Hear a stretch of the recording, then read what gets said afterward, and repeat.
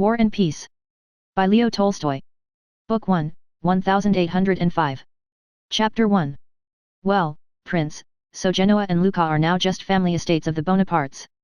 But I warn you, if you don't tell me that this means war, if you still try to defend the infamies and horrors perpetrated by that Antichrist, I really believe he is Antichrist, I will have nothing more to do with you and you are no longer my friend, no longer my faithful slave, as you call yourself.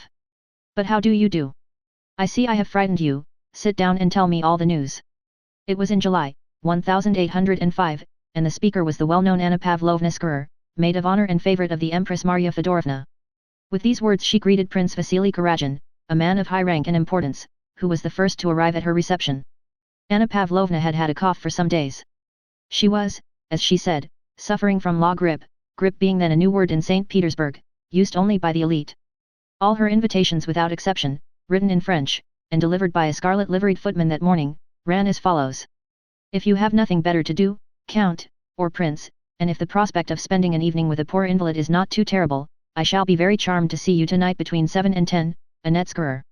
Heavens, what a virulent attack, replied the prince, not in the least disconcerted by this reception. He had just entered, wearing an embroidered court uniform, knee breeches and shoes, and had stars on his breast and a serene expression on his flat face. He spoke in that refined French in which our grandfathers not only spoke but thought, and with the gentle, patronizing intonation natural to a man of importance who had grown old in society and at court. He went up to Anna Pavlovna, kissed her hand, presenting to her his bald, scented, and shining head, and complacently seated himself on the sofa. First of all, dear friend, tell me how you are. Set your friend's mind at rest, said he without altering his tone, beneath the politeness and affected sympathy of which indifference and even irony could be discerned. Can one be well while suffering morally? Can one be calm in times like these if one has any feeling, said Anna Pavlovna. You are staying the whole evening, I hope. And the fate at the English ambassador's? Today is Wednesday. I must put in an appearance there, said the prince. My daughter is coming for me to take me there. I thought today's fete had been cancelled. I confess all these festivities and fireworks are becoming wearisome. If they had known that you wished it, the entertainment would have been put off, said the prince, who, like a wound-up clock, by force of habit said things he did not even wish to be believed. Don't tease. Well, and what has been decided about Novosiltsev's dispatch? You know everything. What can one say about it, replied the prince in a cold, listless tone. What has been decided? They have decided that Bonaparte has burned his boats, and I believe that we are ready to burn ours. Prince Vasily always spoke languidly, like an actor repeating a stale part. Anna Pavlovna Skrer on the contrary, despite her 40 years, overflowed with animation and impulsiveness. To be an enthusiast had become her social vocation and, sometimes even when she did not feel like it, she became enthusiastic in order not to disappoint the expectations of those who knew her. The subdued smile which, though it did not suit her faded features, always played round her lips expressed, as in a spoiled child, a continual consciousness of her charming defect, which she neither wished, nor could, nor considered it necessary, to correct. In the midst of a conversation on political matters Anna Pavlovna burst out. Oh, don't speak to me of Austria. Perhaps I don't understand things, but Austria never has wished, and does not wish, for war. She is betraying us. Russia alone must save Europe. Our gracious sovereign recognizes his high vocation and will be true to it. That is the one thing I have faith in. Our good and wonderful sovereign has to perform the noblest role on earth, and he is so virtuous and noble that God will not forsake him. He will fulfill his vocation and crush the hydra of revolution, which has become more terrible than ever in the person of this murderer and villain. We alone must avenge the blood of the just one. Whom, I ask you, can we rely on? England with her commercial spirit will not and cannot understand the Emperor Alexander's loftiness of soul. She has refused to evacuate Malta. She wanted to find, and still seeks, some secret motive in our actions. What answer did Novosiltsev get? None. The English have not understood and cannot understand the self-abnegation of our emperor who wants nothing for himself, but only desires the good of mankind. And what have they promised? Nothing. And what little they have promised they will not perform. Prussia has always declared that Bonaparte is invincible, and that all Europe is powerless before him. And I don't believe a word that Hardenberg says, or Haugwitz either. This famous Prussian neutrality is just a trap. I have faith only in God and the lofty destiny of our adored monarch. He will save Europe. She suddenly paused, smiling at her own impetuosity. I think, said the prince with a smile, that if you had been sent instead of our dear Wintzingerode you would have captured the King of Prussia's consent by assault. You are so eloquent. Will you give me a cup of tea? In a moment. A propos, she added, becoming calm again, I am expecting two very interesting men tonight, Le Vicomte de Mortemart, who is connected with the Montmorencys through the Rohans, one of the best French families. He is one of the genuine émigrés, the good ones. And also the Abbé Morio. Do you know that profound thinker? He has been received by the Emperor. Had you heard? I shall be delighted to meet them, said the prince. But tell me, he added with studied carelessness as if it had only just occurred to him, though the question he was about to ask was the chief motive of his visit, is it true that the Dowager Empress wants Baron Funk to be appointed first secretary at Vienna? The Baron by all accounts is a poor creature. Prince Vasily wished to obtain this post for his son, but others were trying through the Dowager Empress Marya Fedorovna to secure it for the Baron. Anna Pavlovna almost closed her eyes to indicate that neither she nor anyone else had a right to criticize what the Empress desired or was pleased with. Baron Funk has been recommended to the Dowager Empress by her sister, was all she said, in a dry and mournful tone. As she named the Empress, Anna Pavlovna's face suddenly assumed an expression of profound and sincere devotion and respect mingled with sadness, and this occurred every time she mentioned her illustrious patroness. She added that Her Majesty had deigned to show Baron Funk beaucoup d'estime, and again her face clouded over with sadness. The prince was silent and looked indifferent. But, with the womanly and courtier-like quickness and tact habitual to her, Anna Pavlovna wished both to rebuke him, for daring to speak as he had done of a man recommended to the Empress, and at the same time to console him, so she said. Now about your family. Do you know that since your daughter came out everyone has been enraptured by her? They say she is amazingly beautiful. The prince bowed to signify his respect and gratitude. I often think, she continued after a short pause, drawing nearer to the prince and smiling amiably at him as if to show that political and social topics were ended and the time had come for intimate conversation, I often think how unfairly sometimes the joys of life are distributed. Why has fate given you two such splendid children? I don't speak of Anatole, your youngest. I don't like him, she added in a tone admitting of no rejoinder and raising her eyebrows. Two such charming children. And really you appreciate them less than anyone, and so you don't deserve to have them. And she smiled her ecstatic smile. I can't help it, said the prince. Lavater would have said I lack the bump of paternity. Don't joke, I mean to have a serious talk with you. Do you know I am dissatisfied with your younger son? Between ourselves, and her face assumed its melancholy expression, he was mentioned at Her Majesty's and you were pitted. The prince answered nothing, but she looked at him significantly, awaiting a reply. He frowned. What would you have me do, he said at last. You know I did all a father could for their education, and they have both turned out fools. Hippolyte is at least a quiet fool, but Anatole is an active one. That is the only difference between them. He said this smiling in a way more natural and animated than usual, so that the wrinkles round his mouth very clearly revealed something unexpectedly coarse and unpleasant. And why are children born to such men as you? If you were not a father there would be nothing I could reproach you with, said Anna Pavlovna, looking up pensively. I am your faithful slave and to you alone I can confess that my children are the bane of my life. It is the cross I have to bear. That is how I explain it to myself. It can't be helped. He said no more, but expressed his resignation to cruel fate by a gesture. Anna Pavlovna meditated. Have you never thought of marrying your prodigal son Anatole? She asked. They say old maids have a mania for matchmaking, and though I don't feel that weakness in myself as yet, I know a little person who is very unhappy with her father. She is a relation of yours, Princess Mary Bolkonskaya. Prince Vasily did not reply, though, with the quickness of memory and perception befitting a man of the world, he indicated by a movement of the head that he was considering this information. Do you know, he said at last, evidently unable to check the sad current of his thoughts, that Anatole is costing me 40,000 rubles a year? And, he went on after a pause, what will it be in 5 years, if he goes on like this? Presently he added, that's what we fathers have to put up with. Is this princess of yours rich? Her father is very rich and stingy. He lives in the country. He is the well-known Prince Bolkonsky who had to retire from the army under the late emperor, and was nicknamed the King of Prussia. He is very clever but eccentric, and a bore. The poor girl is very unhappy. She has a brother, I think you know him, he married Lisa Minin lately. He is an aide-de-camp of Kutuzov's and will be here tonight.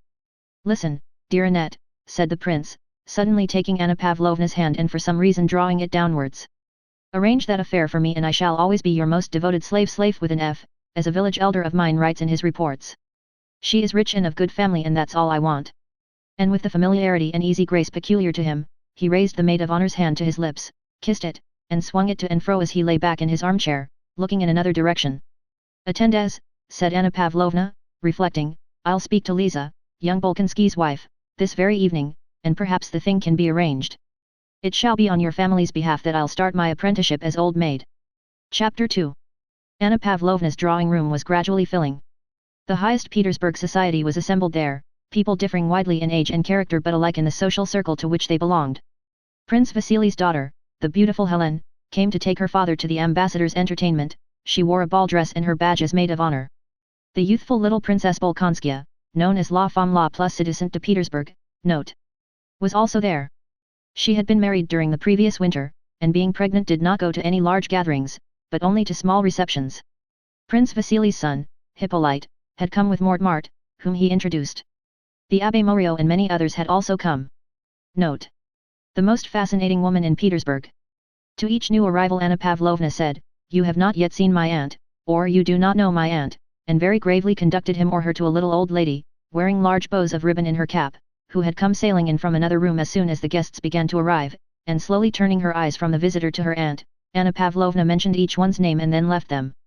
Each visitor performed the ceremony of greeting this old aunt whom not one of them knew, not one of them wanted to know, and not one of them cared about. Anna Pavlovna observed these greetings with mournful and solemn interest and silent approval.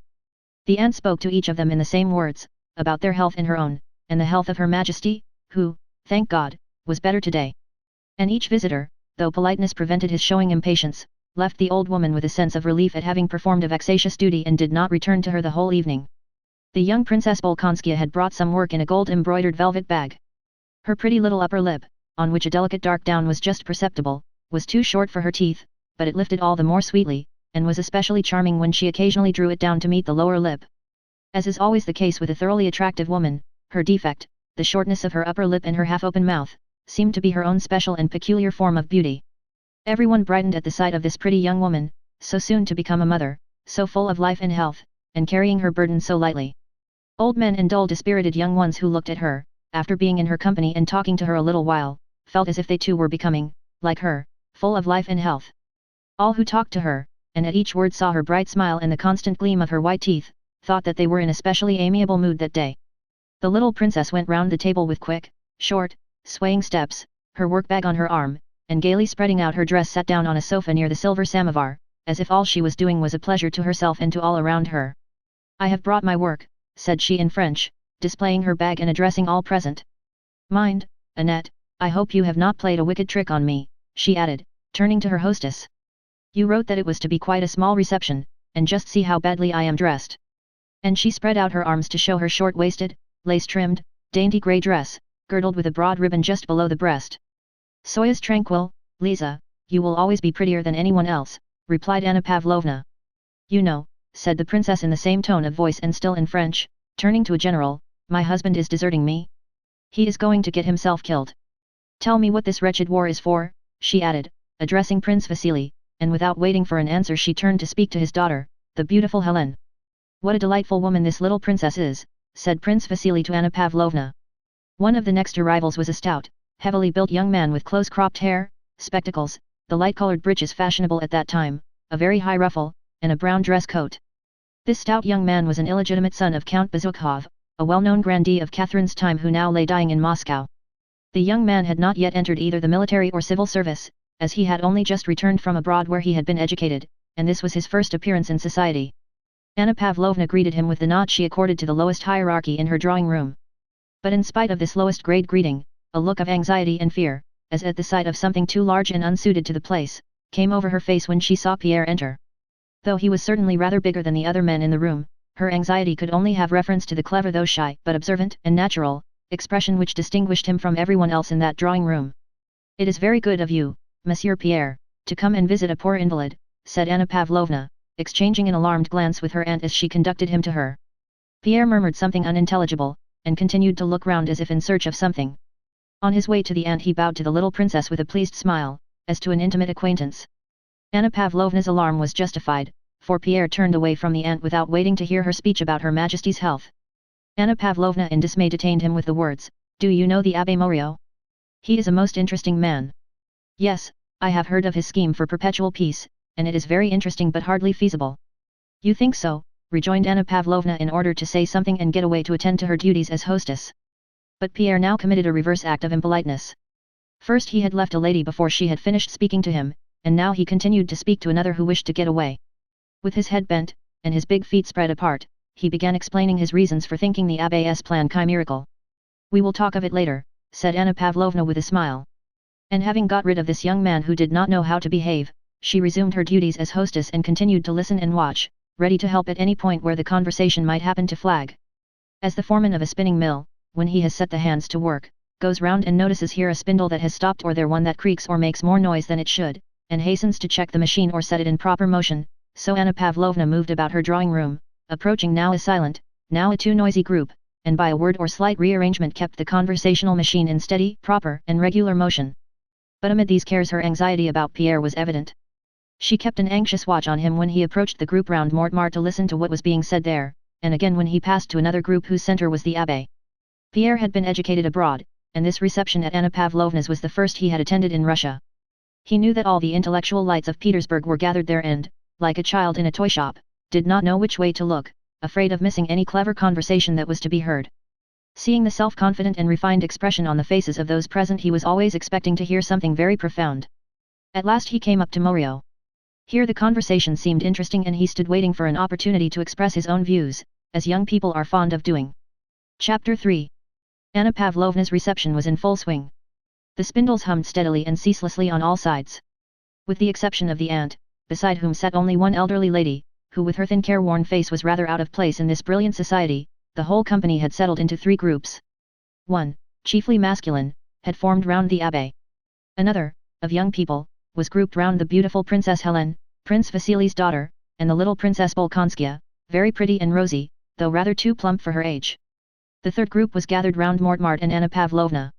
The Vicomte was a nice-looking young man with soft features and polished manners, who evidently considered himself a celebrity but out of politeness modestly placed himself at the disposal of the circle in which he found himself. Anna Pavlovna was obviously serving him up as a treat to her guests. As a clever maître d'hôtel serves up as a specially choice delicacy a piece of meat that no one who had seen it in the kitchen would have cared to eat, so Anna Pavlovna served up to her guests, first the Vicomte and then the Abbé, as peculiarly choice morsels. The group about Mortemart immediately began discussing the murder of the Duc d'Enghien.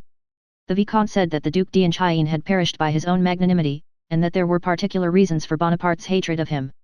Ah, yes.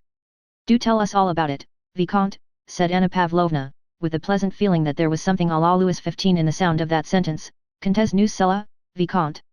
The Vicomte bowed and smiled courteously in token of his willingness to comply. Anna Pavlovna arranged a group round him, inviting everyone to listen to his tale. The Vicomte knew the Duke personally, whispered Anna Pavlovna to one of the guests. The Vicomte is a wonderful raconteur, said she to another. How evidently he belongs to the best society, said she to a third, and the Vicomte was served up to the company in the choicest and most advantageous style, like a well-garnished joint of roast beef on a hot dish. The Vicomte wished to begin his story and gave a subtle smile. Come over here, Hélène, dear, said Anna Pavlovna to the beautiful young princess who was sitting some way off, the center of another group. The princess smiled. She rose with the same unchanging smile with which she had first entered the room, the smile of a perfectly beautiful woman. With a slight rustle of her white dress trimmed with moss and ivy, with a gleam of white shoulders, glossy hair, and sparkling diamonds, she passed between the men who made way for her, not looking at any of them but smiling on all, as if graciously allowing each the privilege of admiring her beautiful figure and shapely shoulders, back, and bosom, which in the fashion of those days were very much exposed, and she seemed to bring the glamour of a ballroom with her as she moved toward Anna Pavlovna.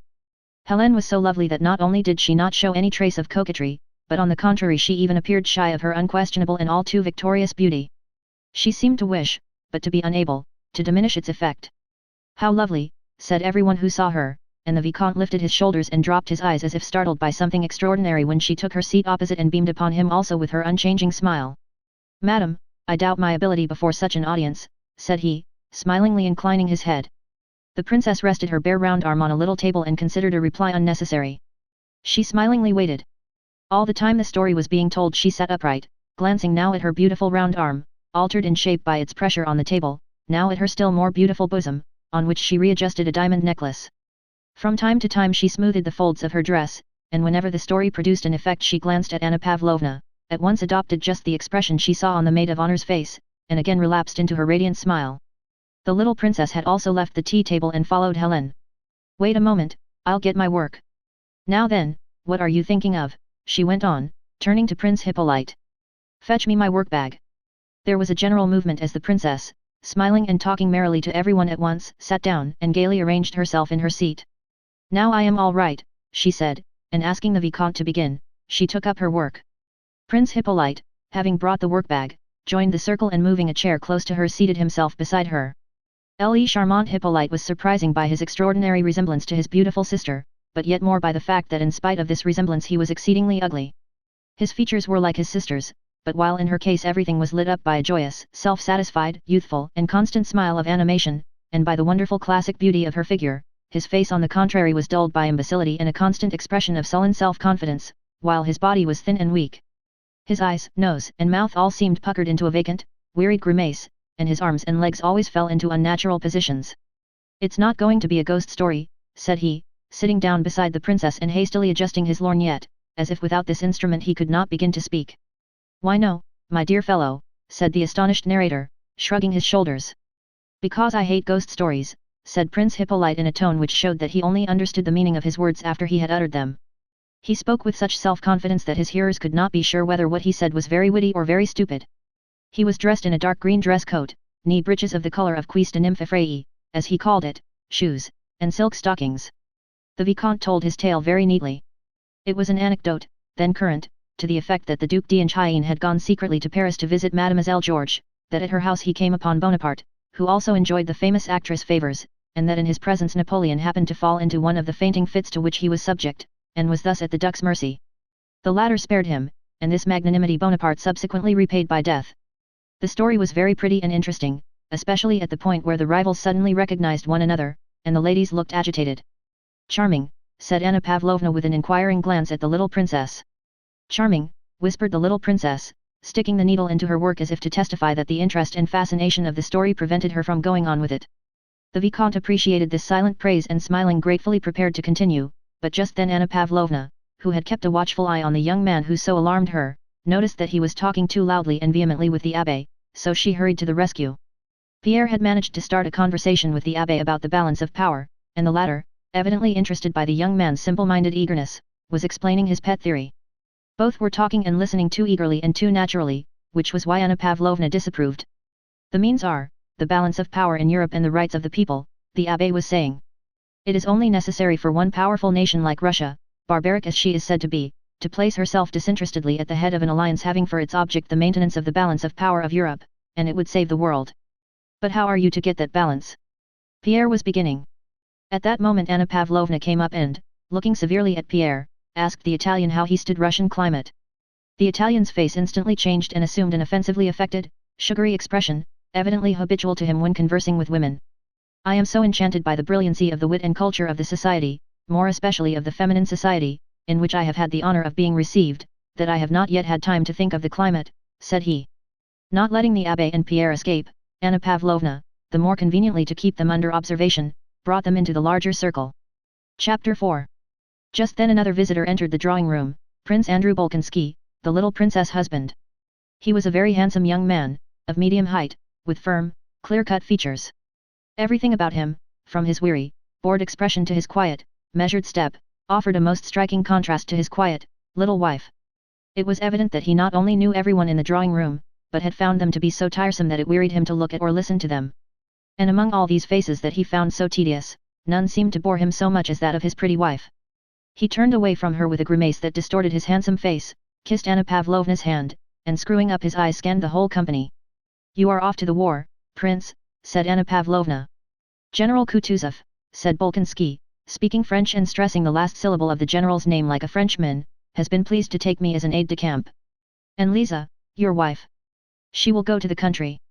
Are you not ashamed to deprive us of your charming wife?" "Andrei," said his wife, addressing her husband in the same coquettish manner in which she spoke to other men, "the Vicomte has been telling us such a tale about Mademoiselle Georges and Bonaparte." Prince Andrew screwed up his eyes and turned away. Pierre, who from the moment Prince Andrew entered the room had watched him with glad, affectionate eyes, now came up and took his arm. Before he looked round Prince Andrew frowned again, expressing his annoyance with whoever was touching his arm, but when he saw Pierre's beaming face he gave him an unexpectedly kind and pleasant smile. "There now. So you, too, are in the great world," said he to Pierre. "I knew you would be here," replied Pierre. "I will come to supper with you. May I?" he added in a low voice so as not to disturb the Vicomte who was continuing his story. "No, impossible," said Prince Andrew, laughing and pressing Pierre's hand to show that there was no need to ask the question. He wished to say something more, but at that moment Prince Vasily and his daughter got up to go and the two young men rose to let them pass. "You must excuse me," "Dear Vicomte," said Prince Vasily to the Frenchman, holding him down by the sleeve in a friendly way to prevent his rising. "This unfortunate fate at the ambassador's deprives me of a pleasure, and obliges me to interrupt you. I am very sorry to leave your enchanting party," said he, turning to Anna Pavlovna. His daughter, Princess Hélène, passed between the chairs, lightly holding up the folds of her dress, and the smile shone still more radiantly on her beautiful face. Pierre gazed at her with rapturous, almost frightened, eyes as she passed him. "Very lovely," said Prince Andrew. "Very," said Pierre. In passing, Prince Vasily seized Pierre's hand and said to Anna Pavlovna, "Educate this bear for me. He has been staying with me a whole month and this is the first time I have seen him in society. Nothing is so necessary for a young man as the society of clever women." Anna Pavlovna smiled and promised to take Pierre in hand. She knew his father to be a connection of Prince Vasily's. The elderly lady who had been sitting with the old aunt rose hurriedly and overtook Prince Vasily in the anteroom. All the affectation of interest she had assumed had left her kindly and tear-worn face and it now expressed only anxiety and fear. "How about my son Boris, Prince?" said she, hurrying after him into the anteroom. "I can't remain any longer in Petersburg. Tell me what news I may take back to my poor boy." Although Prince Vasily listened reluctantly and not very politely to the elderly lady, even betraying some impatience, she gave him an ingratiating and appealing smile, and took his hand that he might not go away. "What would it cost you to say a word to the Emperor, and then he would be transferred to the Guards at once?" said she. "Believe me, Princess, I am ready to do all I can," answered Prince Vasily, "but it is difficult for me to ask the Emperor. I should advise you to appeal to Rumyantsev through Prince Golitsyn. That would be the best way." The elderly lady was a Princess Drubetskaya, belonging to one of the best families in Russia, but she was poor, and having long been out of society had lost her former influential connections. She had now come to Petersburg to procure an appointment in the Guards for her only son. It was, in fact, solely to meet Prince Vasily that she had obtained an invitation to Anna Pavlovna's reception and had sat listening to the Vicomte's story.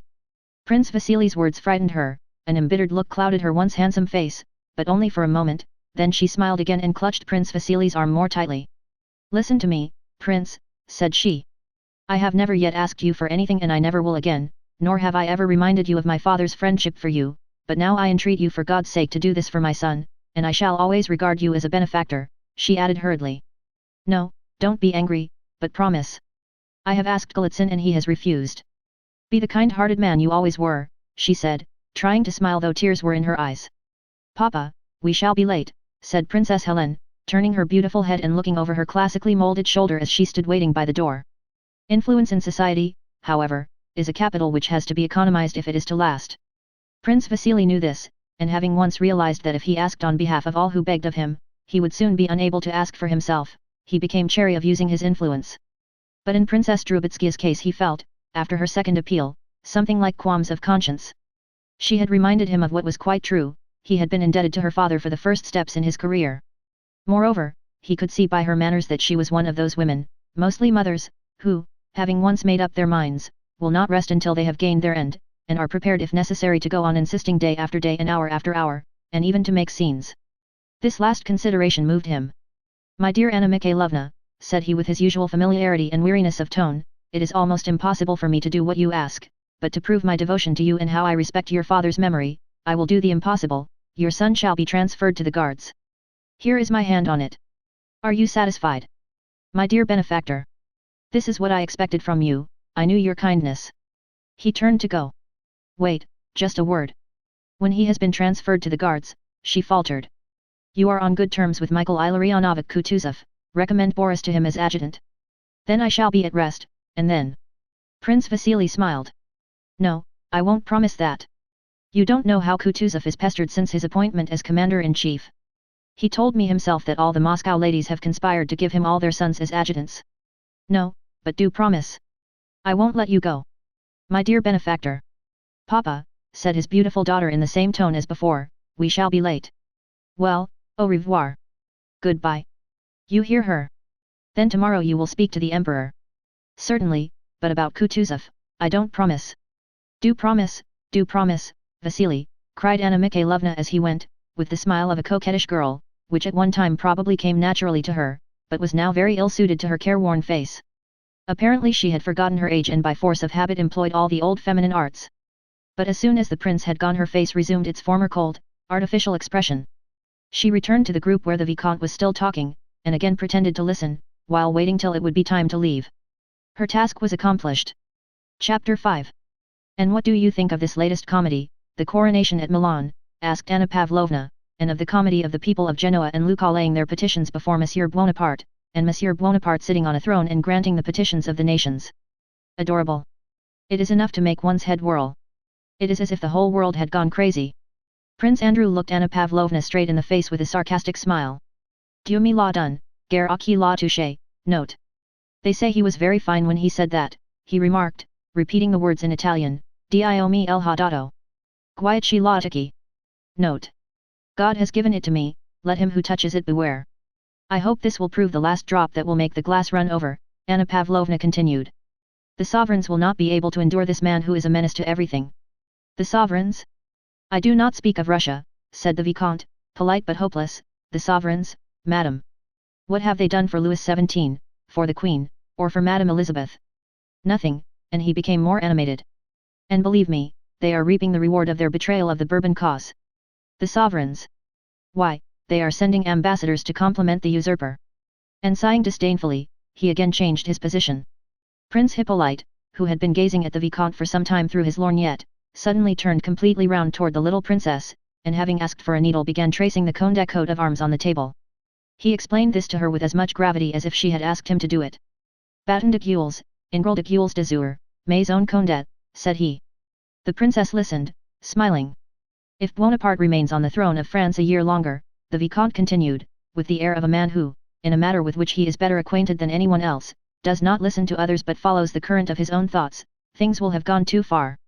By intrigues, violence, exile, and executions, French society, I mean good French society, will have been forever destroyed, and then. He shrugged his shoulders and spread out his hands. Pierre wished to make a remark, for the conversation interested him, but Anna Pavlovna, who had him under observation, interrupted. The Emperor Alexander, said she, with the melancholy which always accompanied any reference of hers to the imperial family, has declared that he will leave it to the French people themselves to choose their own form of government, and I believe that once free from the usurper, the whole nation will certainly throw itself into the arms of its rightful king, she concluded, trying to be amiable to the royalist emigrant. That is doubtful, said Prince Andrew. Monsieur le Vicomte quite rightly supposes that matters have already gone too far. I think it will be difficult to return to the old regime. From what I have heard, said Pierre, blushing and breaking into the conversation, almost all the aristocracy has already gone over to Bonaparte's side. It is the Bonapartists who say that, replied the Vicomte without looking at Pierre. At the present time it is difficult to know the real state of French public opinion. Bonaparte has said so, remarked Prince Andrew with a sarcastic smile. It was evident that he did not like the Vicomte and was aiming his remarks at him, though without looking at him. I showed them the path to glory, but they did not follow it, Prince Andrew continued after a short silence, again quoting Napoleon's words. I opened my antechambers and they crowded in. I do not know how far he was justified in saying so. Not in the least, replied the Vicomte. After the murder of the Duke even the most partial ceased to regard him as a hero. If to some people, he went on, turning to Anna Pavlovna, he ever was a hero, after the murder of the Duke there was one martyr more in heaven and one hero less on earth. Before Anna Pavlovna and the others had time to smile their appreciation of the Vicomte's epigram, Pierre again broke into the conversation, and though Anna Pavlovna felt sure he would say something inappropriate, she was unable to stop him. The execution of the Duc d'Enghien, declared Monsieur Pierre, was a political necessity, and it seems to me that Napoleon showed greatness of soul by not fearing to take on himself the whole responsibility of that deed. Dieu!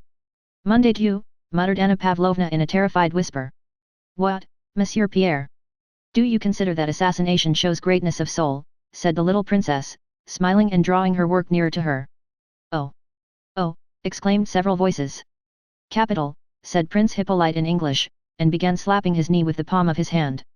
The Vicomte merely shrugged his shoulders. Pierre looked solemnly at his audience over his spectacles and continued. I say so, he continued desperately, because the Bourbons fled from the revolution leaving the people to anarchy, and Napoleon alone understood the revolution and quelled it, and so for the general good, he could not stop short for the sake of one man's life. Won't you come over to the other table, suggested Anna Pavlovna. But Pierre continued his speech without heeding her. No, cried he, becoming more and more eager, Napoleon is great because he rose superior to the revolution, suppressed its abuses, preserved all that was good in it, equality of citizenship and freedom of speech and of the press, and only for that reason did he obtain power. Yes, if having obtained power, without availing himself of it to commit murder he had restored it to the rightful king, I should have called him a great man, remarked the Vicomte. He could not do that. The people only gave him power that he might rid them of the Bourbons and because they saw that he was a great man. The revolution was a grand thing, continued Monsieur Pierre, betraying by this desperate and provocative proposition his extreme youth and his wish to express all that was in his mind. What? Revolution and regicide a grand thing? Well, after that. But won't you come to this other table, repeated Anna Pavlovna. Rousseau's Contrat Social, said the Vicomte with a tolerant smile. I am not speaking of regicide, I am speaking about ideas. Yes, ideas of robbery, murder, and regicide, again interjected an ironical voice. Those were extremes, no doubt, but they are not what is most important. What is important are the rights of man, emancipation from prejudices, and equality of citizenship, and all these ideas Napoleon has retained in full force. Liberty and equality, said the Vicomte contemptuously, as if at last deciding seriously to prove to this youth how foolish his words were, high-sounding words which have long been discredited. Who does not love liberty and equality? Even our Saviour preached liberty and equality. Have people since the revolution become happier? On the contrary. We wanted liberty, but Bonaparte has destroyed it. Prince Andrew kept looking with an amused smile from Pierre to the Vicomte and from the Vicomte to their hostess. In the first moment of Pierre's outburst Anna Pavlovna, despite her social experience, was horror-struck. But when she saw that Pierre's sacrilegious words had not exasperated the Vicomte, and had convinced herself that it was impossible to stop him, she rallied her forces and joined the Vicomte in a vigorous attack on the orator. But, my dear Monsieur Pierre, said she, how do you explain the fact of a great man executing a duke, or even an ordinary man who is innocent and untried? I should like, said the Vicomte, to ask how Monsieur explains the 18th Brumaire. Was not that an imposture? It was a swindle, and not at all like the conduct of a great man. And the prisoners he killed in Africa? That was horrible, said the little princess, shrugging her shoulders. He's a low fellow, say what you will, remarked Prince Hippolyte. Pierre, not knowing whom to answer, looked at them all and smiled. His smile was unlike the half-smile of other people. When he smiled, his grave, even rather gloomy, look was instantaneously replaced by another, a childlike, kindly, even rather silly look, which seemed to ask forgiveness. The Vicomte who was meeting him for the first time saw clearly that this young Jacobin was not so terrible as his words suggested. All were silent. How do you expect him to answer you all at once, said Prince Andrew. Besides, in the actions of a statesman one has to distinguish between his acts as a private person, as a general, and as an emperor. So it seems to me. Yes, yes, of course. Pierre chimed in, pleased at the arrival of this reinforcement. One must admit, continued Prince Andrew, that Napoleon as a man was great on the bridge of Arcola, and in the hospital at Jaffa where he gave his hand to the plague-stricken, but there are other acts which it is difficult to justify. Prince Andrew, who had evidently wished to tone down the awkwardness of Pierre's remarks, rose and made a sign to his wife that it was time to go. Suddenly Prince Hippolyte started up making signs to everyone to attend, and asking them all to be seated began. I was told a charming Moscow story today and must treat you to it. Excuse me, Vicomte, I must tell it in Russian or the point will be lost. And Prince Hippolyte began to tell his story in such Russian as a Frenchman would speak after spending about a year in Russia. Everyone waited, so emphatically and eagerly did he demand their attention to his story. There is in Moscow a lady, a dame, and she is very stingy. She must have 2 footmen behind her carriage, and very big ones. That was her taste. And she had a lady's maid, also big. She said. Here Prince Hippolyte paused, evidently collecting his ideas with difficulty. She said. Oh yes. She said, girl, to the maid, put on a livery, get up behind the carriage, and come with me while I make some calls. Here Prince Hippolyte spluttered and burst out laughing long before his audience, which produced an effect unfavorable to the narrator. Several persons, among them the elderly lady and Anna Pavlovna, did however smile. She went. Suddenly there was a great wind. The girl lost her hat and her long hair came down. Here he could contain himself no longer and went on, between gasps of laughter, and the whole world knew. And so the anecdote ended. Though it was unintelligible why he had told it, or why it had to be told in Russian, still Anna Pavlovna and the others appreciated Prince Hippolyte's social tact in so agreeably ending Pierre's unpleasant and unamiable outburst. After the anecdote the conversation broke up into insignificant small talk about the last and next balls, about theatricals and who would meet whom, and when and where. Chapter 6. Having thanked Anna Pavlovna for her charming soiree, the guests began to take their leave. Pierre was ungainly. Stout, about the average height, broad, with huge red hands. He did not know, as the saying is, how to enter a drawing room and still less how to leave one, that is, how to say something particularly agreeable before going away.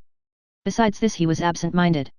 When he rose to go, he took up instead of his own, the general's 3-cornered hat, and held it, pulling at the plume, till the general asked him to restore it.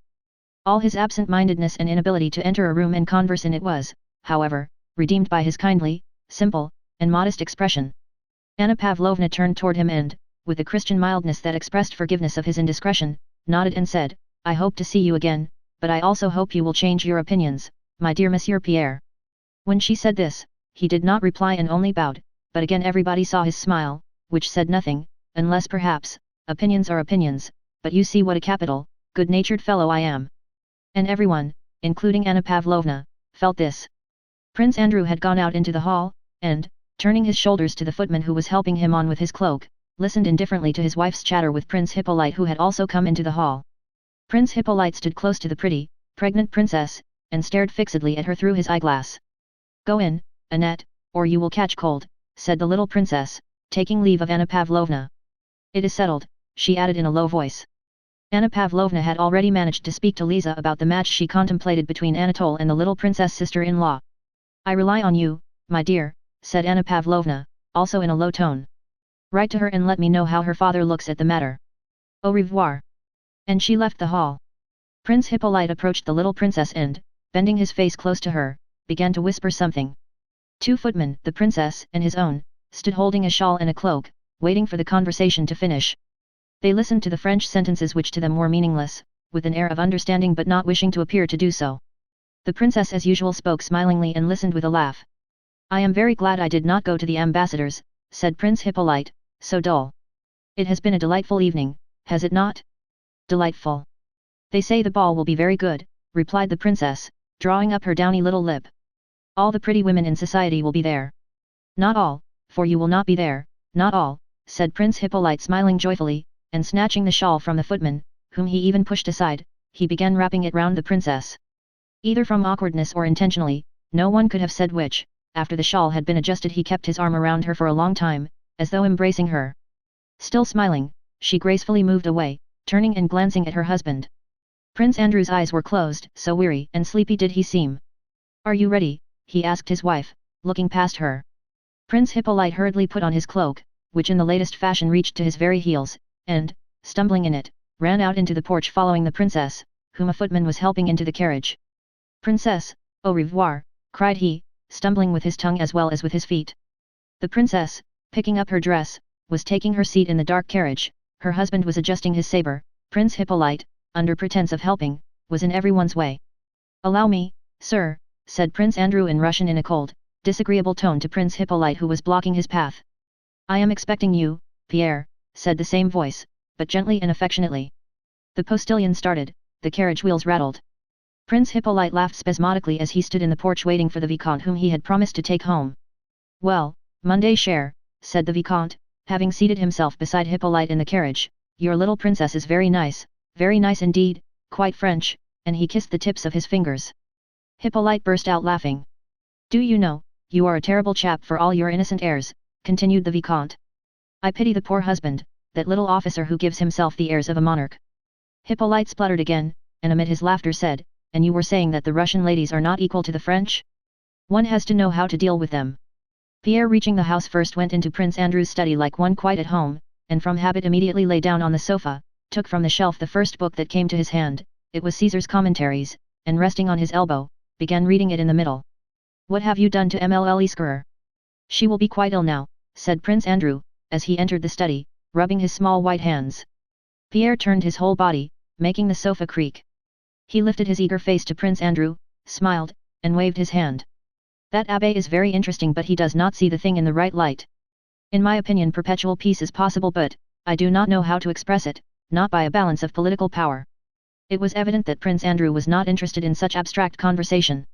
"One can't everywhere say all one thinks, Monday cher. Well, have you at last decided on anything? Are you going to be a guardsman or a diplomatist?" asked Prince Andrew after a momentary silence. Pierre sat up on the sofa, with his legs tucked under him. "Really, I don't yet know. I don't like either the one or the other. But you must decide on something. Your father expects it." Pierre at the age of 10 had been sent abroad with an abbé as tutor, and had remained away till he was 20.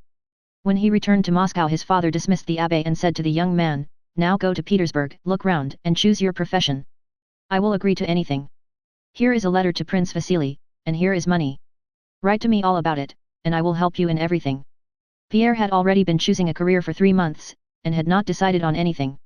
It was about this choice that Prince Andrew was speaking. Pierre rubbed his forehead. But he must be a Freemason, said he, referring to the abbé whom he had met that evening. That is all nonsense. Prince Andrew again interrupted him, let us talk business. Have you been to the Horse Guards? No, I have not, but this is what I have been thinking and wanted to tell you. There is a war now against Napoleon. If it were a war for freedom I could understand it and should be the first to enter the army, but to help England and Austria against the greatest man in the world is not right. Prince Andrew only shrugged his shoulders at Pierre's childish words. He put on the air of one who finds it impossible to reply to such nonsense, but it would in fact have been difficult to give any other answer than the one Prince Andrew gave to this naive question. If no one fought except on his own conviction, there would be no wars, he said. And that would be splendid, said Pierre. Prince Andrew smiled ironically. Very likely it would be splendid, but it will never come about. Well, why are you going to the war? Asked Pierre. What for? I don't know. I must. Besides that I am going, he paused. I am going because the life I am leading here does not suit me. Chapter 7. The rustle of a woman's dress was heard in the next room. Prince Andrew shook himself as if waking up, and his face assumed the look it had had in Anna Pavlovna's drawing room. Pierre removed his feet from the sofa. The princess came in. She had changed her gown for a house dress as fresh and elegant as the other. Prince Andrew rose and politely placed a chair for her. How is it, she began, as usual in French, settling down briskly and fussily in the easy chair, how is it Annette never got married? How stupid you men all are not to have married her. Excuse me for saying so, but you have no sense about women. What an argumentative fellow you are, Monsieur Pierre. And I am still arguing with your husband. I can't understand why he wants to go to the war, replied Pierre, addressing the princess with none of the embarrassment so commonly shown by young men in their intercourse with young women. The princess started. Evidently Pierre's words touched her to the quick. Ah, that is just what I tell him, said she. I don't understand it, I don't in the least understand why men can't live without wars. How is it that we women don't want anything of the kind, don't need it? Now you shall judge between us. I always tell him, here he is uncle's aide-de-camp, a most brilliant position. He is so well known, so much appreciated by everyone. The other day at the Apraxins I heard a lady asking, is that the famous Prince Andrew? I did indeed. She laughed. He is so well received everywhere. He might easily become aide-de-camp to the emperor. You know the emperor spoke to him most graciously. Annette and I were speaking of how to arrange it. What do you think? Pierre looked at his friend and, noticing that he did not like the conversation, gave no reply. When are you starting? He asked. Oh, don't speak of his going, don't. I won't hear it spoken of, said the princess in the same petulantly playful tone in which she had spoken to Hippolyte in the drawing room and which was so plainly ill-suited to the family circle of which Pierre was almost a member. Today when I remembered that all these delightful associations must be broken off, and then you know, André, she looked significantly at her husband, I'm afraid, she whispered, and a shudder ran down her back. Her husband looked at her as if surprised to notice that someone besides Pierre and himself was in the room, and addressed her in a tone of frigid politeness. What is it you are afraid of, Lisa? I don't understand, said he. There, what egotists men all are, all egotists. Just for a whim of his own, goodness only knows why, he leaves me and locks me up alone in the country. With my father and sister, remember, said Prince Andrew gently. Alone all the same, without my friends. And he expects me not to be afraid. Her tone was now querulous and her lip drawn up, giving her not a joyful, but an animal, squirrel-like expression. She paused as if she felt it indecorous to speak of her pregnancy before Pierre, though the gist of the matter lay in that. I still can't understand what you are afraid of, said Prince Andrew slowly, not taking his eyes off his wife. The princess blushed, and raised her arms with a gesture of despair. No, Andrew, I must say you have changed. Oh, how you have. Your doctor tells you to go to bed earlier, said Prince Andrew. You had better go. The princess said nothing, but suddenly her short downy lip quivered. Prince Andrew rose, shrugged his shoulders, and walked about the room. Pierre looked over his spectacles with naive surprise, now at him and now at her, moved as if about to rise too, but changed his mind. Why should I mind Monsieur Pierre being here? Exclaimed the little princess suddenly, her pretty face all at once distorted by a tearful grimace. I have long wanted to ask you, Andrew, why you have changed so to me. What have I done to you? You are going to the war and have no pity for me. Why is it? Lisa, was all Prince Andrew said. But that one word expressed an entreaty, a threat, and above all conviction that she would herself regret her words. But she went on hurriedly. You treat me like an invalid or a child. I see it all. Did you behave like that 6 months ago? Lisa, I beg you to desist, said Prince Andrew still more emphatically. Pierre, who had been growing more and more agitated as he listened to all this, rose and approached the princess. He seemed unable to bear the sight of tears and was ready to cry himself. Calm yourself, princess. It seems so to you because I assure you I myself have experienced, and so, because. No, excuse me. An outsider is out of place here. No, don't distress yourself. Goodbye. Prince Andrew caught him by the hand. No, wait, Pierre. The princess is too kind to wish to deprive me of the pleasure of spending the evening with you. No, he thinks only of himself, muttered the princess without restraining her angry tears. Lisa, said Prince Andrew dryly, raising his voice to the pitch which indicates that patience is exhausted. Suddenly the angry, squirrel-like expression of the princess' pretty face changed into a winning and piteous look of fear. Her beautiful eyes glanced askance at her husband's face, and her own assumed the timid, deprecating expression of a dog when it rapidly but feebly wags its drooping tail. Monday you, she muttered, and lifting her dress with one hand she went up to her husband and kissed him on the forehead. Good night, Lisa, said he, rising and courteously kissing her hand as he would have done to a stranger. Chapter 8. The friends were silent. Neither cared to begin talking. Pierre continually glanced at Prince Andrew. Prince Andrew rubbed his forehead with his small hand. Let us go and have supper, he said with a sigh, going to the door. They entered the elegant, newly decorated, and luxurious dining room. Everything from the table napkins to the silver, china, and glass bore that imprint of newness found in the households of the newly married. Halfway through supper Prince Andrew leaned his elbows on the table and, with a look of nervous agitation such as Pierre had never before seen on his face, began to talk, as one who has long had something on his mind and suddenly determines to speak out. Never, never marry, my dear fellow. That's my advice, never marry till you can say to yourself that you have done all you are capable of, and until you have ceased to love the woman of your choice and have seen her plainly as she is, or else you will make a cruel and irrevocable mistake. Marry when you are old and good for nothing, or all that is good and noble in you will be lost. It will all be wasted on trifles. Yes. Yes. Yes. Don't look at me with such surprise. If you marry expecting anything from yourself in the future, you will feel at every step that for you all is ended, all is closed except the drawing room, where you will be ranged side by side with a court lackey and an idiot. But what's the good? And he waved his arm. Pierre took off his spectacles, which made his face seem different and the good-natured expression still more apparent, and gazed at his friend in amazement. My wife, continued Prince Andrew, is an excellent woman, one of those rare women with whom a man's honor is safe, but, oh God, what would I not give now to be unmarried? You are the first and only one to whom I mention this, because I like you. As he said this Prince Andrew was less than ever like that Bolkonsky who had lolled in Anna Pavlovna's easy chairs and with half-closed eyes had uttered French phrases between his teeth. Every muscle of his thin face was now quivering with nervous excitement, his eyes, in which the fire of life had seemed extinguished, now flashed with brilliant light. It was evident that the more lifeless he seemed at ordinary times, the more impassioned he became in these moments of almost morbid irritation. You don't understand why I say this, he continued, but it is the whole story of life. You talk of Bonaparte and his career, said he, though Pierre had not mentioned Bonaparte, but Bonaparte when he worked went step by step toward his goal. He was free, he had nothing but his aim to consider, and he reached it. But tie yourself up with a woman and, like a chained convict, you lose all freedom. And all you have of hope and strength merely weighs you down and torments you with regret. Drawing rooms, gossip, balls, vanity, and triviality, these are the enchanted circle I cannot escape from. I am now going to the war, the greatest war there ever was, and I know nothing and am fit for nothing. I am very amiable and have a caustic wit, continued Prince Andrew, and at Anna Pavlovna's they listen to me. And that stupid set without whom my wife cannot exist, and those women. If you only knew what those society women are, and women in general. My father is right. Selfish, vain, stupid, trivial in everything, that's what women are when you see them in their true colors. When you meet them in society it seems as if there were something in them, but there's nothing, nothing, nothing. No, don't marry, my dear fellow, don't marry, concluded Prince Andrew.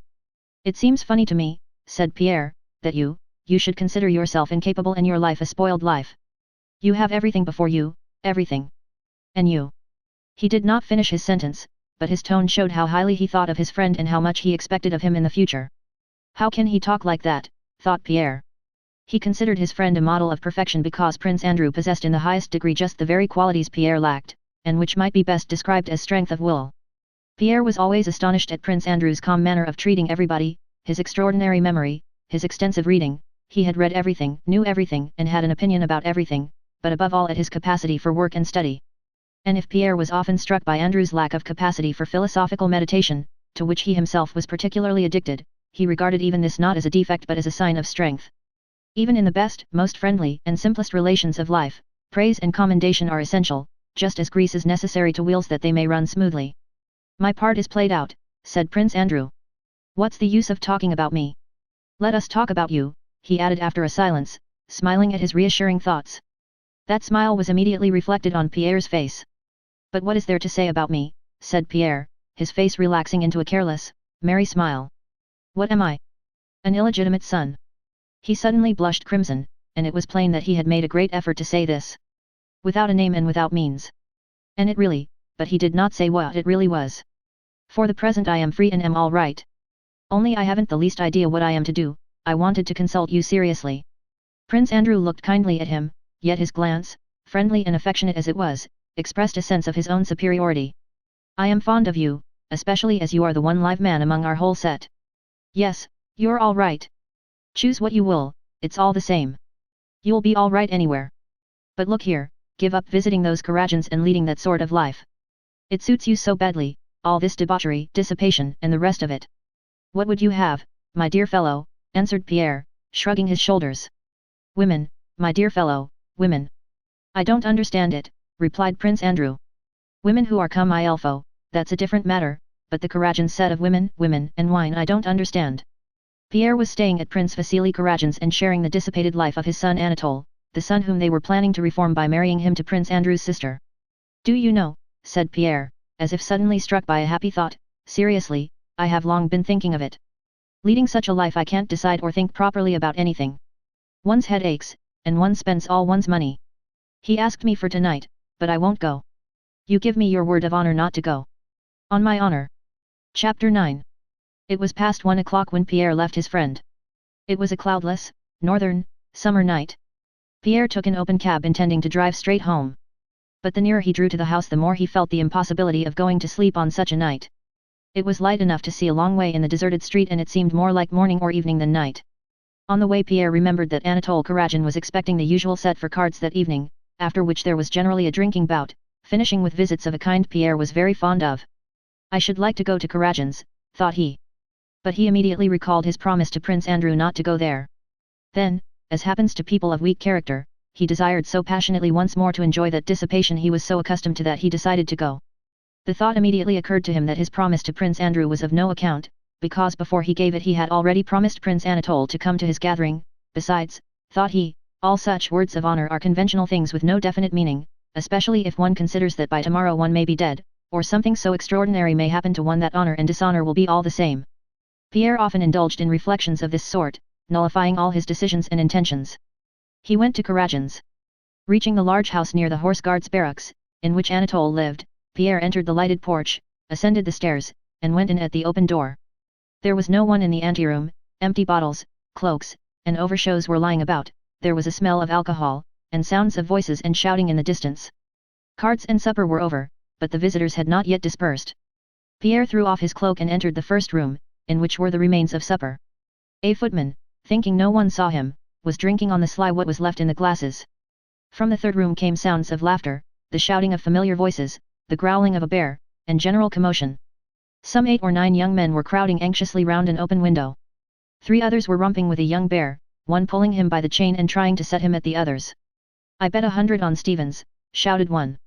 Mind, no holding on, cried another. I bet on Dolokhov, cried a third. Karajin, you part our hands. There, leave Bruin alone, here's a bet on. At 1 draft, or he loses, shouted a fourth. Jacob, bring a bottle, shouted the host, a tall, handsome fellow who stood in the midst of the group, without a coat, and with his fine linen shirt unfastened in front. Wait a bit, you fellows. Here is Petya. Good man, cried he, addressing Pierre.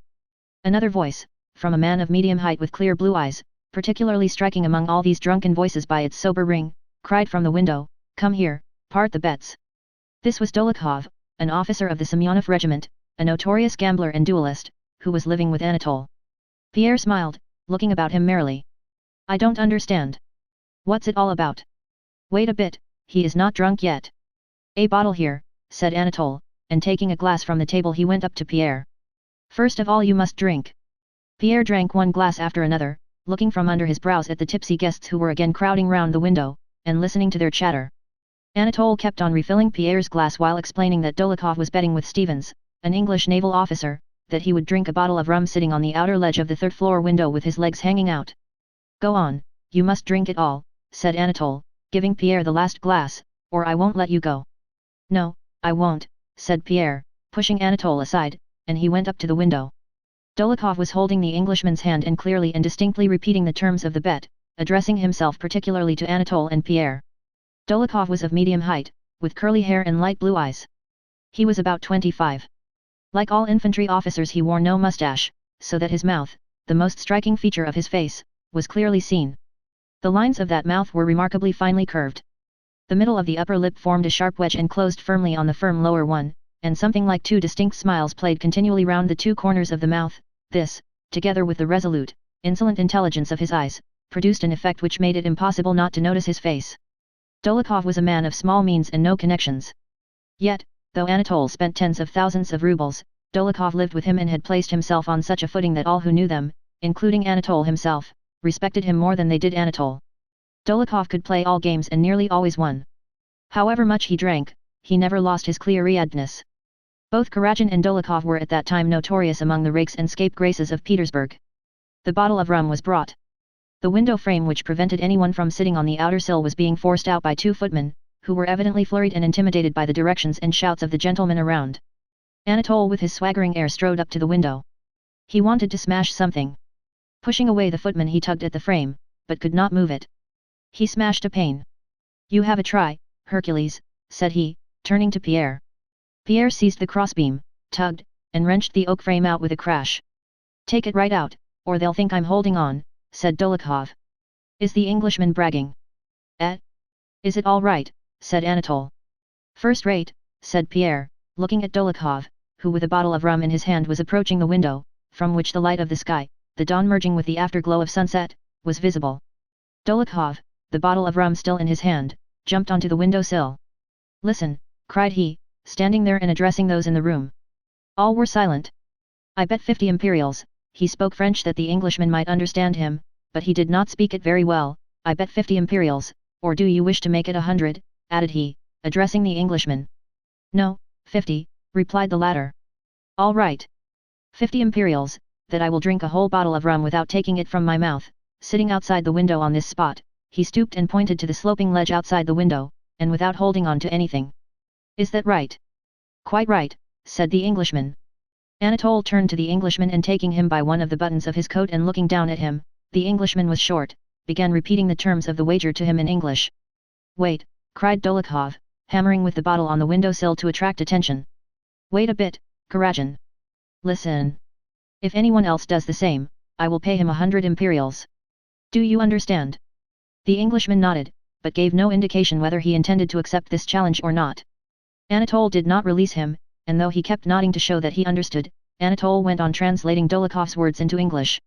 A thin young lad, an hussar of the Life Guards, who had been losing that evening, climbed on the windowsill, leaned over, and looked down. "Oh! Oh! Oh!" he muttered, looking down from the window at the stones of the pavement. "Shut up!" cried Dólokhov, pushing him away from the window. The lad jumped awkwardly back into the room, tripping over his spurs. Placing the bottle on the windowsill where he could reach it easily, Dólokhov climbed carefully and slowly through the window and lowered his legs. Pressing against both sides of the window, he adjusted himself on his seat, lowered his hands, moved a little to the right and then to the left, and took up the bottle. Anatole brought 2 candles and placed them on the windowsill, though it was already quite light. Dólokhov's back in his white shirt, and his curly head, were lit up from both sides. Everyone crowded to the window, the Englishman in front. Pierre stood smiling but silent. One man, older than the others present, suddenly pushed forward with a scared and angry look and wanted to seize hold of Dólokhov's shirt. "I say, this is folly. He'll be killed," said this more sensible man. Anatole stopped him. "Don't touch him. You'll startle him and then he'll be killed." What then?" Dólokhov turned round and, again holding on with both hands, arranged himself on his seat.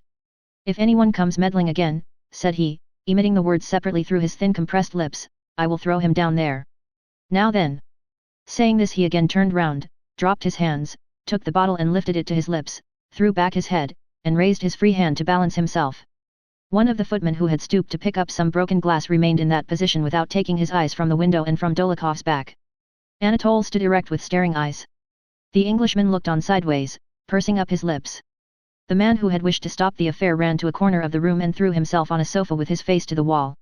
Pierre hid his face, from which a faint smile forgot to fade though his features now expressed horror and fear. All were still. Pierre took his hands from his eyes. Dólokhov still sat in the same position, only his head was thrown further back till his curly hair touched his shirt collar, and the hand holding the bottle was lifted higher and trembled with the effort. The bottle was emptying perceptibly and rising still higher and his head tilting yet further back. Why is it so long, thought Pierre. It seemed to him that more than half an hour had elapsed. Suddenly Dólokhov made a backward movement with his spine, and his arm trembled nervously. This was sufficient to cause his whole body to slip as he sat on the sloping ledge. As he began slipping down, his head and arm wavered still more with the strain. One hand moved as if to clutch the window sill, but refrained from touching it. Pierre again covered his eyes and thought he would never open them again. Suddenly he was aware of a stir all around. He looked up. Dólokhov was standing on the window sill, with a pale but radiant face. It's empty. He threw the bottle to the Englishman, who caught it neatly. Dólokhov jumped down. He smelled strongly of rum. Well done. Fine fellow. There's a bet for you. Devil take you, came from different sides. The Englishman took out his purse and began counting out the money. Dólokhov stood frowning and did not speak. Pierre jumped upon the window sill. Gentlemen, who wishes to bet with me? I'll do the same thing, he suddenly cried. Even without a bet, there. Tell them to bring me a bottle. I'll do it. Bring a bottle. Let him do it, said Dólokhov, smiling. What next? Have you gone mad? No one would let you. Why, you go giddy even on a staircase, exclaimed several voices. I'll drink it. Let's have a bottle of rum, shouted Pierre, banging the table with a determined and drunken gesture and preparing to climb out of the window. They seized him by his arms, but he was so strong that everyone who touched him was sent flying. No, you'll never manage him that way, said Anatole. Wait a bit and I'll get round him. Listen. I'll take your bet tomorrow, but now we are all going to, s. Come on then, cried Pierre. Come on. And we'll take Bruin with us. And he caught the bear, took it in his arms, lifted it from the ground, and began dancing round the room with it. Chapter 10. Prince Vasily kept the promise he had given to Princess Drubetskaya, who had spoken to him on behalf of her only son Boris on the evening of Anna Pavlovna's soiree. The matter was mentioned to the Emperor, an exception made, and Boris transferred into the regiment of Semyonov Guards with the rank of cornet. He received, however, no appointment to Kutuzov staff despite all Anna Mikhailovna's endeavors and entreaties. Soon after Anna Pavlovna's reception, Anna Mikhailovna returned to Moscow and went straight to her rich relations, the Rostovs, with whom she stayed when in the town and where her darling Bori, who had only just entered a regiment of the line and was being at once transferred to the Guards as a cornet, had been educated from childhood and lived for years at a time. The Guards had already left Petersburg on the 10th of August, and her son, who had remained in Moscow for his equipment, was to join them on the march to Radzivilov. It was St. Natalia's day and the name day of two of the Rostovs, the mother and the youngest daughter, both named Natalie. Ever since the morning, carriages with 6 horses had been coming and going continually, bringing visitors to the Countess Rostova's big house on the Povarskia, so well known to all Moscow. The Countess herself and her handsome eldest daughter were in the drawing room with the visitors who came to congratulate, and who constantly succeeded one another in relays. The Countess was a woman of about 45, with a thin oriental type of face, evidently worn out with childbearing. She had had 12. A languor of motion and speech, resulting from weakness, gave her a distinguished air which inspired respect. Princess Anna Mikhailovna Drubetskaya, who as a member of the household was also seated in the drawing room, helped to receive and entertain the visitors. The young people were in one of the inner rooms, not considering it necessary to take part in receiving the visitors. The Count met the guests and saw them off, inviting them all to dinner. I am very, very grateful to you, mon cher, or ma chère, he called everyone without exception and without the slightest variation in his tone, my dear, whether they were above or below him in rank. I thank you for myself and for our 2 dear ones whose name day we are keeping. But mind you come to dinner or I shall be offended, ma chère. On behalf of the whole family I beg you to come, mon cher. These words he repeated to everyone without exception or variation, and with the same expression on his full, cheerful, clean-shaven face, the same firm pressure of the hand and the same quick, repeated bows. As soon as he had seen a visitor off he returned to one of those who were still in the drawing room, drew a chair toward him or her, and jauntily spreading out his legs and putting his hands on his knees with the air of a man who enjoys life and knows how to live, he swayed to and fro with dignity, offered surmises about the weather, or touched on questions of health, sometimes in Russian and sometimes in very bad but self-confident French, then again, like a man weary but unflinching in the fulfillment of duty, he rose to see some visitors off and, stroking his scanty grey hairs over his bald patch, also asked them to dinner. Sometimes on his way back from the anteroom he would pass through the conservatory and pantry into the large marble dining hall, where tables were being set out for 80 people, and looking at the footmen, who were bringing in silver and china, moving tables and unfolding damask table linen, he would call Dmitri Vasilevich, a man of good family and the manager of all his affairs, and while looking with pleasure at the enormous table would say, "Well, Dmitri, you'll see that things are all as they should be? That's right. The great thing is the serving, that's it." And with a complacent sigh he would return to the drawing room. Marya Lvovna Karagina and her daughter, announced the Countess' gigantic footman in his bass voice, entering the drawing room. The Countess reflected a moment and took a pinch from a gold snuff box with her husband's portrait on it. "I'm quite worn out by these callers. However, I'll see her and no more. She is so affected." "Ask her in," she said to the footman in a sad voice, as if saying, "Very well, finish me off." A tall, stout and proud-looking woman, with a round-faced smiling daughter, entered the drawing room, their dresses rustling. "Dear Countess, what an age! She has been laid up, poor child, at the Razumovskys' ball, and Countess Aproxina." "I was so delighted," came the sounds of animated feminine voices, interrupting one another and mingling with the rustling of dresses and the scraping of chairs. Then one of those conversations began which last out until, at the first pause, the guests rise with a rustle of dresses and say, "I am so delighted. Mamma's health," and Countess Aproxina, and then, again rustling, pass into the anteroom, put on cloaks or mantles, and drive away. The conversation was on the chief topic of the day, the illness of the wealthy and celebrated beau of Catherine's day, Count Bezukhov, and about his illegitimate son Pierre, the one who had behaved so improperly at Anna Pavlovna's reception. "I am so sorry for the poor Count," said the visitor. "He is in such bad health, and now this vexation about his son is enough to kill him." "What is that?" asked the Countess as if she did not know what the visitor alluded to, though she had already heard about the cause of Count Bezukhov's distress some 15 times. "That's what comes of a modern education," exclaimed the visitor. "It seems that while he was abroad this young man was allowed to do as he liked. Now in Petersburg I hear he has been doing such terrible things that he has been expelled by the police." "You don't say so," replied the Countess. "He chose his friends badly," interposed Anna Mikhailovna. "Prince Vasili's son, he, and a certain Dolokhov have, it is said, been up to heaven only knows what. And they have had to suffer for it. Dolokhov has been degraded to the ranks and Bezukhov's son sent back to Moscow. Anatole Karagin's father managed somehow to get his son's affair hushed up, but even he was ordered out of Petersburg." "But what have they been up to?" asked the Countess. "They are regular brigands, especially Dolokhov," replied the visitor. "He is a son of Marya Ivanovna Dolokhova, such a worthy woman, but there, just fancy. Those three got hold of a bear somewhere, put it in a carriage, and set off with it to visit some actresses. The police tried to interfere, and what did the young men do? They tied a policeman and the bear back to back and put the bear into the Moika Canal. And there was the bear swimming about with the policeman on his back. What a nice figure the policeman must have cut, my dear," shouted the Count, dying with laughter. "Oh, how dreadful! How can you laugh at it, Count?" Yet the ladies themselves could not help laughing. "It was all they could do to rescue the poor man," continued the visitor. "And to think it is Cyril Vladimirovich Bezukhov's son who amuses himself in this sensible manner. And he was said to be so well educated and clever. This is all that his foreign education has done for him. I hope that here in Moscow no one will receive him, in spite of his money. They wanted to introduce him to me, but I quite declined. I have my daughters to consider." "Why do you say this young man is so rich?" asked the Countess, turning away from the girls, who at once assumed an air of inattention. "His children are all illegitimate. I think Pierre also is illegitimate." The visitor made a gesture with her hand. "I should think he has a score of them." Princess Anna Mikhailovna intervened in the conversation, evidently wishing to show her connections and knowledge of what went on in society. "The fact of the matter is," said she significantly, and also in a half-whisper, "everyone knows Count Cyril's reputation.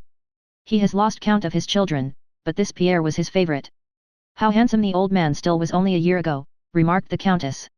"I have never seen a handsomer man." "He is very much altered now," said Anna Mikhailovna. "Well, as I was saying, Prince Vasily is the next heir through his wife, but the Count is very fond of Pierre, looked after his education, and wrote to the Emperor about him, so that in the case of his death, and he is so ill that he may die at any moment, and Dr. Lorraine has come from Petersburg, no one knows who will inherit his immense fortune, Pierre or Prince Vasily. 40,000 serfs and millions of rubles. I know it all very well for Prince Vasily told me himself. Besides, Cyril Vladimirovich is my mother's second cousin. He's also my Boris' godfather," she added, as if she attached no importance at all to the fact. Prince Vasily arrived in Moscow yesterday. I hear he has come on some inspection business, remarked the visitor. Yes, but between ourselves, said the princess, that is a pretext. The fact is he has come to see Count Cyril Vladimirovich, hearing how ill he is. But do you know, my dear, that was a capital joke, said the count, and seeing that the elder visitor was not listening, he turned to the young ladies. I can just imagine what a funny figure that policeman cut. And as he waved his arms to impersonate the policeman, his portly form again shook with a deep ringing laugh, the laugh of one who always eats well and, in particular, drinks well. So do come and dine with us, he said. Chapter 11. Silence ensued. The countess looked at her callers, smiling affably, but not concealing the fact that she would not be distressed if they now rose and took their leave. The visitor's daughter was already smoothing down her dress with an inquiring look at her mother, when suddenly from the next room were heard the footsteps of boys and girls running to the door and the noise of a chair falling over, and a girl of 13, hiding something in the folds of her short muslin frock, darted in and stopped short in the middle of the room. It was evident that she had not intended her flight to bring her so far. Behind her in the doorway appeared a student with a crimson coat collar, an officer of the guards, a girl of 15, and a plump rosy-faced boy in a short jacket. The count jumped up and, swaying from side to side, spread his arms wide and threw them round the little girl who had run in. Ah, here she is, he exclaimed laughing. My pet, whose name day it is. My dear pet. Ma chère, there is a time for everything, said the countess with feigned severity. You spoil her, Ilya, she added, turning to her husband. How do you do, my dear?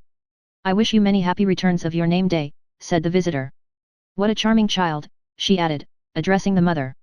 This black-eyed, wide-mouthed girl, not pretty but full of life, with childish bare shoulders which after her run heaved and shook her bodice, with black curls tossed backward, thin bare arms, little legs in lace-frilled drawers, and feet in low slippers, was just at that charming age when a girl is no longer a child, though the child is not yet a young woman. Escaping from her father she ran to hide her flushed face in the lace of her mother's mantilla, not paying the least attention to her severe remark, and began to laugh. She laughed, and in fragmentary sentences tried to explain about a doll which she produced from the folds of her frock. Do you see? My doll. Mimi. You see, was all Natasha managed to utter. To her everything seemed funny. She leaned against her mother and burst into such a loud, ringing fit of laughter that even the prim visitor could not help joining in. Now then, go away and take your monstrosity with you, said the mother, pushing away her daughter with pretended sternness, and turning to the visitor she added, she is my youngest girl. Natasha, raising her face for a moment from her mother's mantilla, glanced up at her through tears of laughter, and again hid her face. The visitor, compelled to look on at this family scene, thought it necessary to take some part in it. Tell me, my dear, said she to Natasha, is Mimi a relation of yours? A daughter, I suppose. Natasha did not like the visitor's tone of condescension to childish things. She did not reply, but looked at her seriously. Meanwhile the younger generation, Boris, the officer, Anna Mikhailovna's son, Nicholas, the undergraduate, the count's eldest son, Sonia, the count's 15-year-old niece, and little Petya, his youngest boy, had all settled down in the drawing room and were obviously trying to restrain within the bounds of decorum the excitement and mirth that shone in all their faces. Evidently in the back rooms, from which they had dashed out so impetuously, the conversation had been more amusing than the drawing-room talk of society scandals, the weather, and Countess Aproxina. Now and then they glanced at one another, hardly able to suppress their laughter. The two young men, the student and the officer, friends from childhood, were of the same age and both handsome fellows, though not alike. Boris was tall and fair, and his calm and handsome face had regular, delicate features. Nicholas was short with curly hair and an open expression. Dark hairs were already showing on his upper lip, and his whole face expressed impetuosity and enthusiasm. Nicholas blushed when he entered the drawing room. He evidently tried to find something to say, but failed. Boris on the contrary at once found his footing, and related quietly and humorously how he had known that doll Mimi when she was still quite a young lady, before her nose was broken, how she had aged during the 5 years he had known her, and how her head had cracked right across the skull. Having said this he glanced at Natasha. She turned away from him and glanced at her younger brother, who was screwing up his eyes and shaking with suppressed laughter, and unable to control herself any longer, she jumped up and rushed from the room as fast as her nimble little feet would carry her. Boris did not laugh. You were meaning to go out, weren't you, Mama? Do you want the carriage? He asked his mother with a smile. Yes, yes, go and tell them to get it ready, she answered, returning his smile. Boris quietly left the room and went in search of Natasha. The plump boy ran after them angrily, as if vexed that their program had been disturbed. Chapter 12. The only young people remaining in the drawing room, not counting the young lady visitor and the countess' eldest daughter, who was 4 years older than her sister and behaved already like a grown-up person, were Nicholas and Sonia, the niece. Sonia was a slender little brunette with a tender look in her eyes which were veiled by long lashes, thick black plaits coiling twice round her head, and a tawny tint in her complexion and especially in the color of her slender but graceful and muscular arms and neck. By the grace of her movements, by the softness and flexibility of her small limbs, and by a certain coyness and reserve of manner, she reminded one of a pretty, half-grown kitten which promises to become a beautiful little cat.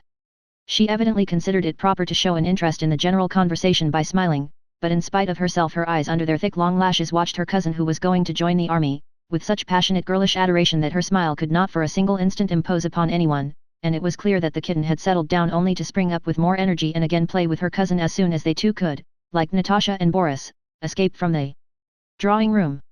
"Ah yes, my dear," said the Count, addressing the visitor and pointing to Nicholas, "his friend Boris has become an officer, and so for friendship's sake he is leaving the university and me, his old father, and entering the military service, my dear.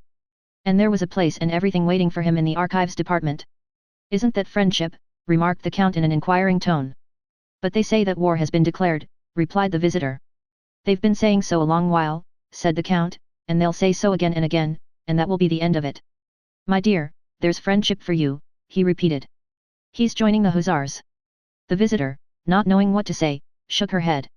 "It's not at all from friendship," declared Nicholas, flaring up and turning away as if from a shameful aspersion. "It is not from friendship at all, I simply feel that the army is my vocation." He glanced at his cousin and the young lady visitor, and they were both regarding him with a smile of approbation. "Schubert, the colonel of the Pavlograd Hussars, is dining with us today. He has been here on leave and is taking Nicholas back with him." "It can't be helped," said the Count, shrugging his shoulders and speaking playfully of a matter that evidently distressed him. "I have already told you, Papa," said his son, "that if you don't wish to let me go, I'll stay. But I know I am no use anywhere except in the army, I am not a diplomat or a government clerk, I don't know how to hide what I feel." As he spoke he kept glancing with the flirtatiousness of a handsome youth at Sonia and the young lady visitor. The little kitten, feasting her eyes on him, seemed ready at any moment to start her gambols again and display her kittenish nature. All right," said the old Count. "He always flares up. This Bonaparte has turned all their heads, they all think of how he rose from an ensign and became emperor. Well, God grant it," he added, not noticing his visitor's sarcastic smile. The elders began talking about Bonaparte. Julie Karagina turned to young Rostov. "What a pity you weren't at the Arkaravs on Thursday. It was so dull without you," said she, giving him a tender smile. The young man, flattered, sat down nearer to her with a coquettish smile, and engaged the smiling Julie in a confidential conversation without at all noticing that his involuntary smile had stabbed the heart of Sonia, who blushed and smiled unnaturally. In the midst of his talk he glanced round at her. She gave him a passionately angry glance, and hardly able to restrain her tears and maintain the artificial smile on her lips, she got up and left the room.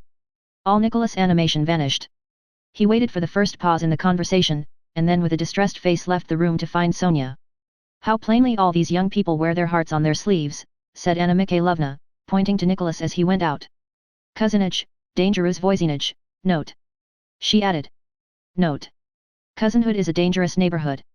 "Yes," said the Countess when the brightness these young people had brought into the room had vanished, and as if answering a question no one had put but which was always in her mind, "and how much suffering, how much anxiety one has had to go through that we might rejoice in them now.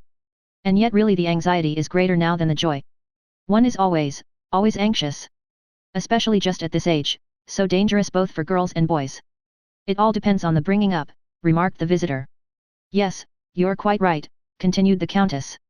"Till now I have always, thank God, been my children's friend and had their full confidence," said she, repeating the mistake of so many parents who imagine that their children have no secrets from them.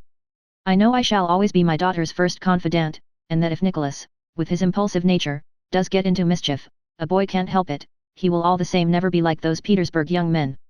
"Yes, they are splendid youngsters," chimed in the Count, who always solved questions that seemed to him perplexing by deciding that everything was splendid. "Just fancy, wants to be an hussar.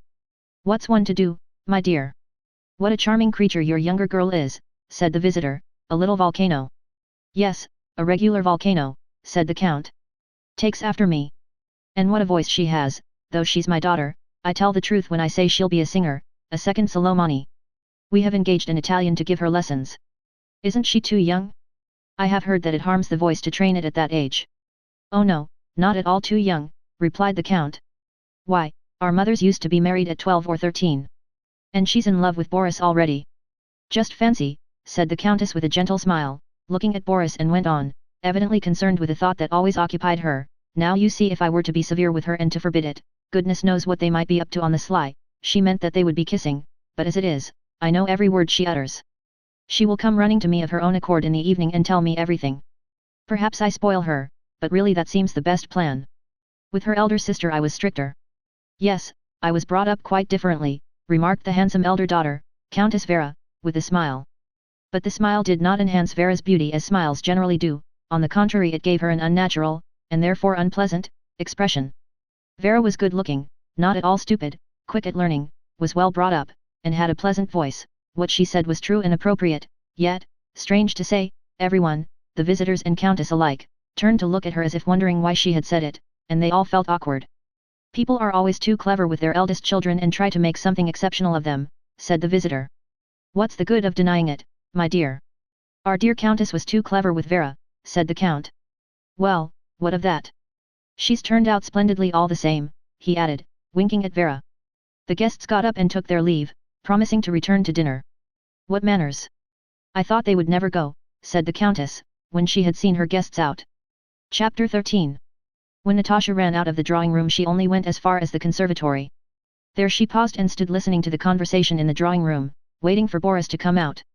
She was already growing impatient, and stamped her foot, ready to cry at his not coming at once, when she heard the young man's discreet steps approaching neither quickly nor slowly. At this Natasha dashed swiftly among the flower tubs and hid there. Boris paused in the middle of the room, looked round, brushed a little dust from the sleeve of his uniform, and going up to a mirror examined his handsome face. Natasha, very still, peered out from her ambush, waiting to see what he would do. He stood a little while before the glass, smiled, and walked toward the other door. Natasha was about to call him but changed her mind. Let him look for me, thought she. Hardly had Boris gone than Sonia, flushed, in tears, and muttering angrily, came in at the other door. Natasha checked her first impulse to run out to her, and remained in her hiding place, watching, as under an invisible cap, to see what went on in the world. She was experiencing a new and peculiar pleasure. Sonia, muttering to herself, kept looking round toward the drawing-room door. It opened and Nicholas came in. Sonia, what is the matter with you? How can you, said he, running up to her. It's nothing, nothing, leave me alone, sobbed Sonia. Ah, I know what it is. Well, if you do, so much the better, and you can go back to her. So Sonia. Look here. How can you torture me and yourself like that, for a mere fancy, said Nicholas taking her hand. Sonia did not pull it away, and left off crying. Natasha, not stirring and scarcely breathing, watched from her ambush with sparkling eyes. What will happen now, thought she. Sonia. What is anyone in the world to me? You alone are everything, said Nicholas. And I will prove it to you. I don't like you to talk like that. Well, then, I won't, only forgive me, Sonia. He drew her to him and kissed her. Oh, how nice, thought Natasha, and when Sonia and Nicholas had gone out of the conservatory she followed and called Boris to her. Boris, come here, said she with a sly and significant look. I have something to tell you. Here, here, and she led him into the conservatory to the place among the tubs where she had been hiding. Boris followed her, smiling. What is the something, asked he. She grew confused, glanced round, and, seeing the doll she had thrown down on one of the tubs, picked it up. Kiss the doll, said she. Boris looked attentively and kindly at her eager face, but did not reply. Don't you want to? Well, then, come here, said she, and went further in among the plants and threw down the doll. Closer, closer, she whispered. She caught the young officer by his cuffs, and a look of solemnity and fear appeared on her flushed face. And me? Would you like to kiss me? She whispered almost inaudibly, glancing up at him from under her brows, smiling, and almost crying from excitement. Boris blushed. How funny you are, he said, bending down to her and blushing still more, but he waited and did nothing. Suddenly she jumped up onto a tub to be higher than he, embraced him so that both her slender bare arms clasped him above his neck, and, tossing back her hair, kissed him full on the lips. Then she slipped down among the flower pots on the other side of the tubs and stood, hanging her head. Natasha, he said, you know that I love you, but you are in love with me. Natasha broke in. Yes, I am, but please don't let us do like that. In another 4 years, then I will ask for your hand. Natasha considered. 13, 14, 15, 16, she counted on her slender little fingers. All right. Then it's settled. A smile of joy and satisfaction lit up her eager face. Settled, replied Boris. Forever, said the little girl. Till death itself. She took his arm and with a happy face went with him into the adjoining sitting room. Chapter 14. After receiving her visitors, the Countess was so tired that she gave orders to admit no more, but the porter was told to be sure to invite to dinner all who came to congratulate.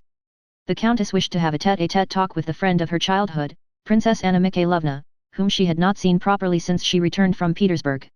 Anna Mikhailovna, with her tear-worn but pleasant face, drew her chair nearer to that of the Countess. With you I will be quite frank, said Anna Mikhailovna. There are not many left of us old friends. That's why I so value your friendship.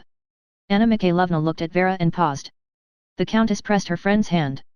Vera, she said to her eldest daughter who was evidently not a favorite, how is it you have so little tact? Don't you see you are not wanted here? Go to the other girls, or...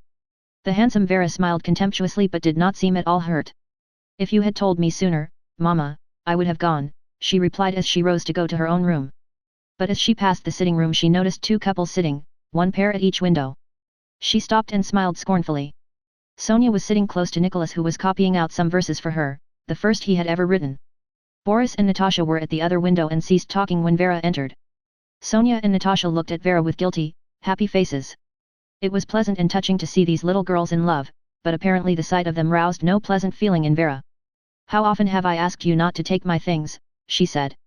You have a room of your own, and she took the inkstand from Nicholas. In a minute, he said, dipping his pen. You always manage to do things at the wrong time, continued Vera. You came rushing into the drawing room so that everyone felt ashamed of you.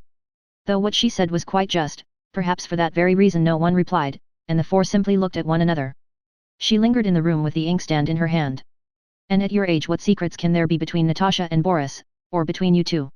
It's all nonsense. Now, Vera, what does it matter to you, said Natasha in defense, speaking very gently. She seemed that day to be more than ever kind and affectionate to everyone. Very silly, said Vera. I am ashamed of you. Secrets indeed. All have secrets of their own, answered Natasha, getting warmer.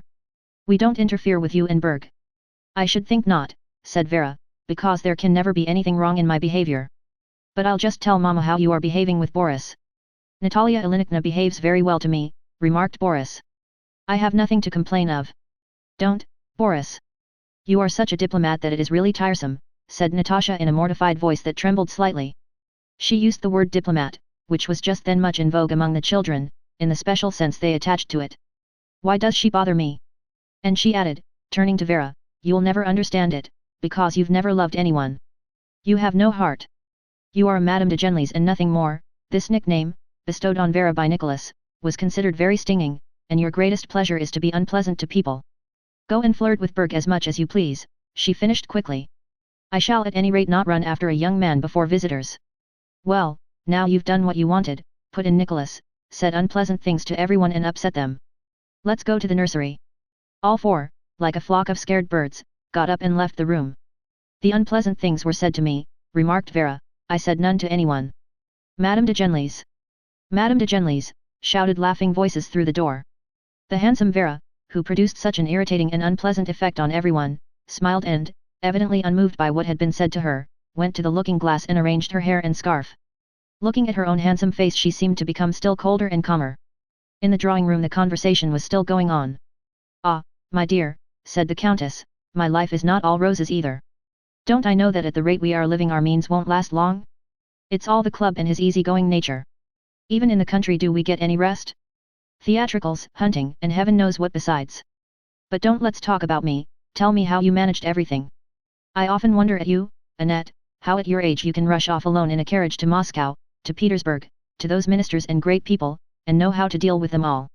It's quite astonishing. How did you get things settled? I couldn't possibly do it. Ah, my love, answered Anna Mikhailovna, God grant you never know what it is to be left a widow without means and with a son you love to distraction. One learns many things then, she added with a certain pride. That lawsuit taught me much.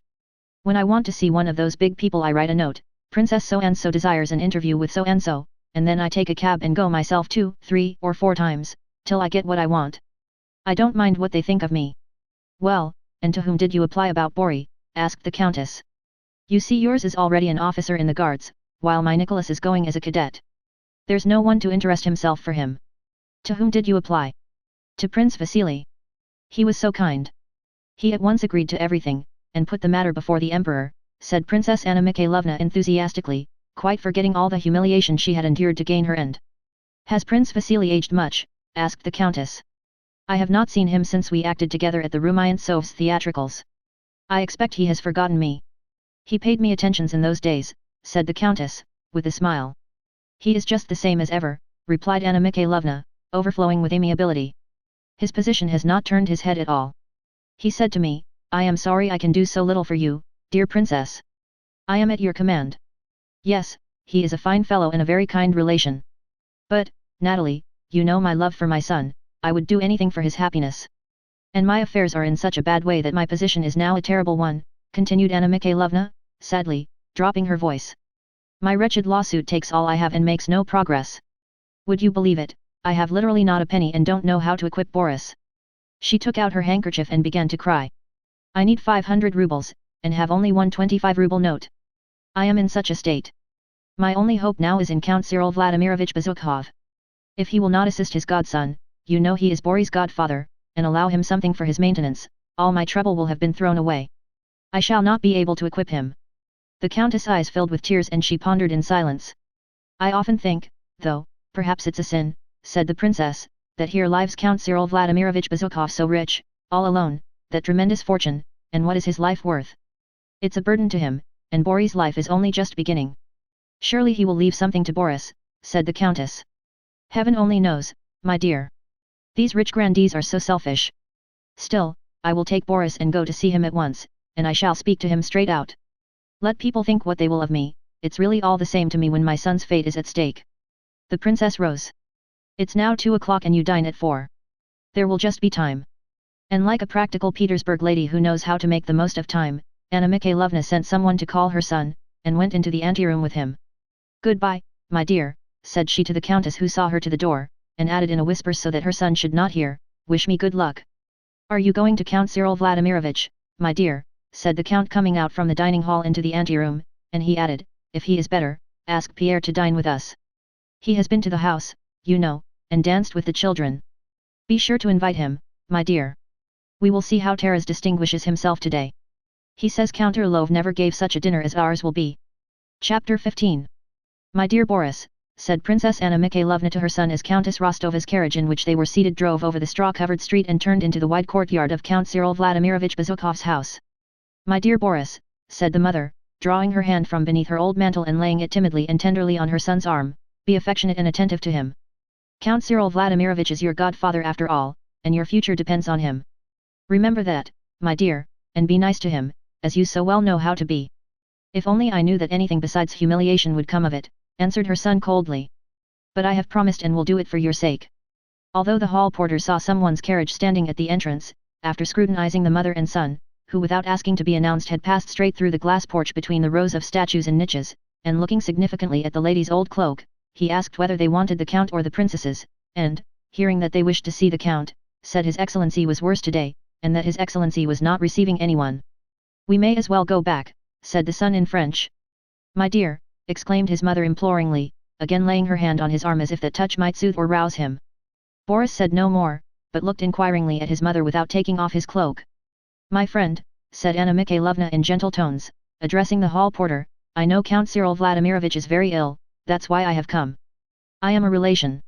I shall not disturb him, my friend.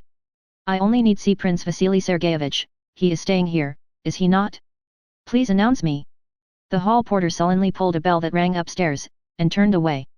Princess Drubetskaya to see Prince Vasily Sergeyevich, he called to a footman dressed in knee breeches, shoes and a swallowtail coat, who ran downstairs and looked over from the halfway landing. The mother smoothed the folds of her dyed silk dress before a large Venetian mirror in the wall, and in her trodden-down shoes briskly ascended the carpeted stairs. My dear, she said to her son, once more stimulating him by a touch, you promised me. The son, lowering his eyes, followed her quietly. They entered the large hall, from which one of the doors led to the apartments assigned to Prince Vasily.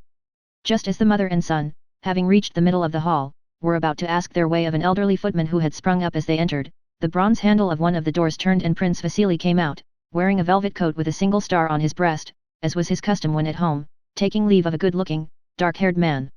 This was the celebrated Petersburg doctor, Lorraine. Then it is certain, said the prince. Prince, humanum est rare, note but, replied the doctor, swallowing his rs, and pronouncing the Latin words with a French accent. Note. To err is human. Very well, very well. Seeing Anna Mikhailovna and her son, Prince Vasily dismissed the doctor with a bow and approached them silently and with a look of inquiry. The son noticed that an expression of profound sorrow suddenly clouded his mother's face, and he smiled slightly. Ah, Prince! In what sad circumstances we meet again! And how is our dear invalid? Said she, as though unaware of the cold offensive look fixed on her. Prince Vasily stared at her and at Boris questioningly and perplexed. Boris bowed politely. Prince Vasily without acknowledging the bow turned to Anna Mikhailovna, answering her query by a movement of the head and lips indicating very little hope for the patient. Is it possible? Exclaimed Anna Mikhailovna. Oh, how awful! It is terrible to think. This is my son, she added, indicating Boris. He wanted to thank you himself. Boris bowed again politely. Believe me, Prince, a mother's heart will never forget what you have done for us. I am glad I was able to do you a service, my dear Anna Mikhailovna, said Prince Vasily, arranging his lace frill, and in tone and manner, here in Moscow to Anna Mikhailovna whom he had placed under an obligation, assuming an air of much greater importance than he had done in Petersburg at Anna Skur's reception. Try to serve well and show yourself worthy, added he, addressing Boris with severity. I am glad. Are you here on leave? He went on in his usual tone of indifference. I am awaiting orders to join my new regiment, Your Excellency, replied Boris, betraying neither annoyance at the prince's brusque manner nor a desire to enter into conversation, but speaking so quietly and respectfully that the prince gave him a searching glance. Are you living with your mother? I am living at Countess Rostova's, replied Boris, again adding, Your Excellency. That is, with Ilya Rostov who married Natalie Shinshina, said Anna Mikhailovna. I know, answered Prince Vasily in his monotonous voice. I never could understand how Natalie made up her mind to marry that unlicked bear. A perfectly absurd and stupid fellow, and a gambler too, I am told.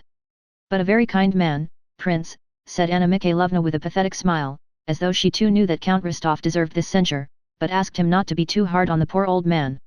What do the doctors say? Asked the princess after a pause, her worn face again expressing deep sorrow. They give little hope, replied the prince. And I should so like to thank Uncle once for all his kindness to me and Boris.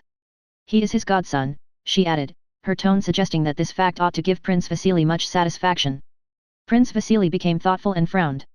Anna Mikhailovna saw that he was afraid of finding in her a rival for Count Bezukhov's fortune, and hastened to reassure him. If it were not for my sincere affection and devotion to Uncle, said she, uttering the word with peculiar assurance and unconcern, I know his character, noble, upright, but you see he has no one with him except the young princesses. They are still young. She bent her head and continued in a whisper, has he performed his final duty, Prince? How priceless are those last moments! It can make things no worse, and it is absolutely necessary to prepare him if he is so ill. We women, Prince, and she smiled tenderly, always know how to say these things. I absolutely must see him, however painful it may be for me. I am used to suffering. Evidently the prince understood her, and also understood, as he had done at Anna Pavlovna's, that it would be difficult to get rid of Anna Mikhailovna. Would not such a meeting be too trying for him, dear Anna Mikhailovna, said he. Let us wait until evening. The doctors are expecting a crisis. But one cannot delay, Prince, at such a moment. Consider that the welfare of his soul is at stake. Ah, it is awful, the duties of a Christian. A door of one of the inner rooms opened and one of the princesses, the count's niece, entered with a cold, stern face. The length of her body was strikingly out of proportion to her short legs. Prince Vasily turned to her. Well, how is he? Still the same, but what can you expect, this noise, said the princess, looking at Anna Mikhailovna as at a stranger. Ah, my dear, I hardly knew you, said Anna Mikhailovna with a happy smile, ambling lightly up to the count's niece. I have come, and am at your service to help you nurse my uncle. I imagine what you have gone through, and she sympathetically turned up her eyes. The princess gave no reply and did not even smile, but left the room as Anna Mikhailovna took off her gloves and, occupying the position she had conquered, settled down in an armchair, inviting Prince Vasily to take a seat beside her. Boris, she said to her son with a smile, I shall go in to see the count, my uncle, but you, my dear, had better go to Pierre meanwhile and don't forget to give him the Rostov's invitation. They ask him to dinner. I suppose he won't go, she continued, turning to the prince. On the contrary, replied the prince, who had plainly become depressed, I shall be only too glad if you relieve me of that young man. Here he is, and the Count has not once asked for him. He shrugged his shoulders. A footman conducted Boris down one flight of stairs and up another, to Pierre's rooms. Chapter 16. Pierre, after all, had not managed to choose a career for himself in Petersburg, and had been expelled from there for riotous conduct and sent to Moscow. The story told about him at Count Rostov's was true. Pierre had taken part in tying a policeman to a bear. He had now been for some days in Moscow and was staying as usual at his father's house. Though he expected that the story of his escapade would be already known in Moscow and that the ladies about his father, who were never favorably disposed toward him, would have used it to turn the Count against him, he nevertheless on the day of his arrival went to his father's part of the house. Entering the drawing room, where the princesses spent most of their time, he greeted the ladies, two of whom were sitting at embroidery frames while a third read aloud. It was the eldest who was reading, the one who had met Anna Mikhailovna. The two younger ones were embroidering, both were rosy and pretty and they differed only in that one had a little mole on her lip which made her much prettier. Pierre was received as if he were a corpse or a leper.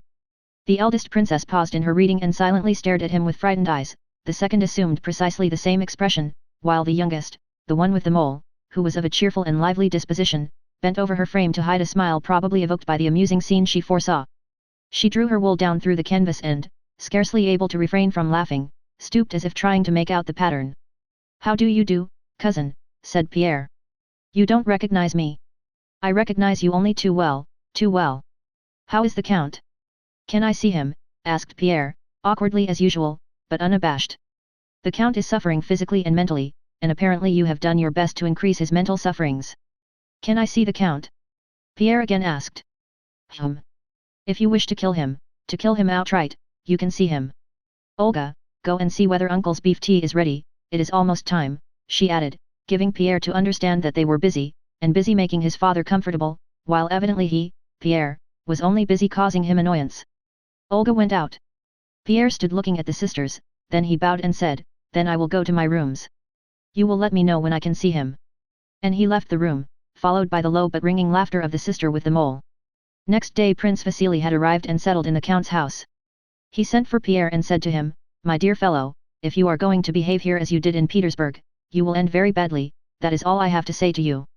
The Count is very, very ill, and you must not see him at all." Since then Pierre had not been disturbed and had spent the whole time in his rooms upstairs.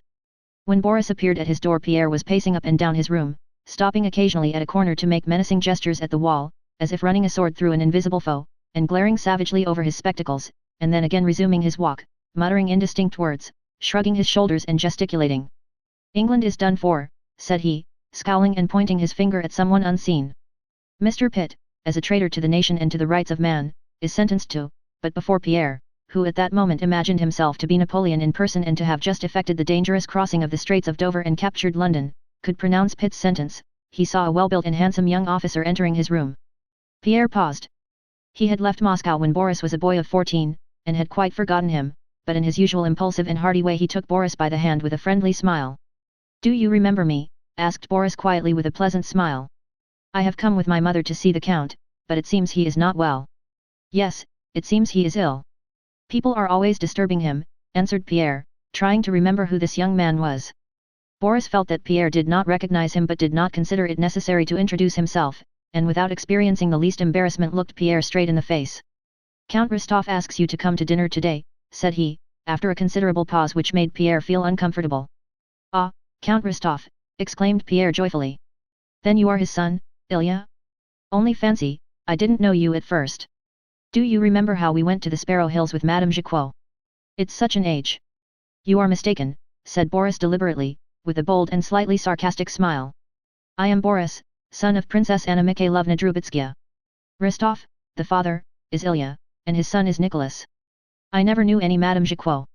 Pierre shook his head and arms as if attacked by mosquitoes or bees. "Oh dear, what am I thinking about? I've mixed everything up. One has so many relatives in Moscow. So you are Boris? Of course.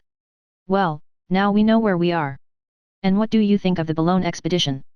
The English will come off badly, you know, if Napoleon gets across the channel. I think the expedition is quite feasible. If only Villeneuve doesn't make a mess of things." Boris knew nothing about the Boulogne expedition, he did not read the papers and it was the first time he had heard Villeneuve's name. "We here in Moscow are more occupied with dinner parties and scandal than with politics," said he in his quiet ironical tone.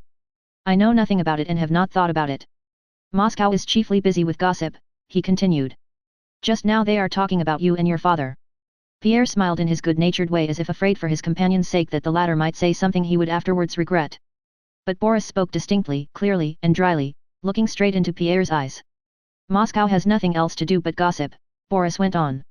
Everybody is wondering to whom the Count will leave his fortune, though he may perhaps outlive us all, as I sincerely hope he will. Yes, it is all very horrid, interrupted Pierre, very horrid. Pierre was still afraid that this officer might inadvertently say something disconcerting to himself. And it must seem to you, said Boris flushing slightly, but not changing his tone or attitude, it must seem to you that everyone is trying to get something out of the rich man. So it does, thought Pierre. But I just wish to say, to avoid misunderstandings, that you are quite mistaken if you reckon me or my mother among such people. We are very poor, but for my own part at any rate, for the very reason that your father is rich, I don't regard myself as a relation of his, and neither I nor my mother would ever ask or take anything from him. For a long time Pierre could not understand, but when he did, he jumped up from the sofa, seized Boris under the elbow in his quick, clumsy way, and, blushing far more than Boris, began to speak with a feeling of mingled shame and vexation. Well, this is strange. Do you suppose who could think? I know very well. But Boris again interrupted him. I am glad I have spoken out fully. Perhaps you did not like it. You must excuse me, said he, putting Pierre at ease instead of being put at ease by him, but I hope I have not offended you.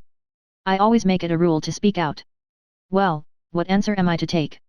Will you come to dinner at the Rostovs?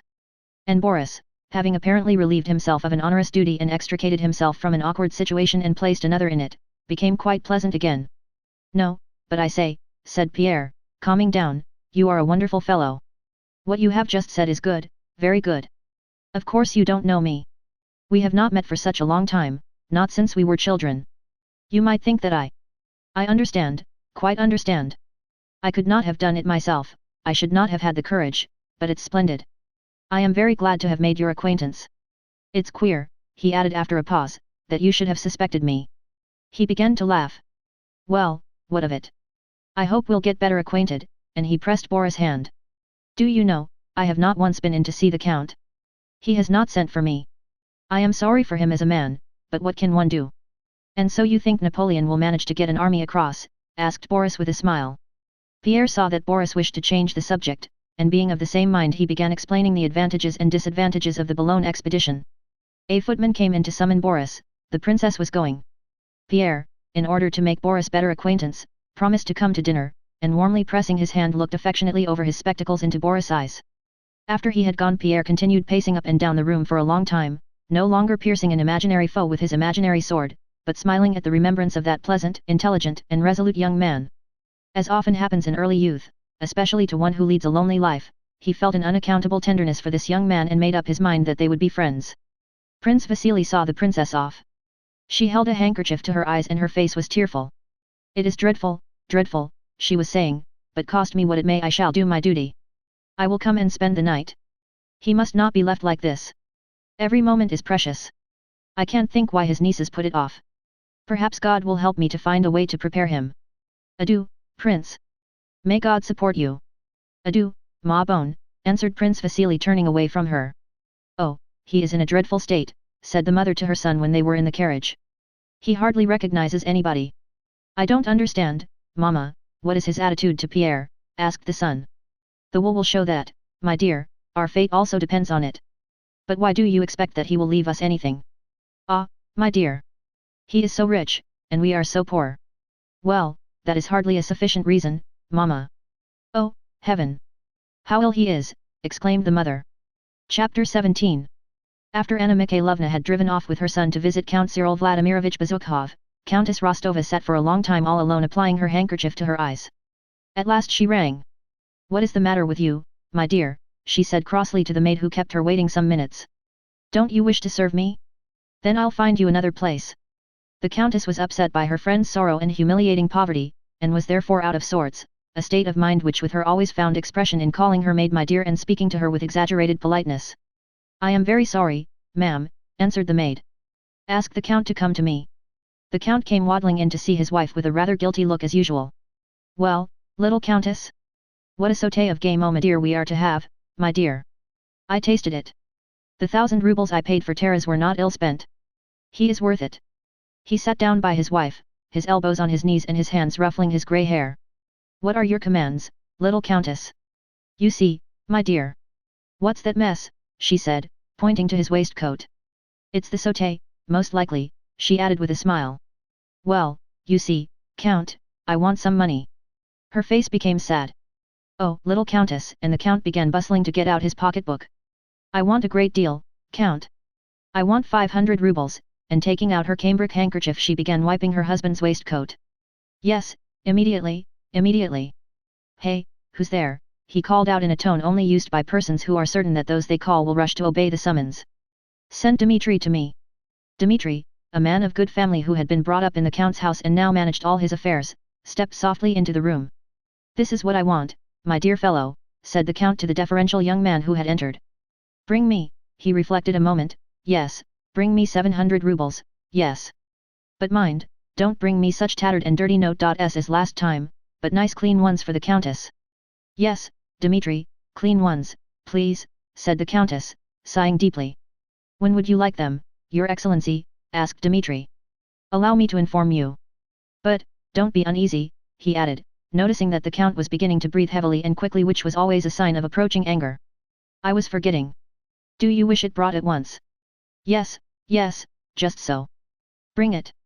Give it to the countess." "What a treasure that Dmitri is," added the count with a smile when the young man had departed. "There is never any impossible with him. That's a thing I hate. Everything is possible. Ah, money, Count, money. How much sorrow it causes in the world," said the countess. "But I am in great need of this sum." "You, my little countess, are a notorious spendthrift," said the count, and having kissed his wife's hand he went back to his study. When Anna Mikhailovna returned from Count Bezukhov's, the money, all in clean notes, was lying ready under a handkerchief on the countess' little table, and Anna Mikhailovna noticed that something was agitating her.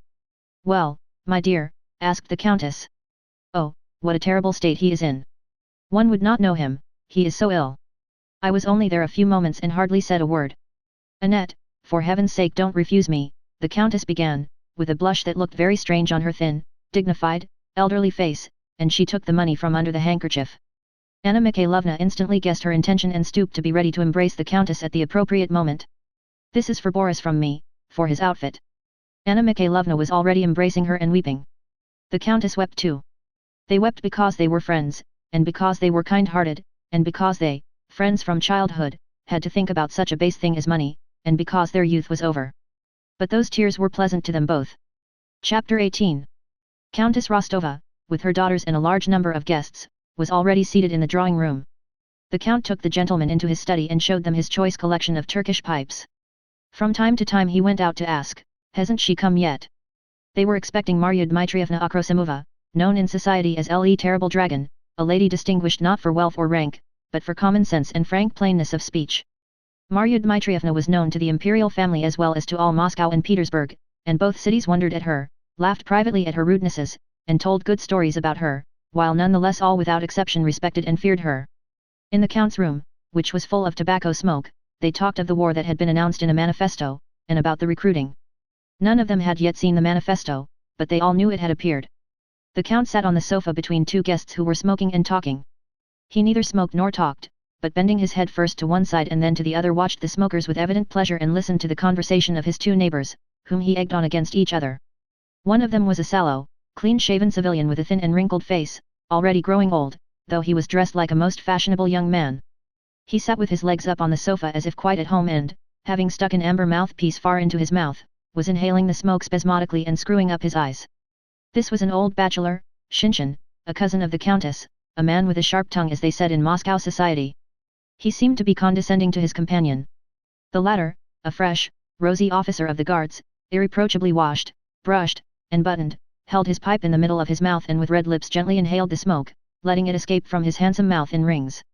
This was Lieutenant Berg, an officer in the Semyonov regiment with whom Boris was to travel to join the army, and about whom Natasha had teased her elder sister Vera, speaking of Berg as her intended.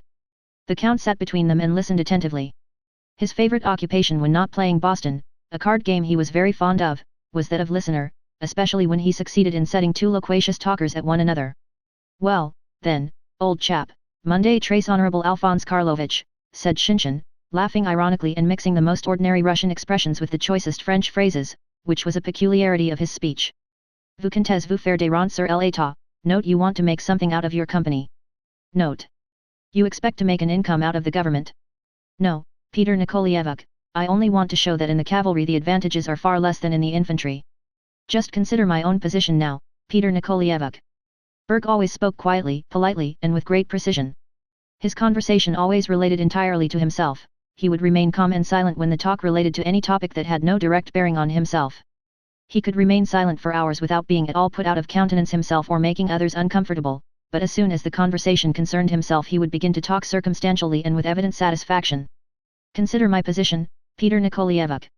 Were I in the cavalry I should get not more than 200 rubles every 4 months, even with the rank of lieutenant, but as it is I receive 230, said he, looking at Shinshin and the Count with a joyful, pleasant smile, as if it were obvious to him that his success must always be the chief desire of everyone else. Besides that, Peter Nikolaevich, by exchanging into the guards I shall be in a more prominent position, continued Berg, and vacancies occur much more frequently in the foot guards. Then just think what can be done with 230 rubles. I even managed to put a little aside and to send something to my father, he went on, emitting a smoke ring. La balance yest note. A German knows how to skin a flint, as the proverb says, remarked Shinshin, moving his pipe to the other side of his mouth and winking at the Count. Note. So that squares matters. The Count burst out laughing. The other guests, seeing that Shinshin was talking, came up to listen. Berg, oblivious of irony or indifference, continued to explain how by exchanging into the guards he had already gained a step on his old comrades of the cadet corps, how in wartime the company commander might get killed and he, as senior in the company, might easily succeed to the post, how popular he was with everyone in the regiment, and how satisfied his father was with him. Berg evidently enjoyed narrating all this, and did not seem to suspect that others, too, might have their own interests. But all he said was so prettily sedate, and the naivete of his youthful egotism was so obvious, that he disarmed his hearers.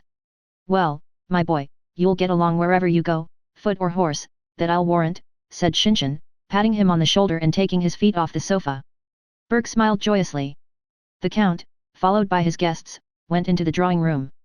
It was just the moment before a big dinner when the assembled guests, expecting the summons to Zakuska, note. Avoid engaging in any long conversation but think it necessary to move about and talk, in order to show that they are not at all impatient for their food. The host and hostess look toward the door, and now and then glance at one another, and the visitors try to guess from these glances who, or what, they are waiting for, some important relation who has not yet arrived, or a dish that is not yet ready. Note. Hors d'oeuvres. Pierre had come just at dinner time and was sitting awkwardly in the middle of the drawing room on the first chair he had come across, blocking the way for everyone.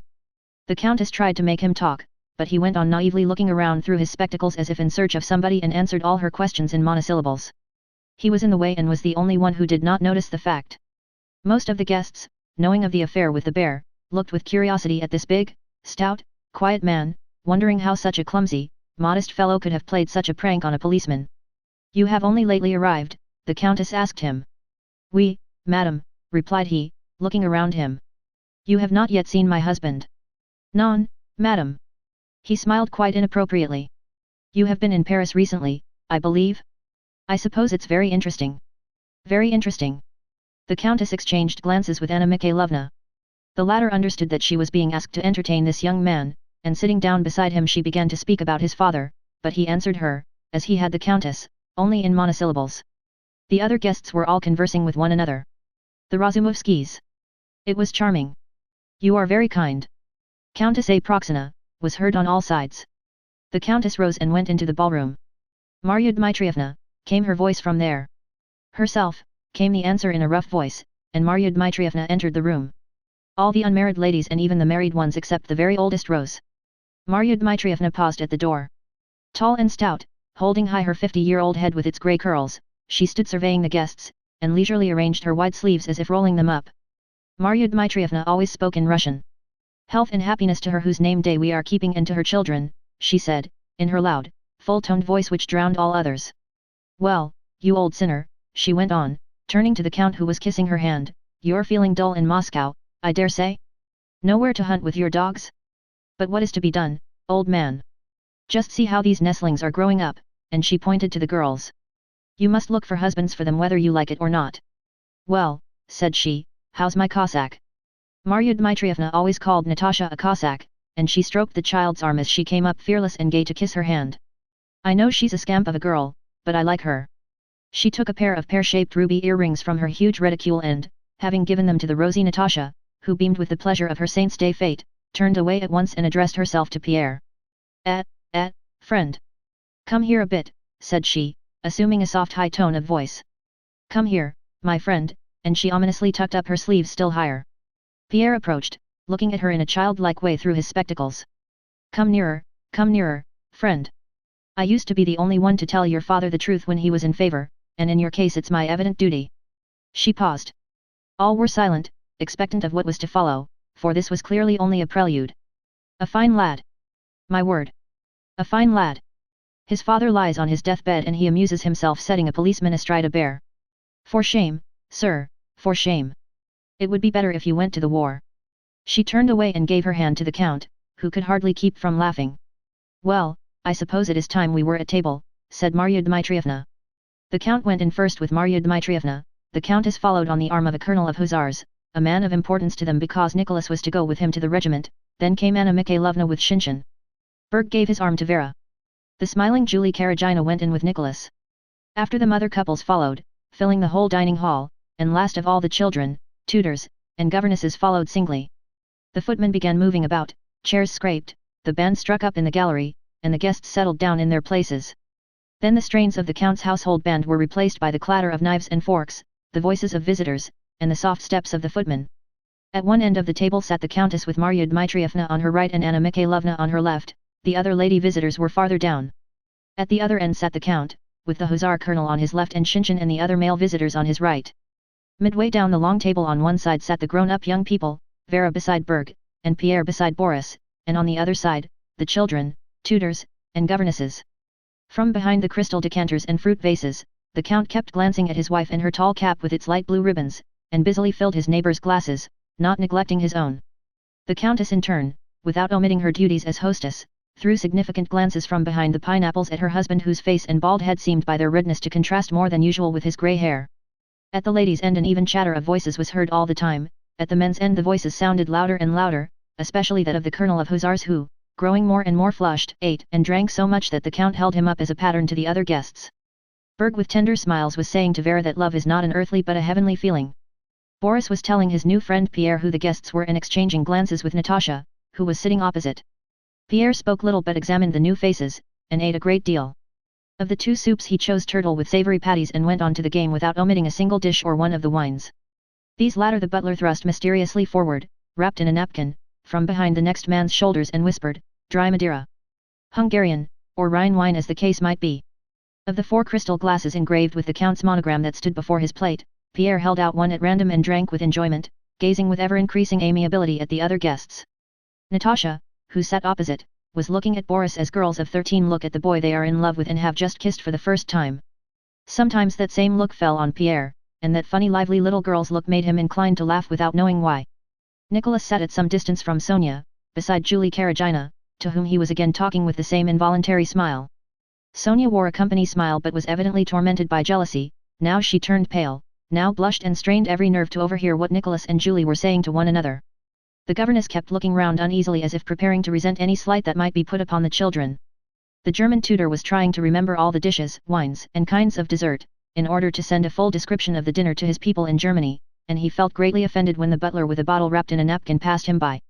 He frowned, trying to appear as if he did not want any of that wine, but was mortified because no one would understand that it was not to quench his thirst or from greediness that he wanted it, but simply from a conscientious desire for knowledge. Chapter 19. At the men's end of the table the talk grew more and more animated. The colonel told them that the declaration of war had already appeared in Petersburg and that a copy, which he had himself seen, had that day been forwarded by courier to the commander-in-chief.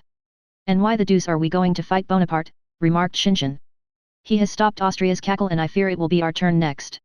The colonel was a stout, tall, plethoric German, evidently devoted to the service and patriotically Russian. He resented Shinshin's remark.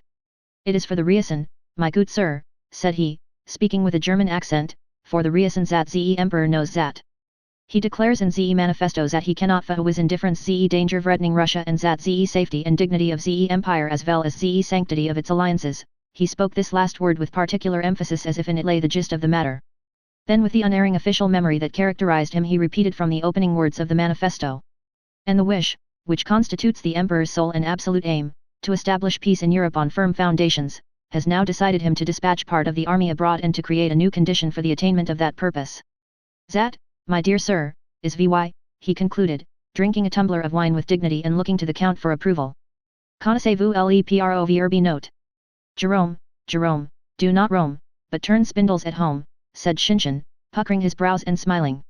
Cela nous convient à merveille. Note, 2, Suvorov now, he knew what he was about, yet they beat him à plate couture. Note, 3, and where are we to find Suvorovs now? Je vous demande un peu, note, 4, said he, continually changing from French to Russian. Note. Do you know the proverb? Note, 2, that suits us down to the ground. Note, 3, hollow. Note, 4, I just ask you that. Ve must vig to the last trop of our blood, said the colonel, thumping the table, and ve must tie for our emperor, and then all vil pe vel. And ve must discuss it as little as possible. He dwelt particularly on the word possible. As possible, he ended, again turning to the count. That is how ve old hussars look at it, and there's an end of it. And how do you, a young man and a young hussar, how do you judge of it, he added, addressing Nicholas, who when he heard that the war was being discussed had turned from his partner with eyes and ears intent on the colonel. I am quite of your opinion, replied Nicholas, flaming up, turning his plate round and moving his wineglasses about with as much decision and desperation as though he were at that moment facing some great danger. I am convinced that we Russians must die or conquer, he concluded, conscious, as were others, after the words were uttered that his remarks were too enthusiastic and emphatic for the occasion and were therefore awkward. What you said just now was splendid, said his partner Julie. Sonia trembled all over and blushed to her ears and behind them and down to her neck and shoulders while Nicholas was speaking. Pierre listened to the colonel's speech and nodded approvingly.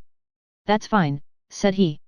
The young man's a real hussar, shouted the colonel, again thumping the table. What are you making such a noise about over there? Marya Dmitrievna's deep voice suddenly inquired from the other end of the table. What are you thumping the table for, she demanded of the hussar, and why are you exciting yourself? Do you think the French are here? I am speaking the truce, replied the hussar with a smile. It's all about the war, the count shouted down the table. You know my son's going, Marya Dmitrievna? My son is going. I have 4 sons in the army but still I don't fret. It is all in God's hands. You may die in your bed or God may spare you in a battle, replied Marya Dmitrievna's deep voice, which easily carried the whole length of the table. That's true. Once more the conversations concentrated, the ladies at the one end and the men's at the other. You won't ask, Natasha's little brother was saying, I know you won't ask. I will, replied Natasha. Her face suddenly flushed with reckless and joyous resolution. She half rose, by a glance inviting Pierre, who sat opposite, to listen to what was coming, and turning to her mother. Mama, rang out the clear contralto note.s of her childish voice, audible the whole length of the table. What is it? Asked the countess, startled, but seeing by her daughter's face that it was only mischief, she shook a finger at her sternly with a threatening and forbidding movement of her head. The conversation was hushed. Mama! What sweets are we going to have? And Natasha's voice sounded still more firm and resolute. The countess tried to frown, but could not. Marya Dmitrievna shook her fat finger. Cossack, she said threateningly. Most of the guests, uncertain how to regard this sally, looked at the elders. You had better take care, said the countess. Mama! What sweets are we going to have? Natasha again cried boldly, with saucy gaiety, confident that her prank would be taken in good part. Sonia and fat little Petya doubled up with laughter. You see. I have asked, whispered Natasha to her little brother and to Pierre, glancing at him again. Ice pudding, but you won't get any, said Marya Dmitrievna. Natasha saw there was nothing to be afraid of and so she braved even Marya Dmitrievna. Marya Dmitrievna.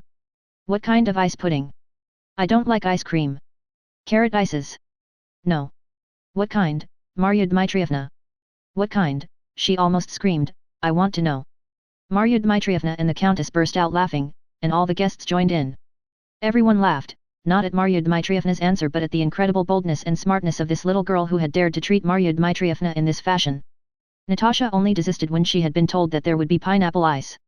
Before the ices, champagne was served round. The band again struck up, the count and countess kissed, and the guests, leaving their seats, went up to congratulate the countess, and reached across the table to clink glasses with the count, with the children, and with one another. Again the footmen rushed about, chairs scraped, and in the same order in which they had entered but with redder faces, the guests returned to the drawing room and to the count's study. Chapter 20. The card tables were drawn out, sets made up for Boston, and the count's visitors settled themselves, some in the 2 drawing rooms, some in the sitting room, some in the library. The count, holding his cards fanwise, kept himself with difficulty from dropping into his usual after-dinner nap, and laughed at everything. The young people, at the countess' instigation, gathered round the clavichord and harp. Julie by general request played first. After she had played a little air with variations on the harp, she joined the other young ladies in begging Natasha and Nicholas, who were Note.D for their musical talent, to sing something. Natasha, who was treated as though she were grown up, was evidently very proud of this but at the same time felt shy. "What shall we sing?" she said. "The Brook," suggested Nicholas. "Well, then, let's be quick." "Boris, come here," said Natasha. "But where is Sonia?" She looked round and seeing that her friend was not in the room ran to look for her. Running into Sonia's room and not finding her there, Natasha ran to the nursery, but Sonia was not there either. Natasha concluded that she must be on the chest in the passage. The chest in the passage was the place of mourning for the younger female generation in the Rostov household. And there in fact was Sonia lying face downward on nurse's dirty feather bed on the top of the chest, crumpling her gauzy pink dress under her, hiding her face with her slender fingers, and sobbing so convulsively that her bare little shoulders shook. Natasha's face, which had been so radiantly happy all that saint's day, suddenly changed, her eyes became fixed, and then a shiver passed down her broad neck and the corners of her mouth drooped. "Sonia! What is it? What is the matter? Oh oh! Oh oh! Oh oh!" And Natasha's large mouth widened, making her look quite ugly, and she began to wail like a baby without knowing why, except that Sonia was crying. Sonia tried to lift her head to answer but could not, and hid her face still deeper in the bed.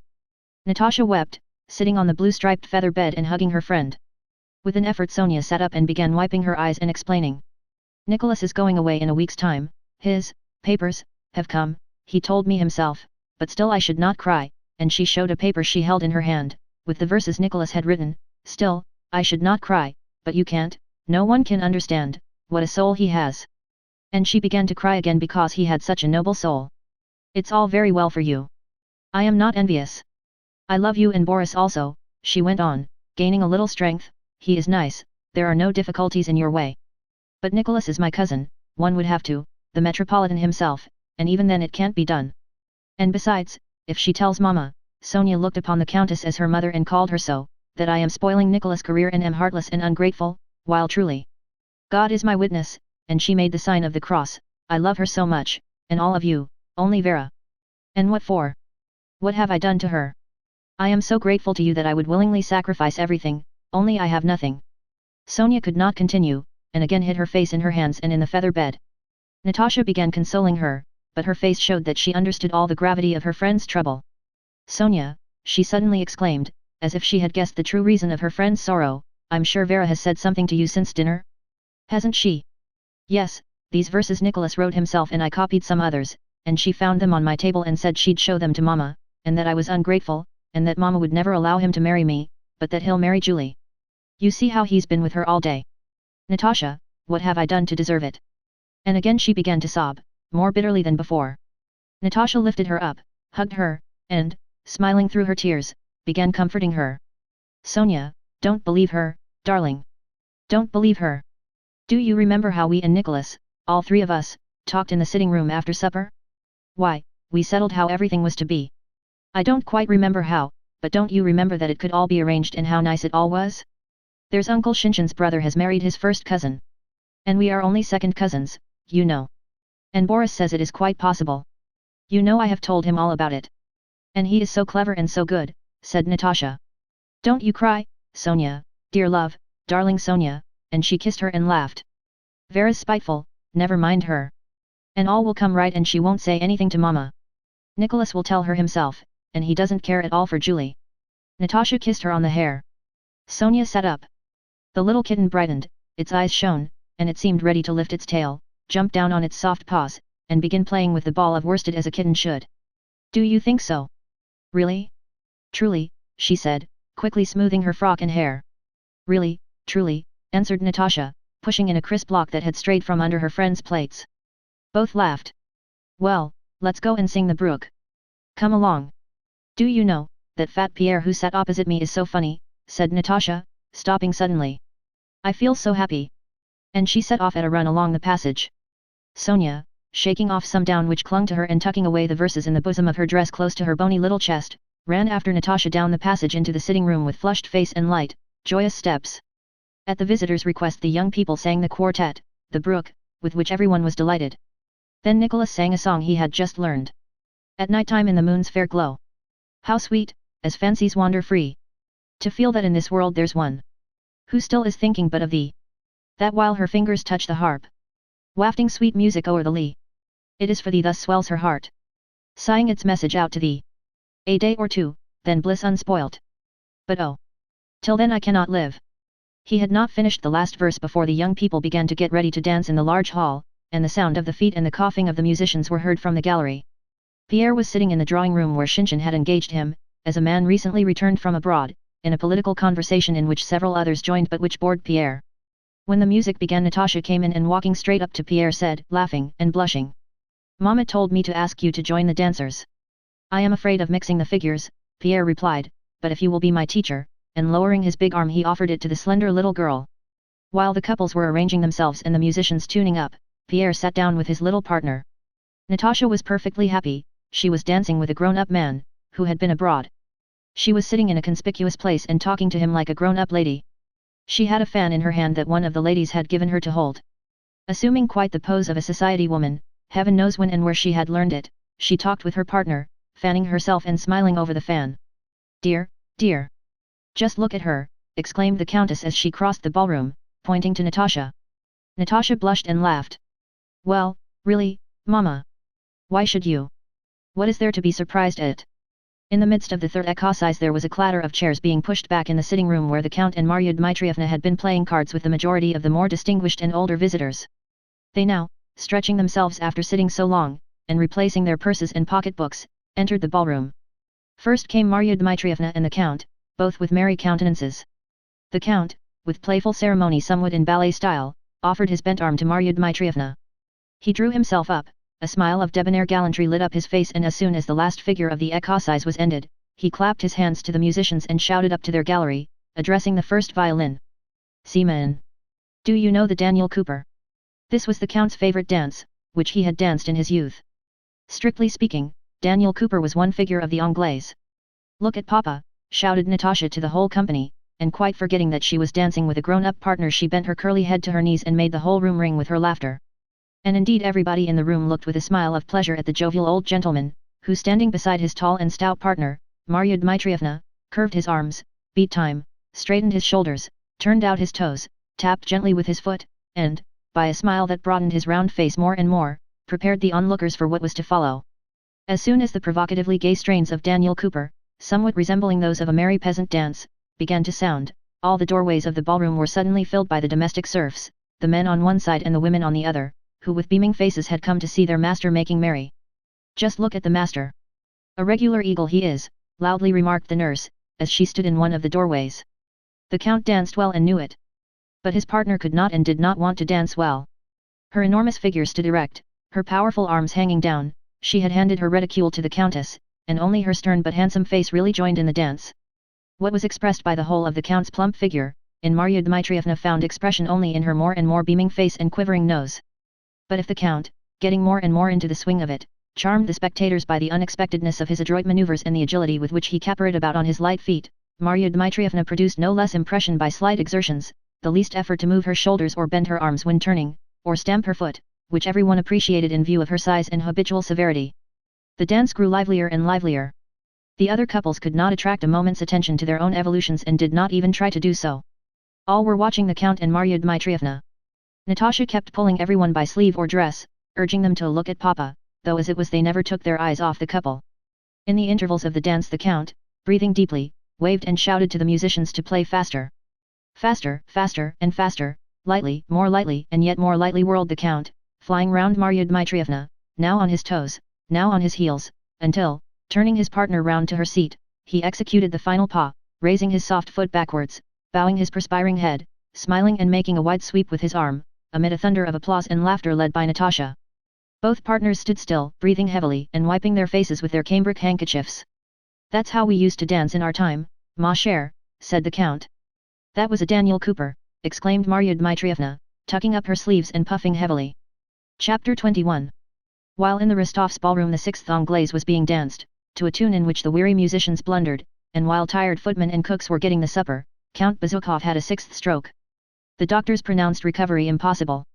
After a mute confession, communion was administered to the dying man, preparations made for the sacrament of unction, and in his house there was the bustle and thrill of suspense usual at such moments. Outside the house, beyond the gates, a group of undertakers, who hid whenever a carriage drove up, waited in expectation of an important order for an expensive funeral. The military governor of Moscow, who had been assiduous in sending aides de camp to inquire after the count's health, came himself that evening to bid a last farewell to the celebrated grandee of Catherine's court, Count Bezukhov. The magnificent reception room was crowded. Everyone stood up respectfully when the military governor, having stayed about half an hour alone with the dying man, passed out, slightly acknowledging their bows and trying to escape as quickly as possible from the glances fixed on him by the doctors, clergy, and relatives of the family. Prince Vasily, who had grown thinner and paler during the last few days, escorted him to the door, repeating something to him several times in low tones. When the military governor had gone, Prince Vasily sat down all alone on a chair in the ballroom, crossing one leg high over the other, leaning his elbow on his knee and covering his face with his hand. After sitting so for a while he rose, and, looking about him with frightened eyes, went with unusually hurried steps down the long corridor leading to the back of the house, to the room of the eldest princess. Those who were in the dimly lit reception room spoke in nervous whispers, and, whenever anyone went into or came from the dying man's room, grew silent and gazed with eyes full of curiosity or expectancy at his door, which creaked slightly when opened. "The limits of human life are fixed and may not be overpassed," said an old priest to a lady who had taken a seat beside him and was listening naively to his words. "I wonder, is it not too late to administer unction?" asked the lady, adding the priest's clerical title, as if she had no opinion of her own on the subject. "Ah, madam, it is a great sacrament," replied the priest, passing his hand over the thin grizzled strands of hair combed back across his bald head. Who was that? The military governor himself, was being asked at the other side of the room. "How young-looking he is." "Yes, and he is over 60. I hear the count no longer recognizes anyone. They wish to administer the sacrament of unction. I knew someone who received that sacrament 7 times. The second princess had just come from the sick room with her eyes red from weeping and sat down beside Dr. Lorraine, who was sitting in a graceful pose under a portrait of Catherine, leaning his elbow on a table. "Beautiful," said the doctor in answer to a remark about the weather. "The weather is beautiful, princess, and besides, in Moscow one feels as if one were in the country." "Yes, indeed," replied the princess with a sigh. "So he may have something to drink." Lorraine considered. "Has he taken his medicine?" "Yes." The doctor glanced at his watch. "Take a glass of boiled water and put a pinch of cream of tartar," and he indicated with his delicate fingers what he meant by a pinch. "There has never been a case," a German doctor was saying to an aide-de-camp, "that one lifts after the third stroke." "And what a well-preserved man he was," remarked the aide-de-camp. "And who will inherit his wealth?" he added in a whisper. "It won't go begging," replied the German with a smile. Everyone again looked toward the door, which creaked as the second princess went in with the drink she had prepared according to Lorraine's instructions. The German doctor went up to Lorraine.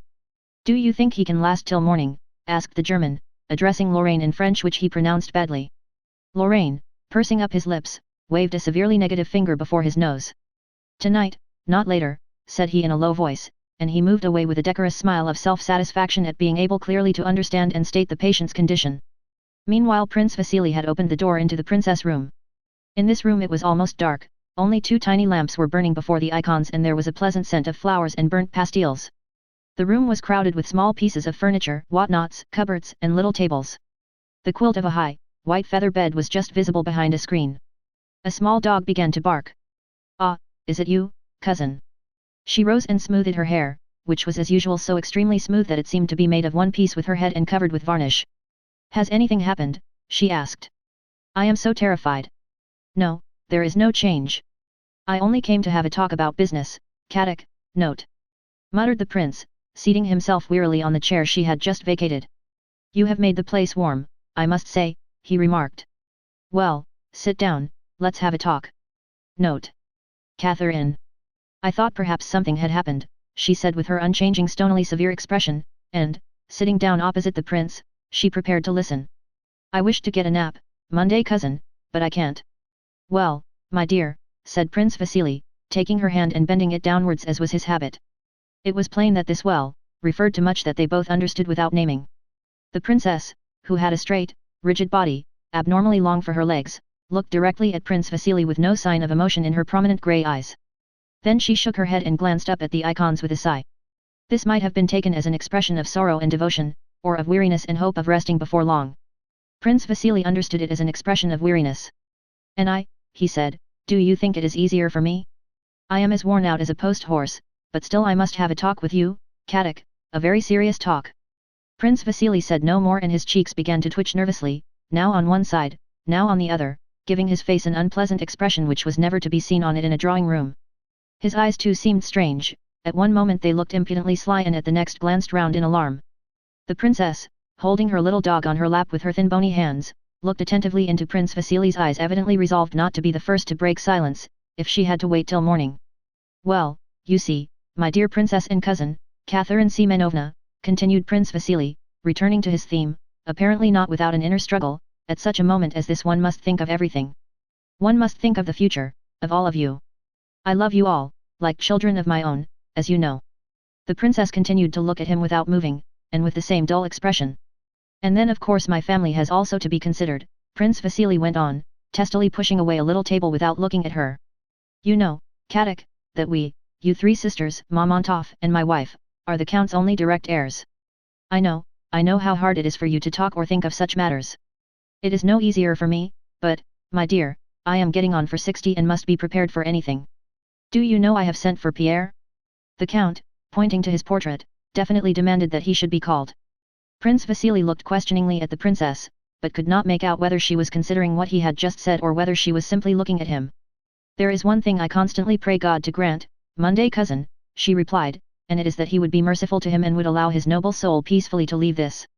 Yes, of course, interrupted Prince Vasily impatiently, rubbing his bald head and angrily pulling back toward him the little table that he had pushed away. But, in short, the fact is, you know yourself that last winter the count made a will by which he left all his property, not to us his direct heirs, but to Pierre. He has made wills enough, quietly remarked the princess. But he cannot leave the estate to Pierre. Pierre is illegitimate. But, my dear, said Prince Vasily suddenly, clutching the little table and becoming more animated and talking more rapidly, what if a letter has been written to the emperor in which the count asks for Pierre's legitimation?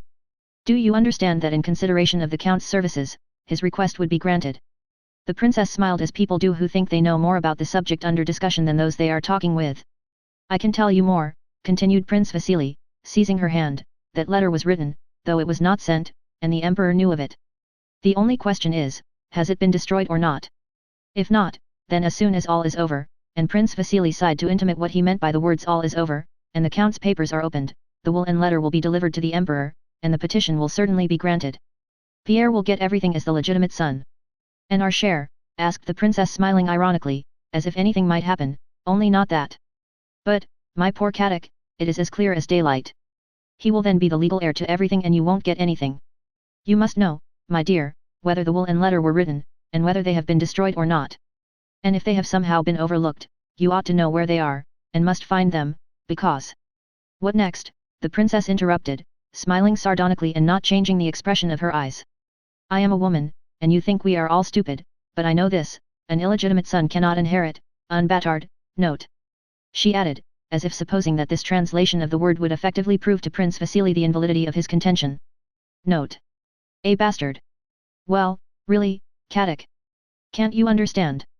You are so intelligent, how is it you don't see that if the count has written a letter to the emperor begging him to recognize Pierre as legitimate, it follows that Pierre will not be Pierre but will become Count Bezukhov, and will then inherit everything under the will? And if the will and letter are not destroyed, then you will have nothing but the consolation of having been dutiful et tout ce qui est censut, note. That's certain. Note. And all that follows therefrom. I know the will was made, but I also know that it is invalid, and you, Monday cousin, seem to consider me a perfect fool, said the princess with the expression women assume when they suppose they are saying something witty and stinging. My dear Princess Catherine Semenovna, began Prince Vasily impatiently, I came here not to wrangle with you, but to talk about your interests as with a kinswoman, a good, kind, true relation. And I tell you for the 10th time that if the letter to the emperor and the will in Pierre's favor are among the count's papers, then, my dear girl, you and your sisters are not heiresses. If you don't believe me, then believe an expert. I have just been talking to Dmitry Onyefrich, the family solicitor, and he says the same. At this a sudden change evidently took place in the princess' ideas, her thin lips grew white, though her eyes did not change, and her voice when she began to speak passed through such transitions as she herself evidently did not expect. That would be a fine thing, said she. I never wanted anything and I don't now. She pushed the little dog off her lap and smoothed her dress. And this is gratitude, this is recognition for those who have sacrificed everything for his sake, she cried. It's splendid. Fine. I don't want anything, Prince. Yes, but you are not the only one. There are your sisters, replied Prince Vasily. But the princess did not listen to him. Yes, I knew it long ago but had forgotten. I knew that I could expect nothing but meanness, deceit, envy, intrigue, and ingratitude, the blackest ingratitude, in this house. Do you or do you not know where that will is? Insisted Prince Vasily, his cheeks twitching more than ever. Yes, I was a fool. I still believed in people, loved them, and sacrificed myself. But only the base, the vile succeed. I know who has been intriguing. The princess wished to rise, but the prince held her by the hand. She had the air of one who has suddenly lost faith in the whole human race. She gave her companion an angry glance. There is still time, my dear. You must remember, Katak, that it was all done casually in a moment of anger, of illness, and was afterwards forgotten. Our duty, my dear, is to rectify his mistake, to ease his last moments by not letting him commit this injustice, and not to let him die feeling that he is rendering unhappy those who sacrificed everything for him, chimed in the princess, who would again have risen had not the prince still held her fast, though he never could appreciate it. No, Monday cousin, she added with a sigh, I shall always remember that in this world one must expect no reward, that in this world there is neither honor nor justice. In this world one has to be cunning and cruel. Now come, come. Be reasonable. I know your excellent heart. No, I have a wicked heart. I know your heart, repeated the prince. I value your friendship and wish you to have as good an opinion of me. Don't upset yourself, and let us talk sensibly while there is still time, be it a day or be it but an hour. Tell me all you know about the will, and above all where it is. You must know. We will take it at once and show it to the count. He has, no doubt, forgotten it and will wish to destroy it. You understand that my sole desire is conscientiously to carry out his wishes, that is my only reason for being here. I came simply to help him and you. Now I see it all. I know who has been intriguing, I know, cried the princess. That's not the point, my dear. It's that protégé of yours, that sweet Princess Drubetskaya, that Anna Mikhailovna whom I would not take for a housemaid, the infamous, vile woman. Do not let us lose any time. Ah, don't talk to me. Last winter she wheedled herself in here and told the count such vile, disgraceful things about us, especially about Sophie, I can't repeat them, that it made the count quite ill and he would not see us for a whole fortnight. I know it was then he wrote this vile, infamous paper, but I thought the thing was invalid. We've got to it at last, why did you not tell me about it sooner? It's in the inlaid portfolio that he keeps under his pillow, said the princess, ignoring his question. Now I know. Yes, if I have a sin, a great sin, it is hatred of that vile woman, almost shrieked the princess, now quite changed. And what does she come worming herself in here for? But I will give her a piece of my mind. The time will come. Chapter 22. While these conversations were going on in the reception room and the princess room, a carriage containing Pierre, who had been sent for, and Anna Mikhailovna, who found it necessary to accompany him, was driving into the court of Count Bezukhov's house. As the wheels rolled softly over the straw beneath the windows, Anna Mikhailovna, having turned with words of comfort to her companion, realized that he was asleep in his corner and woke him up. Rousing himself, Pierre followed Anna Mikhailovna out of the carriage, and only then began to think of the interview with his dying father which awaited him. He noticed that they had not come to the front entrance but to the back door. While he was getting down from the carriage steps, two men, who looked like tradespeople, ran hurriedly from the entrance and hid in the shadow of the wall. Pausing for a moment, Pierre noticed several other men of the same kind hiding in the shadow of the house on both sides. But neither Anna Mikhailovna nor the footman nor the coachman, who could not help seeing these people, took any notice of them. It seems to be all right, Pierre concluded, and followed Anna Mikhailovna. She hurriedly ascended the narrow dimly lit stone staircase, calling to Pierre, who was lagging behind, to follow. Though he did not see why it was necessary for him to go to the count at all, still less why he had to go by the back stairs, yet judging by Anna Mikhailovna's air of assurance and haste, Pierre concluded that it was all absolutely necessary. Halfway up the stairs they were almost knocked over by some men who, carrying pails, came running downstairs, their boots clattering. These men pressed close to the wall to let Pierre and Anna Mikhailovna pass and did not evince the least surprise at seeing them there. Is this the way to the princess's apartments? Asked Anna Mikhailovna of one of them. Yes, replied a footman in a bold loud voice, as if anything were now permissible, the door to the left, ma'am. Perhaps the count did not ask for me, said Pierre when he reached the landing. I'd better go to my own room. Anna Mikhailovna paused and waited for him to come up. Ah, my friend, she said, touching his arm as she had done her son's when speaking to him that afternoon, believe me I suffer no less than you do, but be a man.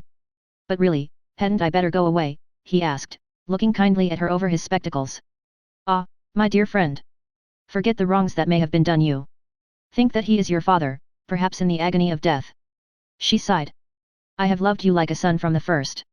Trust yourself to me, Pierre. I shall not forget your interests. Pierre did not understand a word, but the conviction that all this had to be grew stronger, and he meekly followed Anna Mikhailovna, who was already opening a door. This door led into a back anteroom. An old man, a servant of the princess's, sat in a corner knitting a stocking. Pierre had never been in this part of the house and did not even know of the existence of these rooms.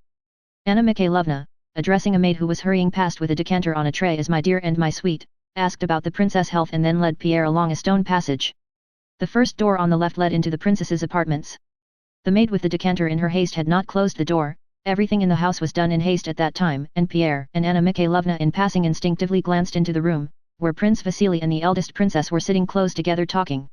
Seeing them pass, Prince Vasily drew back with obvious impatience, while the princess jumped up and with a gesture of desperation slammed the door with all her might. This action was so unlike her usual composure and the fear depicted on Prince Vasily's face so out of keeping with his dignity that Pierre stopped and glanced inquiringly over his spectacles at his guide. Anna Mikhailovna evinced no surprise, she only smiled faintly and sighed, as if to say that this was no more than she had expected. Be a man, my friend. I will look after your interests, said she in reply to his look, and went still faster along the passage. Pierre could not make out what it was all about, and still less what watching over his interests meant, but he decided that all these things had to be. From the passage they went into a large, dimly lit room adjoining the count's reception room. It was one of those sumptuous but cold apartments known to Pierre only from the front approach, but even in this room there now stood an empty bath, and water had been spilled on the carpet. They were met by a deacon with a censer and by a servant who passed out on tiptoe without heeding them. They went into the reception room familiar to Pierre, with two Italian windows opening into the conservatory, with its large bust and full-length portrait of Catherine the Great. The same people were still sitting here in almost the same positions as before, whispering to one another. All became silent and turned to look at the pale tear-worn Anna Mikhailovna as she entered, and at the big stout figure of Pierre who, hanging his head, meekly followed her. Anna Mikhailovna's face expressed a consciousness that the decisive moment had arrived. With the air of a practical Petersburg lady she now, keeping Pierre close beside her, entered the room even more boldly than that afternoon. She felt that as she brought with her the person the dying man wished to see, her own admission was assured. Casting a rapid glance at all those in the room and noticing the count's confessor there, she glided up to him with a sort of amble, not exactly bowing yet seeming to grow suddenly smaller, and respectfully received the blessing first of one and then of another priest. God be thanked that you are in time, said she to one of the priests, all we relatives have been in such anxiety. This young man is the count's son, she added more softly. What a terrible moment! Having said this she went up to the doctor. Dear doctor, said she, this young man is the count's son. Is there any hope? The doctor cast a rapid glance upwards and silently shrugged his shoulders. Anna Mikhailovna with just the same movement raised her shoulders and eyes, almost closing the latter, sighed, and moved away from the doctor to Pierre. To him, in a particularly respectful and tenderly sad voice, she said. Trust in his mercy, and pointing out a small sofa for him to sit and wait for her, she went silently toward the door that everyone was watching and it creaked very slightly as she disappeared behind it. Pierre, having made up his mind to obey his monitress implicitly, moved toward the sofa she had indicated. As soon as Anna Mikhailovna had disappeared he noticed that the eyes of all in the room turned to him with something more than curiosity and sympathy. He noticed that they whispered to one another, casting significant looks at him with a kind of awe and even servility. A deference such as he had never before received was shown him. A strange lady, the one who had been talking to the priests, rose and offered him her seat, an aide-de-camp picked up and returned a glove Pierre had dropped, the doctors became respectfully silent as he passed by, and moved to make way for him.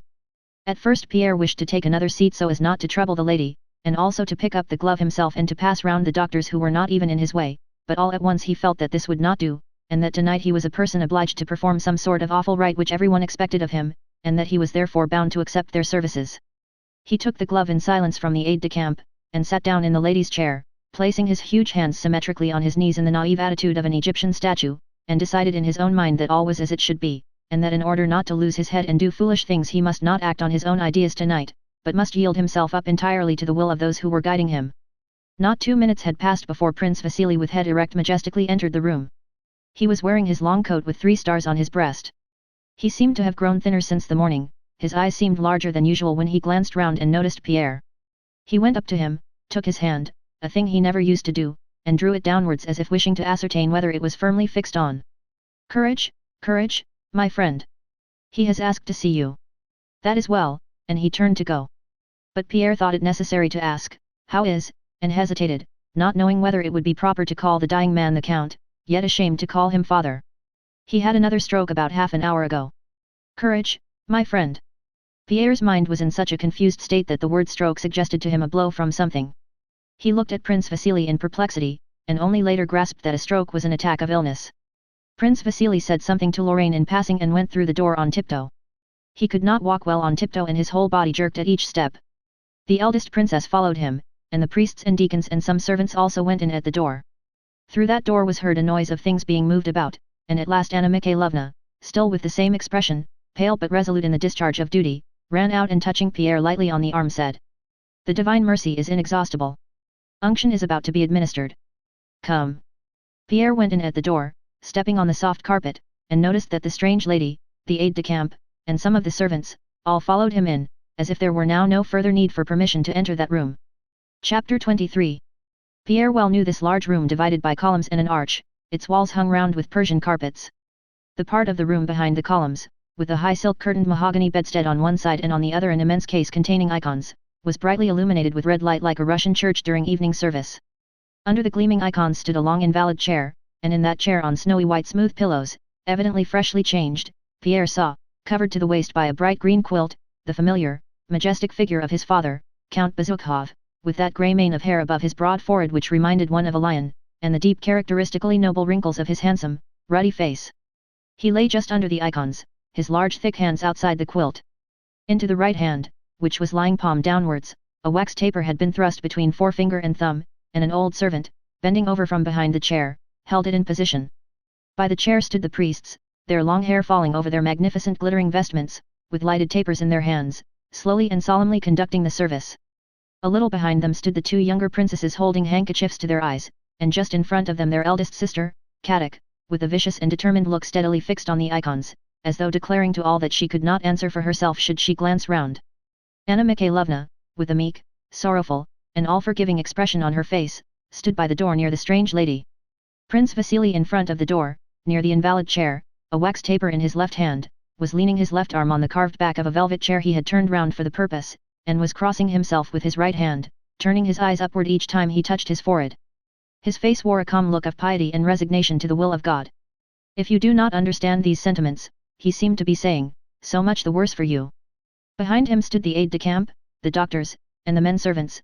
The men and women had separated as in church. All were silently crossing themselves, and the reading of the church service, the subdued chanting of deep bass voices, and in the intervals sighs and the shuffling of feet were the only sounds that could be heard. Anna Mikhailovna, with an air of importance that showed that she felt she quite knew what she was about, went across the room to where Pierre was standing and gave him a taper. He lit it and, distracted by observing those around him, began crossing himself with the hand that held the taper.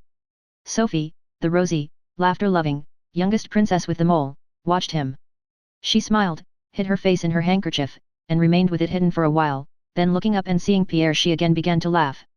She evidently felt unable to look at him without laughing, but could not resist looking at him, so to be out of temptation she slipped quietly behind one of the columns. In the midst of the service the voices of the priests suddenly ceased, they whispered to one another, and the old servant who was holding the count's hand got up and said something to the ladies. Anna Mikhailovna stepped forward and, stooping over the dying man, beckoned to Lorraine from behind her back. The French doctor held no taper, he was leaning against one of the columns in a respectful attitude implying that he, a foreigner, in spite of all differences of faith, understood the full importance of the rite now being performed and even approved of it. He now approached the sick man with the noiseless step of one in full vigor of life, with his delicate white fingers raised from the green quilt the hand that was free, and turning sideways felt the pulse and reflected a moment. The sick man was given something to drink, there was a stir around him, then the people resumed their places and the service continued. During this interval Pierre noticed that Prince Vasily left the chair on which he had been leaning, and, with an air which intimated that he knew what he was about and if others did not understand him it was so much the worse for them, did not go up to the dying man, but passed by him, joined the eldest princess, and moved with her to the side of the room where stood the high bedstead with its silken hangings. On leaving the bed both Prince Vasily and the princess passed out by a back door, but returned to their places one after the other before the service was concluded. Pierre paid no more attention to this occurrence than to the rest of what went on, having made up his mind once for all that what he saw happening around him that evening was in some way essential. The chanting of the service ceased, and the voice of the priest was heard respectfully congratulating the dying man on having received the sacrament. The dying man lay as lifeless and immovable as before. Around him everyone began to stir, steps were audible and whispers, among which Anna Mikhailovna's was the most distinct. Pierre heard her say, Certainly he must be moved onto the bed, here it will be impossible. The sick man was so surrounded by doctors, princesses, and servants that Pierre could no longer see the reddish-yellow face with its grey mane, which, though he saw other faces as well, he had not lost sight of for a single moment during the whole service. He judged by the cautious movements of those who crowded round the invalid chair that they had lifted the dying man and were moving him. "Catch hold of my arm or you'll drop him," he heard one of the servants say in a frightened whisper. "Catch hold from underneath." "Here," exclaimed different voices, and the heavy breathing of the bearers and the shuffling of their feet grew more hurried, as if the weight they were carrying were too much for them. As the bearers, among whom was Anna Mikhailovna, passed the young man he caught a momentary glimpse between their heads and backs of the dying man's high, stout, uncovered chest and powerful shoulders, raised by those who were holding him under the armpits, and of his grey, curly, leonine head. This head, with its remarkably broad brow and cheekbones, its handsome, sensual mouth, and its cold, majestic expression, was not disfigured by the approach of death. It was the same as Pierre remembered it 3 months before, when the Count had sent him to Petersburg. But now this head was swaying helplessly with the uneven movements of the bearers, and the cold listless gaze fixed itself upon nothing. After a few minutes' bustle beside the high bedstead, those who had carried the sick man dispersed. Anna Mikhailovna touched Pierre's hand and said, "Come." Pierre went with her to the bed on which the sick man had been laid in a stately pose in keeping with the ceremony just completed. He lay with his head propped high on the pillows. His hands were symmetrically placed on the green silk quilt, the palms downward. When Pierre came up the Count was gazing straight at him, but with a look the significance of which could not be understood by mortal man. Either this look meant nothing but that as long as one has eyes they must look somewhere, or it meant too much.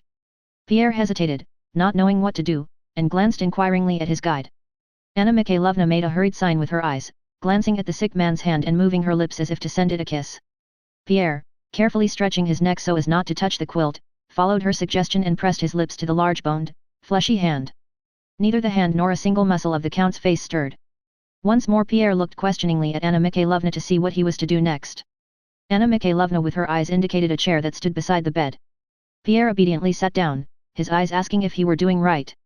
Anna Mikhailovna nodded approvingly. Again Pierre fell into the naively symmetrical pose of an Egyptian statue, evidently distressed that his stout and clumsy body took up so much room and doing his utmost to look as small as possible. He looked at the Count, who still gazed at the spot where Pierre's face had been before he sat down. Anna Mikhailovna indicated by her attitude her consciousness of the pathetic importance of these last moments of meeting between the father and son. This lasted about 2 minutes, which to Pierre seemed an hour. Suddenly the broad muscles and lines of the Count's face began to twitch. The twitching increased, the handsome mouth was drawn to one side, only now did Pierre realize how near death his father was, and from that distorted mouth issued an indistinct, hoarse sound. Anna Mikhailovna looked attentively at the sick man's eyes, trying to guess what he wanted. She pointed first to Pierre, then to some drink, then named Prince Vasily in an inquiring whisper, then pointed to the quilt. The eyes and face of the sick man showed impatience. He made an effort to look at the servant who stood constantly at the head of the bed. "Wants to turn on the other side," whispered the servant, and got up to turn the Count's heavy body toward the wall. Pierre rose to help him.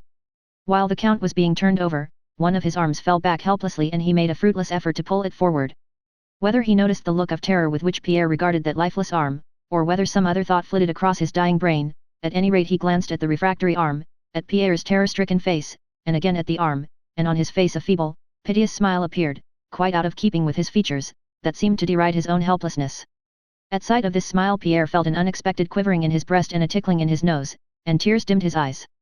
The sick man was turned on to his side with his face to the wall. He sighed. "He is dozing," said Anna Mikhailovna, observing that one of the princesses was coming to take her turn at watching. "Let us go." Pierre went out. Chapter 24.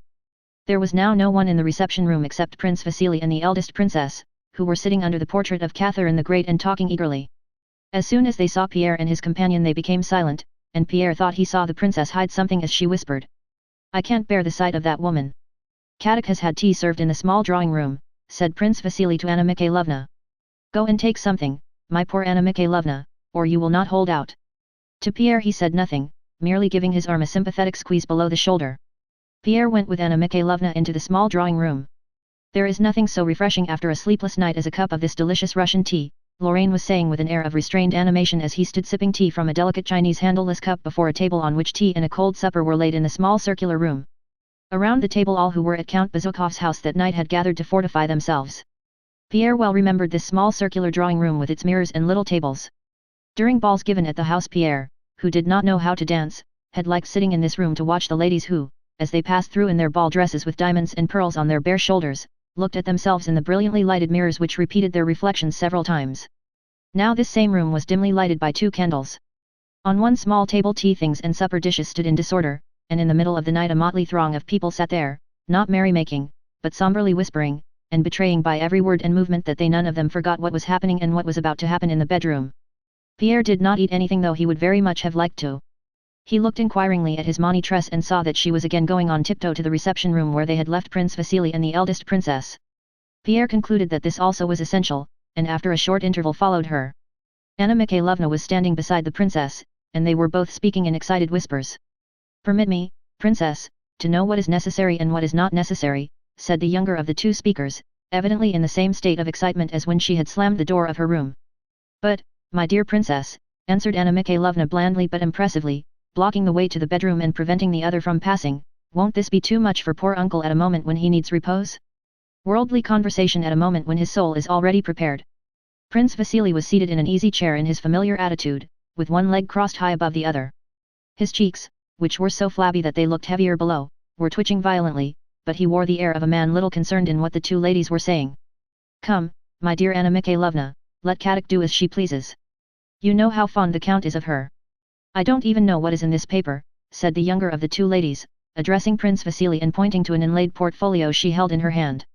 "All I know is that his real will is in his writing table, and this is a paper he has forgotten." She tried to pass Anna Mikhailovna, but the latter sprang so as to bar her path.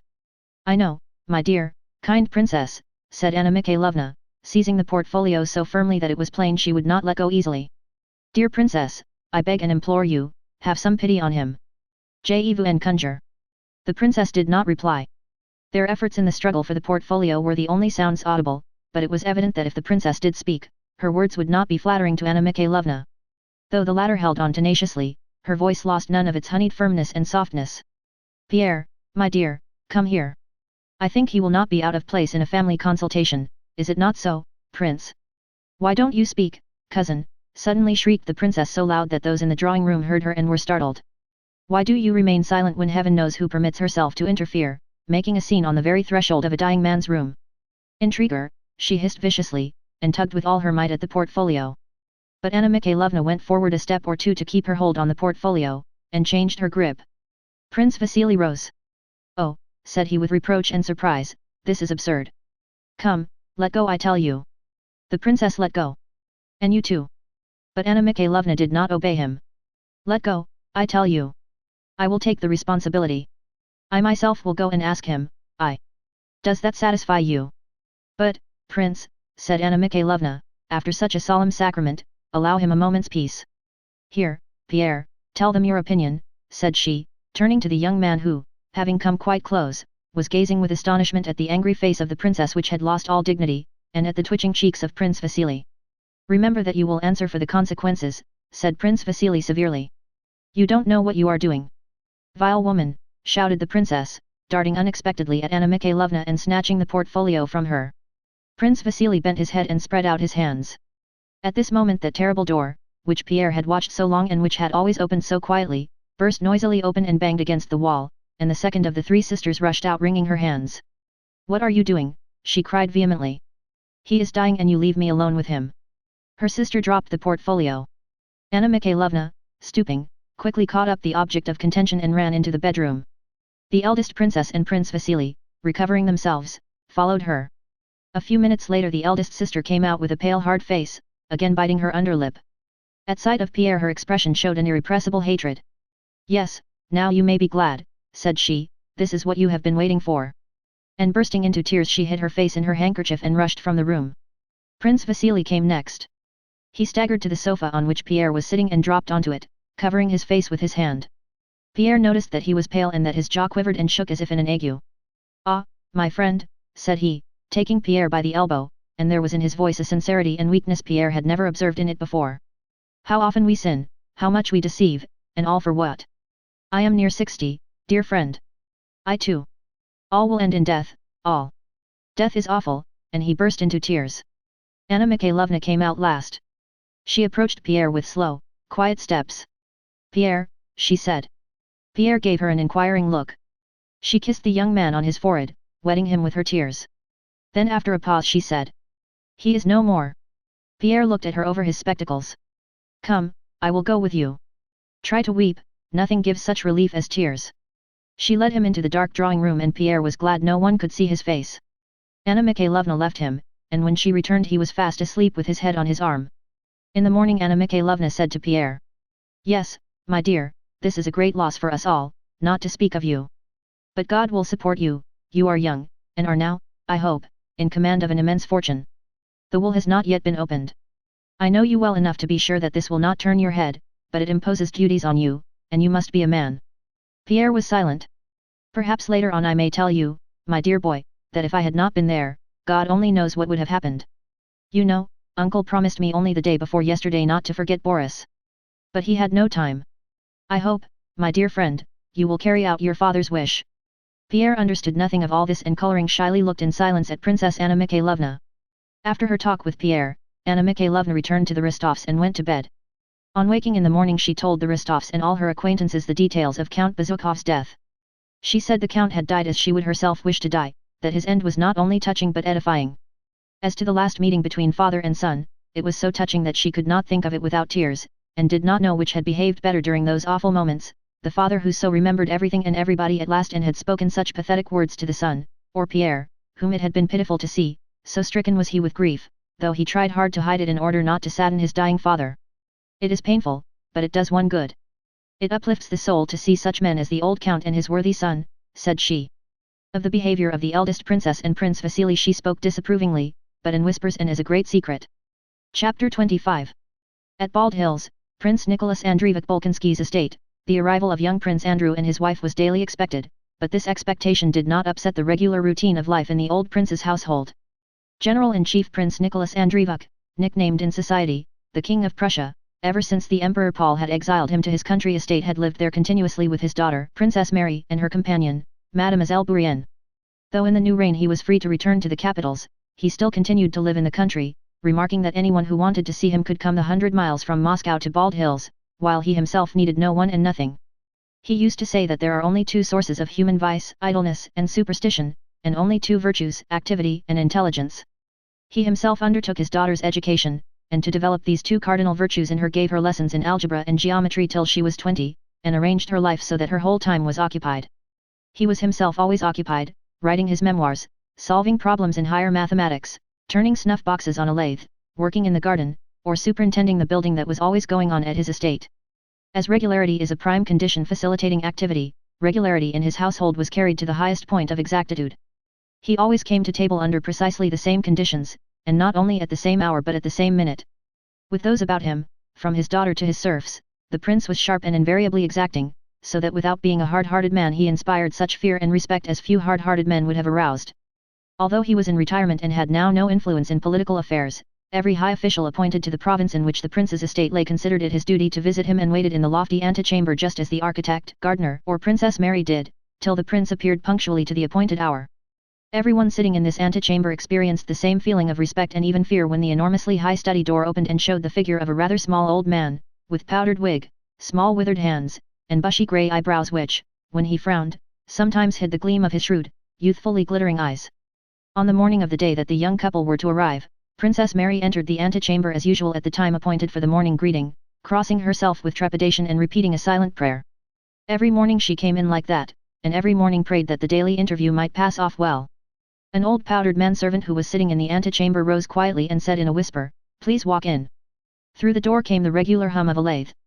The princess timidly opened the door which moved noiselessly and easily. She paused at the entrance. The prince was working at the lathe and after glancing round continued his work. The enormous study was full of things evidently in constant use. The large table covered with books and plans, the tall glass-fronted bookcases with keys in the locks, the high desk for writing while standing up, on which lay an open exercise book, and the lathe with tools laid ready to hand and shavings scattered around, all indicated continuous, varied, and orderly activity. The motion of the small foot shod in a Tartar boot embroidered with silver, and the firm pressure of the lean sinewy hand, showed that the prince still possessed the tenacious endurance and vigor of hardy old age. After a few more turns of the lathe he removed his foot from the pedal, wiped his chisel, dropped it into a leather pouch attached to the lathe, and, approaching the table, summoned his daughter. He never gave his children a blessing, so he simply held out his bristly cheek, as yet unshaven, and, regarding her tenderly and attentively, said severely. Quite well? All right then, sit down. He took the exercise book containing lessons in geometry written by himself and drew up a chair with his foot. For tomorrow, said he, quickly finding the page and making a scratch from one paragraph to another with his hard nail. The princess bent over the exercise book on the table. Wait a bit, here's a letter for you, said the old man suddenly, taking a letter addressed in a woman's hand from a bag hanging above the table, onto which he threw it. At the sight of the letter red patches showed themselves on the princess' face. She took it quickly and bent her head over it. From Heloise? Asked the prince with a cold smile that showed his still sound, yellowish teeth. Yes, it's from Julie, replied the princess with a timid glance and a timid smile. I'll let 2 more letters pass, but the third I'll read, said the prince sternly. I'm afraid you write much nonsense. I'll read the third. Read this if you like, father, said the princess, blushing still more and holding out the letter. The third, I said the third, cried the prince abruptly, pushing the letter away, and leaning his elbows on the table he drew toward him the exercise book containing geometrical figures. Well, madam, he began, stooping over the book close to his daughter and placing an arm on the back of the chair on which she sat, so that she felt herself surrounded on all sides by the acrid scent of old age and tobacco, which she had known so long. Now, madam, these triangles are equal, please note that the angle ABC. The princess looked in a scared way at her father's eyes glittering close to her, the red patches on her face came and went, and it was plain that she understood nothing and was so frightened that her fear would prevent her understanding any of her father's further explanations, however clear they might be. Whether it was the teacher's fault or the pupil's, this same thing happened every day. The princess' eyes grew dim, she could not see and could not hear anything, but was only conscious of her stern father's withered face close to her, of his breath and the smell of him, and could think only of how to get away quickly to her own room to make out the problem in peace. The old man was beside himself, moved the chair on which he was sitting noisily backward and forward, made efforts to control himself and not become vehement, but almost always did become vehement, scolded, and sometimes flung the exercise book away. The princess gave a wrong answer. Well now, isn't she a fool, shouted the prince, pushing the book aside and turning sharply away, but rising immediately, he paced up and down, lightly touched his daughter's hair and sat down again. He drew up his chair, and continued to explain. This won't do, princess, it won't do, said he, when Princess Mary, having taken and closed the exercise book with the next day's lesson, was about to leave. Mathematics are most important, madam. I don't want to have you like our silly ladies. Get used to it and you'll like it, and he patted her cheek. It will drive all the nonsense out of your head. She turned to go, but he stopped her with a gesture and took an uncut book from the high desk. Here is some sort of key to the mysteries that your Heloise has sent you. Religious. I don't interfere with anyone's belief. I have looked at it. Take it. Well, now go. Go. He patted her on the shoulder and himself closed the door after her. Princess Mary went back to her room with the sad, scared expression that rarely left her and which made her plain, sickly face yet plainer. She sat down at her writing table, on which stood miniature portraits and which was littered with books and papers. The princess was as untidy as her father was tidy. She put down the geometry book and eagerly broke the seal of her letter. It was from her most intimate friend from childhood, that same Julie Karagina who had been at the Rostovs' name day party. Julie wrote in French. Dear and precious friend, how terrible and frightful a thing is separation. Though I tell myself that half my life and half my happiness are wrapped up in you, and that in spite of the distance separating us our hearts are united by indissoluble bonds, my heart rebels against fate and in spite of the pleasures and distractions around me I cannot overcome a certain secret sorrow that has been in my heart ever since we parted. Why are we not together as we were last summer, in your big study, on the blue sofa, the confidential sofa? Why cannot I now, as 3 months ago, draw fresh moral strength from your look, so gentle, calm, and penetrating, a look I loved so well and seem to see before me as I write? Having read thus far, Princess Mary sighed and glanced into the mirror which stood on her right. It reflected a weak, ungraceful figure and thin face. Her eyes, always sad, now looked with particular hopelessness at her reflection in the glass. She flatters me, thought the princess, turning away and continuing to read. But Julie did not flatter her friend. The princess' eyes, large, deep and luminous, it seemed as if at times there radiated from them shafts of warm light, were so beautiful that very often in spite of the plainness of her face they gave her an attraction more powerful than that of beauty. But the princess never saw the beautiful expression of her own eyes, the look they had when she was not thinking of herself. As with everyone, her face assumed a forced unnatural expression as soon as she looked in a glass. She went on reading. All Moscow talks of nothing but war. One of my 2 brothers is already abroad, the other is with the Guards, who are starting on their march to the frontier. Our dear Emperor has left Petersburg and it is thought intends to expose his precious person to the chances of war. God grant that the Corsican monster who is destroying the peace of Europe may be overthrown by the angel whom it has pleased the Almighty, in his goodness, to give us a sovereign. To say nothing of my brothers, this war has deprived me of one of the associations nearest my heart. I mean young Nicholas Rostov, who with his enthusiasm could not bear to remain inactive and has left the university to join the army.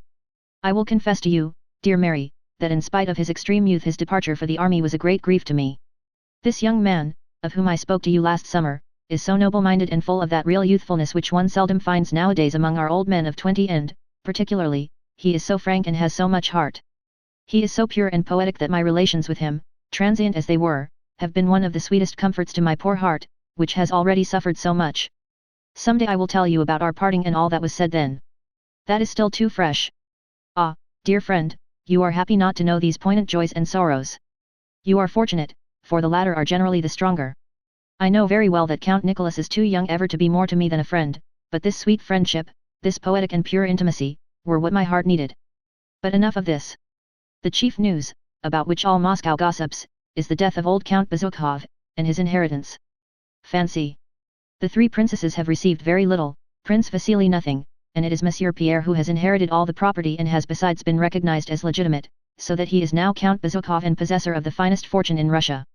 It is rumored that Prince Vasily played a very despicable part in this affair and that he returned to Petersburg quite crestfallen.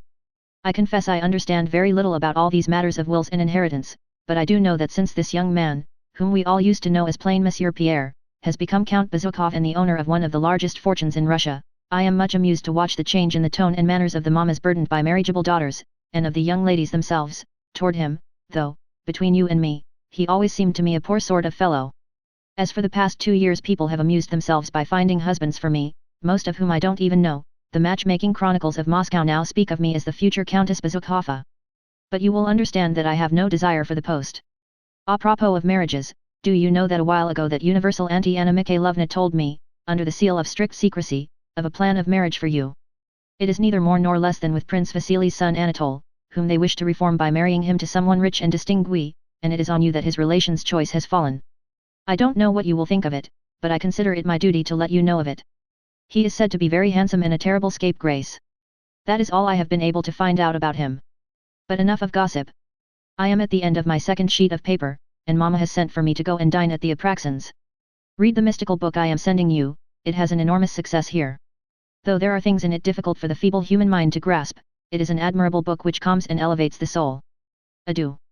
Give my respects to Monsieur your father and my compliments to Mademoiselle Bourienne. I embrace you as I love you. Julie. P.S. Let me have news of your brother and his charming little wife. The princess pondered a while with a thoughtful smile and her luminous eyes lit up so that her face was entirely transformed. Then she suddenly rose and with her heavy tread went up to the table. She took a sheet of paper and her hand moved rapidly over it. This is the reply she wrote, also in French. Dear and precious friend, your letter of the 13th has given me great delight. So you still love me, my romantic Julie? Separation, of which you say so much that is bad, does not seem to have had its usual effect on you. You complain of our separation. What then should I say, if I dared complain, I who am deprived of all who are dear to me? Ah, if we had not religion to console us life would be very sad. Why do you suppose that I should look severely on your affection for that young man? On such matters I am only severe with myself. I understand such feelings in others, and if never having felt them I cannot approve of them, neither do I condemn them. Only it seems to me that Christian love, love of one's neighbor, love of one's enemy, is worthier, sweeter, and better than the feelings which the beautiful eyes of a young man can inspire in a romantic and loving young girl like yourself. The news of Count Bezukhov's death reached us before your letter and my father was much affected by it. He says the Count was the last representative but one of the great century, and that it is his own turn now, but that he will do all he can to let his turn come as late as possible. God preserve us from that terrible misfortune.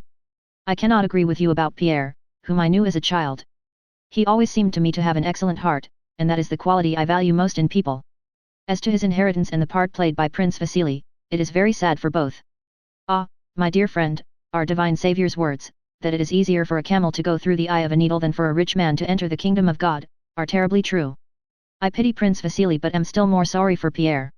So young, and burdened with such riches, to what temptations he will be exposed. If I were asked what I desire most on earth, it would be to be poorer than the poorest beggar. 1,000 thanks, dear friend, for the volume you have sent me and which has such success in Moscow. Yet since you tell me that among some good things it contains others which our weak human understanding cannot grasp, it seems to me rather useless to spend time in reading what is unintelligible and can therefore bear no fruit. I never could understand the fondness some people have for confusing their minds by dwelling on mystical books that merely awaken their doubts and excite their imagination, giving them a bent for exaggeration quite contrary to Christian simplicity. Let us rather read the epistles and gospels. Let us not seek to penetrate what mysteries they contain, for how can we, miserable sinners that we are, know the terrible and holy secrets of providence while we remain in this flesh which forms an impenetrable veil between us and the eternal? Let us rather confine ourselves to studying those sublime rules which our divine Saviour has left for our guidance here below. Let us try to conform to them and follow them, and let us be persuaded that the less we let our feeble human minds roam, the better we shall please God, who rejects all knowledge that does not come from him, and the less we seek to fathom what he has been pleased to conceal from us, the sooner will he vouchsafe its revelation to us through his divine Spirit. My father has not spoken to me of a suitor, but has only told me that he has received a letter and is expecting a visit from Prince Vasily. In regard to this project of marriage for me, I will tell you, dear sweet friend, that I look on marriage as a divine institution to which we must conform. However painful it may be to me, should the Almighty lay the duties of wife and mother upon me, I shall try to perform them as faithfully as I can, without disquieting myself by examining my feelings toward him whom he may give me for husband. I have had a letter from my brother, who announces his speedy arrival at Bald Hills with his wife. This pleasure will be but a brief one, however, for he will leave us again to take part in this unhappy war into which we have been drawn, God knows how or why.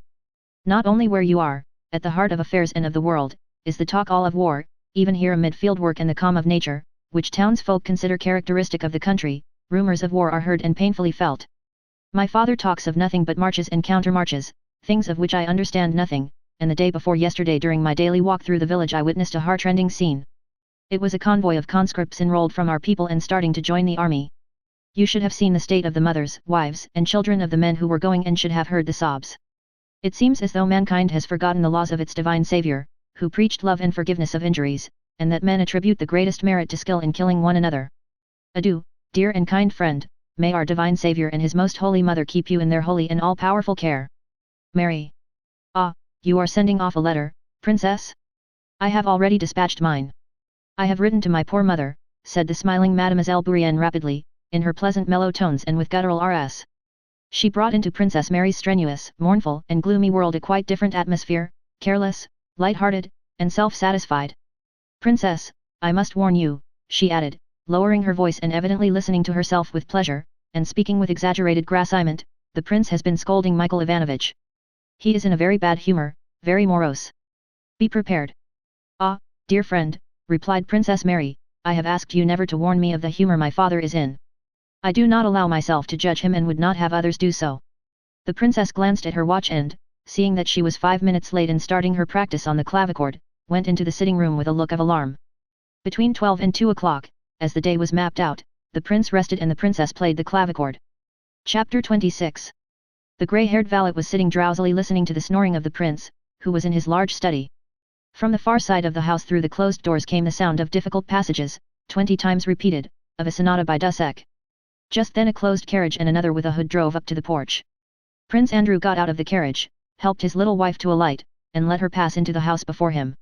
Old Tikhon, wearing a wig, put his head out of the door of the antechamber, reported in a whisper that the prince was sleeping, and hastily closed the door. Tikhon knew that neither the son's arrival nor any other unusual event must be allowed to disturb the appointed order of the day. Prince Andrew apparently knew this as well as Tikhon. He looked at his watch as if to ascertain whether his father's habits had changed since he was at home last, and, having assured himself that they had not, he turned to his wife. He will get up in 20 minutes. Let us go across to Mary's room, he said. The little princess had grown stouter during this time, but her eyes and her short, downy, smiling lip lifted when she began to speak just as merrily and prettily as ever. Why, this is a palace, she said to her husband, looking around with the expression with which people compliment their host at a ball. Let's come, quick, quick. And with a glance round, she smiled at Tikhon, at her husband, and at the footman who accompanied them. Is that Mary practicing? Let's go quietly and take her by surprise. Prince Andrew followed her with a courteous but sad expression. You've grown older, Tikhon, he said in passing to the old man, who kissed his hand. Before they reached the room from which the sounds of the clavichord came, the pretty, fair-haired Frenchwoman, Mademoiselle Bourienne, rushed out apparently beside herself with delight. Ah, what joy for the princess, exclaimed she, at last. I must let her know. No, no, please not. You are Mademoiselle Bourienne, said the little princess, kissing her. I know you already through my sister-in-law's friendship for you. She was not expecting us. They went up to the door of the sitting room from which came the sound of the oft-repeated passage of the sonata. Prince Andrew stopped and made a grimace, as if expecting something unpleasant. The little princess entered the room. The passage broke off in the middle, a cry was heard, then Princess Mary's heavy tread and the sound of kissing. When Prince Andrew went in, the two princesses, who had only met once before for a short time at his wedding, were in each other's arms warmly pressing their lips to whatever place they happened to touch. Mademoiselle Bourienne stood near them pressing her hand to her heart, with a beatific smile and obviously equally ready to cry or to laugh. Prince Andrew shrugged his shoulders and frowned, as lovers of music do when they hear a false note. The two women let go of one another, and then, as if afraid of being too late, seized each other's hands, kissing them and pulling them away, and again began kissing each other on the face, and then to Prince Andrew's surprise both began to cry and kissed again. Mademoiselle Bourienne also began to cry. Prince Andrew evidently felt ill at ease, but to the two women it seemed quite natural that they should cry, and apparently it never entered their heads that it could have been otherwise at this meeting. "Ah, my dear! Ah! Mary," they suddenly exclaimed, and then laughed. "I dreamed last night, you were not expecting us, ah! Mary, you have got thinner, and you have grown stouter." "I knew the princess at once," put in Mademoiselle Bourienne. "And I had no idea," exclaimed Princess Mary. "Ah, Andrew, I did not see you." Prince Andrew and his sister, hand in hand, kissed one another, and he told her she was still the same crybaby as ever. Princess Mary had turned toward her brother, and through her tears the loving, warm, gentle look of her large luminous eyes, very beautiful at that moment, rested on Prince Andrew's face. The little princess talked incessantly, her short, downy upper lip continually and rapidly touching her rosy nether lip when necessary and drawing up again next moment when her face broke into a smile of glittering teeth and sparkling eyes. She told of an accident they had had on the Spassky Hill which might have been serious for her in her condition, and immediately after that informed them that she had left all her clothes in Petersburg and that heaven knew what she would have to dress in here, and that Andrew had quite changed, and that Kitty Odintsova had married an old man, and that there was a suitor for Mary, a real one, but that they would talk of that later. Princess Mary was still looking silently at her brother and her beautiful eyes were full of love and sadness. It was plain that she was following a train of thought independent of her sister-in-law's words. In the midst of a description of the last Petersburg fete she addressed her brother. "So you are really going to the war, Andrew," she said sighing. Lisa sighed too. "Yes, and even tomorrow," replied her brother. "He is leaving me here, God knows why, when he might have had promotion." Princess Mary did not listen to the end, but continuing her train of thought turned to her sister-in-law with a tender glance at her figure. "Is it certain?" she said. The face of the little princess changed. She sighed and said, "Yes, quite certain." "Ah! It is very dreadful." Her lip descended. She brought her face close to her sister-in-law's and unexpectedly again began to cry. "She needs rest," said Prince Andrew with a frown. "Don't you, Lisa? Take her to your room and I'll go to father." "How is he?" "Just the same." "Yes, just the same. Though I don't know what your opinion will be," answered the princess joyfully. "And are the hours the same? And the walks in the avenues? And the lathe?" asked Prince Andrew with a scarcely perceptible smile which showed that, in spite of all his love and respect for his father, he was aware of his weaknesses. "The hours are the same, and the lathe, and also the mathematics and my geometry lessons," said Princess Mary gleefully, as if her lessons in geometry were among the greatest delights of her life. When the 20 minutes had elapsed and the time had come for the old prince to get up, Tikhon came to call the young prince to his father. The old man made a departure from his usual routine in honor of his son's arrival. He gave orders to admit him to his apartments while he dressed for dinner. The old prince always dressed in old-fashioned style, wearing an antique coat and powdered hair, and when Prince Andrew entered his father's dressing room, not with the contemptuous look and manner he wore in drawing rooms, but with the animated face with which he talked to Pierre, the old man was sitting on a large leather-covered chair, wrapped in a powdering mantle, and trusting his head to Tikhon. "Ah, here's the warrior. Wants to vanquish Bonaparte," said the old man, shaking his powdered head as much as the tail, which Tikhon was holding fast to plate, would allow. "You at least must tackle him properly, or else if he goes on like this he'll soon have us, too, for his subjects. How are you?" And he held out his cheek. The old man was in a good temper after his nap before dinner. He used to say that a nap after dinner was silver, before dinner, golden. He cast happy, sidelong glances at his son from under his thick, bushy eyebrows. Prince Andrew went up and kissed his father on the spot indicated to him. He made no reply on his father's favorite topic, making fun of the military men of the day, and more particularly of Bonaparte.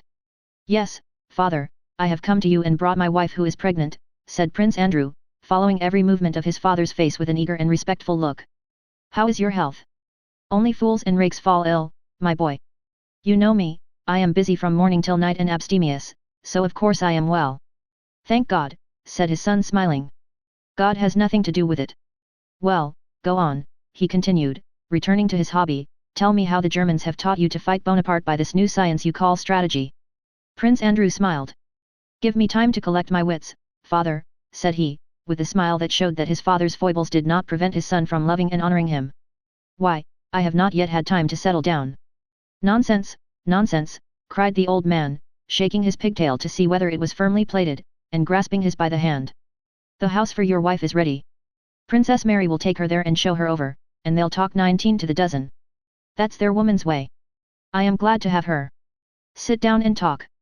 About Michelson's army I understand, Tolstoy's too, a simultaneous expedition. But what's the southern army to do? Prussia is neutral. I know that. What about Austria, said he, rising from his chair and pacing up and down the room followed by Tikhon, who ran after him, handing him different articles of clothing. What of Sweden? How will they cross Pomerania?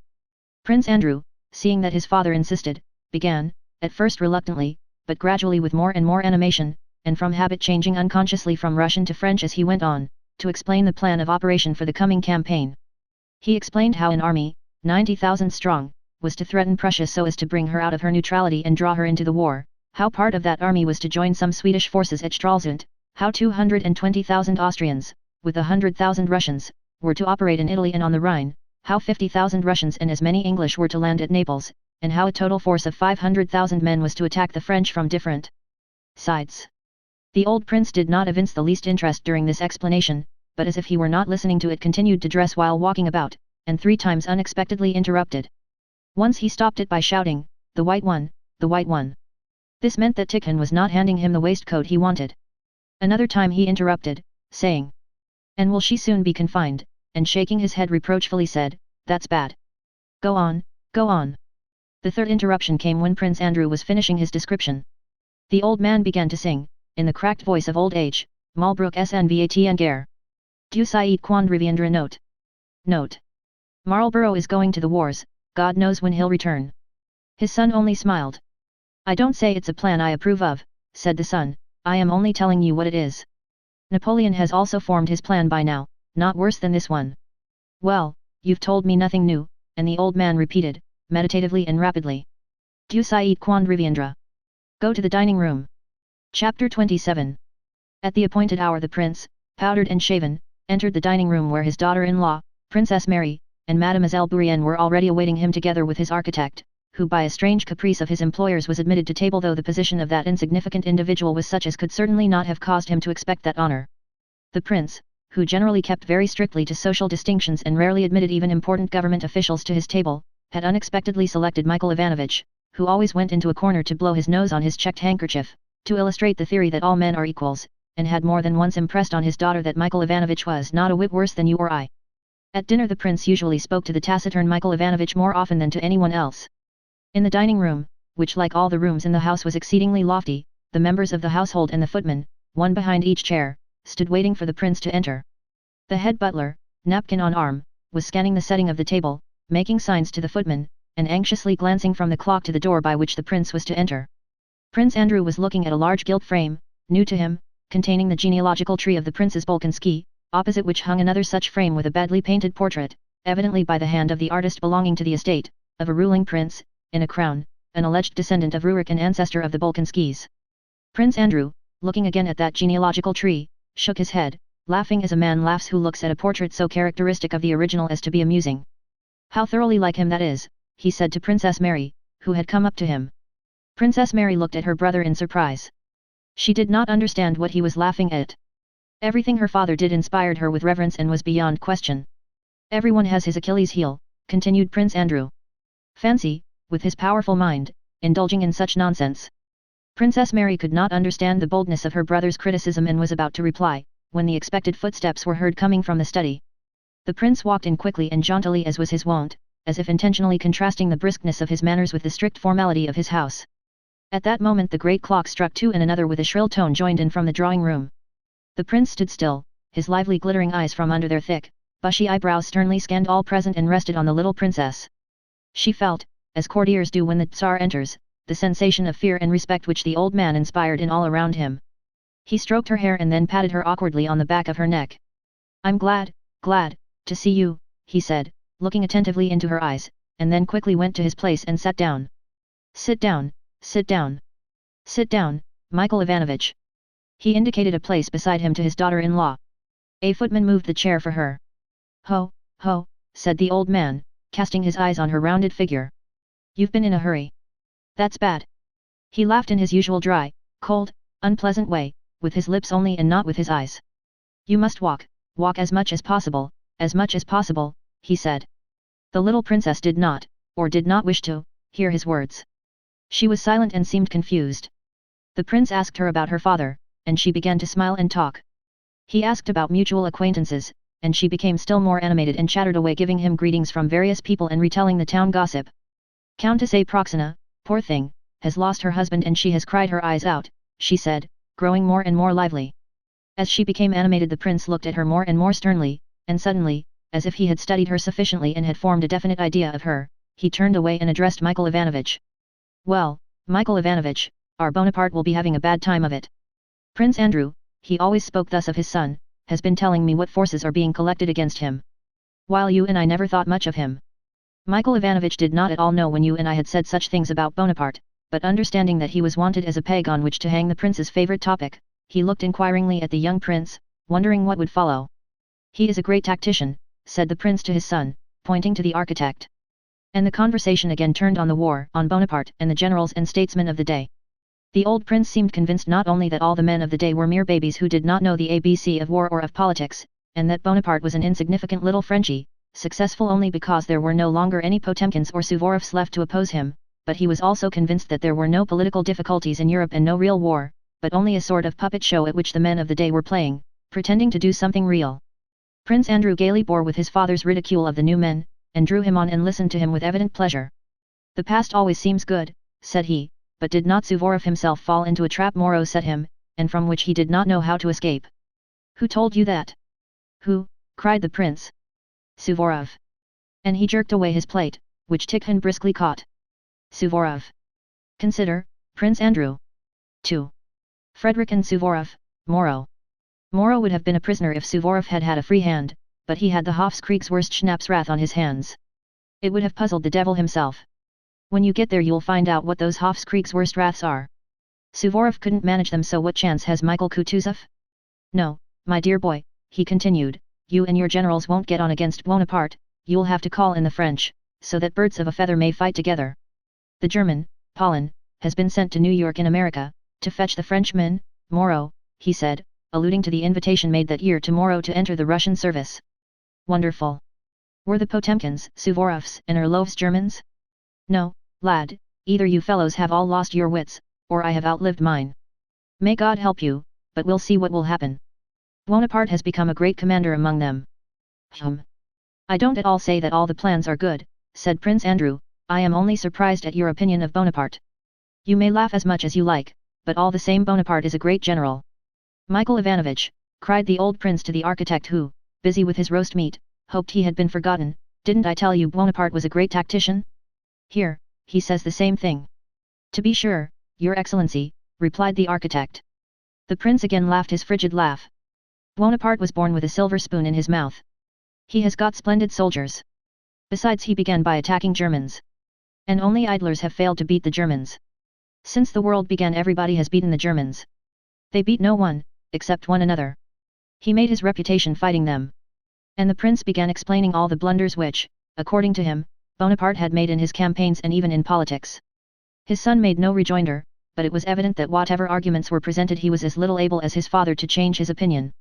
He listened, refraining from a reply, and involuntarily wondered how this old man, living alone in the country for so many years, could know and discuss so minutely and acutely all the recent European military and political events.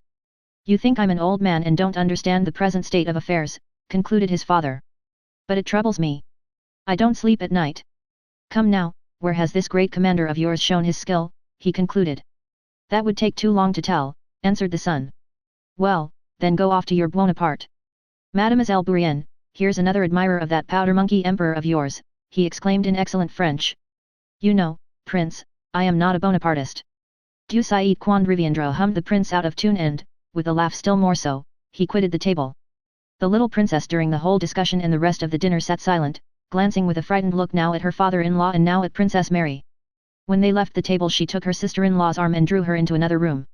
"What a clever man your father is," said she, "perhaps that is why I am afraid of him." "Oh, he is so kind," answered Princess Mary. Chapter 28. Prince Andrew was to leave next evening.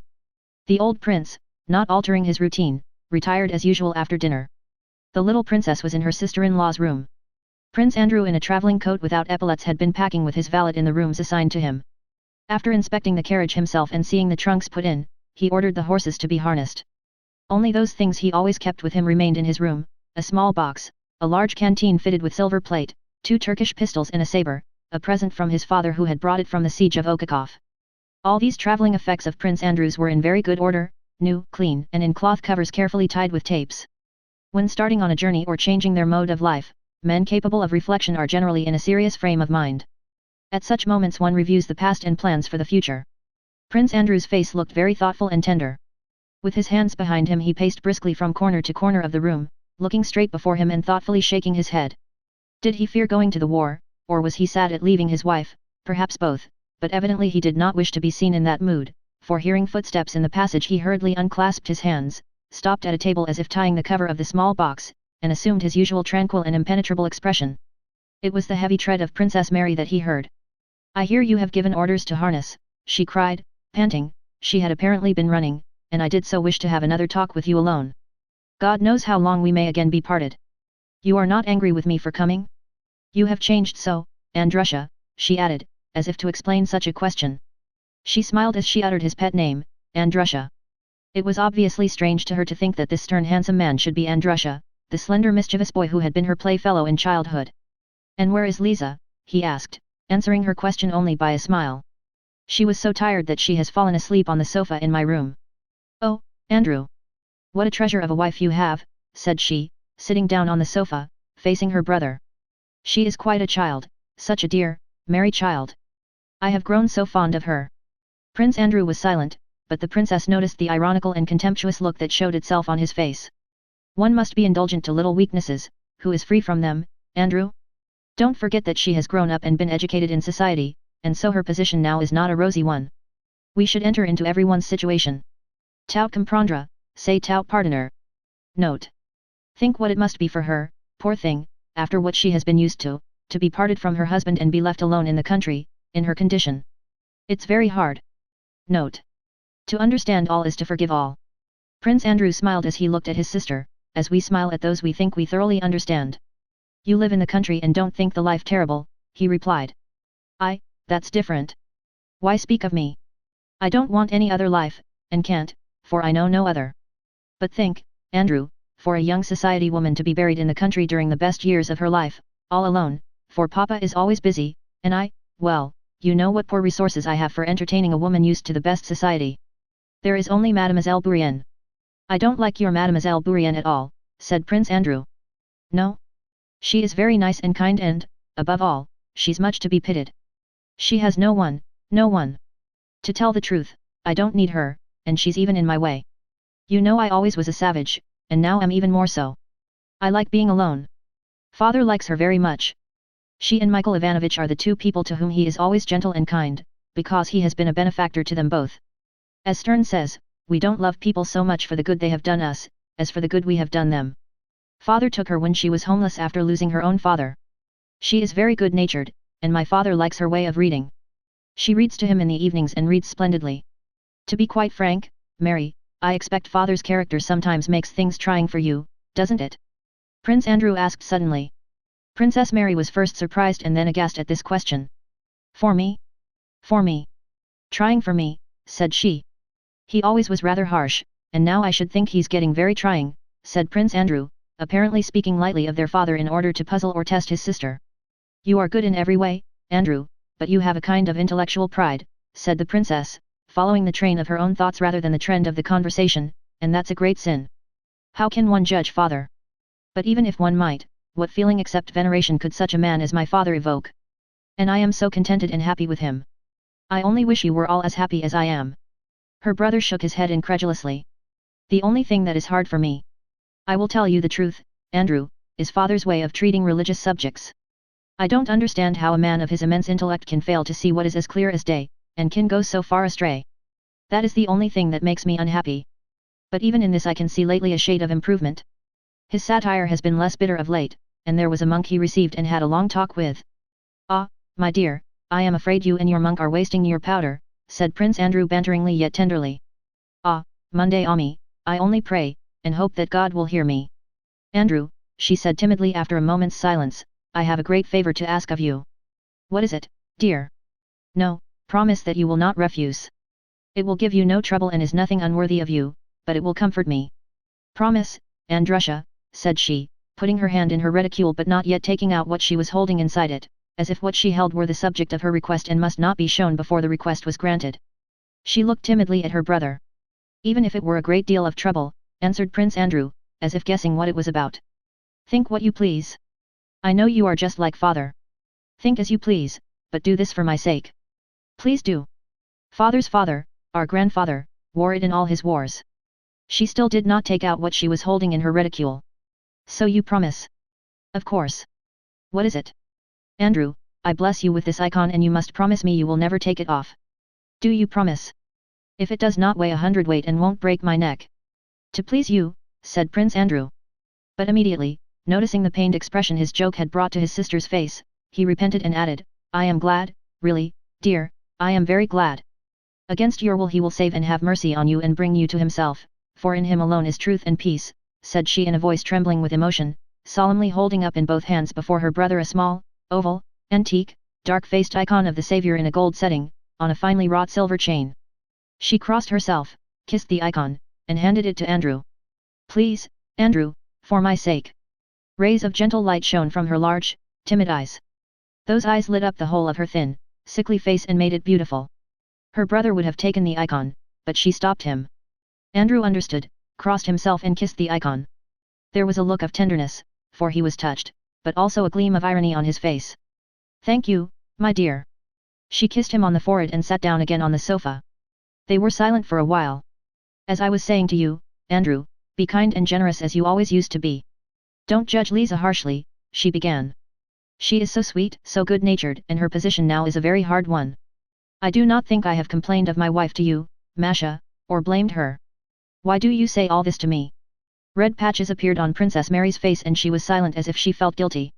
I have said nothing to you, but you have already been talked to. And I am sorry for that, he went on. The patches grew deeper on her forehead, neck, and cheeks.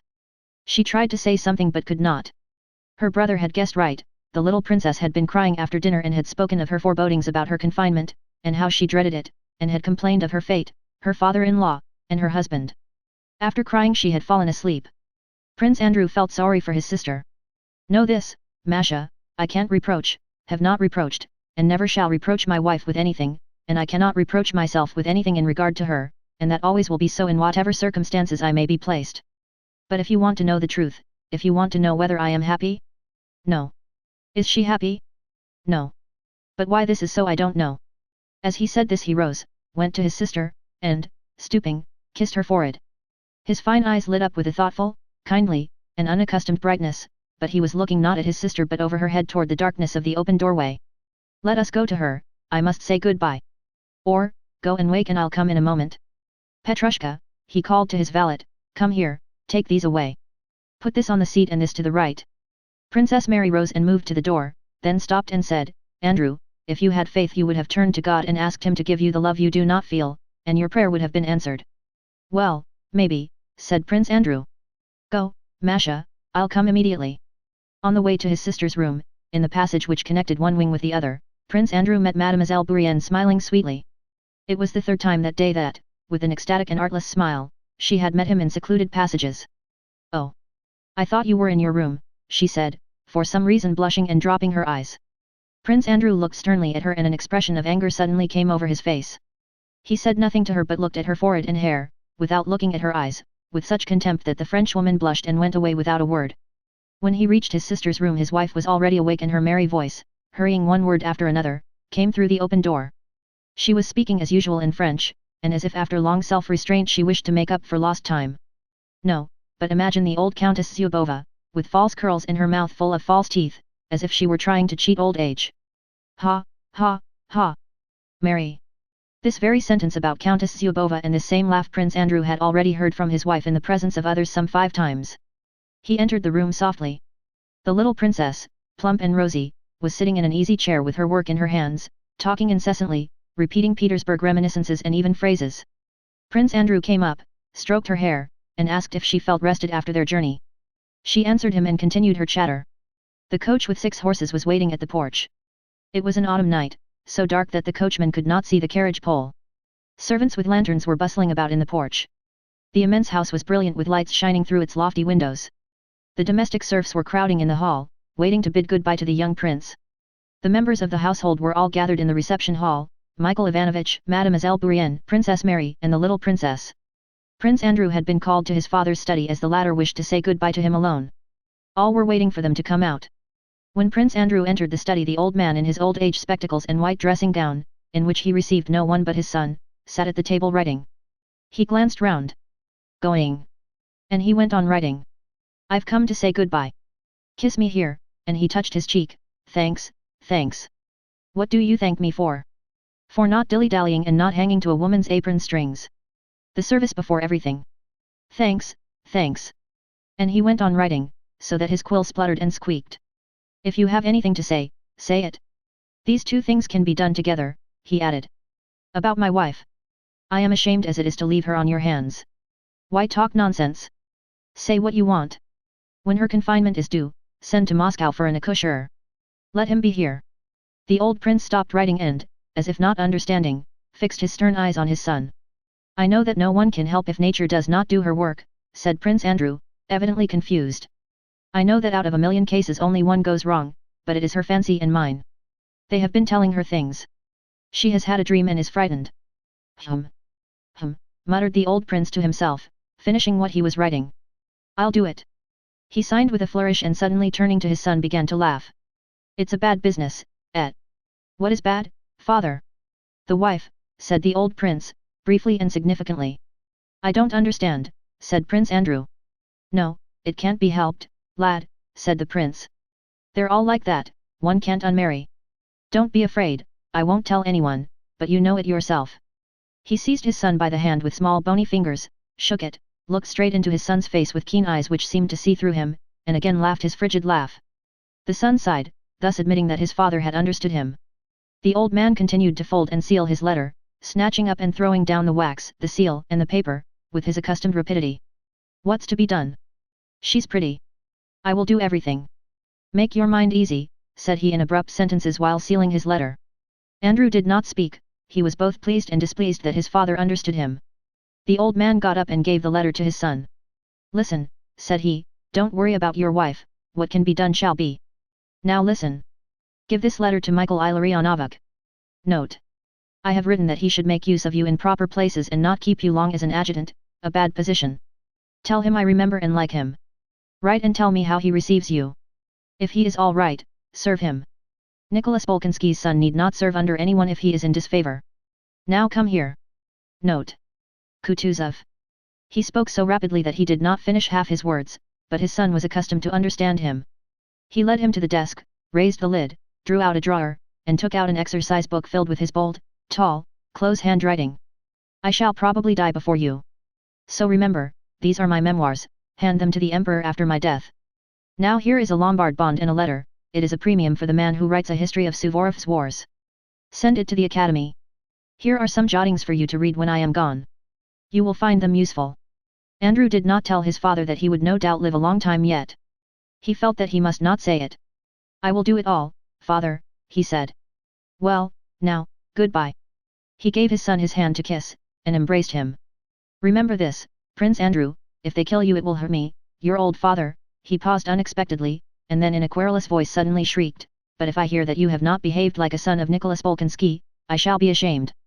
You need not have said that to me, father, said the son with a smile. The old man was silent. I also wanted to ask you, continued Prince Andrew, if I'm killed and if I have a son, do not let him be taken away from you, as I said yesterday, let him grow up with you. Please. Not let the wife have him, said the old man, and laughed. They stood silent, facing one another.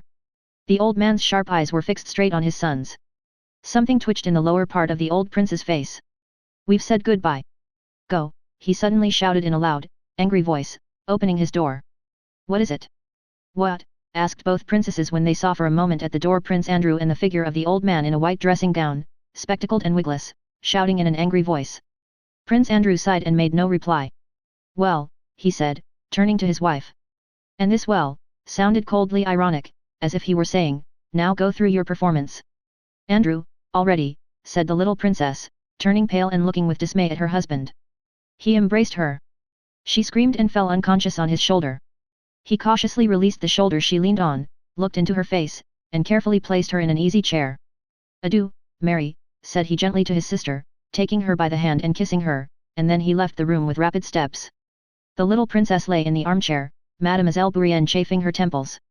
Princess Mary, supporting her sister-in-law, still looked with her beautiful eyes full of tears at the door through which Prince Andrew had gone and made the sign of the cross in his direction. From the study, like pistol shots, came the frequent sound of the old man angrily blowing his nose. Hardly had Prince Andrew gone when the study door opened quickly and the stern figure of the old man in the white dressing gown looked out. Gone? That's all right, said he, and looking angrily at the unconscious little princess, he shook his head reprovingly and slammed the door. Book 2, 1805.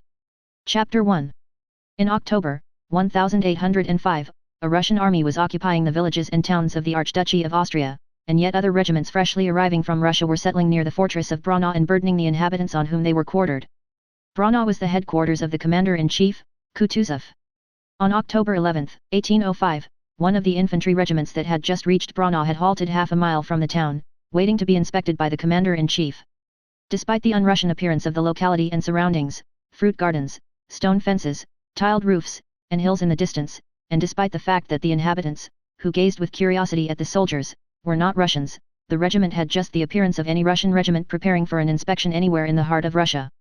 On the evening of the last day's march an order had been received that the commander-in-chief would inspect the regiment on the march.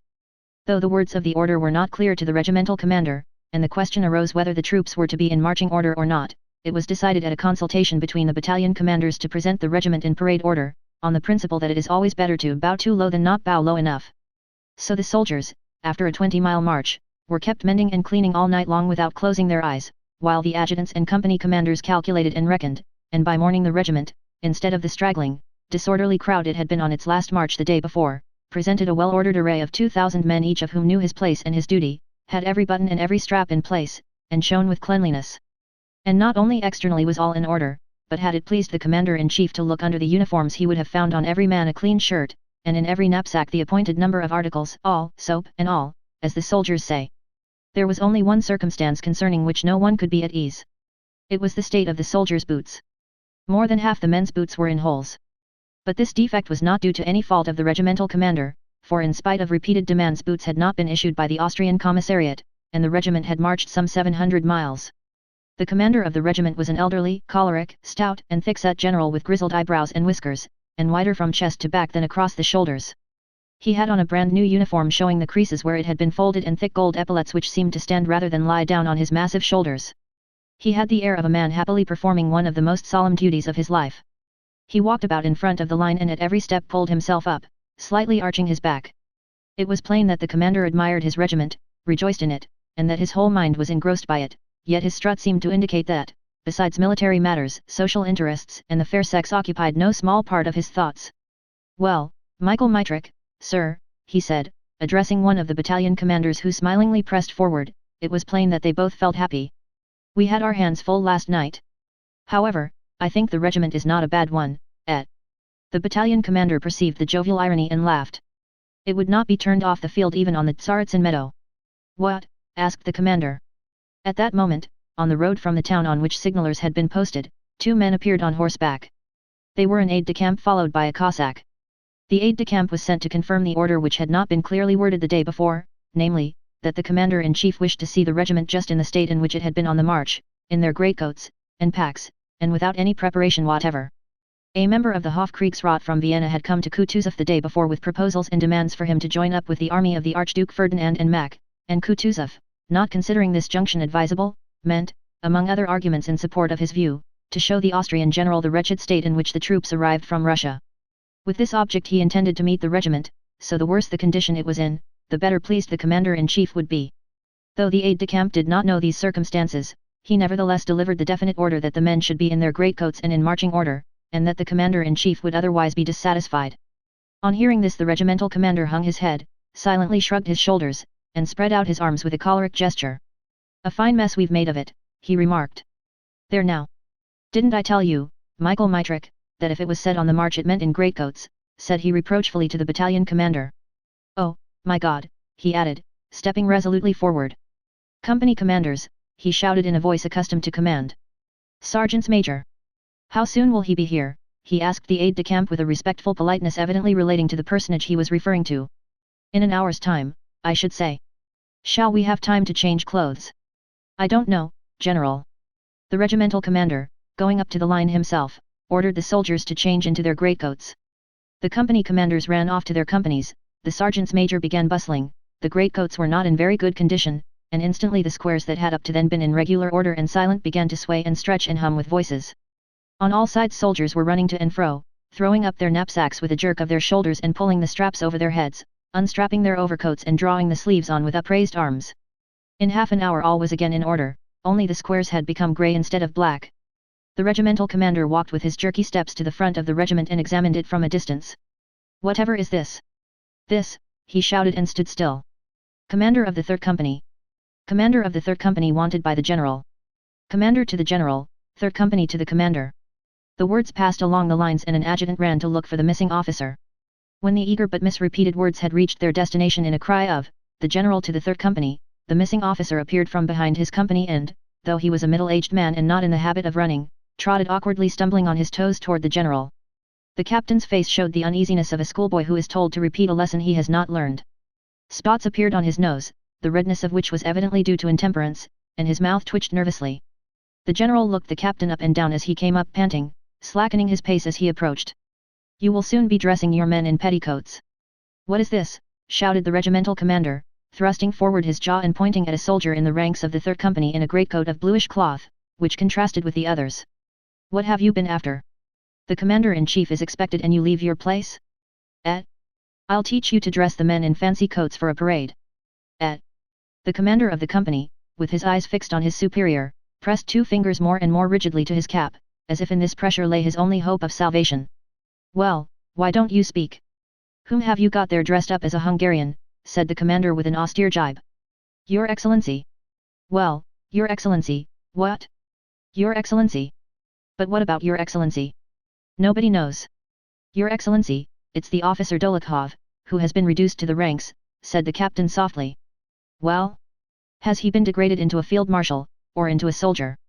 If a soldier, he should be dressed in regulation uniform like the others." "Your Excellency, you gave him leave yourself, on the march." "Gave him leave? Leave? That's just like you young men," said the regimental commander cooling down a little. "Leave indeed. One says a word to you and you. What?" he added with renewed irritation, "I beg you to dress your men decently." And the commander, turning to look at the adjutant, directed his jerky steps down the line. He was evidently pleased at his own display of anger and walking up to the regiment wished to find a further excuse for wrath. Having snapped at an officer for an unpolished badge, at another because his line was not straight, he reached the 3rd Company. "How are you standing? Where's your leg?" "Your leg," shouted the commander with a tone of suffering in his voice, while there were still 5 men between him and Dolokhov with his bluish-grey uniform.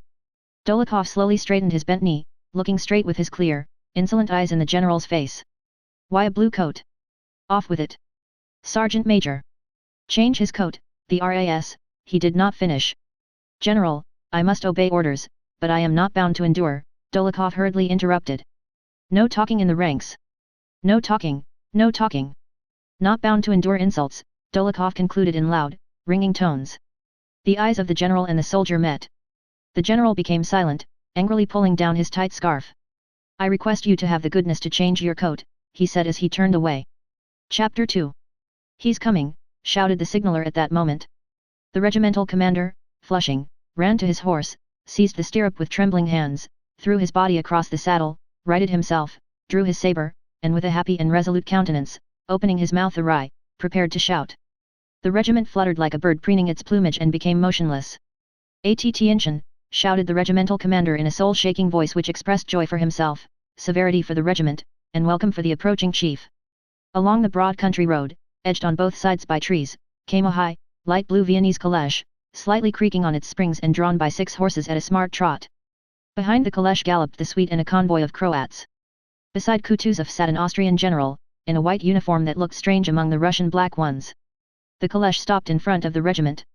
Kutuzov and the Austrian general were talking in low voices, and Kutuzov smiled slightly as, treading heavily, he stepped down from the carriage, just as if those 2,000 men breathlessly gazing at him and the regimental commander did not exist. The word of command rang out, and again the regiment quivered, as with a jingling sound it presented arms. Then amidst a dead silence the feeble voice of the commander-in-chief was heard. The regiment roared, "Health to your ex Lency," and again all became silent. At first Kutuzov stood still while the regiment moved, then he and the general in white, accompanied by the suite, walked between the ranks. From the way the regimental commander saluted the commander-in-chief and devoured him with his eyes, drawing himself up obsequiously, and from the way he walked through the ranks behind the generals, bending forward and hardly able to restrain his jerky movements, and from the way he darted forward at every word or gesture of the commander-in-chief, it was evident that he performed his duty as a subordinate with even greater zeal than his duty as a commander. Thanks to the strictness and assiduity of its commander, the regiment, in comparison with others that had reached Braunau at the same time, was in splendid condition. There were only 217 sick and stragglers. Everything was in good order except the boots. Kutuzov walked through the ranks, sometimes stopping to say a few friendly words to officers he had known in the Turkish War, sometimes also to the soldiers. Looking at their boots, he several times shook his head sadly, pointing them out to the Austrian general with an expression which seemed to say that he was not blaming anyone, but could not help noticing what a bad state of things it was. The regimental commander ran forward on each such occasion, fearing to miss a single word of the commander-in-chief's regarding the regiment. Behind Kutuzov, at a distance that allowed every softly spoken word to be heard, followed some 20 men of his suite. These gentlemen talked among themselves and sometimes laughed. Nearest of all to the commander-in-chief walked a handsome adjutant. This was Prince Bolkonsky. Beside him was his comrade Nesvitsky, a tall staff officer, extremely stout, with a kindly, smiling, handsome face and moist eyes. Nesvitsky could hardly keep from laughter provoked by a swarthy hussar officer who walked beside him. This hussar, with a grave face and without a smile or a change in the expression of his fixed eyes, watched the regimental commander's back and mimicked his every movement. Each time the commander started and bent forward, the hussar started and bent forward in exactly the same manner. Nesvitsky laughed and nudged the others to make them look at the wag. Kutuzov walked slowly and languidly past thousands of eyes which were starting from their sockets to watch their chief. On reaching the third company he suddenly stopped. His suite, not having expected this, involuntarily came closer to him. "Ah, Timokhin," said he, recognizing the red-nosed captain who had been reprimanded on account of the blue greatcoat. One would have thought it impossible for a man to stretch himself more than Timokhin had done when he was reprimanded by the regimental commander, but now that the commander-in-chief addressed him he drew himself up to such an extent that it seemed he could not have sustained it had the commander-in-chief continued to look at him, and so Kutuzov, who evidently understood his case and wished him nothing but good, quickly turned away, a scarcely perceptible smile flitting over his scarred and puffy face. "Another Ismail comrade," said he. "A brave officer. Are you satisfied with him?" he asked the regimental commander. And the latter, unconscious that he was being reflected in the hussar officer as in a looking-glass, started, moved forward, and answered, "Highly satisfied, Your Excellency." "We all have our weaknesses," said Kutuzov smiling and walking away from him. He used to have a predilection for Bacchus. The regimental commander was afraid he might be blamed for this and did not answer.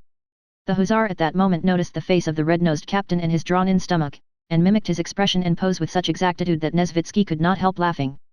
Kutuzov turned round. The officer evidently had complete control of his face, and while Kutuzov was turning managed to make a grimace and then assume a most serious, deferential and innocent expression. The third company was the last, and Kutuzov pondered, apparently trying to recollect something. Prince Andrew stepped forward from among the suite and said in French, "You told me to remind you of the officer Dolokhov, reduced to the ranks in this regiment." "Where is Dolokhov?" asked Kutuzov. Dolokhov, who had already changed into a soldier's grey greatcoat, did not wait to be called. The shapely figure of the fair-haired soldier, with his clear blue eyes, stepped forward from the ranks, went up to the commander-in-chief, and presented arms. "Have you a complaint to make?" Kutuzov asked with a slight frown. "This is Dolokhov," said Prince Andrew. "Ah," said Kutuzov. "I hope this will be a lesson to you. Do your duty. The Emperor is gracious, and I shan't forget you if you deserve well." The clear blue eyes looked at the commander-in-chief just as boldly as they had looked at the regimental commander, seeming by their expression to tear open the veil of convention that separates a commander-in-chief so widely from a private. "One thing I ask of your Excellency," Dolokhov said in his firm, ringing, deliberate voice. I ask an opportunity to atone for my fault and prove my devotion to His Majesty the Emperor and to Russia." Kutuzov turned away. The same smile of the eyes with which he had turned from Captain Timokhin again flitted over his face. He turned away with a grimace as if to say that everything Dolokhov had said to him and everything he could say had long been known to him, that he was weary of it and it was not at all what he wanted. He turned away and went to the carriage. The regiment broke up into companies, which went to their appointed quarters near Brno, where they hoped to receive boots and clothes and to rest after their hard marches. "You won't bear me a grudge, Prokhor Ignatic," said the regimental commander, overtaking the third company on its way to its quarters and riding up to Captain Timokhin who was walking in front. The regimental commander's face now that the inspection was happily over beamed with irrepressible delight. "It's in the Emperor's service, it can't be helped, one is sometimes a bit hasty on parade. I am the first to apologize, you know me." He was very pleased. And he held out his hand to the captain. "Don't mention it, General, as if I'd be so bold," replied the captain, his nose growing redder as he gave a smile which showed where two front teeth were missing that had been knocked out by the butt end of a gun at Ismail. "And tell Mr. Dolokhov that I won't forget him, he may be quite easy. And tell me, please, I've been meaning to ask, how is he behaving himself, and in general? As far as the service goes he is quite punctilious, Your Excellency, but his character," said Timokhin. "And what about his character?" asked the regimental commander. "It's different on different days," answered the captain. "One day he is sensible, well-educated, and good-natured, and the next he's a wild beast. In Poland, if you please, he nearly killed a Jew." "Oh, well, well," remarked the regimental commander. "Still, one must have pity on a young man in misfortune. You know he has important connections." "Well, then, you just—" "I will, Your Excellency," said Timokhin, showing by his smile that he understood his commander's wish. "Well, of course, of course." The regimental commander sought out Dolokhov in the ranks and, reining in his horse, said to him. "After the next affair, epaulets." Dolokhov looked round but did not say anything, nor did the mocking smile on his lips change. "Well, that's all right," continued the regimental commander. "A cup of vodka for the men from me," he added so that the soldiers could hear. "I thank you all. God be praised," and he rode past that company and overtook the next one.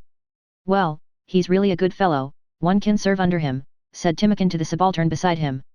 "In a word, a hearty one," said the subaltern, laughing. The regimental commander was nicknamed King of Hearts. The cheerful mood of their officers after the inspection infected the soldiers. The company marched on gaily. The soldiers' voices could be heard on every side. "And they said Kutuzov was blind of one eye. And so he is. Quite blind. No, friend, he is sharper-eyed than you are. Boots and leg bands, he noticed everything. When he looked at my feet, friend, well, thinks I. And that other one with him, the Austrian, looked as if he were smeared with chalk, as white as flour. I suppose they polish him up as they do the guns. I say, Fiedshon. Did he say when the battles are to begin? You were near him. Everybody said that Bonaparte himself was at Brno. Bonaparte himself. Just listen to the fool, what he doesn't know. The Prussians are up in arms now. The Austrians, you see, are putting them down. When they've been put down, the war with Bonaparte will begin. And he says Bonaparte is in Brno. Shows you're a fool. You'd better listen more carefully. What devils these quartermasters are. See, the 5th company is turning into the village already, they will have their buckwheat cooked before we reach our quarters. Give me a biscuit, you devil. And did you give me tobacco yesterday? That's just it, friend. Ah, well, never mind, here you are. They might call a halt here or we'll have to do another 4 miles without eating. Wasn't it fine when those Germans gave us lifts? You just sit still and are drawn along. And here, friend, the people are quite beggarly. There they all seem to be Poles, all under the Russian crown, but here they're all regular Germans. Singers to the front came the captain's order. And from the different ranks some 20 men ran to the front. A drummer, their leader, turned round facing the singers, and flourishing his arm, began a long drawn-out soldier's song, commencing with the words, "Morning dawned, the sun was rising," and concluding, "On then, brothers, on to glory," led by Father Kamensky. This song had been composed in the Turkish campaign and now being sung in Austria, the only change being that the words Father Kamensky were replaced by Father Kutuzov. Having jerked out these last words as soldiers do and waved his arms as if flinging something to the ground, the drummer, a lean, handsome soldier of 40, looked sternly at the singers and screwed up his eyes. Then having satisfied himself that all eyes were fixed on him, he raised both arms as if carefully lifting some invisible but precious object above his head and, holding it there for some seconds, suddenly flung it down and began. "Oh, my bower, oh, my bower. Oh, my bower new," chimed in 20 voices, and the castanet player, in spite of the burden of his equipment, rushed out to the front and, walking backwards before the company, jerked his shoulders and flourished his castanets as if threatening someone. The soldiers, swinging their arms and keeping time spontaneously, marched with long steps. Behind the company the sound of wheels, the creaking of springs, and the tramp of horses' hoofs were heard. Kutuzov and his suite were returning to the town.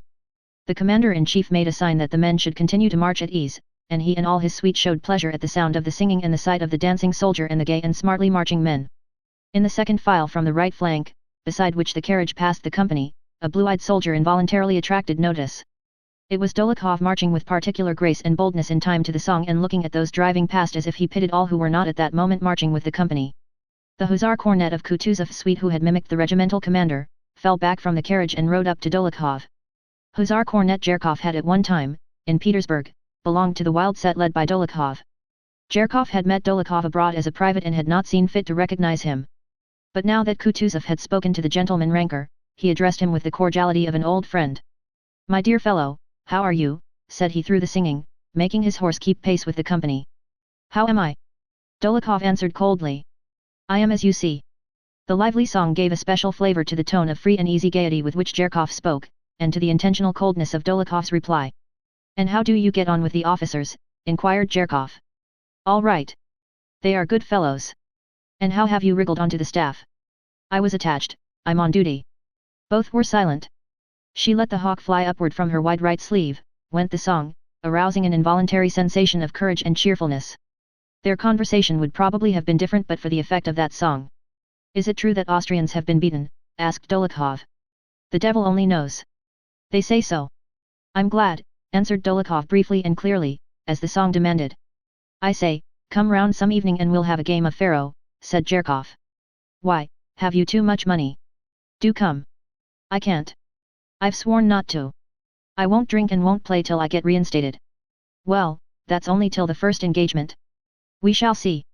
They were again silent. "Come if you need anything. One can at least be of use on the staff." Dolokhov smiled. "Don't trouble. If I want anything, I won't beg, I'll take it." "Well, never mind, I only. Goodbye. Good health. It's a long, long way. To my native land." Jerkov touched his horse with the spurs, it pranced excitedly from foot to foot uncertain with which to start, then settled down, galloped past the company, and overtook the carriage, still keeping time to the song. Chapter 3. On returning from the review, Kutuzov took the Austrian general into his private room and, calling his adjutant, asked for some papers relating to the condition of the troops on their arrival, and the letters that had come from the Archduke Ferdinand, who was in command of the advanced army. Prince Andrew Bolkonsky came into the room with the required papers. Kutuzov and the Austrian member of the Hofkriegsrat were sitting at the table on which a plan was spread out. "Ah," said Kutuzov glancing at Bolkonsky as if by this exclamation he was asking the adjutant to wait, and he went on with the conversation in French. "All I can say, General," said he with a pleasant elegance of expression and intonation that obliged one to listen to each deliberately spoken word. It was evident that Kutuzov himself listened with pleasure to his own voice. "All I can say, General, is that if the matter depended on my personal wishes, the will of His Majesty the Emperor Francis would have been fulfilled long ago. I should long ago have joined the Archduke. And believe me on my honor that to me personally it would be a pleasure to hand over the supreme command of the army into the hands of a better informed and more skillful general, of whom Austria has so many, and to lay down all this heavy responsibility. But circumstances are sometimes too strong for us, General." And Kutuzov smiled in a way that seemed to say, "You are quite at liberty not to believe me and I don't even care whether you do or not, but you have no grounds for telling me so. And that is the whole point." The Austrian general looked dissatisfied, but had no option but to reply in the same tone. "On the contrary," he said, in a querulous and angry tone that contrasted with his flattering words, "on the contrary, Your Excellency's participation in the common action is highly valued by His Majesty, but we think the present delay is depriving the splendid Russian troops and their commander of the laurels they have been accustomed to win in their battles." He concluded his evidently prearranged sentence. Kutuzov bowed with the same smile. "But that is my conviction, and judging by the last letter with which His Highness the Archduke Ferdinand has honored me, I imagine that the Austrian troops, under the direction of so skillful a leader as General Mack, have by now already gained a decisive victory and no longer need our aid," said Kutuzov. The general frowned. Though there was no definite news of an Austrian defeat, there were many circumstances confirming the unfavorable rumors that were afloat, and so Kutuzov's suggestion of an Austrian victory sounded much like irony. But Kutuzov went on blandly smiling with the same expression, which seemed to say that he had a right to suppose so. And, in fact, the last letter he had received from Mac's army informed him of a victory and stated strategically the position of the army was very favorable. "Give me that letter," said Kutuzov turning to Prince Andrew. "Please have a look at it," and Kutuzov with an ironical smile about the corners of his mouth read to the Austrian general the following passage, in German, from the Archduke Ferdinand's letter. "We have fully concentrated forces of nearly 70,000 men with which to attack and defeat the enemy should he cross the Lech. Also, as we are masters of Ulm, we cannot be deprived of the advantage of commanding both sides of the Danube, so that should the enemy not cross the Lech, we can cross the Danube, throw ourselves on his line of communications, recross the river lower down, and frustrate his intention should he try to direct his whole force against our faithful ally. We shall therefore confidently await the moment when the Imperial Russian army will be fully equipped, and shall then, in conjunction with it, easily find a way to prepare for the enemy the fate he deserves." Kutuzov sighed deeply on finishing this paragraph and looked at the member of the Hofkriegsrat mildly and attentively.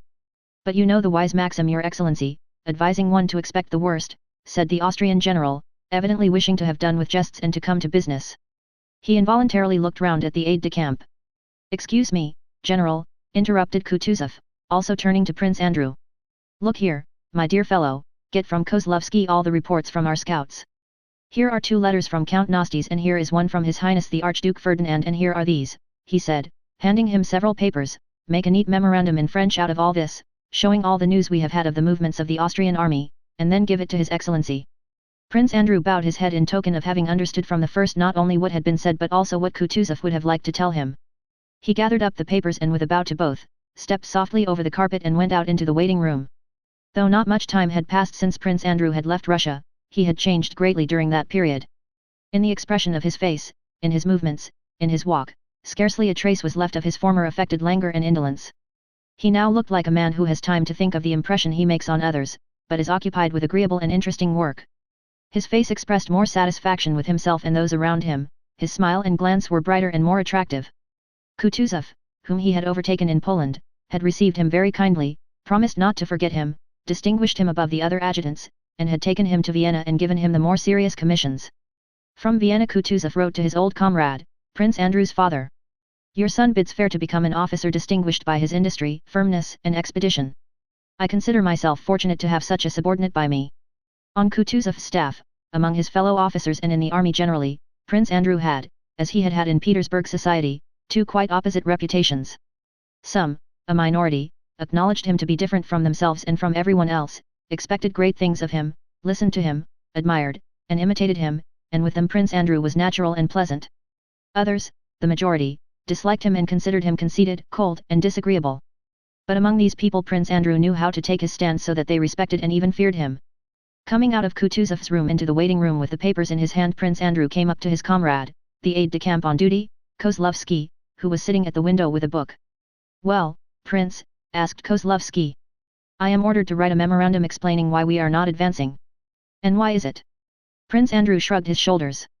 "Any news from Mac?" "No. If it were true that he has been beaten, news would have come." "Probably," said Prince Andrew moving toward the outer door. But at that instant a tall Austrian general in a greatcoat, with the Order of Maria Theresa on his neck and a black bandage round his head, who had evidently just arrived, entered quickly, slamming the door. Prince Andrew stopped short. "Commander-in-Chief Kutuzov," said the newly arrived general speaking quickly with a harsh German accent, looking to both sides and advancing straight toward the inner door. "The commander-in-chief is engaged," said Kozlovsky, going hurriedly up to the unknown general and blocking his way to the door. "Whom shall I announce?" The unknown general looked disdainfully down at Kozlovsky, who was rather short, as if surprised that anyone should not know him. "The commander-in-chief is engaged," repeated Kozlovsky calmly. The general's face clouded, his lips quivered and trembled. He took out a note-book, hurriedly scribbled something in pencil, tore out the leaf, gave it to Kozlovsky, stepped quickly to the window, and threw himself into a chair, gazing at those in the room as if asking, "Why do they look at me?" Then he lifted his head, stretched his neck as if he intended to say something, but immediately, with affected indifference, began to hum to himself, producing a queer sound which immediately broke off. The door of the private room opened and Kutuzov appeared in the doorway. The general with the bandaged head bent forward as though running away from some danger, and, making long, quick strides with his thin legs, went up to Kutuzov. "Vous voyez le malheureux Mac," he uttered in a broken voice. Kutuzov's face as he stood in the open doorway remained perfectly immobile for a few moments.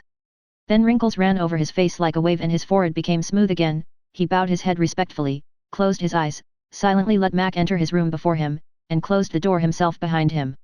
The report which had been circulated that the Austrians had been beaten and that the whole army had surrendered at Ulm proved to be correct. Within half an hour adjutants had been sent in various directions with orders which showed that the Russian troops, who had hitherto been inactive, would also soon have to meet the enemy. Prince Andrew was one of those rare staff officers whose chief interest lay in the general progress of the war. When he saw Mack and heard the details of his disaster, he understood that half the campaign was lost, understood all the difficulties of the Russian army's position, and vividly imagined what awaited it and the part he would have to play. Involuntarily he felt a joyful agitation at the thought of the humiliation of arrogant Austria, and that in a week's time he might, perhaps, see and take part in the first Russian encounter with the French since Suvorov met them. He feared that Bonaparte's genius might outweigh all the courage of the Russian troops, and at the same time could not admit the idea of his hero being disgraced. Excited and irritated by these thoughts, Prince Andrew went toward his room to write to his father, to whom he wrote every day. In the corridor he met Nesvitsky, with whom he shared a room, and the wag Jerkov. They were as usual laughing. "Why are you so glum?" asked Nesvitsky, noticing Prince Andrew's pale face and glittering eyes. "There's nothing to be gay about," answered Bolkonsky. Just as Prince Andrew met Nesvitsky and Jerkov, there came toward them from the other end of the corridor, Strauch, an Austrian general who was on Kutuzov's staff in charge of the provisioning of the Russian army, and the member of the Hofkriegsrat who had arrived the previous evening. There was room enough in the wide corridor for the generals to pass the three officers quite easily, but Jerkov, pushing Nesvitsky aside with his arm, said in a breathless voice, "They're coming! They're coming! Stand aside, make way, please make way!" The generals were passing by, looking as if they wished to avoid embarrassing attentions. On the face of the wag Jerkov there suddenly appeared a stupid smile of glee which he seemed unable to suppress. "Your Excellency," said he in German, stepping forward and addressing the Austrian general, "I have the honor to congratulate you." He bowed his head and scraped first with one foot and then with the other, awkwardly, like a child at a dancing lesson. The member of the Hofkriegsrat looked at him severely but, seeing the seriousness of his stupid smile, could not but give him a moment's attention. He screwed up his eyes showing that he was listening. "I have the honor to congratulate you. General Mack has arrived, quite well, only a little bruised just here," he added, pointing with a beaming smile to his head. The general frowned, turned away, and went on. "God, we naive, note," said he angrily, after he had gone a few steps. "Note. Good God, what simplicity!" Nesvitsky with a laugh threw his arms round Prince Andrew, but Bolkonsky, turning still paler, pushed him away with an angry look and turned to Jerkov. The nervous irritation aroused by the appearance of Mack, the news of his defeat, and the thought of what lay before the Russian army found vent in anger at Jerkov's untimely jest. "If you, sir, choose to make a buffoon of yourself," he said sharply, with a slight trembling of the lower jaw, "I can't prevent your doing so, but I warn you that if you dare to play the fool in my presence, I will teach you to behave yourself." Nesvitsky and Jerkov were so surprised by this outburst that they gazed at Bolkonsky silently with wide-open eyes. "What's the matter?" "I only congratulated them," said Jerkov. "I am not jesting with you, please be silent," cried Bolkonsky, and taking Nesvitsky's arm he left Jerkov, who did not know what to say. "Come, what's the matter, old fellow?" said Nesvitsky trying to soothe him. "What's the matter?" exclaimed Prince Andrew standing still in his excitement. "Don't you understand that either we are officers serving our Tsar and our country, rejoicing in the successes and grieving at the misfortunes of our common cause, or we are merely lackeys who care nothing for their master's business? 40 Milhams massacres et l'armée nos allies détruite, et vous trouvez la lemot pour rire, note," he said, as if strengthening his views by this French sentence. "C'est bien pour un garçon de rien comme cet individu dont vous avez fait un ami, mais pas pour vous, note, 2, only a hobbledehoy could amuse himself in this way," he added in Russian, but pronouncing the word with a French accent, having noticed that Jerkov could still hear him. Note. 40,000 men massacred and the army of our allies destroyed, and you find that a cause for jesting. Note. 2. It is all very well for that good-for-nothing fellow of whom you have made a friend, but not for you, not for you. He waited a moment to see whether the cornet would answer, but he turned and went out of the corridor. Chapter 4. The Pavlograd Hussars were stationed 2 miles from Braunau. The squadron in which Nicholas Rostov served as a cadet was quartered in the German village of Salzanek. The best quarters in the village were assigned to Cavalry Captain Denisov, the squadron commander, known throughout the whole cavalry division as Vaska Denisov. Cadet Rostov, ever since he had overtaken the regiment in Poland, had lived with the squadron commander. On October 11th, the day when all was astir at headquarters over the news of Mack's defeat, the camp life of the officers of this squadron was proceeding as usual. Denisov, who had been losing at cards all night, had not yet come home when Rostov rode back early in the morning from a foraging expedition. Rostov in his cadet uniform, with a jerk to his horse, rode up to the porch, swung his leg over the saddle with a supple youthful movement, stood for a moment in the stirrup as if loath to part from his horse, and at last sprang down and called to his orderly. "Ah, Bondarenko, dear friend," said he to the hussar who rushed up headlong to the horse. "Walk him up and down, my dear fellow," he continued, with that gay brotherly cordiality which good-hearted young people show to everyone when they are happy. "Yes, your excellency," answered the Ukrainian gaily, tossing his head. "Mind, walk him up and down well." Another hussar also rushed toward the horse, but Bondarenko had already thrown the reins of the snaffle bridle over the horse's head. It was evident that the cadet was liberal with his tips and that it paid to serve him. Rostov patted the horse's neck and then his flank, and lingered for a moment. "Splendid! What a horse he will be," he thought with a smile, and holding up his saber, his spurs jingling, he ran up the steps of the porch. His landlord, who in a waistcoat and a pointed cap, pitchfork in hand, was clearing manure from the cowhouse, looked out, and his face immediately brightened on seeing Rostov. "Schönen guten Morgen. Schönen guten Morgen, note," he said winking with a merry smile, evidently pleased to greet the young man. Note. "A very good morning. A very good morning. Schön fleißig, note," said Rostov with the same gay brotherly smile which did not leave his eager face. "Hoch o Striker. Hoch Russen. Kaiser Alexander Hoch, note, 2, said he, quoting words often repeated by the German landlord. Note. Busy already. Note. 2, hurrah for the Austrians. Hurrah for the Russians. Hurrah for Emperor Alexander. The German laughed, came out of the cowshed, pulled off his cap, and waving it above his head cried. Und die ganz Welt Hoch, note. Note.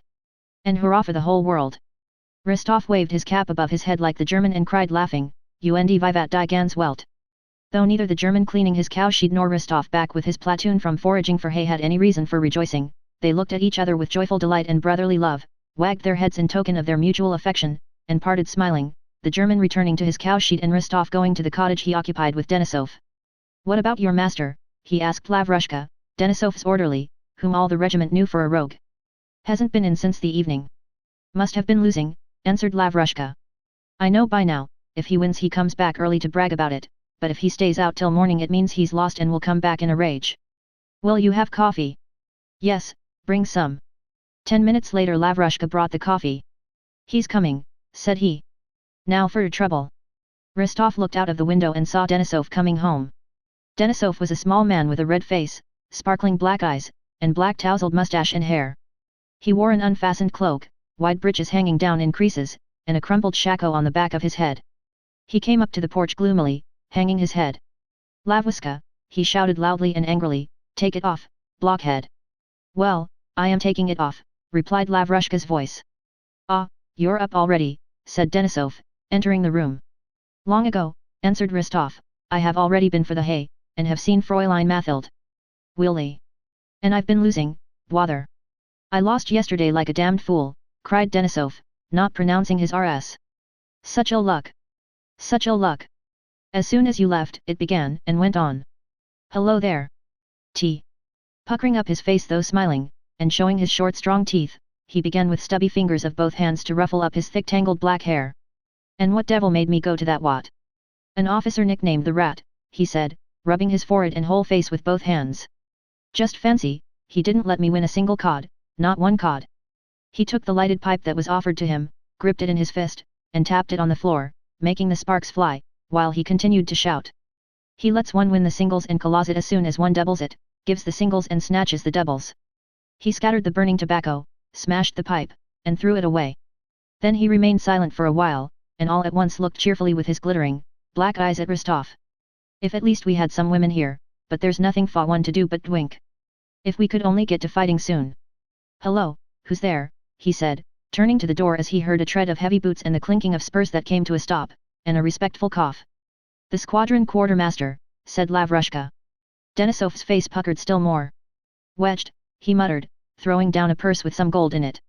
"Wostov, d fellow, just see how much there is left and shove the purse under the pillow," he said, and went out to the quartermaster.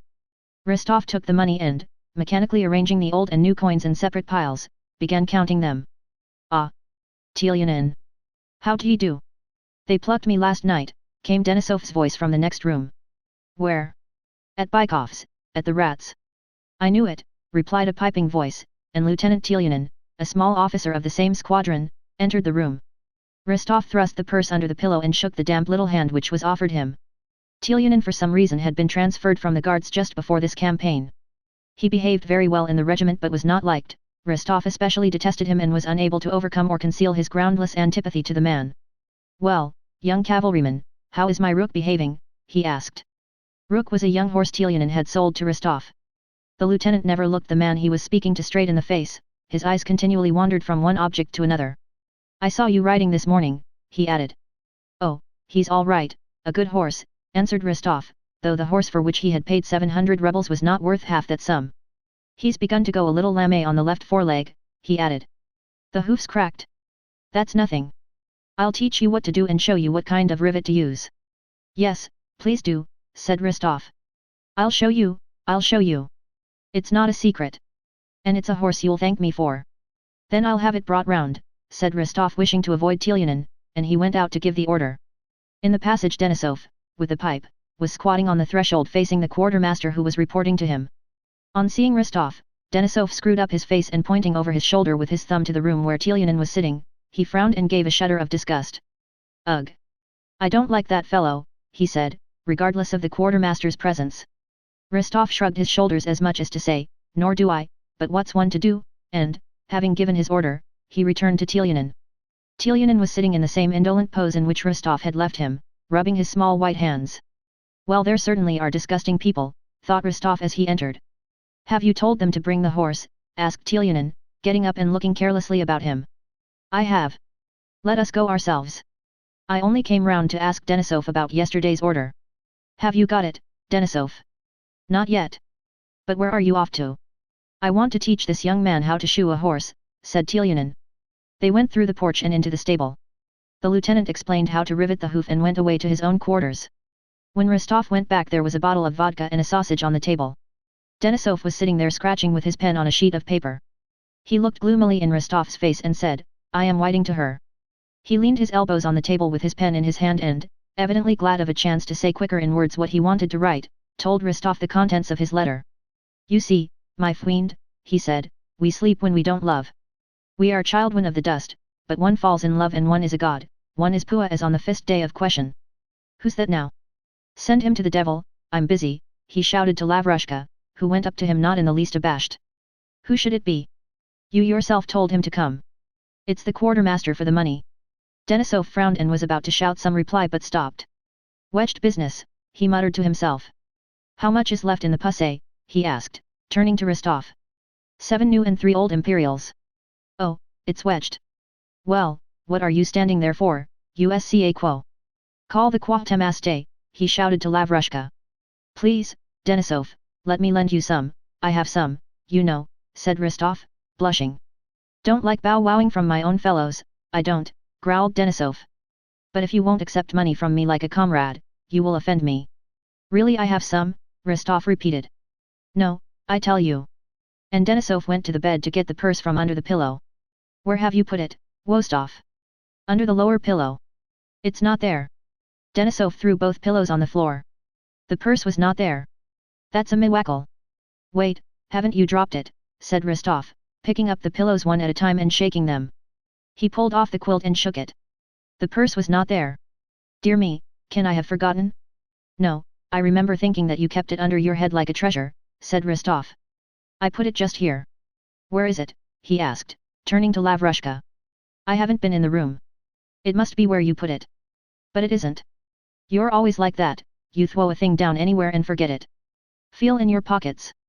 "No, if I hadn't thought of it being a treasure," said Rostov, "but I remember putting it there." Lavrushka turned all the bedding over, looked under the bed and under the table, searched everywhere, and stood still in the middle of the room. Denisov silently watched Lavrushka's movements, and when the latter threw up his arms in surprise saying it was nowhere to be found, Denisov glanced at Rostov. "Wostov, you've not been playing schoolboy tricks."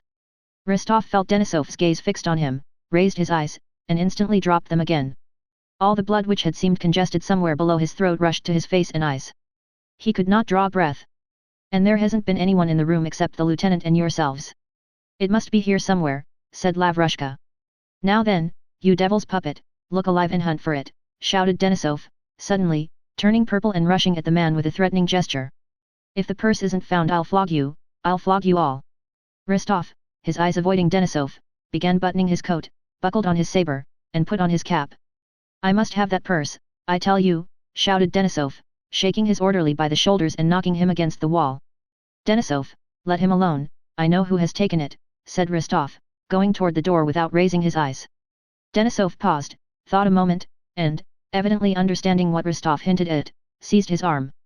"Nonsense," he cried, and the veins on his forehead and neck stood out like cords. "You are mad, I tell you. I won't allow it. The purse is here. I'll flay this scoundrel alive, and it will be found. I know who has taken it," repeated Rostov in an unsteady voice, and went to the door. "And I tell you, don't you dare to do it," shouted Denisov, rushing at the cadet to restrain him. But Rostov pulled away his arm and, with as much anger as though Denisov were his worst enemy, firmly fixed his eyes directly on his face. "Do you understand what you're saying?" he said in a trembling voice. "There was no one else in the room except myself. So that if it is not so, then..." He could not finish, and ran out of the room. "Ah, may the devil take you and everybody," were the last words Rostov heard. Rostov went to Telyanin's quarters. "The master is not in, he's gone to headquarters," said Telyanin's orderly. "Has something happened?" he added, surprised at the cadet's troubled face. "No, nothing. You've only just missed him," said the orderly. The headquarters were situated 2 miles away from Salzanek, and Rostov, without returning home, took a horse and rode there. There was an inn in the village which the officers frequented. Rostov rode up to it and saw Telyanin's horse at the porch. In the second room of the inn the lieutenant was sitting over a dish of sausages and a bottle of wine. "Ah, you've come here too, young man," he said, smiling and raising his eyebrows. "Yes," said Rostov as if it cost him a great deal to utter the word, and he sat down at the nearest table. Both were silent. There were 2 Germans and a Russian officer in the room. No one spoke and the only sounds heard were the clatter of knives and the munching of the lieutenant. When Telyanin had finished his lunch he took out of his pocket a double purse and, drawing its rings aside with his small, white, turned-up fingers, drew out a gold imperial, and lifting his eyebrows gave it to the waiter. "Please be quick," he said. The coin was a new one. Rostov rose and went up to Telyanin. "Allow me to look at your purse," he said in a low, almost inaudible, voice. With shifting eyes but eyebrows still raised, Telyanin handed him the purse. "Yes, it's a nice purse." "Yes, yes," he said, growing suddenly pale, and added, "Look at it, young man." Rostov took the purse in his hand, examined it and the money in it, and looked at Telyanin.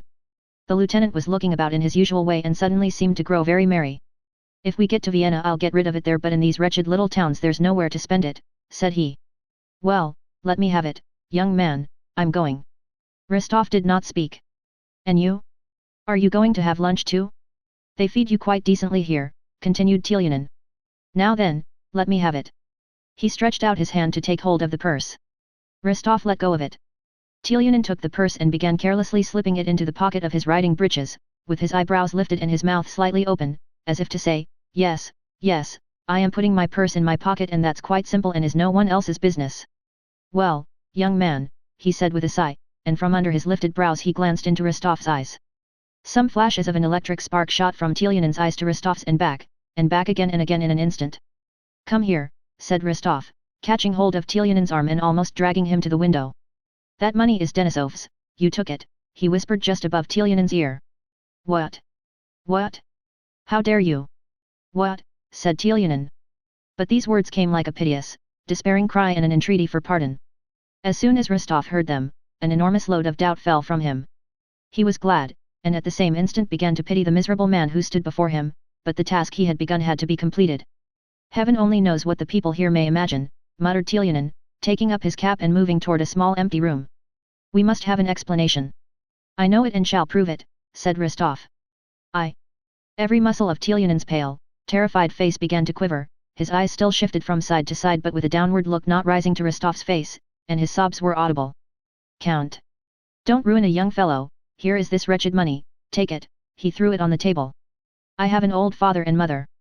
Rostov took the money, avoiding Telyanin's eyes, and went out of the room without a word. But at the door he stopped and then retraced his steps. "Oh God," he said with tears in his eyes, "how could you do it?" "Count," said Telyanin drawing nearer to him. "Don't touch me," said Rostov, drawing back. "If you need it, take the money," and he threw the purse to him and ran out of the inn. Chapter 5. That same evening there was an animated discussion among the squadron's officers in Denisov's quarters. "And I tell you, Rostov, that you must apologize to the colonel, said a tall, grizzly-haired staff captain, with enormous mustaches and many wrinkles on his large features, to Rostov, who was crimson with excitement. The staff captain, Kirsten, had twice been reduced to the ranks for affairs of honor and had twice regained his commission. I will allow no one to call me a liar, cried Rostov. He told me I lied, and I told him he lied. And there it rests. He may keep me on duty every day, or may place me under arrest, but no one can make me apologize, because if he, as commander of this regiment, thinks it beneath his dignity to give me satisfaction, then— You just wait a moment, my dear fellow, and listen, interrupted the staff captain in his deep bass, calmly stroking his long mustache. You tell the colonel in the presence of other officers that an officer has stolen. I'm not to blame that the conversation began in the presence of other officers. Perhaps I ought not to have spoken before them, but I am not a diplomatist. That's why I joined the hussars, thinking that here one would not need finesse, and he tells me that I am lying, so let him give me satisfaction. That's all right. No one thinks you a coward, but that's not the point. Ask Denisov whether it is not out of the question for a cadet to demand satisfaction of his regimental commander. Denisov sat gloomily biting his mustache and listening to the conversation, evidently with no wish to take part in it. He answered the staff captain's question by a disapproving shake of his head. You speak to the colonel about this nasty business before other officers, continued the staff captain, and Bogdanich, the colonel was called Bogdanich, shuts you up. He did not shut me up, he said I was telling an untruth. Well, have it so, and you talked a lot of nonsense to him and must apologize. Not on any account, exclaimed Rostov. I did not expect this of you, said the staff captain seriously and severely. You don't wish to apologize, but, man, it's not only to him but to the whole regiment, all of us, you're to blame all round. The case is this, you ought to have thought the matter over and taken advice, but no, you go and blurt it all straight out before the officers. Now what was the colonel to do? Have the officer tried and disgraced the whole regiment? Disgrace the whole regiment because of one scoundrel? Is that how you look at it? We don't see it like that. And Bogdanich was a brick, he told you you were saying what was not true. It's not pleasant, but what's to be done, my dear fellow? You landed yourself in it. And now, when one wants to smooth the thing over, some conceit prevents your apologizing, and you wish to make the whole affair public. You are offended at being put on duty a bit, but why not apologize to an old and honorable officer? Whatever Bogdanich may be, anyway he is an honorable and brave old colonel. You're quick at taking offense, but you don't mind disgracing the whole regiment. The staff captain's voice began to tremble. You have been in the regiment next to no time, my lad. You're here today and tomorrow you'll be appointed adjutant somewhere and can snap your fingers when it is said there are thieves among the Pavlograd officers. But it's not all the same to us. Am I not right, Denisov? It's not the same. Denisov remained silent and did not move, but occasionally looked with his glittering black eyes at Rostov. You value your own pride and don't wish to apologize, continued the staff captain, but we old fellows, who have grown up in and, God willing, are going to die in the regiment, we prize the honor of the regiment, and Bogdanich knows it. Oh, we do prize it, old fellow. And all this is not right, it's not right. You may take offense or not but I always stick to mother truth. It's not right. And the staff captain rose and turned away from Rostov. That's true, devil take it, shouted Denisov, jumping up. Now then, Wostov, now then. Rostov, growing red and pale alternately, looked first at one officer and then at the other. No, gentlemen, no, you mustn't think. I quite understand. You're wrong to think that of me. For me, for the honor of the regiment I'd. Ah well, I'll show that in action, and for me the honor of the flag. Well, never mind, it's true I'm to blame all round. Well, what else do you want? Come, that's right, Count, cried the staff captain turning round and clapping Rostov on the shoulder with his big hand. I tell you, shouted Denisov, he's a fine fellow. That's better, Count, said the staff captain, beginning to address Rostov by his title, as if in recognition of his confession. Go and apologize, Your Excellency. Yes, go. Gentlemen, I'll do anything. No one shall hear a word from me, said Rostov in an imploring voice, but I can't apologize, by God I can't, do what you will. How can I go and apologize like a little boy asking forgiveness? Denisov began to laugh. It'll be worse for you. Bogdanich is vindictive and you'll pay for your obstinacy, said Kirsten. No, on my word it's not obstinacy. I can't describe the feeling. I can't. Well, it's as you like, said the staff captain. And what has become of that scoundrel? He asked Denisov. He has weepo-rooped himself sick, he's to be struck off the list tomorrow, muttered Denisov. It is an illness, there's no other way of explaining it, said the staff captain. Illness or not, he'd better not cross my path. I'd kill him, shouted Denisov in a bloodthirsty tone. Just then Zherkov entered the room. What brings you here? Cried the officers turning to the newcomer. We're to go into action, gentlemen. Mack has surrendered with his whole army. It's not true. I've seen him myself. What? Saw the real Mack? With hands and feet. Into action. Into action. Bring him a bottle for such news. But how did you come here? I've been sent back to the regiment all on account of that devil, Mack. An Austrian general complained of me. I congratulated him on Mack's arrival. What's the matter, Ristov? You look as if you'd just come out of a hot bath. Oh, my dear fellow, we're in such a stew here these last 2 days. The regimental adjutant came in and confirmed the news brought by Zherkov. They were under orders to advance next day. We're going into action, gentlemen. Well, thank God. We've been sitting here too long. Chapter 6. Kutuzov fell back toward Vienna, destroying behind him the bridges over the rivers Inn, at Braunau, and Traun, near Linz. On October 23 the Russian troops were crossing the river Enns. At midday the Russian baggage train, the artillery and columns of troops were defiling through the town of Enns on both sides of the bridge. It was a warm, rainy, autumnal day. The white expanse that opened out before the heights on which the Russian batteries stood guarding the bridge was at times veiled by a diaphanous curtain of slanting rain, and then, suddenly spread out in the sunlight, far distant objects could be clearly seen glittering as though freshly varnished. Down below, the little town could be seen with its white, red-roofed houses, its cathedral, and its bridge, on both sides of which streamed jostling masses of Russian troops. At the bend of the Danube, vessels, an island, and a castle with a park surrounded by the waters of the confluence of the Enns and the Danube became visible, and the rocky left bank of the Danube covered with pine forests, with a mystic background of green treetops and bluish gorges. The turrets of a convent stood out beyond a wild virgin pine forest, and far away on the other side of the Enns the enemy's horse patrols could be discerned. Among the field guns on the brow of the hill the general in command of the rearguard stood with a staff officer, scanning the country through his field glass. A little behind them Nesvitsky, who had been sent to the rearguard by the commander-in-chief, was sitting on the trail of a gun carriage. A Cossack who accompanied him had handed him a knapsack and a flask, and Nesvitsky was treating some officers to pies and real doppelkummel. The officers gladly gathered round him, some on their knees, some squatting Turkish fashion on the wet grass. Yes, the Austrian prince who built that castle was no fool. It's a fine place. Why are you not eating anything, gentlemen? Nesvitsky was saying. Thank you very much, Prince, answered one of the officers, pleased to be talking to a staff officer of such importance. It's a lovely place. We passed close to the park and saw 2 deer, and what a splendid house. Look, Prince, said another, who would have dearly liked to take another pie but felt shy, and therefore pretended to be examining the countryside. See, our infantrymen have already got there. Look there in the meadow behind the village, 3 of them are dragging something. They'll ransack that castle, he remarked with evident approval. So they will, said Nesvitsky. No, but what I should like, added he, munching a pie in his moist-lipped handsome mouth, would be to slip in over there. He pointed with a smile to a turreted nunnery, and his eyes narrowed and gleamed. That would be fine, gentlemen. The officers laughed. Just to flutter the nuns a bit. They say there are Italian girls among them. On my word I'd give 5 years of my life for it. They must be feeling dull, too, said one of the bolder officers, laughing. Meanwhile the staff officer standing in front pointed out something to the general, who looked through his field glass. Yes, so it is, said the general angrily, lowering the field glass and shrugging his shoulders, so it is. They'll be fired on at the crossing. And why are they dawdling there? On the opposite side the enemy could be seen by the naked eye, and from their battery a milk-white cloud arose. Then came the distant report of a shot, and our troops could be seen hurrying to the crossing. Nesvitsky rose, puffing, and went up to the general, smiling. Would not your excellency like a little refreshment, he said. It's a bad business, said the general without answering him, our men have been wasting time. Hadn't I better ride over, your excellency, asked Nesvitsky.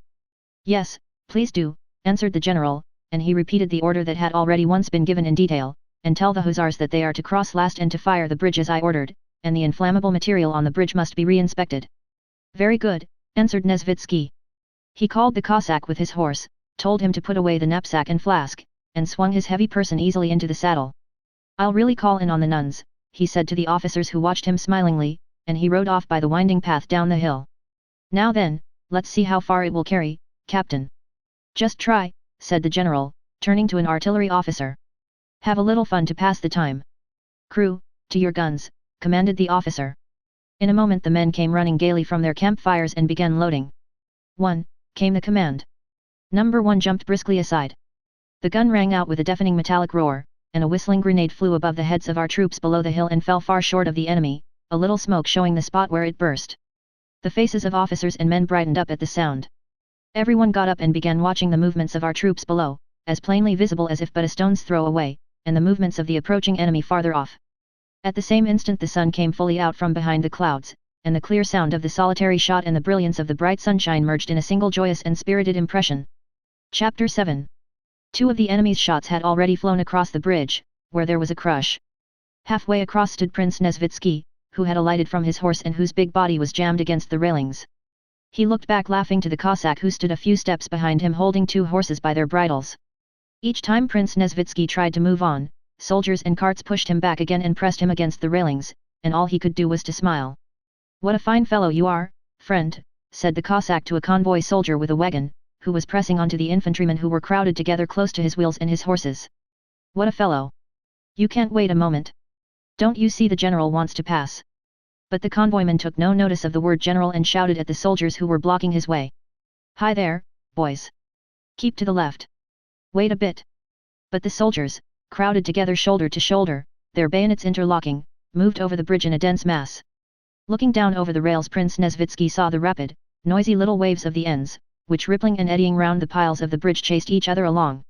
Looking on the bridge he saw equally uniform living waves of soldiers, shoulder straps, covered shakos, knapsacks, bayonets, long muskets, and, under the shakos, faces with broad cheekbones, sunken cheeks and listless tired expressions, and feet that moved through the sticky mud that covered the planks of the bridge. Sometimes through the monotonous waves of men, like a fleck of white foam on the waves of the ends, an officer, in a cloak and with a type of face different from that of the men, squeezed his way along, sometimes like a chip of wood whirling in the river, an hussar on foot, an orderly, or a townsman was carried through the waves of infantry, and sometimes like a log floating down the river, an officer's or company's baggage wagon, piled high, leather-covered, and hemmed in on all sides, moved across the bridge. "It's as if a dam had burst," said the Cossack hopelessly. "Are there many more of you to come?" "A million all but one," replied a waggish soldier in a torn coat, with a wink, and passed on followed by another, an old man. "If he meant the enemy, begins popping at the bridge now," said the old soldier dismally to a comrade, "you'll forget to scratch yourself." That soldier passed on, and after him came another sitting on a cart. "Where the devil have the leg bands been shoved to?" said an orderly, running behind the cart and fumbling in the back of it. And he also passed on with the wagon. Then came some merry soldiers who had evidently been drinking. And then, "Old fellow," he gives him one in the teeth with the butt end of his gun, a soldier whose greatcoat was well tucked up said gaily, with a wide swing of his arm. "Yes, the ham was just delicious," answered another with a loud laugh. And they, too, passed on, so that Nesvitsky did not learn who had been struck on the teeth, or what the ham had to do with it. "Bah! How they scurry! He just sends a ball and they think they'll all be killed," a sergeant was saying angrily and reproachfully. "As it flies past me, daddy, the ball I mean," said a young soldier with an enormous mouth, hardly refraining from laughing, "I felt like dying of fright. I did, pon my word, I got that frightened," said he, as if bragging of having been frightened. That one also passed. Then followed a cart unlike any that had gone before. It was a German cart with a pair of horses led by a German, and seemed loaded with a whole house full of effects. A fine brindled cow with a large udder was attached to the cart behind. A woman with an unweaned baby, an old woman, and a healthy German girl with bright red cheeks were sitting on some feather beds. Evidently these fugitives were allowed to pass by special permission. The eyes of all the soldiers turned toward the women, and while the vehicle was passing at foot pace all the soldiers' remarks related to the 2 young ones. Every face bore almost the same smile, expressing unseemly thoughts about the women. "Just see, the German sausage is making tracks, too. Sell me the missus," said another soldier, addressing the German, who, angry and frightened, strode energetically along with downcast eyes. "See how smart she's made herself. Oh, the devils! There, Fedotov, you should be quartered on them. I have seen as much before now, mate." "Where are you going?" asked an infantry officer who was eating an apple, also half smiling as he looked at the handsome girl. The German closed his eyes, signifying that he did not understand. "Take it if you like," said the officer, giving the girl an apple. The girl smiled and took it. Nesvitsky, like the rest of the men on the bridge, did not take his eyes off the women till they had passed. When they had gone by, the same stream of soldiers followed, with the same kind of talk, and at last all stopped.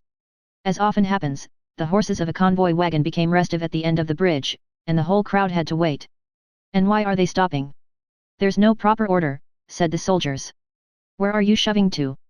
Devil take you. Can't you wait? It'll be worse if he fires the bridge. See, here's an officer jammed in too, different voices were saying in the crowd, as the men looked at one another, and all pressed toward the exit from the bridge. Looking down at the waters of the ends under the bridge, Nesvitsky suddenly heard a sound new to him, of something swiftly approaching, something big, that splashed into the water. Just see where it carries to, a soldier nearby said sternly, looking round at the sound. Encouraging us to get along quicker, said another uneasily. The crowd moved on again. Nesvitsky realized that it was a cannonball. Hey, Cossack, my horse, he said. Now, then, you there, get out of the way. Make way. With great difficulty he managed to get to his horse, and shouting continually he moved on.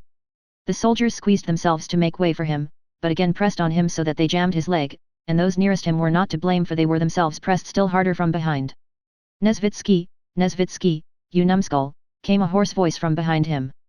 Nesvitsky looked round and saw, some 15 paces away but separated by the living mass of moving infantry, Vaska Denisov, red and shaggy, with his cap on the back of his black head and a cloak hanging jauntily over his shoulder. Tell these devils, these fiends, to let me pass, shouted Denisov evidently in a fit of rage, his coal-black eyes with their bloodshot whites glittering and rolling as he waved his sheathed saber in a small bare hand as red as his face. Ah, Vaska, joyfully replied Nesvitsky. What's up with you? The squad one can't pass, shouted Vaska Denisov, showing his white teeth fiercely and spurring his black thoroughbred Arab, which twitched its ears as the bayonets touched it, and snorted, spurting white foam from his bit, tramping the planks of the bridge with his hoofs, and apparently ready to jump over the railings had his rider let him. What is this? They're like sheep. Just like sheep. Out of the way. Let us pass. Stop there, you devil with the cart. I'll hack you with my saber, he shouted, actually drawing his saber from its scabbard and flourishing it. The soldiers crowded against one another with terrified faces, and Denisov joined Nesvitsky. How's it you're not drunk today, said Nesvitsky when the other had ridden up to him. They don't even give one time to drink, answered Vaska Denisov. They keep wagging the regiment to and fro all day. If they mean to fight, let's fight. But the devil knows what this is. What a dandy you are today, said Nesvitsky, looking at Denisov's new cloak and saddlecloth. Denisov smiled, took out of his saber-touch a handkerchief that diffused a smell of perfume, and put it to Nesvitsky's nose. Of course. I'm going into action. I've shaved, washed my teeth, and scented myself. The imposing figure of Nesvitsky followed by his Cossack, and the determination of Denisov who flourished his sword and shouted frantically, had such an effect that they managed to squeeze through to the farther side of the bridge and stopped the infantry. Beside the bridge Nesvitsky found the colonel to whom he had to deliver the order, and having done this he rode back. Having cleared the way Denisov stopped at the end of the bridge. Carelessly holding in his stallion that was neighing and pawing the ground, eager to rejoin its fellows, he watched his squadron draw nearer. Then the clang of hoofs, as of several horses galloping, resounded on the planks of the bridge, and the squadron, officers in front and men four abreast, spread across the bridge and began to emerge on his side of it. The infantry who had been stopped crowded near the bridge in the trampled mud and gazed with that particular feeling of ill will, estrangement, and ridicule with which troops of different arms usually encounter one another at the clean, smart hussars who moved past them in regular order. Smart lads. Only fit for a fair, said one. What good are they? They're led about just for show, remarked another. Don't kick up the dust, you infantry, jested an hussar whose prancing horse had splashed mud over some foot soldiers. I'd like to put you on a 2-days march with a knapsack. Your fine cords would soon get a bit rubbed, said an infantryman, wiping the mud off his face with his sleeve. Perched up there, you're more like a bird than a man. There now, Zekin, they ought to put you on a horse. You'd look fine, said a corporal, chaffing a thin little soldier who bent under the weight of his knapsack. Take a stick between your legs, that'll suit you for a horse, the hussar shouted back. Chapter 8. The last of the infantry hurriedly crossed the bridge, squeezing together as they approached it as if passing through a funnel. At last the baggage wagons had all crossed, the crush was less, and the last battalion came onto the bridge. Only Denisov's squadron of hussars remained on the farther side of the bridge facing the enemy, who could be seen from the hill on the opposite bank but was not yet visible from the bridge, for the horizon as seen from the valley through which the river flowed was formed by the rising ground only half a mile away. At the foot of the hill lay wasteland over which a few groups of our Cossack scouts were moving. Suddenly on the road at the top of the high ground, artillery and troops in blue uniform were seen. These were the French. A group of Cossack scouts retired down the hill at a trot.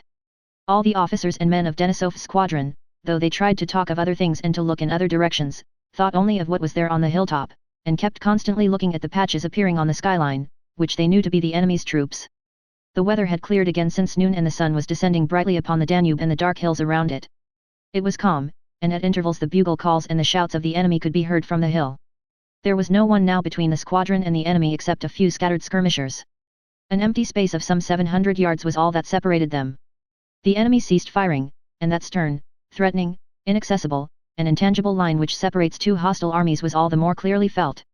One step beyond that boundary line which resembles the line dividing the living from the dead lies uncertainty, suffering, and death. And what is there? Who is there beyond that field, that tree, that roof lit up by the sun? No one knows, but one wants to know. You fear and yet long to cross that line, and know that sooner or later it must be crossed and you will have to find out what is there, just as you will inevitably have to learn what lies the other side of death. But you are strong, healthy, cheerful, and excited, and are surrounded by other such excitedly animated and healthy men. So thinks, or at any rate feels, anyone who comes in sight of the enemy, and that feeling gives a particular glamour and glad keenness of impression to everything that takes place at such moments. On the high ground where the enemy was, the smoke of a cannon rose, and a ball flew whistling over the heads of the hussar squadron. The officers who had been standing together rode off to their places. The hussars began carefully aligning their horses. Silence fell on the whole squadron. All were looking at the enemy in front and at the squadron commander, awaiting the word of command. A second and a third cannon ball flew past. Evidently they were firing at the hussars, but the balls with rapid rhythmic whistle flew over the heads of the horsemen and fell somewhere beyond them.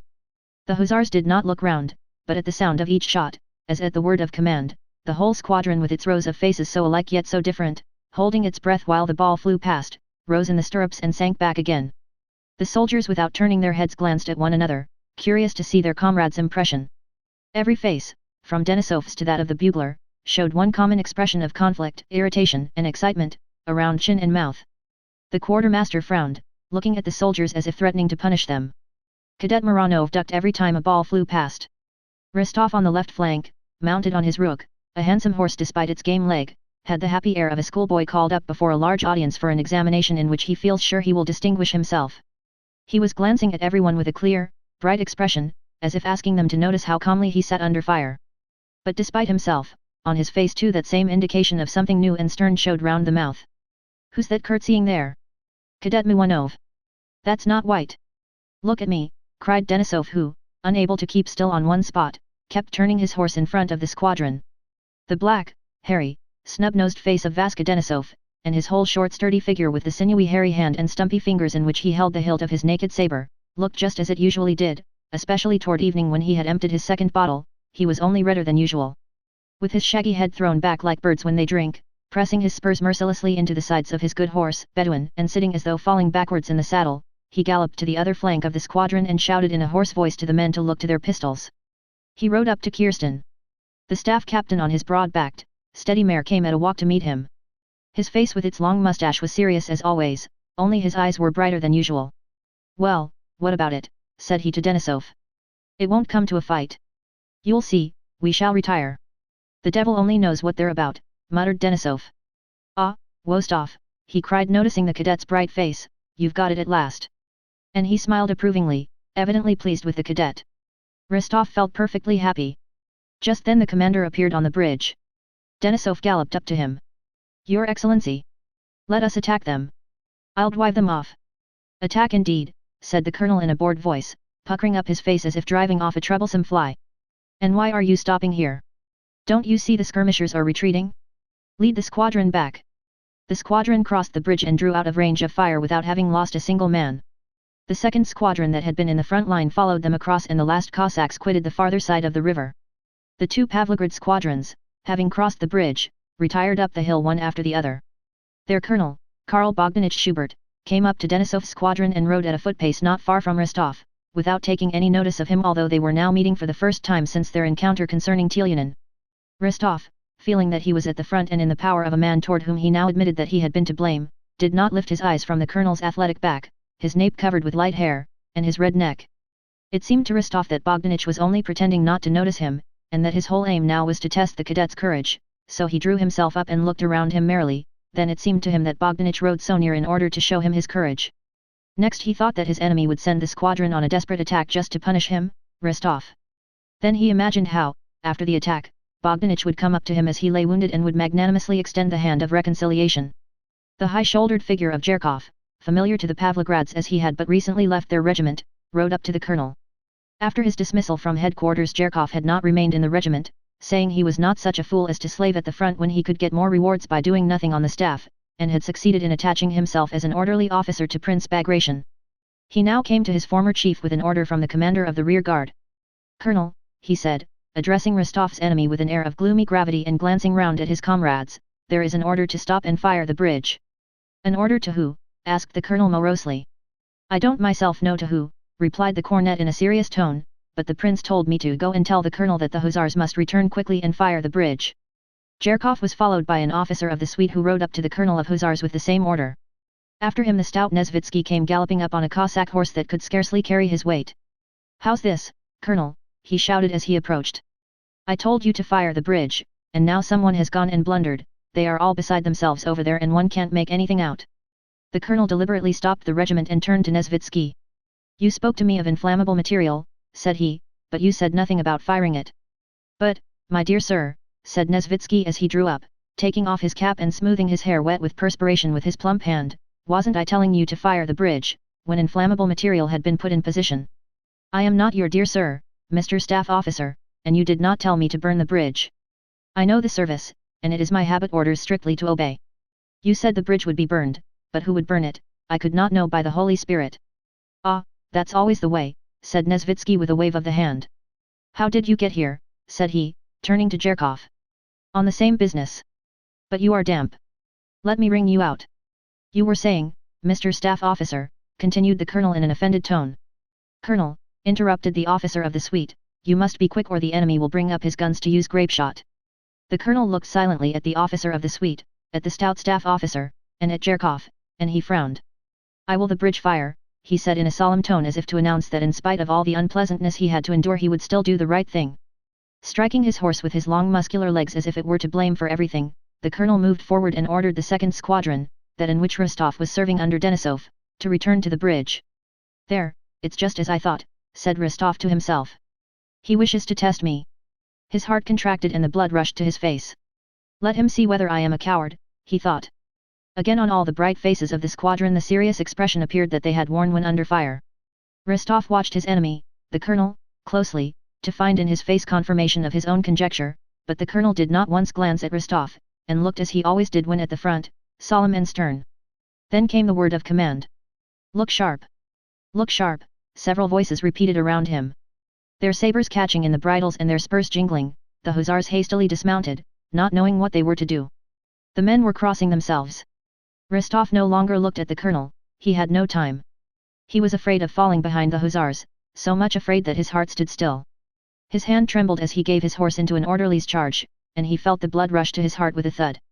Denisov rode past him, leaning back and shouting something. Rostov saw nothing but the hussars running all around him, their spurs catching and their sabers clattering. "Stretchers!" shouted someone behind him.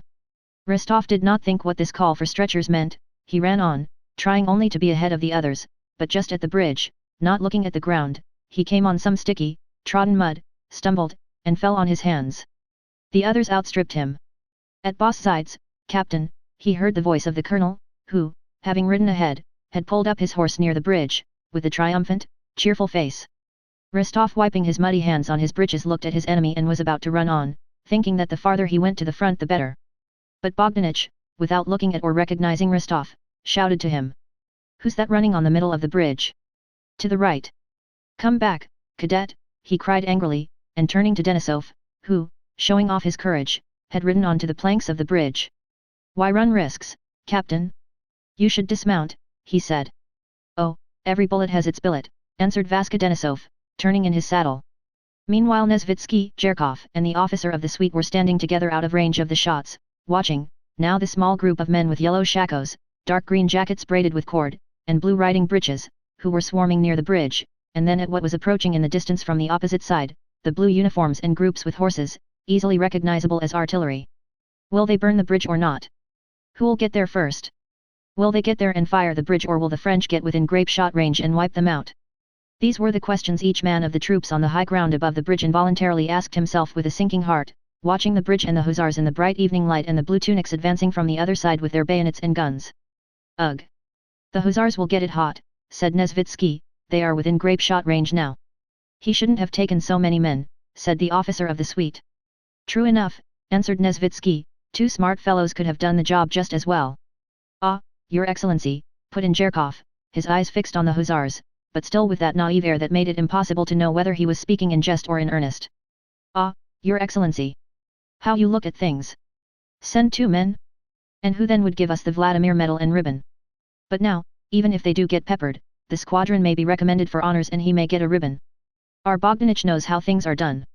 There now, said the officer of the suite, that's grape shot.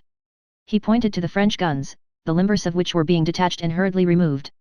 On the French side, amid the groups with cannon, a cloud of smoke appeared, then a second and a third almost simultaneously, and at the moment when the first report was heard a fourth was seen. Then 2 reports one after another, and a third. Oh! Oh! Groaned Nesvitsky as if in fierce pain, seizing the officer of the suite by the arm. Look! A man has fallen. Fallen, fallen. 2, I think. If I were Tsar I would never go to war, said Nesvitsky, turning away. The French guns were hastily reloaded. The infantry in their blue uniforms advanced toward the bridge at a run. Smoke appeared again but at irregular intervals, and grape shot cracked and rattled onto the bridge. But this time Nesvitsky could not see what was happening there, as a dense cloud of smoke arose from it. The hussars had succeeded in setting it on fire and the French batteries were now firing at them, no longer to hinder them but because the guns were trained and there was someone to fire at. The French had time to fire 3 rounds of grape shot before the hussars got back to their horses. 2 were misdirected and the shot went too high, but the last round fell in the midst of a group of hussars and knocked 3 of them over. Rostov, absorbed by his relations with Bogdanich, had paused on the bridge not knowing what to do. There was no one to hew down, as he had always imagined battles to himself, nor could he help to fire the bridge because he had not brought any burning straw with him like the other soldiers. He stood looking about him, when suddenly he heard a rattle on the bridge as if nuts were being spilt, and the hussar nearest to him fell against the rails with a groan. Rostov ran up to him with the others. Again someone shouted, "Stretchers!" 4 men seized the hussar and began lifting him. "Ooh! For Christ's sake let me alone," cried the wounded man, but still he was lifted and laid on the stretcher. Nicholas Rostov turned away and, as if searching for something, gazed into the distance, at the waters of the Danube, at the sky, and at the sun. How beautiful the sky looked, how blue, how calm, and how deep. How bright and glorious was the setting sun. With what soft glitter the waters of the distant Danube shone. And fairer still were the faraway blue mountains beyond the river, the nunnery, the mysterious gorges, and the pine forests veiled in the mist of their summits. There was peace and happiness. I should wish for nothing else, nothing, if only I were there, thought Rostov. In myself alone and in that sunshine there is so much happiness, but here, groans, suffering, fear, and this uncertainty and hurry. There, they are shouting again, and again are all running back somewhere, and I shall run with them, and it, death, is here above me and around. Another instant and I shall never again see the sun, this water, that gorge. At that instant the sun began to hide behind the clouds, and other stretchers came into view before Rostov. And the fear of death and of the stretchers, and love of the sun and of life, all merged into one feeling of sickening agitation. O Lord God! Thou who art in that heaven, save, forgive, and protect me! Rostov whispered. The hussars ran back to the men who held their horses, their voices sounded louder and calmer, the stretchers disappeared from sight. Well, fiend?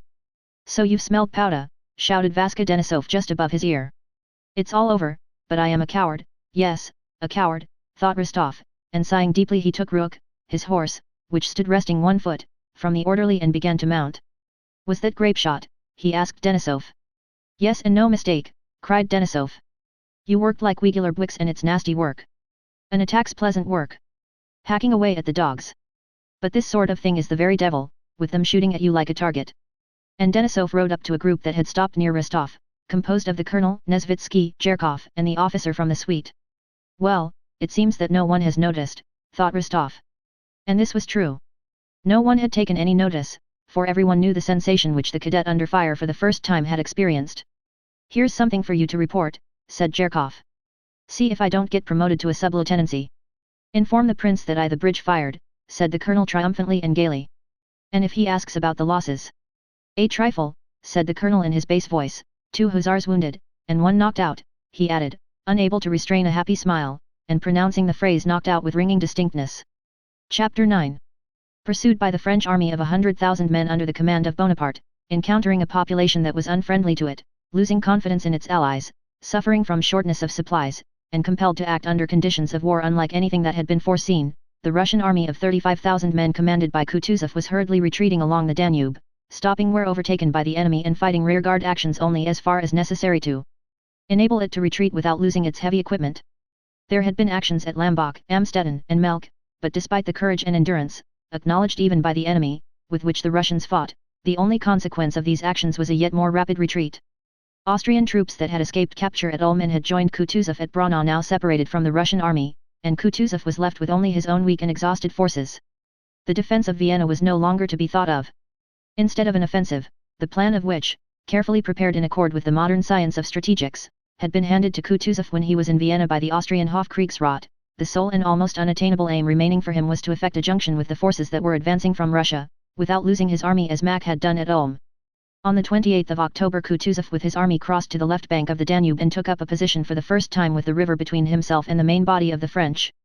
On the 30th he attacked Mortier's division, which was on the left bank, and broke it up. In this action for the first time trophies were taken, banners, cannon, and 2 enemy generals. For the first time, after a fortnight's retreat, the Russian troops had halted and after a fight had not only held the field but had repulsed the French. Though the troops were ill-clad, exhausted, and had lost a third of their number in killed, wounded, sick, and stragglers, though a number of sick and wounded had been abandoned on the other side of the Danube with a letter in which Kutuzov entrusted them to the humanity of the enemy, and though the big hospitals and the houses in Krems converted into military hospitals could no longer accommodate all the sick and wounded, yet the stand made at Krems and the victory over Mortier raised the spirits of the army considerably. Throughout the whole army and at headquarters most joyful though erroneous rumors were rife of the imaginary approach of columns from Russia, of some victory gained by the Austrians, and of the retreat of the frightened Bonaparte. Prince Andrew during the battle had been in attendance on the Austrian General Schmidt, who was killed in the action. His horse had been wounded under him and his own arm slightly grazed by a bullet. As a mark of the commander-in-chief's special favor he was sent with the news of this victory to the Austrian court, now no longer at Vienna, which was threatened by the French, but at Brunn. Despite his apparently delicate build Prince Andrew could endure physical fatigue far better than many very muscular men, and on the night of the battle, having arrived at Krems excited but not weary, with dispatches from Dikcherov to Kutuzov, he was sent immediately with a special dispatch to Brunn. To be so sent meant not only a reward but an important step toward promotion. The night was dark but starry, the road showed black in the snow that had fallen the previous day, the day of the battle. Reviewing his impressions of the recent battle, picturing pleasantly to himself the impression his news of a victory would create, or recalling the send-off given him by the commander-in-chief and his fellow officers, Prince Andrew was galloping along in a post-chaise enjoying the feelings of a man who has at length begun to attain a long-desired happiness. As soon as he closed his eyes his ears seemed filled with the rattle of the wheels and the sensation of victory. Then he began to imagine that the Russians were running away and that he himself was killed, but he quickly roused himself with a feeling of joy, as if learning afresh that this was not so but that on the contrary the French had run away. He again recalled all the details of the victory and his own calm courage during the battle, and feeling reassured he dozed off. The dark starry night was followed by a bright cheerful morning. The snow was thawing in the sunshine, the horses galloped quickly, and on both sides of the road were forests of different kinds, fields and villages. At one of the post stations he overtook a convoy of Russian wounded. The Russian officer in charge of the transport lolled back in the front cart, shouting and scolding a soldier with coarse abuse. In each of the long German carts 6 or more pale, dirty, bandaged men were being jolted over the stony road. Some of them were talking, he heard Russian words, others were eating bread, the more severely wounded looked silently, with the languid interest of sick children, at the envoy hurrying past them. Prince Andrew told his driver to stop, and asked a soldier in what action they had been wounded. Day before yesterday, on the Danube, answered the soldier. Prince Andrew took out his purse and gave the soldier 3 gold pieces. That's for them all, he said to the officer who came up. Get well soon, lads, he continued, turning to the soldiers. There's plenty to do still. What news, sir? Asked the officer, evidently anxious to start a conversation. Good news. Go on, he shouted to the driver, and they galloped on. It was already quite dark when Prince Andrew rattled over the paved streets of Brunn and found himself surrounded by high buildings, the lights of shops, houses and street lamps, fine carriages, and all that atmosphere of a large and active town which is always so attractive to a soldier after camp life. Despite his rapid journey and sleepless night, Prince Andrew when he drove up to the palace felt even more vigorous and alert than he had done the day before. Only his eyes gleamed feverishly and his thoughts followed one another with extraordinary clearness and rapidity. He again vividly recalled the details of the battle, no longer dim but definite and in the concise form in which he imagined himself stating them to the Emperor Francis. He vividly imagined the casual questions that might be put to him and the answers he would give. He expected to be at once presented to the Emperor. At the chief entrance to the palace, however, an official came running out to meet him, and learning that he was a special messenger led him to another entrance. To the right from the corridor, you are Hochgeboren. There you will find the adjutant on duty, said the official. He will conduct you to the Minister of War. The adjutant on duty, meeting Prince Andrew, asked him to wait, and went into the Minister of War. 5 minutes later he returned and bowing with particular courtesy ushered Prince Andrew before him along a corridor to the cabinet where the Minister of War was at work. The adjutant by his elaborate courtesy appeared to wish to ward off any attempt at familiarity on the part of the Russian messenger. Prince Andrew's joyous feeling was considerably weakened as he approached the door of the minister's room. He felt offended, and without his noticing it the feeling of offense immediately turned into one of disdain which was quite uncalled for. His fertile mind instantly suggested to him a point of view which gave him a right to despise the adjutant and the minister. Away from the smell of powder, they probably think it easy to gain victories, he thought. His eyes narrowed disdainfully, he entered the room of the Minister of War with peculiarly deliberate steps. This feeling of disdain was heightened when he saw the minister seated at a large table reading some papers and making pencil notes on them, and for the first 2 or 3 minutes taking no notice of his arrival. A wax candle stood at each side of the minister's bent bald head with its grey temples. He went on reading to the end, without raising his eyes at the opening of the door and the sound of footsteps. Take this and deliver it, said he to his adjutant, handing him the papers and still taking no notice of the special messenger. Prince Andrew felt that either the actions of Kutuzov's army interested the Minister of War less than any of the other matters he was concerned with, or he wanted to give the Russian special messenger that impression. But that is a matter of perfect indifference to me, he thought. The minister drew the remaining papers together, arranged them evenly, and then raised his head. He had an intellectual and distinctive head, but the instant he turned to Prince Andrew the firm, intelligent expression on his face changed in a way evidently deliberate and habitual to him. His face took on the stupid artificial smile, which does not even attempt to hide its artificiality, of a man who is continually receiving many petitioners one after another. From General Field Marshal Kutuzov, he asked. I hope it is good news? There has been an encounter with Mortier? A victory? It was high time. He took the dispatch which was addressed to him and began to read it with a mournful expression. Oh, my God! My God! Schmidt, he exclaimed in German. What a calamity! What a calamity! Having glanced through the dispatch he laid it on the table and looked at Prince Andrew, evidently considering something. Ah, what a calamity! You say the affair was decisive? But Mortier is not captured. Again he pondered. I am very glad you have brought good news, though Schmidt's death is a heavy price to pay for the victory. His Majesty will no doubt wish to see you, but not today. I thank you. You must have a rest. Be at the levee tomorrow after the parade. However, I will let you know. The stupid smile, which had left his face while he was speaking, reappeared. Au revoir. Thank you very much. His Majesty will probably desire to see you, he added, bowing his head.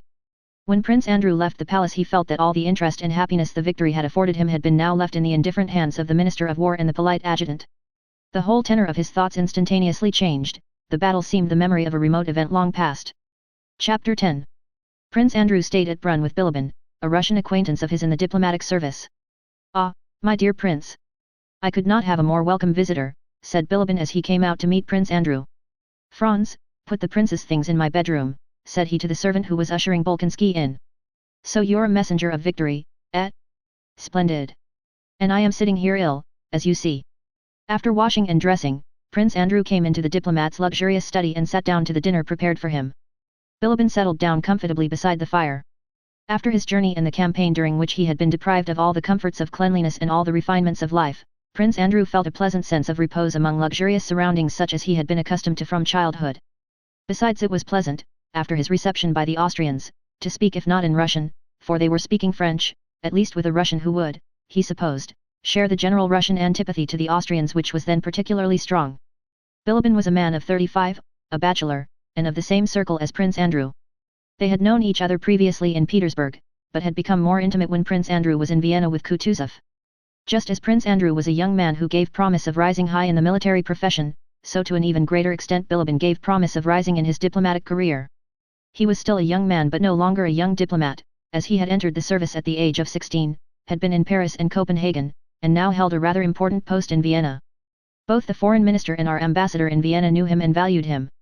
He was not one of those many diplomats who are esteemed because they have certain negative qualities, avoid doing certain things, and speak French. He was one of those, who, liking work, knew how to do it, and despite his indolence would sometimes spend a whole night at his writing table. He worked well whatever the import of his work. It was not the question what for, but the question how, that interested him. What the diplomatic matter might be he did not care, but it gave him great pleasure to prepare a circular, memorandum, or report, skillfully, pointedly, and elegantly. Bilibin's services were valued not only for what he wrote, but also for his skill in dealing and conversing with those in the highest spheres. Bilibin liked conversation as he liked work, only when it could be made elegantly witty. In society he always awaited an opportunity to say something striking and took part in a conversation only when that was possible. His conversation was always sprinkled with wittily original, finished phrases of general interest. These sayings were prepared in the inner laboratory of his mind in a portable form as if intentionally, so that insignificant society people might carry them from drawing room to drawing room. And, in fact, Bilibin's witticisms were hawked about in the Viennese drawing rooms and often had an influence on matters considered important. His thin, worn, sallow face was covered with deep wrinkles, which always looked as clean and well washed as the tips of one's fingers after a Russian bath. The movement of these wrinkles formed the principal play of expression on his face. Now his forehead would pucker into deep folds and his eyebrows were lifted, then his eyebrows would descend and deep wrinkles would crease his cheeks. His small, deep-set eyes always twinkled and looked out straight. "Well, now tell me about your exploits," said he. Bolkonsky, very modestly without once mentioning himself, described the engagement and his reception by the Minister of War. "They received me and my news as one receives a dog in a game of skittles," said he in conclusion. Bilibin smiled and the wrinkles on his face disappeared. "Cependant, Monday cher," he remarked, examining his nails from a distance and puckering the skin above his left eye, "malgré la haute estime que j'ai professée pour the Orthodox Russian Army, j'ai avoué que votre victoire n'est pas des plus victorieuses." Note. "But my dear fellow, with all my respect for the Orthodox Russian Army, I must say that your victory was not particularly victorious." He went on talking in this way in French, uttering only those words in Russian on which he wished to put a contemptuous emphasis. "Come now. You with all your forces fall on the unfortunate Mortier and his one division, and even then Mortier slips through your fingers. Where's the victory?" "But seriously," said Prince Andrew, "we can at any rate say without boasting that it was a little better than at Ulm. Why didn't you capture one, just one, marshal for us?" "Because not everything happens as one expects or with the smoothness of a parade. We had expected, as I told you, to get at their rear by 7 in the morning but had not reached it by 5 in the afternoon." "And why didn't you do it at 7 in the morning?" "You ought to have been there at 7 in the morning," returned Bilibin with a smile. "You ought to have been there at 7 in the morning. Why did you not succeed in impressing on Bonaparte by diplomatic methods that he had better leave Genoa alone?" retorted Prince Andrew in the same tone. "I know," interrupted Bilibin, "you're thinking it's very easy to take marshals, sitting on a sofa by the fire. That is true, but still why didn't you capture him? So don't be surprised if not only the Minister of War but also His Most August Majesty the Emperor and King Francis is not much delighted by your victory. Even I, a poor secretary of the Russian embassy, do not feel any need in token of my joy to give my Franz a thaler, or let him go with his Liebchen to the Prater. True, we have no Prater here." He looked straight at Prince Andrew and suddenly unwrinkled his forehead. "It is now my turn to ask you why, Monday cher," said Bolkonsky. "I confess I do not understand. Perhaps there are diplomatic subtleties here beyond my feeble intelligence, but I can't make it out. Mack loses a whole army, the Archduke Ferdinand and the Archduke Karl give no signs of life and make blunder after blunder.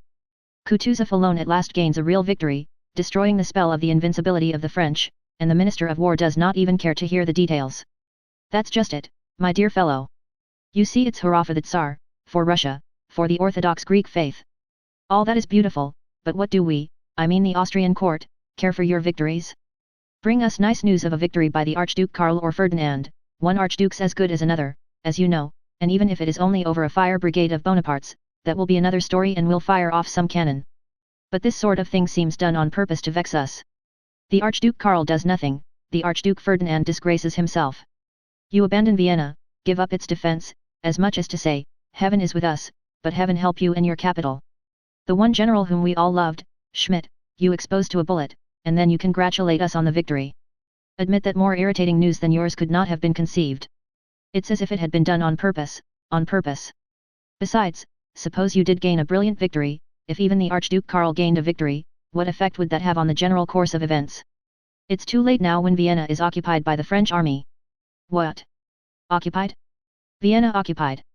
Not only occupied, but Bonaparte is at Schönbrunn, and the Count, our dear Count Verbnay, goes to him for orders.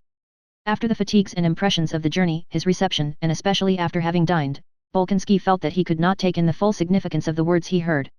Count Lichtenfels was here this morning, Bilibin continued, and showed me a letter in which the parade of the French in Vienna was fully described. Prince Murat et tout le tremblement. You see that your victory is not a matter for great rejoicing and that you can't be received as a savior. Really, I don't care about that, I don't care at all, said Prince Andrew, beginning to understand that his news of the battle before Krems was really of small importance in view of such events as the fall of Austria's capital. How is it Vienna was taken? What of the bridge and its celebrated bridgehead and Prince Auersperg? We heard reports that Prince Auersperg was defending Vienna, he said. Prince Auersperg is on our side of the river, and is defending us, doing it very badly, I think, but still he is defending us. But Vienna is on the other side. No, the bridge has not yet been taken and I hope it will not be, for it is mined and orders have been given to blow it up. Otherwise we should long ago have been in the mountains of Bohemia, and you and your army would have spent a bad quarter of an hour between two fires. But still this does not mean that the campaign is over, said Prince Andrew. Well, I think it is. The bigwigs here think so too, but they daren't say so. It will be as I said at the beginning of the campaign, it won't be your skirmishing at Durenstein, or gunpowder at all, that will decide the matter, but those who devised it, said Bilibin quoting one of his own mots, releasing the wrinkles on his forehead, and pausing. The only question is what will come of the meeting between the Emperor Alexander and the King of Prussia in Berlin? If Prussia joins the Allies, Austria's hand will be forced and there will be war. If not, it is merely a question of settling where the preliminaries of the new Campo Formio are to be drawn up. What an extraordinary genius! Prince Andrew suddenly exclaimed, clenching his small hand and striking the table with it, and what luck the man has. Bonaparte, said Bilibin inquiringly, puckering up his forehead to indicate that he was about to say something witty. Bonaparte, he repeated, accentuating the U, I think, however, now that he lays down laws for Austria at Schönbrunn, il faut lui faire grâce de lu, note. I shall certainly adopt an innovation and call him simply Bonaparte. Note. We must let him off the U. But joking apart, said Prince Andrew, do you really think the campaign is over? This is what I think. Austria has been made a fool of, and she is not used to it. She will retaliate. And she has been fooled in the first place because her provinces have been pillaged, they say the Holy Russian army loots terribly, her army is destroyed, her capital taken, and all this for the beaux yeux note of his Sardinian Majesty. And therefore, this is between ourselves, I instinctively feel that we are being deceived, my instinct tells me of negotiations with France and projects for peace, a secret peace concluded separately. Note. Fine eyes. Impossible, cried Prince Andrew. That would be too base. If we live we shall see, replied Bilibin, his face again becoming smooth as a sign that the conversation was at an end. When Prince Andrew reached the room prepared for him and lay down in a clean shirt on the feather bed with its warmed and fragrant pillows, he felt that the battle of which he had brought tidings was far, far away from him. The alliance with Prussia, Austria's treachery, Bonaparte's new triumph, tomorrow's levee and parade, and the audience with the Emperor Francis occupied his thoughts. He closed his eyes, and immediately a sound of cannonading, of musketry and the rattling of carriage wheels seemed to fill his ears, and now again drawn out in a thin line the musketeers were descending the hill, the French were firing, and he felt his heart palpitating as he rode forward beside Schmidt with the bullets merrily whistling all around, and he experienced tenfold the joy of living, as he had not done since childhood. He woke up. Yes, that all happened, he said, and, smiling happily to himself like a child, he fell into a deep, youthful slumber. Chapter 11. Next day he woke late. Recalling his recent impressions, the first thought that came into his mind was that today he had to be presented to the Emperor Francis. He remembered the Minister of War, the polite Austrian adjutant Bilibin, and last night's conversation. Having dressed for his attendance at court in full parade uniform, which he had not worn for a long time, he went into Bilibin's study fresh, animated and handsome, with his hand bandaged. In the study were 4 gentlemen of the diplomatic corps. With Prince Hippolyte Karadin, who was a secretary to the embassy, Bolkonsky was already acquainted. Bilibin introduced him to the others. The gentlemen assembled at Bilibin's were young, wealthy, gay society men, who here, as in Vienna, formed a special set which Bilibin, their leader, called les Notres. Note. This set, consisting almost exclusively of diplomats, evidently had its own interests which had nothing to do with war or politics but related to high society, to certain women, and to the official side of the service. These gentlemen received Prince Andrew as one of themselves, an honor they did not extend to many. From politeness and to start conversation, they asked him a few questions about the army and the battle, and then the talk went off into merry jests and gossip. Note. Ours. But the best of it was, said one, telling of the misfortune of a fellow diplomat, that the Chancellor told him flatly that his appointment to London was a promotion and that he was so to regard it. Can you fancy the figure he cut? But the worst of it, gentlemen, I am giving Karadin away to you, is that that man suffers, and this Don Juan, wicked fellow, is taking advantage of it. Prince Hippolyte was lolling in a lounge chair with his legs over its arm. He began to laugh. Tell me about that, he said. Oh, you Don Juan! You serpent, cried several voices.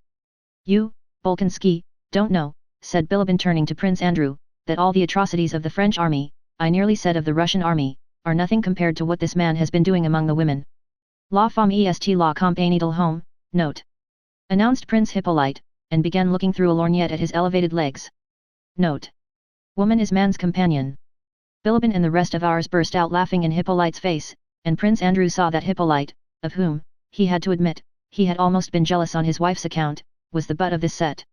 Oh, I must give you a treat, Bilibin whispered to Bolkonsky. Karajan is exquisite when he discusses politics, you should see his gravity. He sat down beside Hippolyte and wrinkling his forehead began talking to him about politics. Prince Andrew and the others gathered round these two. The Berlin cabinet cannot express a feeling of alliance, began Hippolyte gazing round with importance at the others, without expressing, as in its last note. You understand. Besides, unless His Majesty the Emperor derogates from the principle of our alliance. Wait, I have not finished, he said to Prince Andrew, seizing him by the arm, I believe that intervention will be stronger than non-intervention. And he paused.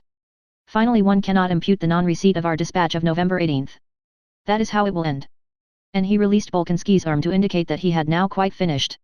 Demosthenes, I know thee by the pebble thou secretest in thy golden mouth, said Bilibin, and the mop of hair on his head moved with satisfaction.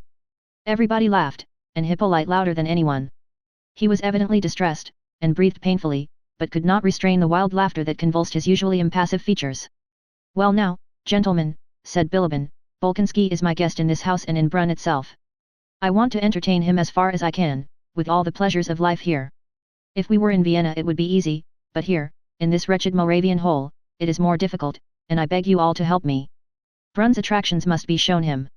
You can undertake the theatre, society, and you, Hippolyte, of course the women. We must let him see Amelie, she's exquisite, said one of ours, kissing his fingertips. In general we must turn this bloodthirsty soldier to more humane interests, said Bilibin. I shall scarcely be able to avail myself of your hospitality, gentlemen, it is already time for me to go, replied Prince Andrew looking at his watch. Where to? To the Emperor. Oh. Oh. Oh. Well, au revoir, Bolkonsky. Au revoir, Prince. Come back early to dinner, cried several voices. We'll take you in hand. When speaking to the Emperor, try as far as you can to praise the way that provisions are supplied and the routes indicated, said Bilibin, accompanying him to the hall. I should like to speak well of them, but as far as I know the facts, I can't, replied Bolkonsky, smiling. Well, talk as much as you can, anyway. He has a passion for giving audiences, but he does not like talking himself and can't do it, as you will see. Chapter 12. At the levee Prince Andrew stood among the Austrian officers as he had been told to, and the Emperor Francis merely looked fixedly into his face and just nodded to him with his long head. But after it was over, the adjutant he had seen the previous day ceremoniously informed Bolkonsky that the Emperor desired to give him an audience. The Emperor Francis received him standing in the middle of the room. Before the conversation began Prince Andrew was struck by the fact that the Emperor seemed confused and blushed as if not knowing what to say. Tell me, when did the battle begin? He asked hurriedly. Prince Andrew replied. Then followed other questions just as simple, was Kutuzov well? When had he left Krems, and so on. The Emperor spoke as if his sole aim were to put a given number of questions, the answers to these questions, as was only too evident, did not interest him. At what o'clock did the battle begin? Asked the Emperor. I cannot inform your Majesty at what o'clock the battle began at the front, but at Durenstein, where I was, our attack began after 5 in the afternoon, replied Bolkonsky growing more animated and expecting that he would have a chance to give a reliable account, which he had ready in his mind, of all he knew and had seen. But the Emperor smiled and interrupted him. How many miles? From where to where, your Majesty? From Durenstein to Krems. 3.5 miles, your Majesty. The French have abandoned the left bank. According to the scouts the last of them crossed on rafts during the night. Is there sufficient forage in Krems? Forage has not been supplied to the extent. The Emperor interrupted him. At what o'clock was General Schmidt killed? At 7 o'clock, I believe. At 7 o'clock? It's very sad, very sad. The Emperor thanked Prince Andrew and bowed. Prince Andrew withdrew and was immediately surrounded by courtiers on all sides. Everywhere he saw friendly looks and heard friendly words. Yesterday's adjutant reproached him for not having stayed at the palace, and offered him his own house. The Minister of War came up and congratulated him on the Maria Theresa Order of the 3rd grade, which the Emperor was conferring on him. The Empress Chamberlain invited him to see Her Majesty. The Archduchess also wished to see him. He did not know whom to answer, and for a few seconds collected his thoughts. Then the Russian ambassador took him by the shoulder, led him to the window, and began to talk to him. Contrary to Bilibin's forecast, the news he had brought was joyfully received. A Thanksgiving service was arranged, Kutuzov was awarded the Grand Cross of Maria Theresa, and the whole army received rewards. Bolkonsky was invited everywhere, and had to spend the whole morning calling on the principal Austrian dignitaries. Between 4 and 5 in the afternoon, having made all his calls, he was returning to Bilibin's house thinking out a letter to his father about the battle and his visit to Brunn. At the door he found a vehicle half full of luggage. Franz, Bilibin's man, was dragging a portmanteau with some difficulty out of the front door. Before returning to Bilibin's, Prince Andrew had gone to a bookshop to provide himself with some books for the campaign, and had spent some time in the shop. "What is it?" he asked. "Oh, Your Excellency," said Franz, with difficulty rolling the portmanteau into the vehicle, "we are to move on still farther. The scoundrel is again at our heels." "Eh? What?" asked Prince Andrew. Bilibin came out to meet him. His usually calm face showed excitement. "There now. Confess that this is delightful," said he. "This affair of the Thabor Bridge, at Vienna. They have crossed without striking a blow." Prince Andrew could not understand. "But where do you come from not to know what every coachman in the town knows?" "I come from the Archduchess. I heard nothing there." "And you didn't see that everybody is packing up?" "I did not." "What is it all about?" inquired Prince Andrew impatiently. "What's it all about? Why, the French have crossed the bridge that Auersperg was defending, and the bridge was not blown up, so Murat is now rushing along the road to Brunn and will be here in a day or two." "What? Here? But why did they not blow up the bridge, if it was mined? That is what I ask you. No one, not even Bonaparte, knows why." Bolkonsky shrugged his shoulders. "But if the bridge is crossed, it means that the army too is lost? It will be cut off," said he. "That's just it," answered Bilibin. "Listen. The French entered Vienna as I told you. Very well. Next day, which was yesterday, those gentlemen, Messrs. Les Marechaux, note. Murat, Lons, and Belliard, mount and ride to the bridge.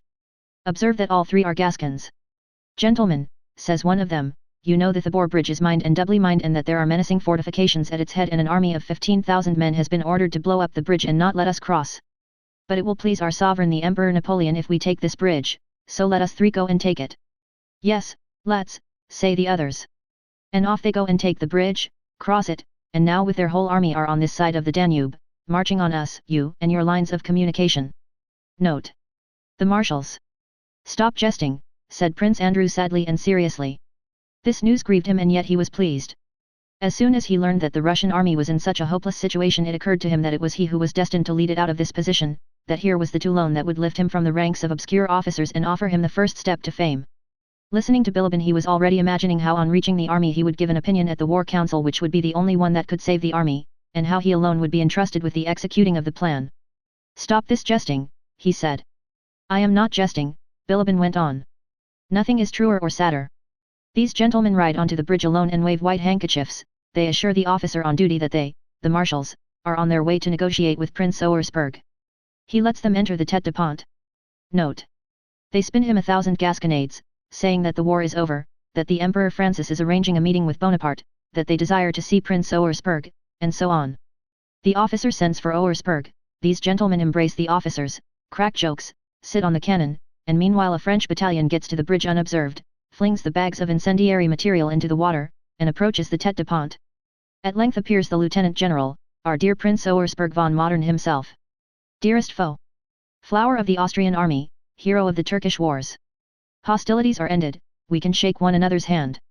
The Emperor Napoleon burns with impatience to make Prince Auersperg's acquaintance. In a word, those gentlemen, Gascons indeed, so bewildered him with fine words, and he is so flattered by his rapidly established intimacy with the French marshals, and so dazzled by the sight of Murat's mantle and ostrich plumes, Chuilny voit du fou, et oublie celui Chuil devait faire sur l'ennemi. Note, 2. In spite of the animation of his speech, Bilibin did not forget to pause after this mot to give time for its due appreciation. The French battalion rushes to the bridgehead, spikes the guns, and the bridge is taken.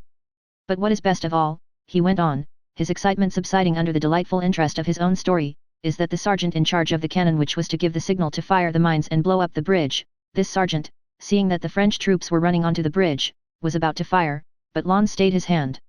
The sergeant, who was evidently wiser than his general, goes up to Auersperg and says, "Prince, you are being deceived, here are the French." Murat, seeing that all is lost if the sergeant is allowed to speak, turns to Auersperg with feigned astonishment, he is a true Gascon, and says, I don't recognize the world-famous Austrian discipline, if you allow a subordinate to address you like that. It was a stroke of genius. Prince Auersperg feels his dignity at stake and orders the sergeant to be arrested. Come, you must own that this affair of the Thabor Bridge is delightful. It is not exactly stupidity, nor rascality. Note. Bridgehead. Note. 2. That their fire gets into his eyes and he forgets that he ought to be firing at the enemy. It may be treachery, said Prince Andrew, vividly imagining the grey overcoats, wounds, the smoke of gunpowder, the sounds of firing, and the glory that awaited him. Not that either. That puts the court in too bad a light, replied Bilibin. It's not treachery nor rascality nor stupidity, it is just as at Ulm, it is, he seemed to be trying to find the right expression. Say du Mac. Nous sommes Macs, it is a bit of Mac. We are Macad, he concluded, feeling that he had produced a good epigram, a fresh one that would be repeated. His hitherto puckered brow became smooth as a sign of pleasure, and with a slight smile he began to examine his nails. Where are you off to? He said suddenly to Prince Andrew, who had risen and was going toward his room. I am going away. Where to? To the army. But you meant to stay another 2 days. But now I am off at once. And Prince Andrew, after giving directions about his departure, went to his room. Do you know, Monday Cher, said Bilibin following him, I have been thinking about you. Why are you going? And in proof of the conclusiveness of his opinion all the wrinkles vanished from his face. Prince Andrew looked inquiringly at him and gave no reply. Why are you going? I know you think it your duty to gallop back to the army now that it is in danger. I understand that. Monday Cher, it is heroism. Not at all, said Prince Andrew. But as you are a philosopher, be a consistent one, look at the other side of the question and you will see that your duty, on the contrary, is to take care of yourself. Leave it to those who are no longer fit for anything else. You have not been ordered to return and have not been dismissed from here, therefore, you can stay and go with us wherever our ill luck takes us. They say we are going to Omitz, and Omitz is a very decent town. You and I will travel comfortably in my caleche. Do stop joking, Bilibin, cried Bolkonsky. I am speaking sincerely as a friend. Consider. Where and why are you going, when you might remain here? You are faced by one of two things, and the skin over his left temple puckered, either you will not reach your regiment before peace is concluded, or you will share defeat and disgrace with Kutuzov's whole army. And Bilibin unwrinkled his temple, feeling that the dilemma was insoluble. I cannot argue about it, replied Prince Andrew coldly, but he thought, I am going to save the army. My dear fellow, you are a hero, said Bilibin. Chapter 13. That same night, having taken leave of the Minister of War, Bolkonsky set off to rejoin the army, not knowing where he would find it and fearing to be captured by the French on the way to Krems. In Brunn everybody attached to the court was packing up, and the heavy baggage was already being dispatched to Omitz. Near Hetzelsdorf Prince Andrew struck the high road along which the Russian army was moving with great haste and in the greatest disorder. The road was so obstructed with carts that it was impossible to get by in a carriage. Prince Andrew took a horse and a Cossack from a Cossack commander, and hungry and weary, making his way past the baggage wagons, rode in search of the commander-in-chief and of his own luggage. Very sinister reports of the position of the army reached him as he went along, and the appearance of the troops in their disorderly flight confirmed these rumors. Cette armée rusque lors de l'Angleterre transportée des extrémités de l'univers, nous allons lui faire éprouver le même sort, le sort de l'armée d'Ulm. Note. He remembered these words in Bonaparte's address to his army at the beginning of the campaign, and they awoke in him astonishment at the genius of his hero, a feeling of wounded pride, and a hope of glory. And should there be nothing left but to die, he thought. Well, if need be, I shall do it no worse than others. Note. That Russian army which has been brought from the ends of the earth by English gold, we shall cause to share the same fate, the fate of the army at Ulm. He looked with disdain at the endless confused mass of detachments, carts, guns, artillery, and again baggage wagons and vehicles of all kinds overtaking one another and blocking the muddy road, 3 and sometimes 4 abreast. From all sides, behind and before, as far as ear could reach, there were the rattle of wheels, the creaking of carts and gun carriages, the tramp of horses, the crack of whips, shouts, the urging of horses, and the swearing of soldiers, orderlies, and officers. All along the sides of the road fallen horses were to be seen, some flayed, some not, and broken down carts beside which solitary soldiers sat waiting for something, and again soldiers straggling from their companies, crowds of whom set off to the neighboring villages, or returned from them dragging sheep, fowls, hay, and bulging sacks. At each ascent or descent of the road the crowds were yet denser and the din of shouting more incessant. Soldiers floundering knee-deep in mud pushed the guns and wagons themselves. Whips cracked, hoofs slipped, traces broke, and lungs were strained with shouting. The officers directing the march rode backward and forward between the carts. Their voices were but feebly heard amid the uproar and one saw by their faces that they despaired of the possibility of checking this disorder. Here is our dear Orthodox Russian army, thought Bolkonsky, recalling Bilibin's words. Wishing to find out where the commander-in-chief was, he rode up to a convoy. Directly opposite to him came a strange one-horse vehicle, evidently rigged up by soldiers out of any available materials and looking like something between a cart, a cabriolet, and a caleche. A soldier was driving, and a woman enveloped in shawls sat behind the apron under the leather hood of the vehicle. Prince Andrew rode up and was just putting his question to a soldier when his attention was diverted by the desperate shrieks of the woman in the vehicle. An officer in charge of transport was beating the soldier who was driving the woman's vehicle for trying to get ahead of others, and the strokes of his whip fell on the apron of the equipage. The woman screamed piercingly. Seeing Prince Andrew, she leaned out from behind the apron and, waving her thin arms from under the woolen shawl, cried, "Mr. Aide-de-camp! Mr. Aide-de-camp! For heaven's sake! Protect me! What will become of us? I am the wife of the doctor of the 7th Chasseurs. They won't let us pass, we are left behind and have lost our people. I'll flatten you into a pancake," shouted the angry officer to the soldier. "Turn back with your slut! Mr. Aide-de-camp! Help me! What does it all mean?" screamed the doctor's wife. "Kindly let this cart pass." "Don't you see it's a woman?" said Prince Andrew riding up to the officer. The officer glanced at him, and without replying turned again to the soldier. "I'll teach you to push on. Back! Let them pass, I tell you," repeated Prince Andrew, compressing his lips. "And who are you?" cried the officer, turning on him with tipsy rage. "Who are you? Are you in command here?" "I am commander here, not you. Go back or I'll flatten you into a pancake," repeated he. This expression evidently pleased him. "That was a nice snub for the little aide-de-camp," came a voice from behind. Prince Andrew saw that the officer was in that state of senseless, tipsy rage when a man does not know what he is saying. He saw that his championship of the doctor's wife and her queer trap might expose him to what he dreaded more than anything in the world, to ridicule, but his instinct urged him on.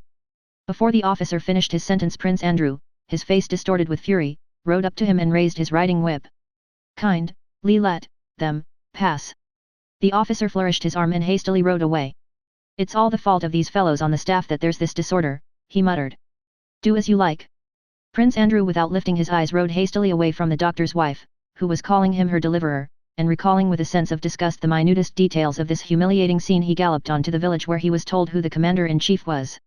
On reaching the village he dismounted and went to the nearest house, intending to rest if but for a moment, eat something, and try to sort out the stinging and tormenting thoughts that confused his mind. "This is a mob of scoundrels and not an army," he was thinking as he went up to the window of the first house, when a familiar voice called him by name. He turned round. Nesvitsky's handsome face looked out of the little window. Nesvitsky, moving his moist lips as he chewed something, and flourishing his arm, called him to enter. "Bolkonsky! Bolkonsky! Don't you hear? Come quick," he shouted. Entering the house, Prince Andrew saw Nesvitsky and another adjutant having something to eat. They hastily turned round to him asking if he had any news. On their familiar faces he read agitation and alarm. This was particularly noticeable on Nesvitsky's usually laughing countenance. "Where is the commander-in-chief?" asked Bolkonsky. "Here, in that house," answered the adjutant. "Well, is it true that it's peace and capitulation?" asked Nesvitsky. "I was going to ask you. I know nothing except that it was all I could do to get here. And we, my dear boy.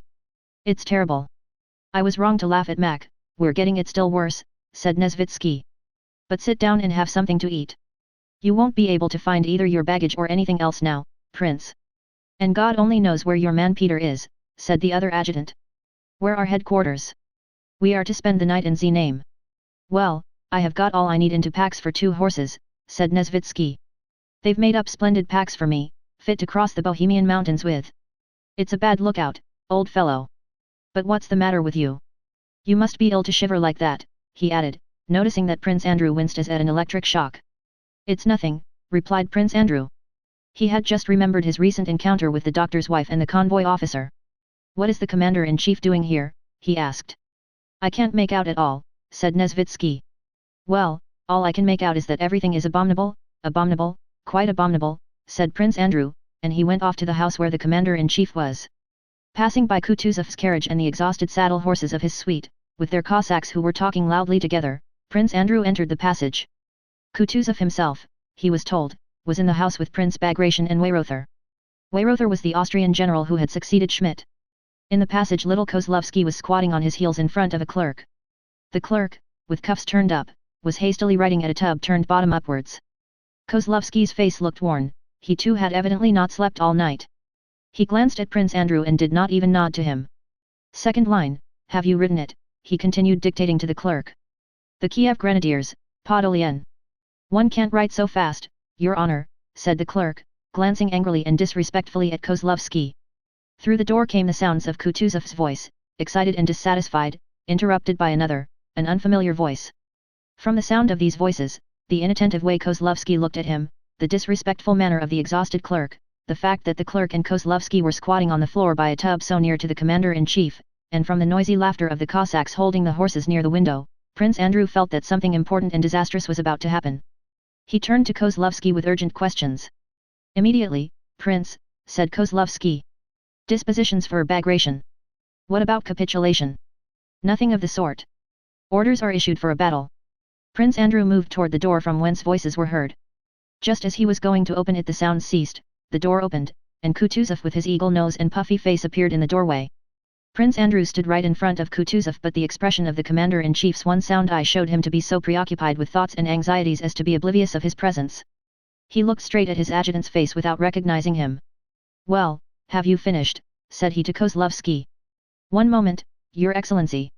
Bagration, a gaunt middle-aged man of medium height with a firm, impassive face of Oriental type, came out after the commander-in-chief. I have the honor to present myself, repeated Prince Andrew rather loudly, handing Kutuzov an envelope. Ah, from Vienna? Very good. Later, later. Kutuzov went out into the porch with Bagration. Well, goodbye, Prince, said he to Bagration. My blessing, and may Christ be with you in your great endeavor. His face suddenly softened and tears came into his eyes. With his left hand he drew Bagration toward him, and with his right, on which he wore a ring, he made the sign of the cross over him with a gesture evidently habitual, offering his puffy cheek, but Bagration kissed him on the neck instead. Christ be with you. Kutuzov repeated and went toward his carriage. Get in with me, said he to Bolkonsky. Your Excellency, I should like to be of use here. Allow me to remain with Prince Bagration's detachment. Get in, said Kutuzov, and noticing that Bolkonsky still delayed, he added, I need good officers myself, need them myself. They got into the carriage and drove for a few minutes in silence. There is still much before us, he said, as if with an old man's penetration he understood all that was passing in Bolkonsky's mind. If a 10th part of his detachment returns I shall thank God, he added as if speaking to himself. Prince Andrew glanced at Kutuzov's face only a foot distant from him and involuntarily noticed the carefully washed seams of the scar near his temple, where an Ismail bullet had pierced his skull, and the empty eye socket. Yes, he has a right to speak so calmly of those men's death, thought Bolkonsky. That is why I beg to be sent to that detachment, he said. Kutuzov did not reply. He seemed to have forgotten what he had been saying, and sat plunged in thought. 5 minutes later, gently swaying on the soft springs of the carriage, he turned to Prince Andrew. There was not a trace of agitation on his face. With delicate irony he questioned Prince Andrew about the details of his interview with the Emperor, about the remarks he had heard at court concerning the Krems affair, and about some ladies they both knew. Chapter 14. On November 1 Kutuzov had received, through a spy, news that the army he commanded was in an almost hopeless position. The spy reported that the French, after crossing the bridge at Vienna, were advancing in immense force upon Kutuzov's line of communication with the troops that were arriving from Russia. If Kutuzov decided to remain at Krems, Napoleon's army of 150,000 men would cut him off completely and surround his exhausted army of 40,000, and he would find himself in the position of Mack at Ulm. If Kutuzov decided to abandon the road connecting him with the troops arriving from Russia, he would have to march with no road into unknown parts of the Bohemian mountains, defending himself against superior forces of the enemy and abandoning all hope of a junction with Buxhowden. If Kutuzov decided to retreat along the road from Krems to Omitz, to unite with the troops arriving from Russia, he risked being forestalled on that road by the French who had crossed the Vienna Bridge, and encumbered by his baggage and transport, having to accept battle on the march against an enemy 3 times as strong, who would hem him in from 2 sides. Kutuzov chose this latter course. The French, the spy reported, having crossed the Vienna Bridge, were advancing by forced marches towards Znaim, which lay 66 miles off on the line of Kutuzov's retreat. If he reached Znaim before the French, there would be great hope of saving the army. To let the French forestall him at Znaim meant the exposure of his whole army to a disgrace such as that of Ulm, or to utter destruction. But to forestall the French with his whole army was impossible. The road for the French from Vienna to Znaim was shorter and better than the road for the Russians from Krems to Znaim. The night he received the news, Kutuzov sent Bagration's vanguard, 4,000 strong, to the right across the hills from the Krems-Znaim to the Vienna-Znaim road. Bagration was to make this march without resting, and to halt facing Vienna with Znaim to his rear, and if he succeeded in forestalling the French he was to delay them as long as possible. Kutuzov himself with all his transport took the road to Znaim. Marching 30 miles that stormy night across roadless hills, with his hungry, ill-shod soldiers, and losing a third of his men as stragglers by the way, Bagration came out on the Vienna-Znaim road at Hollabrunn a few hours ahead of the French who were approaching Hollabrunn from Vienna. Kutuzov with his transport had still to march for some days before he could reach Znaim. Hence Bagration with his 4,000 hungry, exhausted men would have to detain for days the whole enemy army that came upon him at Hollabrunn, which was clearly impossible. But a freak of fate made the impossible possible. The success of the trick that had placed the Vienna bridge in the hands of the French without a fight led Murat to try to deceive Kutuzov in a similar way. Meeting Bagration's weak detachment on the Znaim road, he supposed it to be Kutuzov's whole army. To be able to crush it absolutely, he awaited the arrival of the rest of the troops who were on their way from Vienna, and with this object offered a 3 days' truce on condition that both armies should remain in position without moving. Murat declared that negotiations for peace were already proceeding, and that he therefore offered this truce to avoid unnecessary bloodshed. Count Nostes, the Austrian general occupying the advanced posts, believed Murat's emissary and retired, leaving Bagration's division exposed. Another emissary rode to the Russian line to announce the peace negotiations and to offer the Russian army the 3 days' truce. Bagration replied that he was not authorized either to accept or refuse a truce and sent his adjutant to Kutuzov to report the offer he had received. A truce was Kutuzov's sole chance of gaining time, giving Bagration's exhausted troops some rest, and letting the transport and heavy convoys, whose movements were concealed from the French, advance if but one stage nearer Znaim. The offer of a truce gave the only, and a quite unexpected, chance of saving the army. On receiving the news he immediately dispatched Adjutant General Winsingerode, who was in attendance on him, to the enemy camp. Winsingerode was not merely to agree to the truce but also to offer terms of capitulation, and meanwhile Kutuzov sent his adjutants back to hasten to the utmost the movements of the baggage trains of the entire army along the Krems-Znaim road. Bagration's exhausted and hungry detachment, which alone covered this movement of the transport and of the whole army, had to remain stationary in face of an enemy 8 times as strong as itself. Kutuzov's expectations that the proposals of capitulation, which were in no way binding, might give time for part of the transport to pass, and also that Murat's mistake would very soon be discovered, proved correct. As soon as Bonaparte, who was at Schönbrunn, 16 miles from Hollabrunn, received Murat's dispatch with the proposal of a truce and a capitulation, he detected a ruse and wrote the following letter to Murat. Schönbrunn, 25th Brumaire, 1805. At 8 o'clock in the morning. To Prince Murat. I cannot find words to express to you my displeasure. You command only my advance guard, and have no right to arrange an armistice without my order. You are causing me to lose the fruits of a campaign. Break the armistice immediately and march on the enemy. Inform him that the general who signed that capitulation had no right to do so, and that no one but the Emperor of Russia has that right. If, however, the Emperor of Russia ratifies that convention, I will ratify it, but it is only a trick. March on, destroy the Russian army. You are in a position to seize its baggage and artillery. The Russian Emperor's aide-de-camp is an impostor. Officers are nothing when they have no powers, this one had none. The Austrians let themselves be tricked at the crossing of the Vienna bridge, you are letting yourself be tricked by an aide-de-camp of the Emperor. Napoleon. Bonaparte's adjutant rode full gallop with this menacing letter to Murat.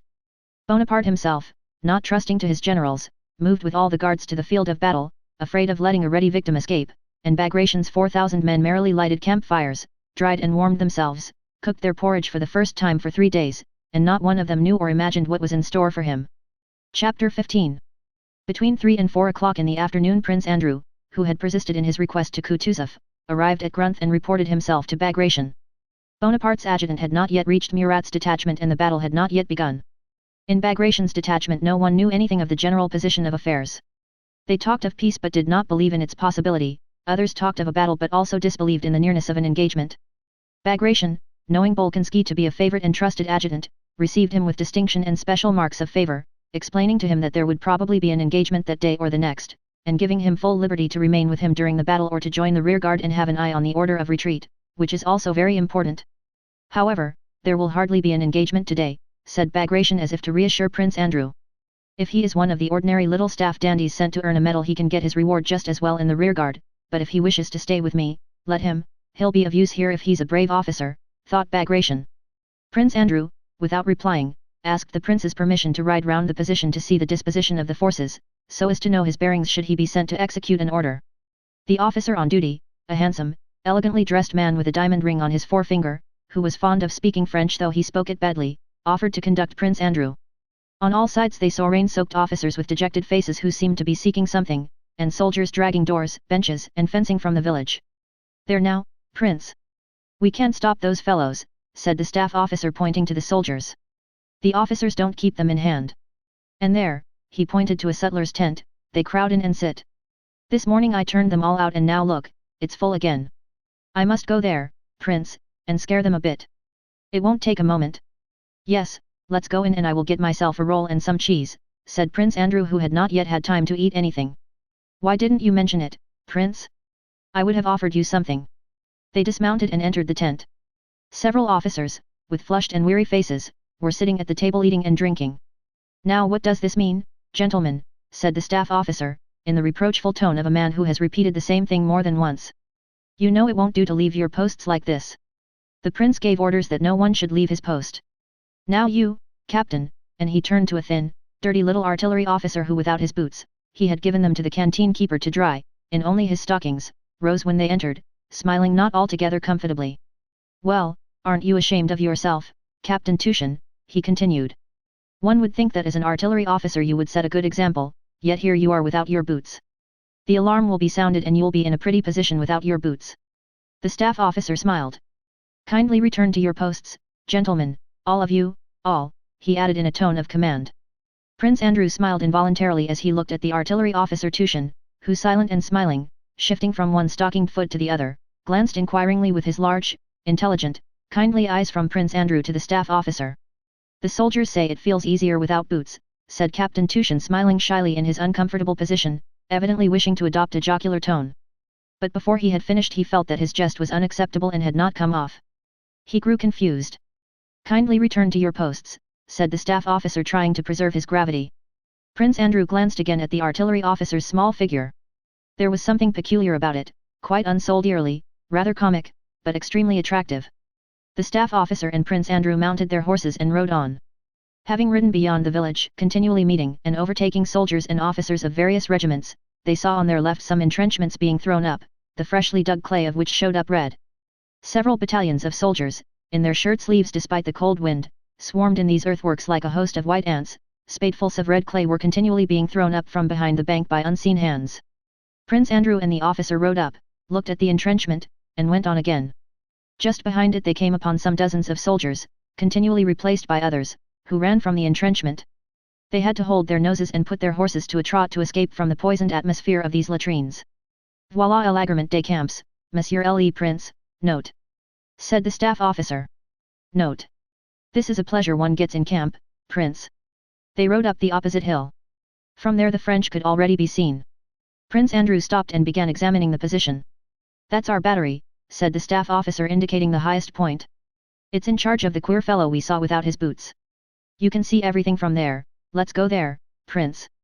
"Thank you very much, I will go on alone," said Prince Andrew, wishing to rid himself of this staff officer's company. "Please don't trouble yourself further." The staff officer remained behind and Prince Andrew rode on alone. The farther forward and near the enemy he went, the more orderly and cheerful were the troops. The greatest disorder and depression had been in the baggage train he had passed that morning on the Zname road 7 miles away from the French. At Grunth also some apprehension and alarm could be felt, but the nearer Prince Andrew came to the French lines the more confident was the appearance of our troops. The soldiers in their greatcoats were ranged in lines, the sergeants major and company officers were counting the men, poking the last man in each section in the ribs and telling him to hold his hand up. Soldiers scattered over the whole place were dragging logs and brushwood and were building shelters with merry chatter and laughter. Around the fires sat others, dressed and undressed, drying their shirts and leg bands or mending boots or overcoats and crowding round the boilers and porridge cookers. In one company dinner was ready, and the soldiers were gazing eagerly at the steaming boiler, waiting till the sample, which a quartermaster sergeant was carrying in a wooden bowl to an officer who sat on a log before his shelter, had been tasted. Another company, a lucky one for not all the companies had vodka, crowded round a pockmarked, broad-shouldered sergeant major who, tilting a keg, filled one after another the canteen lids held out to him. The soldiers lifted the canteen lids to their lips with reverential faces, emptied them, rolling the vodka in their mouths, and walked away from the sergeant major with brightened expressions, licking their lips and wiping them on the sleeves of their greatcoats. All their faces were as serene as if all this were happening at home awaiting peaceful encampment, and not within sight of the enemy before an action in which at least half of them would be left on the field. After passing a chasseur regiment and in the lines of the Kiev Grenadiers, fine fellows busy with similar peaceful affairs, near the shelter of the regimental commander, higher than and different from the others, Prince Andrew came out in front of a platoon of grenadiers before whom lay a naked man. 2 soldiers held him while 2 others were flourishing their switches and striking him regularly on his bare back. The man shrieked unnaturally. A stout major was pacing up and down the line, and regardless of the screams kept repeating. It's a shame for a soldier to steal, a soldier must be honest, honorable, and brave, but if he robs his fellows there is no honor in him, he's a scoundrel. Go on. Go on. So the swishing sound of the strokes, and the desperate but unnatural screams, continued. Go on, said the major. A young officer with a bewildered and pained expression on his face stepped away from the man and looked round inquiringly at the adjutant as he rode by. Prince Andrew, having reached the front line, rode along it. Our front line and that of the enemy were far apart on the right and left flanks, but in the center where the men with a flag of truce had passed that morning, the lines were so near together that the men could see one another's faces and speak to one another. Besides the soldiers who formed the picket line on either side, there were many curious onlookers who, jesting and laughing, stared at their strange foreign enemies. Since early morning, despite an injunction not to approach the picket line, the officers had been unable to keep sightseers away. The soldiers forming the picket line, like showmen exhibiting a curiosity, no longer looked at the French but paid attention to the sightseers and grew weary waiting to be relieved. Prince Andrew halted to have a look at the French. Look! Look there, one soldier was saying to another, pointing to a Russian musketeer who had gone up to the picket line with an officer and was rapidly and excitedly talking to a French grenadier. Hark to him jabbering. Fine, isn't it? It's all the Frenchy can do to keep up with him. There now, Sidorov. Wait a bit and listen. It's fine, answered Sidorov, who was considered an adept at French. The soldier to whom the laughers referred was Dolokhov. Prince Andrew recognized him and stopped to listen to what he was saying. Dolokhov had come from the left flank where their regiment was stationed, with his captain. Now then, go on, incited the officer, bending forward and trying not to lose a word of the speech which was incomprehensible to him. More, please, more. What's he saying? Dolokhov did not answer the captain, he had been drawn into a hot dispute with the French grenadier. They were naturally talking about the campaign. The Frenchman, confusing the Austrians with the Russians, was trying to prove that the Russians had surrendered and had fled all the way from Ulm, while Dolokhov maintained that the Russians had not surrendered but had beaten the French. We have orders to drive you off here, and we shall drive you off, said Dolokhov. Only take care you and your Cossacks are not all captured, said the French grenadier. The French onlookers and listeners laughed. We'll make you dance as we did under Suvorov, note. Said Dolokhov. Note. On vous faire dancer. Chu estc chu il chante, note. Asked a Frenchman. Note. What's he singing about? It's ancient history, said another, guessing that it referred to a former war. The Emperor will teach your Souvera as he has taught the others. Bonaparte, began Dolokhov, but the Frenchman interrupted him. Not Bonaparte. He is the Emperor. Sacre nom, cried he angrily. The devil skin your Emperor. And Dolokhov swore at him in coarse soldier's Russian and shouldering his musket walked away. Let us go, Ivan Lukich, he said to the captain. Ah, that's the way to talk French, said the picket soldiers. Now, Sidorov, you have a try. Sidorov, turning to the French, winked, and began to jabber meaningless sounds very fast. Kari, Mela, Tafa, Safi, Muter, Koska, he said, trying to give an expressive intonation to his voice. Ho, ho, ho. Ha. Ha. Ha. Ha. Ooh. Ooh. Came peals of such healthy and good-humored laughter from the soldiers that it infected the French involuntarily, so much so that the only thing left to do seemed to be to unload the muskets, explode the ammunition, and all return home as quickly as possible. But the guns remained loaded, the loopholes in blockhouses and entrenchments looked out just as menacingly, and the unlimbered cannon confronted one another as before. Chapter 16. Having ridden round the whole line from right flank to left, Prince Andrew made his way up to the battery from which the staff officer had told him the whole field could be seen. Here he dismounted, and stopped beside the farthest of the 4 unlimbered cannon. Before the guns an artillery sentry was pacing up and down, he stood at attention when the officer arrived, but at a sign resumed his measured, monotonous pacing. Behind the guns were their limbers and still farther back picket ropes and artillerymen's bonfires. To the left, not far from the farthest cannon, was a small, newly constructed wattle shed from which came the sound of officers' voices in eager conversation. It was true that a view over nearly the whole Russian position and the greater part of the enemy's opened out from this battery. Just facing it, on the crest of the opposite hill, the village of Schöngrabern could be seen, and in 3 places to left and right the French troops amid the smoke of their campfires, the greater part of whom were evidently in the village itself and behind the hill. To the left from that village, amid the smoke, was something resembling a battery, but it was impossible to see it clearly with the naked eye. Our right flank was posted on a rather steep incline which dominated the French position. Our infantry were stationed there, and at the farthest point the dragoons. In the center, where Tushin's battery stood and from which Prince Andrew was surveying the position, was the easiest and most direct descent and ascent to the brook separating us from Schöngrabern. On the left our troops were close to a copse, in which smoked the bonfires of our infantry who were felling wood. The French line was wider than ours, and it was plain that they could easily outflank us on both sides. Behind our position was a steep and deep dip, making it difficult for artillery and cavalry to retire. Prince Andrew took out his note-book and, leaning on the cannon, sketched a plan of the position. He made some notes on 2 points, intending to mention them to Bagration. His idea was, first, to concentrate all the artillery in the center, and secondly, to withdraw the cavalry to the other side of the dip. Prince Andrew, being always near the commander-in-chief, closely following the mass movements and general orders, and constantly studying historical accounts of battles, involuntarily pictured to himself the course of events in the forthcoming action in broad outline. He imagined only important possibilities. If the enemy attacks the right flank, he said to himself, the Kiev Grenadiers and the Podolsk Chasseurs must hold their position till reserves from the center come up. In that case the dragoons could successfully make a flank counterattack. If they attack our center we, having the center battery on this high ground, shall withdraw the left flank under its cover, and retreat to the dip by echelons. So he reasoned. All the time he had been beside the gun, he had heard the voices of the officers distinctly, but as often happens had not understood a word of what they were saying. Suddenly, however, he was struck by a voice coming from the shed, and its tone was so sincere that he could not but listen. "No, friend," said a pleasant and, as it seemed to Prince Andrew, a familiar voice, "what I say is that if it were possible to know what is beyond death, none of us would be afraid of it." "That's so, friend." Another, a younger voice, interrupted him, "Afraid or not, you can't escape it anyhow. All the same, one is afraid." "Oh, you clever people," said a third manly voice interrupting them both. "Of course you artillerymen are very wise, because you can take everything along with you, vodka and snacks." And the owner of the manly voice, evidently an infantry officer, laughed. "Yes, one is afraid," continued the first speaker, he of the familiar voice. "One is afraid of the unknown, that's what it is. Whatever we may say about the soul going to the sky, we know there is no sky but only an atmosphere." The manly voice again interrupted the artillery officer. "Well, stand us some of your herb vodka, Tushin," it said. "Why," thought Prince Andrew, "that's the captain who stood up in the sutler's hut without his boots." He recognized the agreeable, philosophizing voice with pleasure. "Some herb vodka?" "Certainly," said Tushin. "But still, to conceive a future life." He did not finish.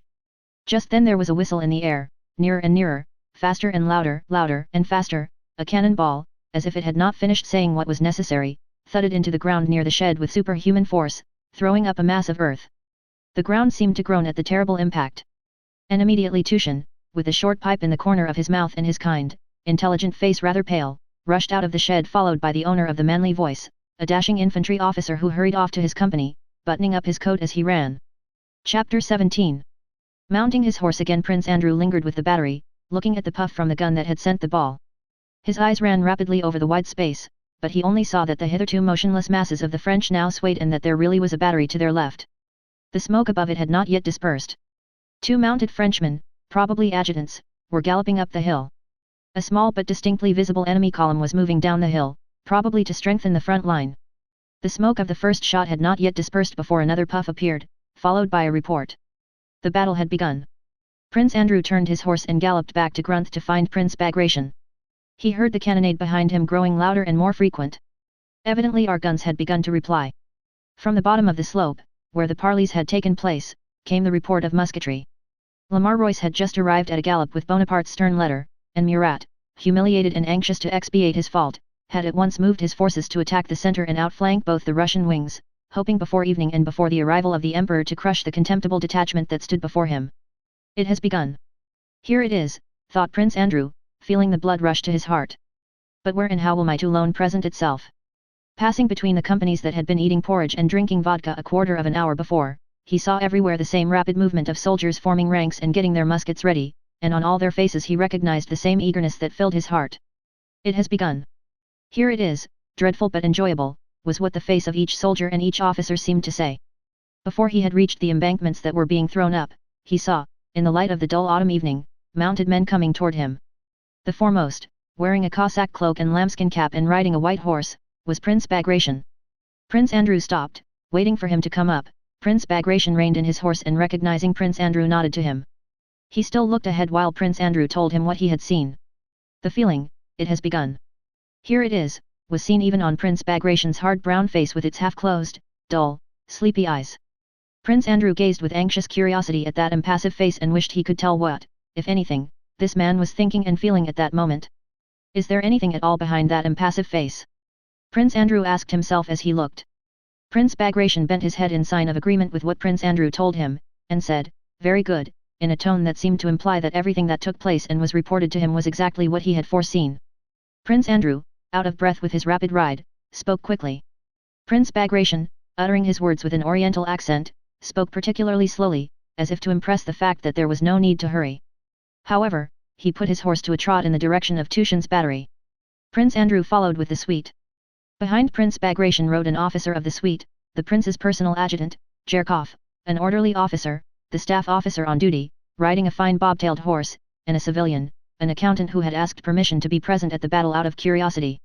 The accountant, a stout, full-faced man, looked around him with a naive smile of satisfaction and presented a strange appearance among the hussars, Cossacks, and adjutants, in his camlet coat, as he jolted on his horse with a convoy officer's saddle. "He wants to see a battle," said Jerkov to Bolkonsky, pointing to the accountant, "but he feels a pain in the pit of his stomach already." "Oh, leave off," said the accountant with a beaming but rather cunning smile, as if flattered at being made the subject of Jerkov's joke, and purposely trying to appear stupider than he really was. "It is very strange, Monsieur Prince," said the staff officer. He remembered that in French there is some peculiar way of addressing a prince, but could not get it quite right. By this time they were all approaching Tushin's battery, and a ball struck the ground in front of them. "What's that has fallen?" asked the accountant with a naive smile. "A French pancake," answered Jerkov. "So that's what they hit with?" asked the accountant. "How awful!" He seemed to swell with satisfaction. He had hardly finished speaking when they again heard an unexpectedly violent whistling which suddenly ended with a thud into something soft, flop. And a Cossack, riding a little to their right and behind the accountant, crashed to earth with his horse. Jerkov and the staff officer bent over their saddles and turned their horses away. The accountant stopped, facing the Cossack, and examined him with attentive curiosity. The Cossack was dead, but the horse still struggled. Prince Bagration screwed up his eyes, looked round, and, seeing the cause of the confusion, turned away with indifference, as if to say, "Is it worthwhile noticing trifles?" He reined in his horse with the care of a skillful rider and, slightly bending over, disengaged his saber which had caught in his cloak. It was an old-fashioned saber of a kind no longer in general use. Prince Andrew remembered the story of Suvorov giving his saber to Bagration in Italy, and the recollection was particularly pleasant at that moment. They had reached the battery at which Prince Andrew had been when he examined the battlefield. "Whose company?" asked Prince Bagration of an artilleryman standing by the ammunition wagon. He asked, "Whose company?" but he really meant, "Are you frightened here?" and the artilleryman understood him. "Captain Tushin's, Your Excellency," shouted the red-haired, freckled gunner in a merry voice, standing to attention. "Yes, yes," muttered Bagration as if considering something, and he rode past the limbers to the farthest cannon. As he approached, a ringing shot issued from it deafening him and his suite, and in the smoke that suddenly surrounded the gun they could see the gunners who had seized it straining to roll it quickly back to its former position. A huge, broad-shouldered gunner, number 1, holding a mop, his legs far apart, sprang to the wheel, while number 2 with a trembling hand placed a charge in the cannon's mouth. The short, round-shouldered Captain Tushin, stumbling over the tail of the gun carriage, moved forward and, not noticing the general, looked out shading his eyes with his small hand. "Lift it 2 lines more and it will be just right," cried he in a feeble voice to which he tried to impart a dashing note, ill-suited to his weak figure. "Number 2, he squeaked. "Fire, Medvedev!" Bagration called to him, and Tushin, raising 3 fingers to his cap with a bashful and awkward gesture not at all like a military salute but like a priest's benediction, approached the general. Though Tushin's guns had been intended to cannonade the valley, he was firing incendiary balls at the village of Schöngrabern visible just opposite, in front of which large masses of French were advancing. No one had given Tushin orders where and at what to fire, but after consulting his sergeant major, Zakharchenko, for whom he had great respect, he had decided that it would be a good thing to set fire to the village. "Very good," said Bagration in reply to the officer's report, and began deliberately to examine the whole battlefield extended before him. The French had advanced nearest on our right. Below the height on which the Kiev regiment was stationed, in the hollow where the rivulet flowed, the soul-stirring rolling and crackling of musketry was heard, and much farther to the right beyond the dragoons, the officer of the suite pointed out to Bagration a French column that was outflanking us. To the left the horizon bounded by the adjacent wood. Prince Bagration ordered 2 battalions from the center to be sent to reinforce the right flank. The officer of the suite ventured to remark to the prince that if these battalions went away, the guns would remain without support. Prince Bagration turned to the officer and with his dull eyes looked at him in silence. It seemed to Prince Andrew that the officer's remark was just and that really no answer could be made to it. But at that moment an adjutant galloped up with a message from the commander of the regiment in the hollow and news that immense masses of the French were coming down upon them and that his regiment was in disorder and was retreating upon the Kiev Grenadiers.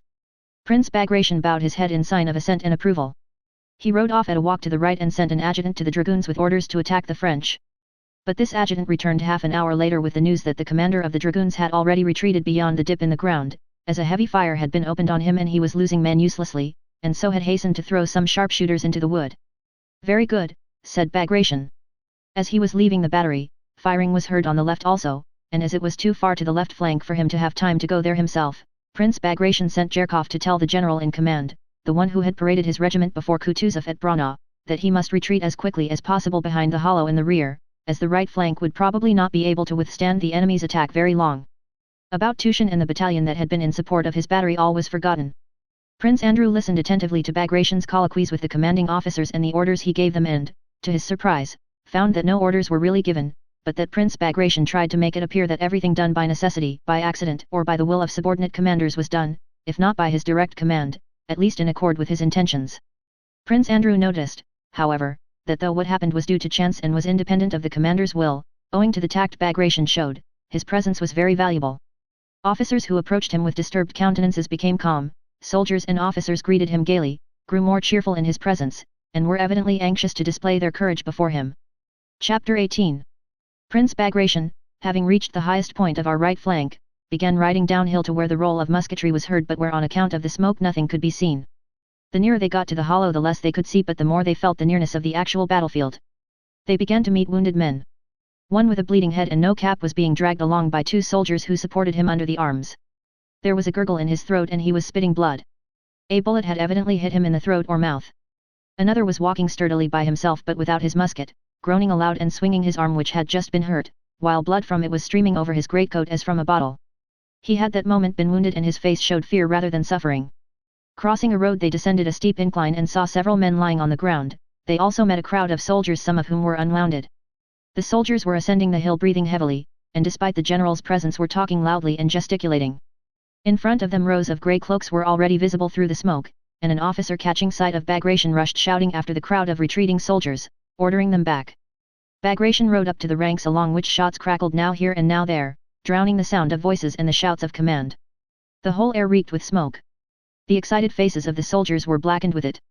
Some were using their ramrods, others putting powder on the touchpans or taking charges from their pouches, while others were firing, though who they were firing it could not be seen for the smoke which there was no wind to carry away. A pleasant humming and whistling of bullets were often heard. What is this? Thought Prince Andrew approaching the crowd of soldiers. It can't be an attack, for they are not moving, it can't be a square, for they are not drawn up for that.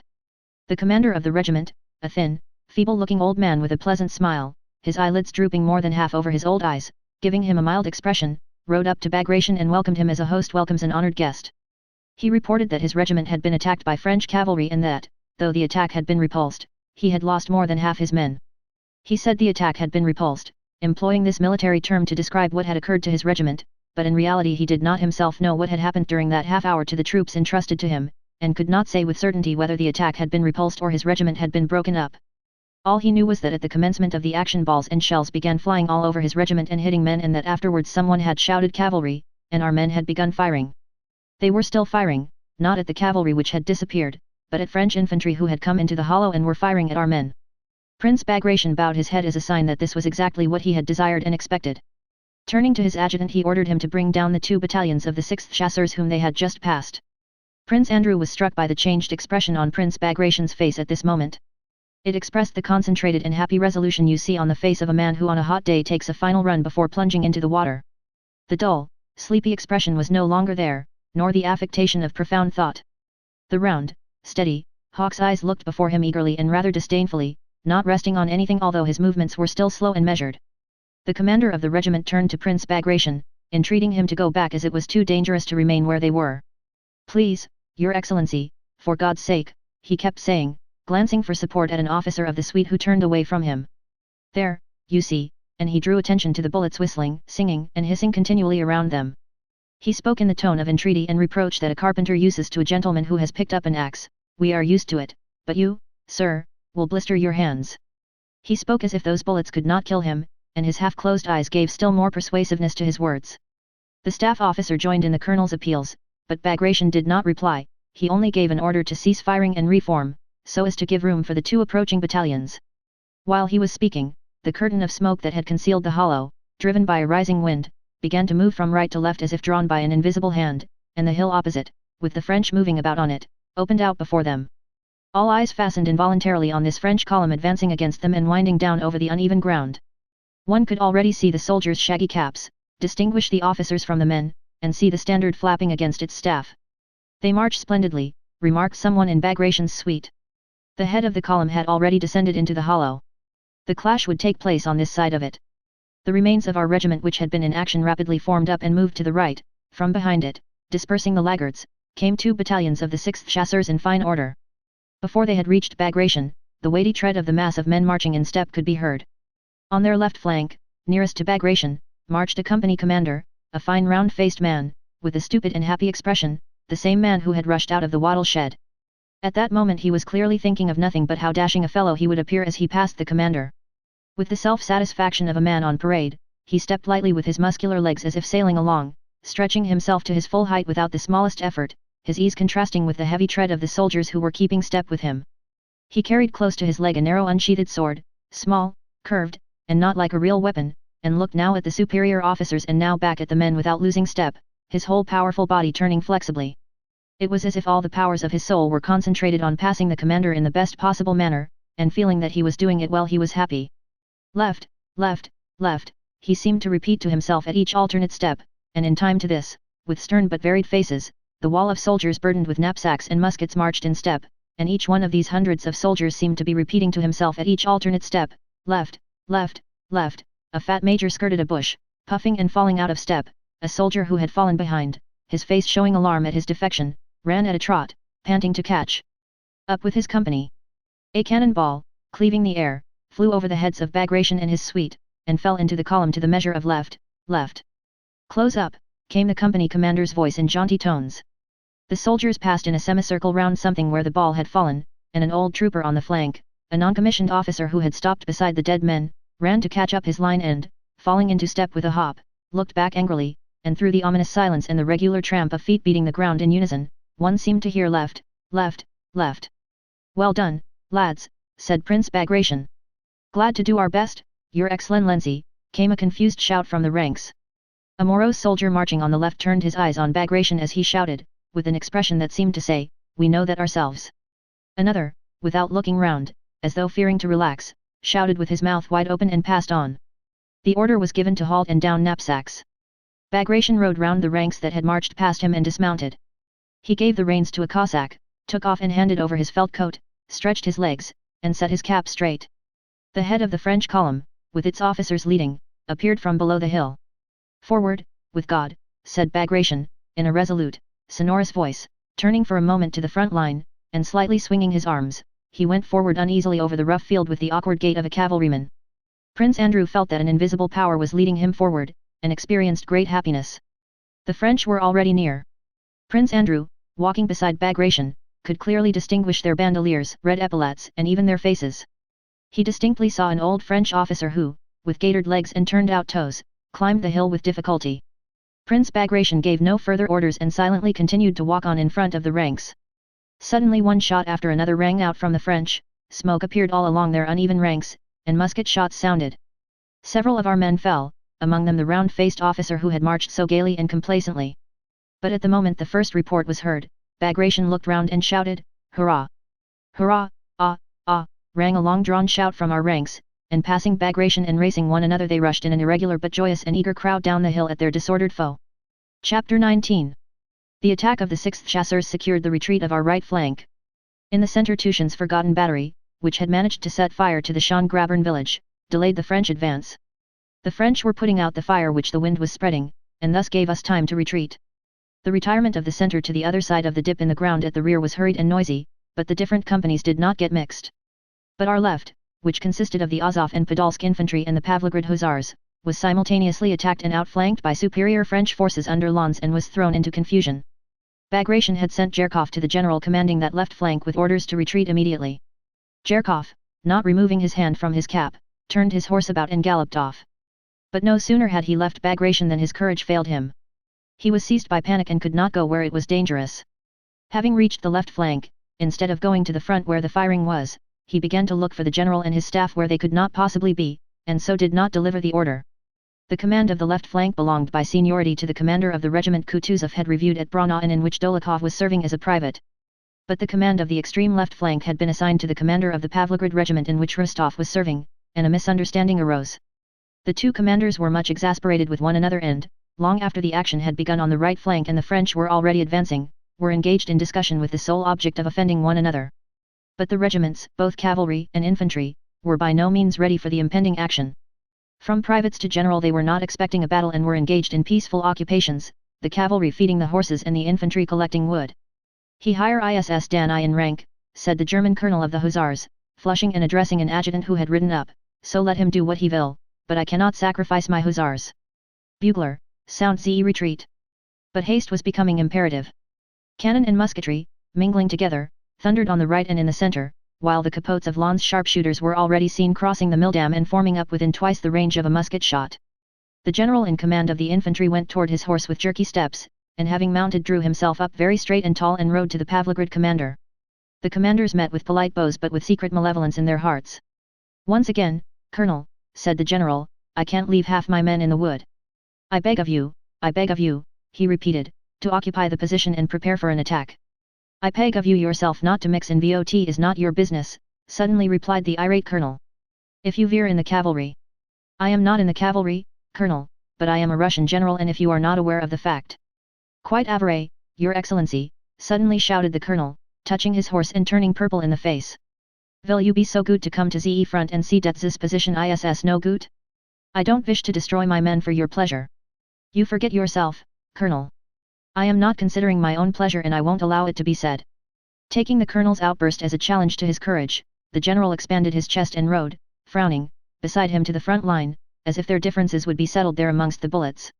They reached the front, several bullets sped over them, and they halted in silence. There was nothing fresh to be seen from the line, for from where they had been before it had been evident that it was impossible for cavalry to act among the bushes and broken ground, as well as that the French were outflanking our left. The general and colonel looked sternly and significantly at one another like two fighting cocks preparing for battle, each vainly trying to detect signs of cowardice in the other. Both passed the examination successfully. As there was nothing to be said, and neither wished to give occasion for it to be alleged that he had been the first to leave the range of fire, they would have remained there for a long time testing each other's courage had it not been that just then they heard the rattle of musketry and a muffled shout almost behind them in the wood. The French had attacked the men collecting wood in the copse. It was no longer possible for the hussars to retreat with the infantry. They were cut off from the line of retreat on the left by the French. However inconvenient the position, it was now necessary to attack in order to cut a way through for themselves. The squadron in which Rostov was serving had scarcely time to mount before it was halted facing the enemy.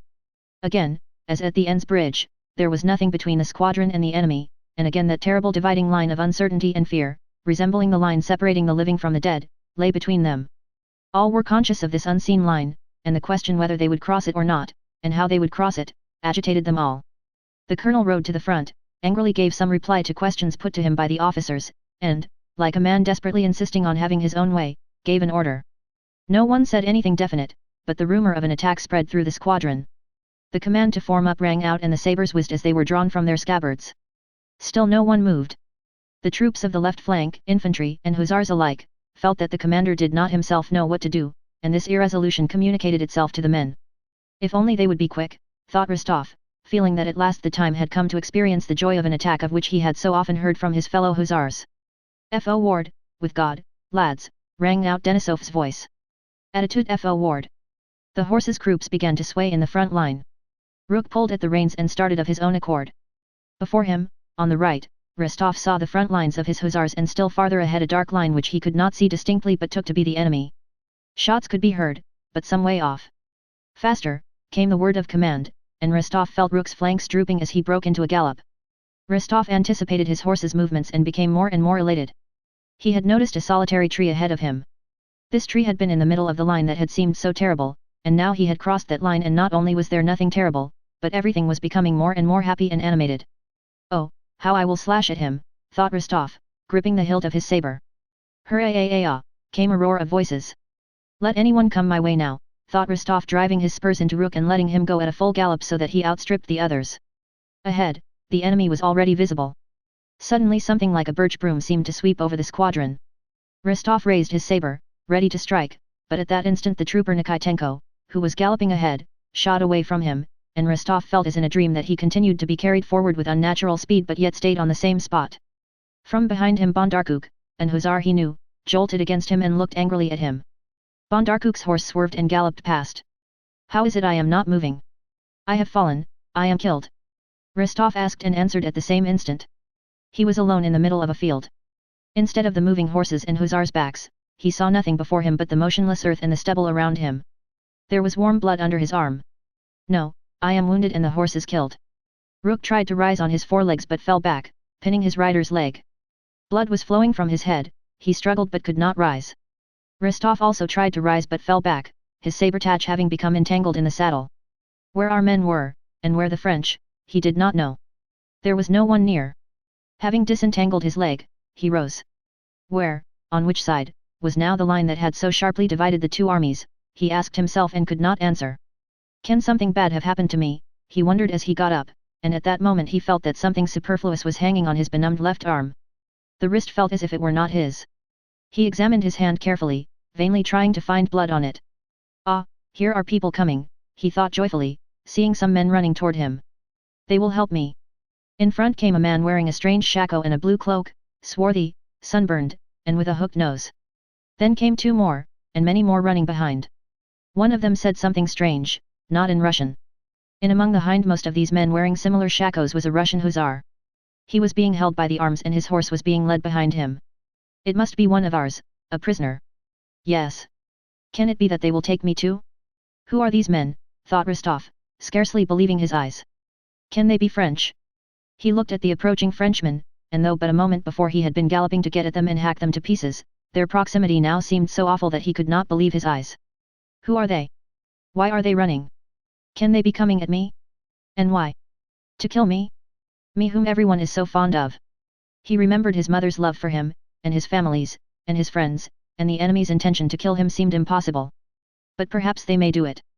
For more than 10 seconds he stood not moving from the spot or realizing the situation. The foremost Frenchman, the one with the hooked nose, was already so close that the expression of his face could be seen. And the excited, alien face of that man, his bayonet hanging down, holding his breath, and running so lightly, frightened Rostov. He seized his pistol and, instead of firing it, flung it at the Frenchman and ran with all his might toward the bushes. He did not now run with the feeling of doubt and conflict with which he had trodden the Enns bridge, but with the feeling of a hare fleeing from the hounds. One single sentiment, that of fear for his young and happy life, possessed his whole being.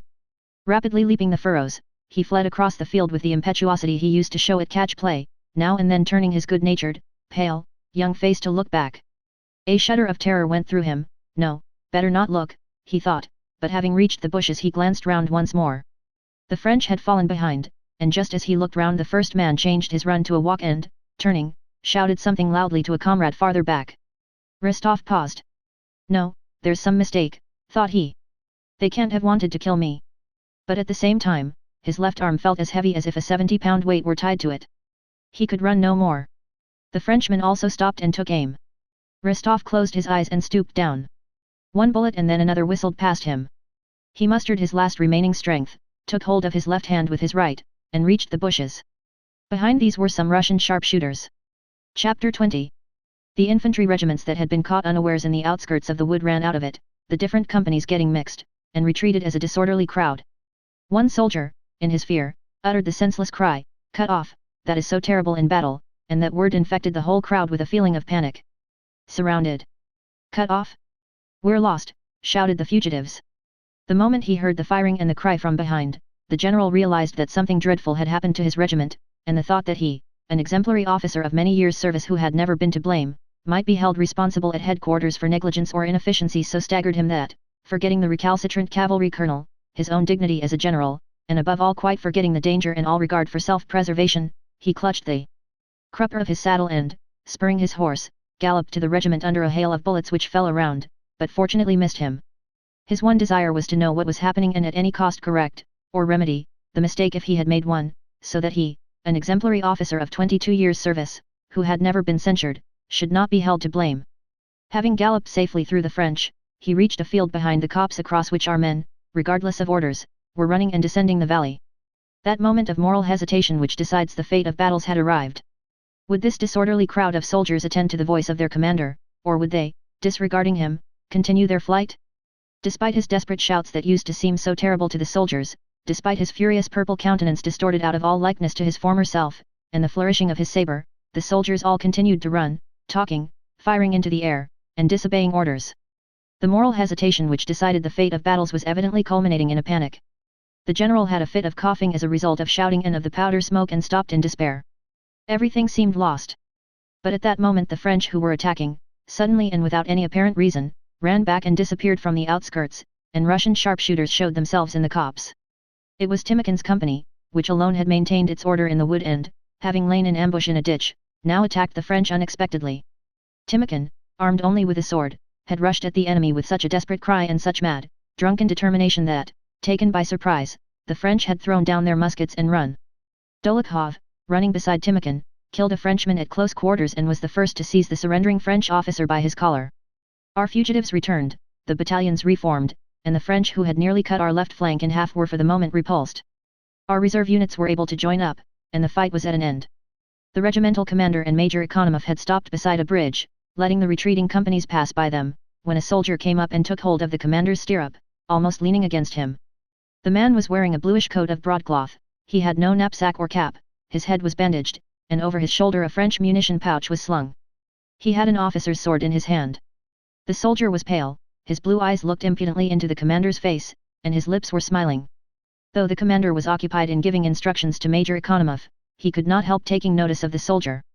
"Your Excellency, here are 2 trophies," said Dolokhov, pointing to the French sword and pouch. "I have taken an officer prisoner. I stopped the company." Dolokhov breathed heavily from weariness and spoke in abrupt sentences. "The whole company can bear witness. I beg you will remember this, Your Excellency." All right," replied the commander, and turned to Major Economov. But Dolokhov did not go away, he untied the handkerchief around his head, pulled it off, and showed the blood congealed on his hair. "A bayonet wound. I remained at the front. Remember, Your Excellency." Tushin's battery had been forgotten and only at the very end of the action did Prince Bagration, still hearing the cannonade in the center, send his orderly staff officer, and later Prince Andrew also, to order the battery to retire as quickly as possible.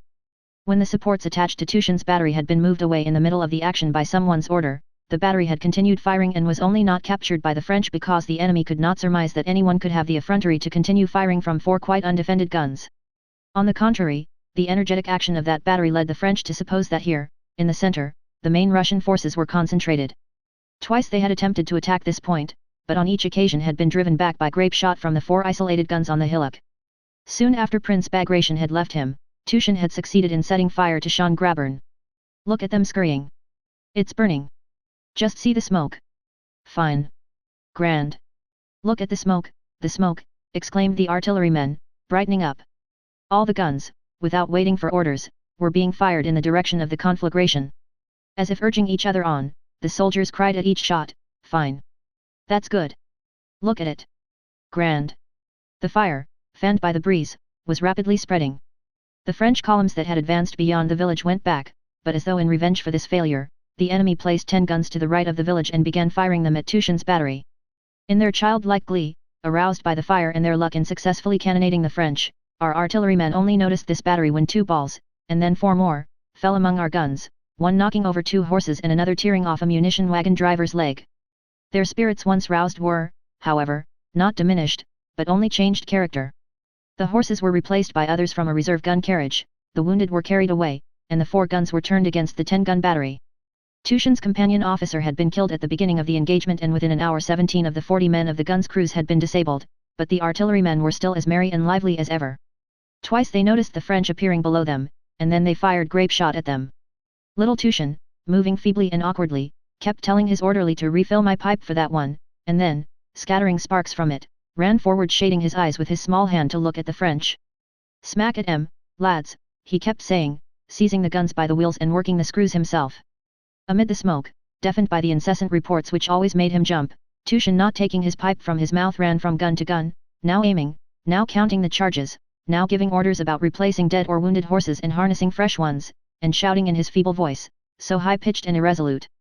His face grew more and more animated. Only when a man was killed or wounded did he frown and turn away from the sight, shouting angrily at the men who, as is always the case, hesitated about lifting the injured or dead.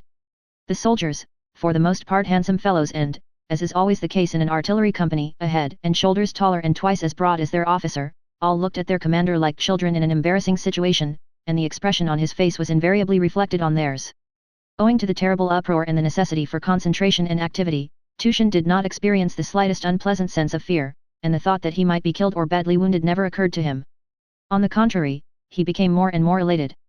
It seemed to him that it was a very long time ago, almost a day, since he had first seen the enemy and fired the first shot, and that the corner of the field he stood on was well-known and familiar ground.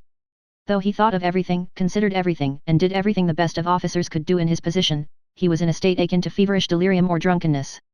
From the deafening sounds of his own guns around him, the whistle and thud of the enemy's cannon balls, from the flushed and perspiring faces of the crew bustling round the guns, from the sight of the blood of men and horses, from the little puffs of smoke on the enemy's side, always followed by a ball flying past and striking the earth, a man, a gun, a horse, from the sight of all these things a fantastic world of his own had taken possession of his brain and at that moment afforded him pleasure. The enemy's guns were in his fancy not guns but pipes from which occasional puffs were blown by an invisible smoker. "There, he's puffing again," muttered Tushin to himself, as a small cloud rose from the hill and was borne in a streak to the left by the wind. "Now look out for the ball, we'll throw it back."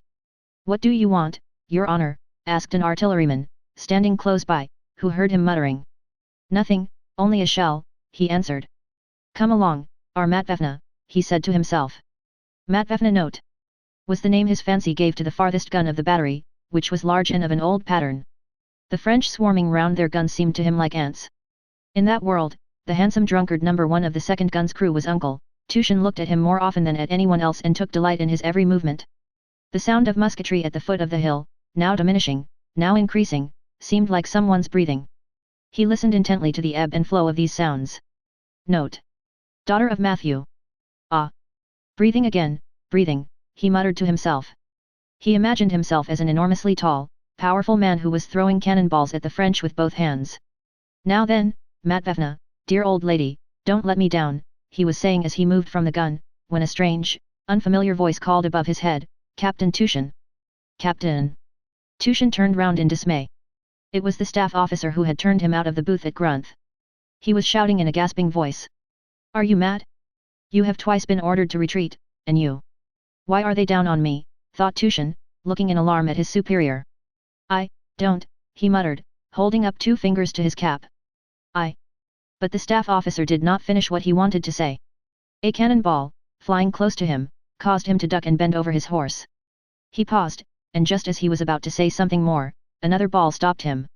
He turned his horse and galloped off. "Retire! All to retire!" he shouted from a distance. The soldiers laughed. A moment later, an adjutant arrived with the same order. It was Prince Andrew. The first thing he saw on riding up to the space where Tushin's guns were stationed was an unharnessed horse with a broken leg, that lay screaming piteously beside the harnessed horses. Blood was gushing from its leg as from a spring. Among the limbers lay several dead men. One ball after another passed over as he approached and he felt a nervous shudder run down his spine. But the mere thought of being afraid roused him again. "I cannot be afraid," thought he, and dismounted slowly among the guns. He delivered the order and did not leave the battery. He decided to have the guns removed from their positions and withdrawn in his presence. Together with Tushin, stepping across the bodies and under a terrible fire from the French, he attended to the removal of the guns. "A staff officer was here a minute ago, but skipped off," said an artilleryman to Prince Andrew. "Not like your honor." Prince Andrew said nothing to Tushin. They were both so busy as to seem not to notice one another. When having limbered up the only 2 cannon that remained uninjured out of the 4, they began moving down the hill. 1 shattered gun and 1 unicorn were left behind. Prince Andrew rode up to Tushin. "Well, till we meet again," he said, holding out his hand to Tushin. "Goodbye, my dear fellow," said Tushin. "Dear soul." "Goodbye, my dear fellow," and for some unknown reason tears suddenly filled his eyes. Chapter 21. The wind had fallen and black clouds, merging with the powder smoke, hung low over the field of battle on the horizon. It was growing dark and the glow of 2 conflagrations was the more conspicuous. The cannonade was dying down, but the rattle of musketry behind and on the right sounded oftener and nearer. As soon as Tushin with his guns, continually driving round or coming upon wounded men, was out of range of fire and had descended into the dip. He was met by some of the staff, among them the staff officer and Jerkov, who had been twice sent to Tushin's battery but had never reached it. Interrupting one another, they all gave, and transmitted, orders as to how to proceed, reprimanding and reproaching him. Tushin gave no orders, and, silently, fearing to speak because at every word he felt ready to weep without knowing why, rode behind on his artillery nag.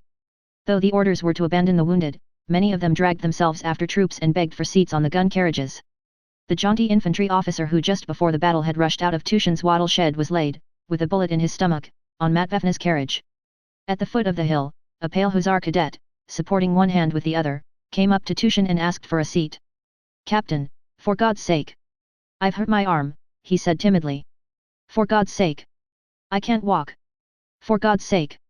It was plain that this cadet had already repeatedly asked for a lift and been refused. He asked in a hesitating, piteous voice. "Tell them to give me a seat, for God's sake!" "Give him a seat," said Tushin.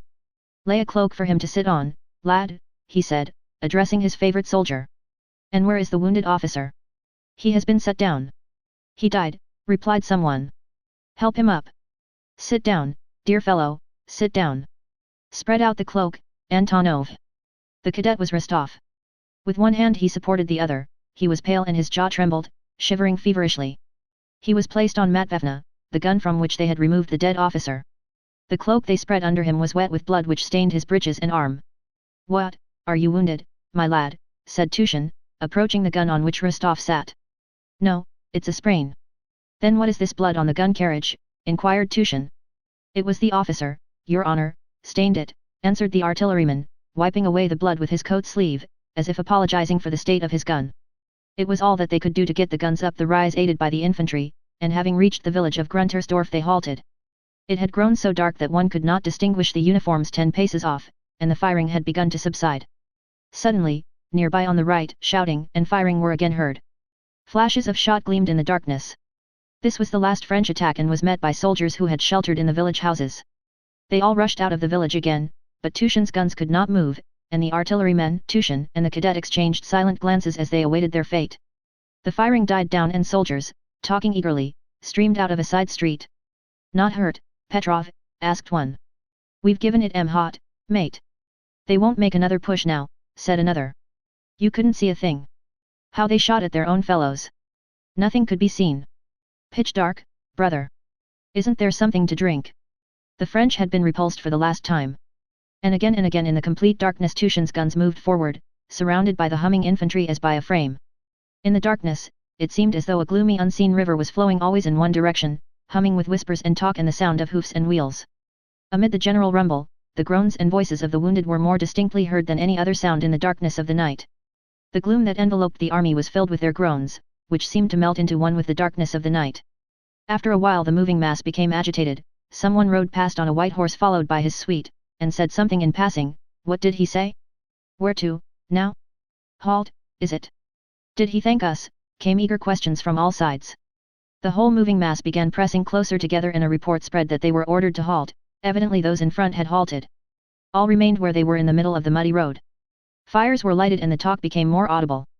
Captain Tushin, having given orders to his company, sent a soldier to find a dressing station or a doctor for the cadet, and sat down by a bonfire the soldiers had kindled on the road. Rostov, too, dragged himself to the fire. From pain, cold, and damp, a feverish shivering shook his whole body. Drowsiness was irresistibly mastering him, but he kept awake by an excruciating pain in his arm, for which he could find no satisfactory position. He kept closing his eyes and then again looking at the fire, which seemed to him dazzlingly red, and at the feeble, round-shouldered figure of Tushin who was sitting cross-legged like a Turk beside him. Tushin's large, kind, intelligent eyes were fixed with sympathy and commiseration on Rostov, who saw that Tushin with his whole heart wished to help him but could not. From all sides were heard the footsteps and talk of the infantry, who were walking, driving past, and settling down all around. The sound of voices, the tramping feet, the horses' hoofs moving in mud, the crackling of wood fires near and afar, merged into one tremulous rumble. It was no longer, as before, a dark, unseen river flowing through the gloom, but a dark sea swelling and gradually subsiding after a storm. Rostov looked at and listened listlessly to what passed before and around him. An infantryman came to the fire, squatted on his heels, held his hands to the blaze, and turned away his face. "You don't mind, your honor?" he asked Tushin. "I've lost my company, your honor. I don't know where," Such bad luck. With the soldier, an infantry officer with a bandaged cheek came up to the bonfire, and addressing Tushin asked him to have the guns moved a trifle to let a wagon go past. After he had gone, 2 soldiers rushed to the campfire. They were quarreling and fighting desperately, each trying to snatch from the other a boot they were both holding onto. You picked it up. I dare say. You're very smart, one of them shouted hoarsely. Then a thin, pale soldier, his neck bandaged with a blood-stained leg band, came up and in angry tones asked the artilleryman for water. Must one die like a dog, said he. Tushin told them to give the man some water. Then a cheerful soldier ran up, begging a little fire for the infantry. A nice little hot torch for the infantry. Good luck to you, fellow countrymen.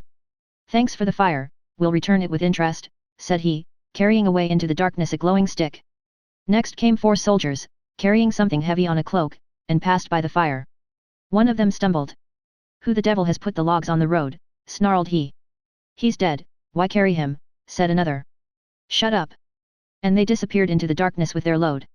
Still aching? Tushin asked Rostov in a whisper. Yes. Your honor, you're wanted by the general. He is in the hut here, said a gunner, coming up to Tushin. Coming, friend. Tushin rose and, buttoning his greatcoat and pulling it straight, walked away from the fire. Not far from the artillery campfire, in a hut that had been prepared for him, Prince Bagration sat at dinner, talking with some commanding officers who had gathered at his quarters. The little old man with the half-closed eyes was there greedily gnawing a mutton bone, and the general who had served blamelessly for 22 years, flushed by a glass of vodka and the dinner, and the staff officer with the signet ring, and Jerkov, uneasily glancing at them all, and Prince Andrew, pale, with compressed lips and feverishly glittering eyes. In a corner of the hut stood a standard captured from the French, and the accountant with the naive face was feeling its texture, shaking his head in perplexity, perhaps because the banner really interested him, perhaps because it was hard for him, hungry as he was, to look on at a dinner where there was no place for him. In the next hut there was a French colonel who had been taken prisoner by our dragoons. Our officers were flocking in to look at him. Prince Bagration was thanking the individual commanders and inquiring into details of the action and our losses. The general whose regiment had been inspected at Braunau was informing the prince that as soon as the action began he had withdrawn from the wood, mustered the men who were woodcutting, and, allowing the French to pass him, had made a bayonet charge with 2 battalions and had broken up the French troops. When I saw, Your Excellency, that their 1st battalion was disorganized, I stopped in the road and thought, I'll let them come on and we'll meet them with the fire of the whole battalion, and that's what I did. The general had so wished to do this and was so sorry he had not managed to do it that it seemed to him as if it had really happened. Perhaps it might really have been so? Could one possibly make out amid all that confusion what did or did not happen? By the way, Your Excellency, I should inform you, he continued, remembering Dólokhov's conversation with Kutuzov in his last interview with the gentleman ranker, that Private Dólokhov, who was reduced to the ranks, took a French officer prisoner in my presence and particularly distinguished himself. I saw the Pavlograd Hussars attack there, Your Excellency, chimed in Jerkov, looking uneasily around. He had not seen the Hussars all that day, but had heard about them from an infantry officer. They broke up 2 squares, Your Excellency. Several of those present smiled at Jerkov's words, expecting one of his usual jokes, but noticing that what he was saying redounded to the glory of our arms and of the day's work, they assumed a serious expression, though many of them knew that what he was saying was a lie devoid of any foundation. Prince Bagration turned to the old colonel. Gentlemen, I thank you all arms have behaved heroically, infantry, cavalry and artillery. How is it that 2 guns were abandoned in the center, he inquired, searching with his eyes for someone. Prince Bagration did not ask about the guns on the left flank, he knew that all the guns there had been abandoned at the very beginning of the action. I think I sent you, he added, turning to the staff officer on duty. One was damaged, answered the staff officer, and the other I can't understand. I was there all the time giving orders and had only just left. It is true that it was hot there, he added, modestly. Someone mentioned that Captain Tushin was bivouacking close to the village and had already been sent for. Oh, but you were there, said Prince Bagration, addressing Prince Andrew. Of course, we only just missed one another, said the staff officer, with a smile to Bolkonsky. I had not the pleasure of seeing you, said Prince Andrew, coldly and abruptly. All were silent. Tushin appeared at the threshold and made his way timidly from behind the backs of the generals. As he stepped past the generals in the crowded hut, feeling embarrassed as he always was by the sight of his superiors, he did not notice the staff of the banner and stumbled over it. Several of those present laughed. How was it a gun was abandoned? Asked Bagration, frowning, not so much at the captain as at those who were laughing, among whom Jerkov laughed loudest. Only now, when he was confronted by the stern authorities, did his guilt and the disgrace of having lost 2 guns and yet remaining alive present themselves to Tushin in all their horror. He had been so excited that he had not thought about it until that moment. The officer's laughter confused him still more. He stood before Bagration with his lower jaw trembling and was hardly able to mutter, "I don't know, Your Excellency. I had no men, Your Excellency. You might have taken some from the covering troops." Tushin did not say that there were no covering troops, though that was perfectly true. He was afraid of getting some other officer into trouble, and silently fixed his eyes on Bagration as a schoolboy who has blundered looks at an examiner. The silence lasted some time. Prince Bagration, apparently not wishing to be severe, found nothing to say. The others did not venture to intervene. Prince Andrew looked at Tushin from under his brows and his fingers twitched nervously. "Your Excellency." Prince Andrew broke the silence with his abrupt voice, "You were pleased to send me to Captain Tushin's battery. I went there and found 2/3 of the men and horses knocked out, 2 guns smashed, and no supports at all." Prince Bagration and Tushin looked with equal intentness at Bolkonsky, who spoke with suppressed agitation. "And, if Your Excellency will allow me to express my opinion," he continued, "we owe today's success chiefly to the action of that battery and the heroic endurance of Captain Tushin and his company," and without awaiting a reply, Prince Andrew rose and left the table. Prince Bagration looked at Tushin, evidently reluctant to show distrust in Bolkonsky's emphatic opinion yet not feeling able fully to credit it, bent his head, and told Tushin that he could go. Prince Andrew went out with him. "Thank you, you saved me, my dear fellow," said Tushin. Prince Andrew gave him a look, but said nothing and went away. He felt sad and depressed. It was all so strange, so unlike what he had hoped. Who are they? Why are they here? What do they want? And when will all this end, thought Rostov, looking at the changing shadows before him. The pain in his arm became more and more intense. Irresistible drowsiness overpowered him, red rings danced before his eyes, and the impression of those voices and faces and a sense of loneliness merged with the physical pain. It was they, these soldiers, wounded and unwounded, it was they who were crushing, weighing down, and twisting the sinews and scorching the flesh of his sprained arm and shoulder. To rid himself of them he closed his eyes. For a moment he dozed, but in that short interval innumerable things appeared to him in a dream, his mother in her large white hand, Sonia's thin little shoulders, Natasha's eyes and laughter, Denisov with his voice and mustache, and Telyanin and all that affair with Telyanin and Bogdanich. That affair was the same thing as this soldier with the harsh voice, and it was that affair and this soldier that were so agonizingly, incessantly pulling and pressing his arm and always dragging it in one direction. He tried to get away from them, but they would not for an instant let his shoulder move a hair's breadth. It would not ache, it would be well, if only they did not pull it, but it was impossible to get rid of them. He opened his eyes and looked up.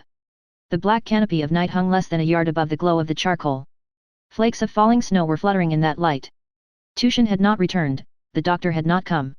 He was alone now, except for a soldier who was sitting naked at the other side of the fire, warming his thin yellow body.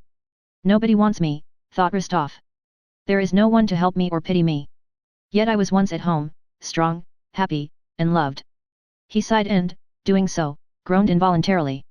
Is anything hurting you?" asked the soldier, shaking his shirt out over the fire, and not waiting for an answer he gave a grunt and added, "What a lot of men have been crippled today, frightful." Rostov did not listen to the soldier. He looked at the snowflakes fluttering above the fire and remembered a Russian winter at his warm, bright home, his fluffy fur coat, his quickly gliding sleigh, his healthy body, and all the affection and care of his family.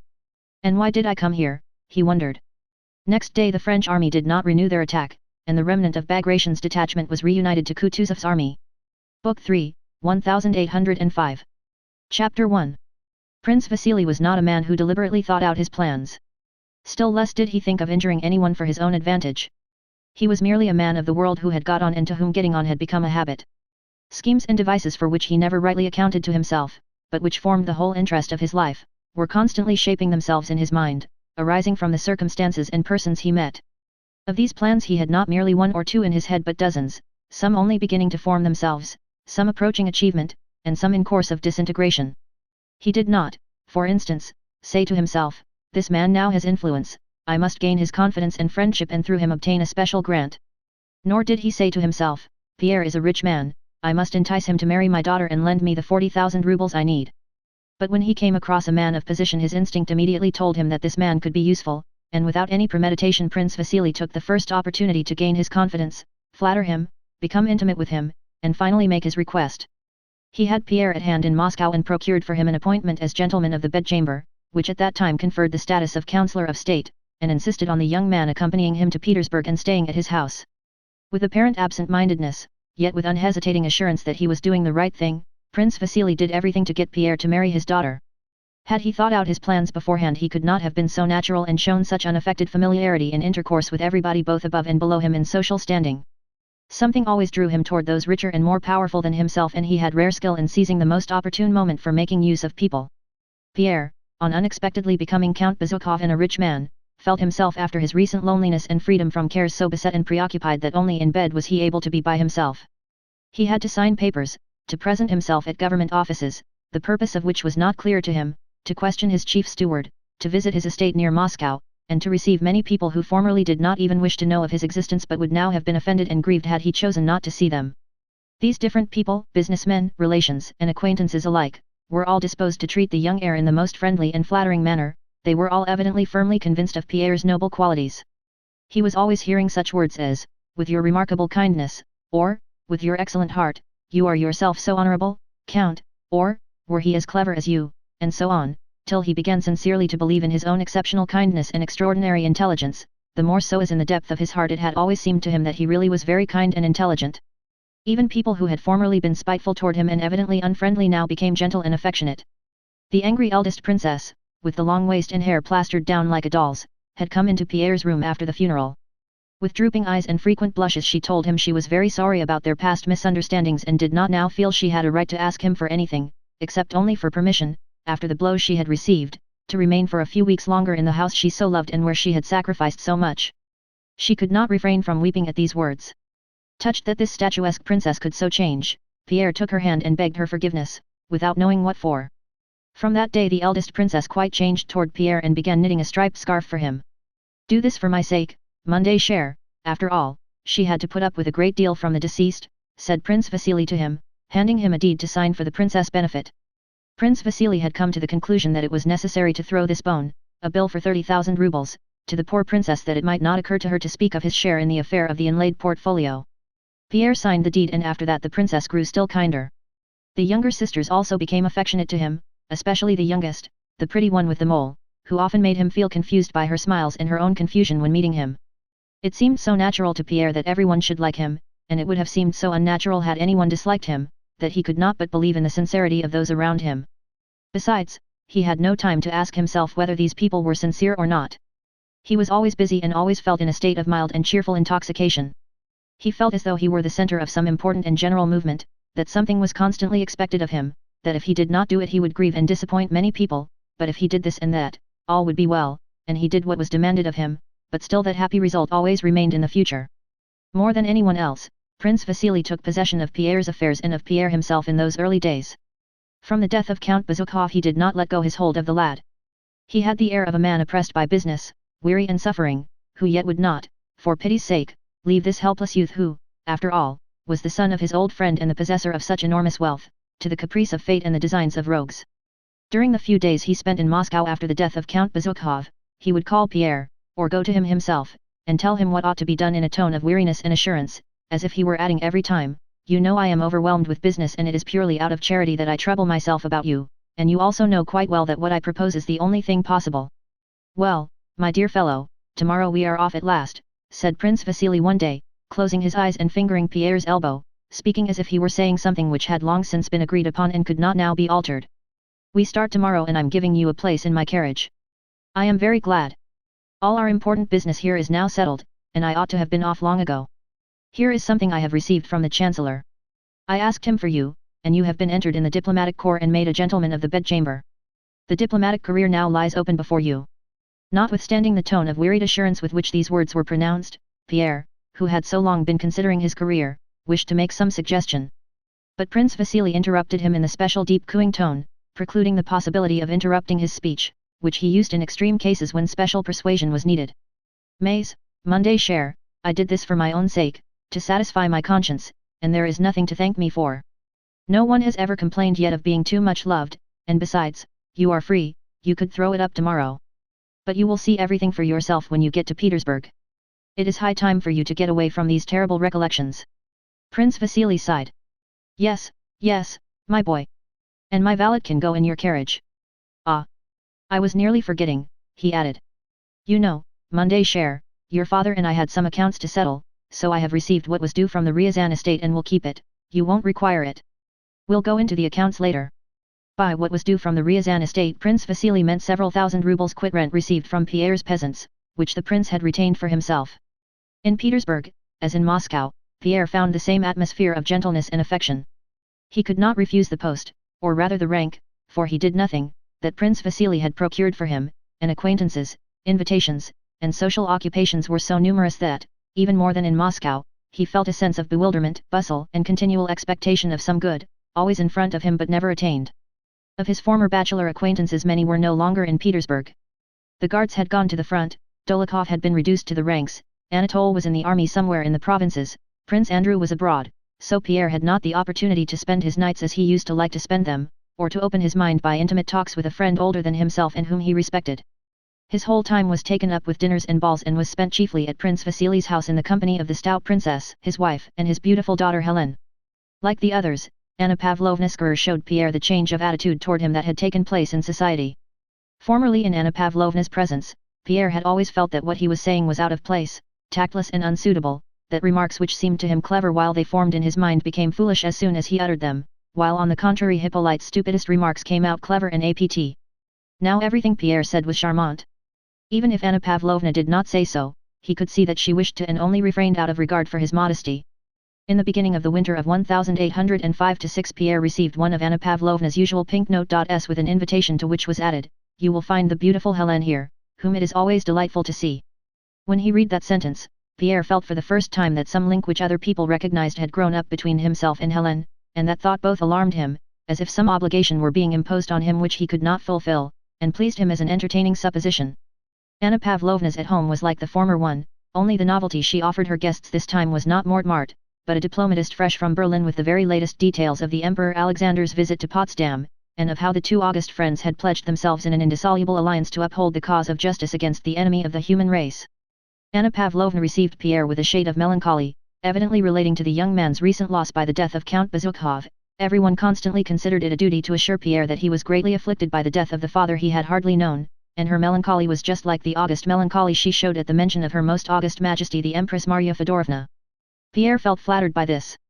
Anna Pavlovna arranged the different groups in her drawing room with her habitual skill.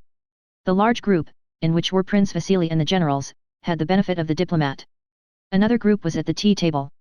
Pierre wished to join the former, but Anna Pavlovna, who was in the excited condition of a commander on a battlefield to whom thousands of new and brilliant ideas occur which there is hardly time to put in action, seeing Pierre, touched his sleeve with her finger, saying, "Wait a bit, I have something in view for you this evening." She glanced at Hélène and smiled at her. "My dear Hélène, be charitable to my poor aunt who adores you. Go and keep her company for 10 minutes. And that it will not be too dull, here is the dear Count who will not refuse to accompany you." The beauty went to the aunt, but Anna Pavlovna detained Pierre, looking as if she had to give some final necessary instructions. "Isn't she exquisite?" she said to Pierre, pointing to the stately beauty as she glided away. "And how she carries herself! For so young a girl, such tact, such masterly perfection of manner. It comes from her heart. Happy the man who wins her. With her the least worldly of men would occupy a most brilliant position in society. Don't you think so? I only wanted to know your opinion," and Anna Pavlovna let Pierre go. Pierre, in reply, sincerely agreed with her as to Hélène's perfection of manner. If he ever thought of Hélène, it was just of her beauty and her remarkable skill in appearing silently dignified in society. The old aunt received the two young people in her corner, but seemed desirous of hiding her adoration for Hélène and inclined rather to show her fear of Anna Pavlovna. She looked at her niece, as if inquiring what she was to do with these people. On leaving them, Anna Pavlovna again touched Pierre's sleeve, saying, "I hope you won't say that it is dull in my house again," and she glanced at Hélène. Hélène smiled, with a look implying that she did not admit the possibility of anyone seeing her without being enchanted. The aunt coughed, swallowed, and said in French that she was very pleased to see Hélène, then she turned to Pierre with the same words of welcome and the same look. In the middle of a dull and halting conversation, Hélène turned to Pierre with the beautiful bright smile that she gave to everyone. Pierre was so used to that smile, and it had so little meaning for him, that he paid no attention to it. The aunt was just speaking of a collection of snuff boxes that had belonged to Pierre's father, Count Bezukhov, and showed them her own box. Princess Hélène asked to see the portrait of the aunt's husband on the box lid. "That is probably the work of Venus," said Pierre, mentioning a celebrated miniaturist, and he leaned over the table to take the snuff box while trying to hear what was being said at the other table. He half rose, meaning to go round, but the aunt handed him the snuff box, passing it across Hélène's back. Hélène stooped forward to make room, and looked round with a smile. She was, as always at evening parties, wearing a dress such as was then fashionable, cut very low at front and back. Her bust, which had always seemed like marble to Pierre, was so close to him that his short-sighted eyes could not but perceive the living charm of her neck and shoulders, so near to his lips that he need only have bent his head a little to have touched them. He was conscious of the warmth of her body, the scent of perfume, and the creaking of her corset as she moved. He did not see her marble beauty forming a complete whole with her dress, but all the charm of her body only covered by her garments. And having once seen this he could not help being aware of it, just as we cannot renew an illusion we have once seen through. So you have never noticed before how beautiful I am? Helene seemed to say. You had not noticed that I am a woman? Yes, I am a woman who may belong to anyone, to you too, said her glance. And at that moment Pierre felt that Helene not only could, but must, be his wife, and that it could not be otherwise. He knew this at that moment as surely as if he had been standing at the altar with her. How and when this would be he did not know, he did not even know if it would be a good thing, he even felt, he knew not why, that it would be a bad thing, but he knew it would happen. Pierre dropped his eyes, lifted them again, and wished once more to see her as a distant beauty far removed from him, as he had seen her every day until then, but he could no longer do it. He could not, any more than a man who has been looking at a tuft of steppe grass through the mist and taking it for a tree can again take it for a tree after he has once recognized it to be a tuft of grass. She was terribly close to him. She already had power over him, and between them there was no longer any barrier except the barrier of his own will. Well, I will leave you in your little corner, came Anna Pavlovna's voice, I see you are all right there. And Pierre, anxiously trying to remember whether he had done anything reprehensible, looked round with a blush. It seemed to him that everyone knew what had happened to him as he knew it himself. A little later when he went up to the large circle, Anna Pavlovna said to him, I hear you are refitting your Petersburg house. This was true. The architect had told him that it was necessary, and Pierre, without knowing why, was having his enormous Petersburg house done up. That's a good thing, but don't move from Prince Vasily's. It is good to have a friend like the prince, she said, smiling at Prince Vasily. I know something about that. Don't I? And you are still so young. You need advice. Don't be angry with me for exercising an old woman's privilege. She paused, as women always do, expecting something after they have mentioned their age. If you marry it will be a different thing, she continued, uniting them both in one glance. Pierre did not look at Helene nor she at him. But she was just as terribly close to him. He muttered something and colored. When he got home he could not sleep for a long time for thinking of what had happened. What had happened? Nothing. He had merely understood that the woman he had known as a child, of whom when her beauty was mentioned he had said absent-mindedly, yes, she's good-looking, he had understood that this woman might belong to him. But she's stupid. I have myself said she is stupid, he thought. There is something nasty, something wrong, in the feeling she excites in me. I have been told that her brother Anatole was in love with her and she with him, that there was quite a scandal and that that's why he was sent away. Hippolyte is her brother. Prince Vasily is her father. It's bad, he reflected, but while he was thinking this, the reflection was still incomplete, he caught himself smiling and was conscious that another line of thought had sprung up, and while thinking of her worthlessness he was also dreaming of how she would be his wife, how she would love him become quite different, and how all he had thought and heard of her might be false. And he again saw her not as the daughter of Prince Vasily, but visualized her whole body only veiled by its grey dress. But no. Why did this thought never occur to me before? And again he told himself that it was impossible, that there would be something unnatural, and as it seemed to him dishonorable, in this marriage. He recalled her former words and looks and the words and looks of those who had seen them together. He recalled Anna Pavlovna's words and looks when she spoke to him about his house, recalled thousands of such hints from Prince Vasily and others, and was seized by terror lest he had already, in some way, bound himself to do something that was evidently wrong and that he ought not to do. But at the very time he was expressing this conviction to himself, in another part of his mind her image rose in all its womanly beauty. Chapter 2. In November, 1805, Prince Vasily had to go on a tour of inspection in 4 different provinces. He had arranged this for himself so as to visit his neglected estates at the same time and pick up his son Anatole where his regiment was stationed, and take him to visit Prince Nicholas Bolkonsky in order to arrange a match for him with the daughter of that rich old man. But before leaving home and undertaking these new affairs, Prince Vasily had to settle matters with Pierre, who, it is true, had latterly spent whole days at home, that is, in Prince Vasily's house where he was staying, and had been absurd, excited, and foolish in Helene's presence, as a lover should be, but had not yet proposed to her.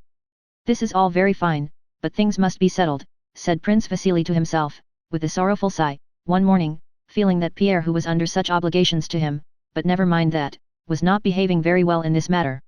Youth, frivolity, well, God be with him, thought he, relishing his own goodness of heart, but it must be brought to a head. The day after tomorrow will be Lelia's name day. I will invite 2 or 3 people, and if he does not understand what he ought to do, then it will be my affair, yes, my affair. I am her father.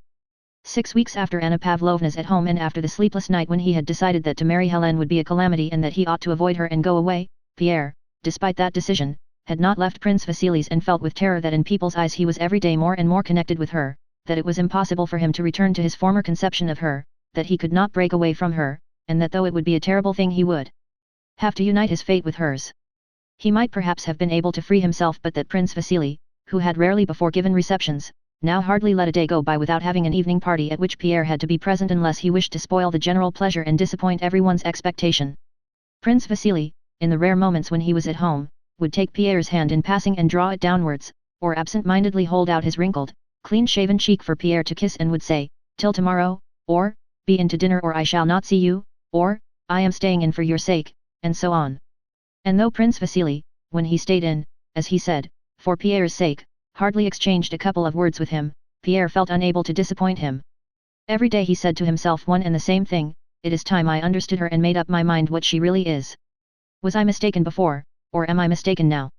No, she is not stupid, she is an excellent girl," he sometimes said to himself. "She never makes a mistake, never says anything stupid. She says little, but what she does say is always clear and simple, so she is not stupid. She never was abashed and is not abashed now, so she cannot be a bad woman." He had often begun to make reflections or think aloud in her company, and she had always answered him either by a brief but appropriate remark, showing that it did not interest her, or by a silent look and smile which more palpably than anything else showed Pierre her superiority. She was right in regarding all arguments as nonsense in comparison with that smile. She always addressed him with a radiantly confiding smile meant for him alone, in which there was something more significant than in the general smile that usually brightened her face.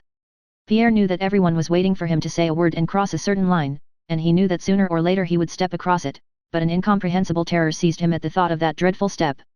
1,000 times during that month and a half while he felt himself drawn nearer and nearer to that dreadful abyss, Pierre said to himself, "What am I doing? I need resolution. Can it be that I have none?"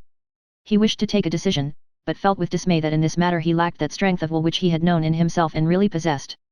Pierre was one of those who are only strong when they feel themselves quite innocent, and since that day when he was overpowered by a feeling of desire while stooping over the snuff-box at Anna Pavlovna's, an unacknowledged sense of the guilt of that desire paralyzed his will.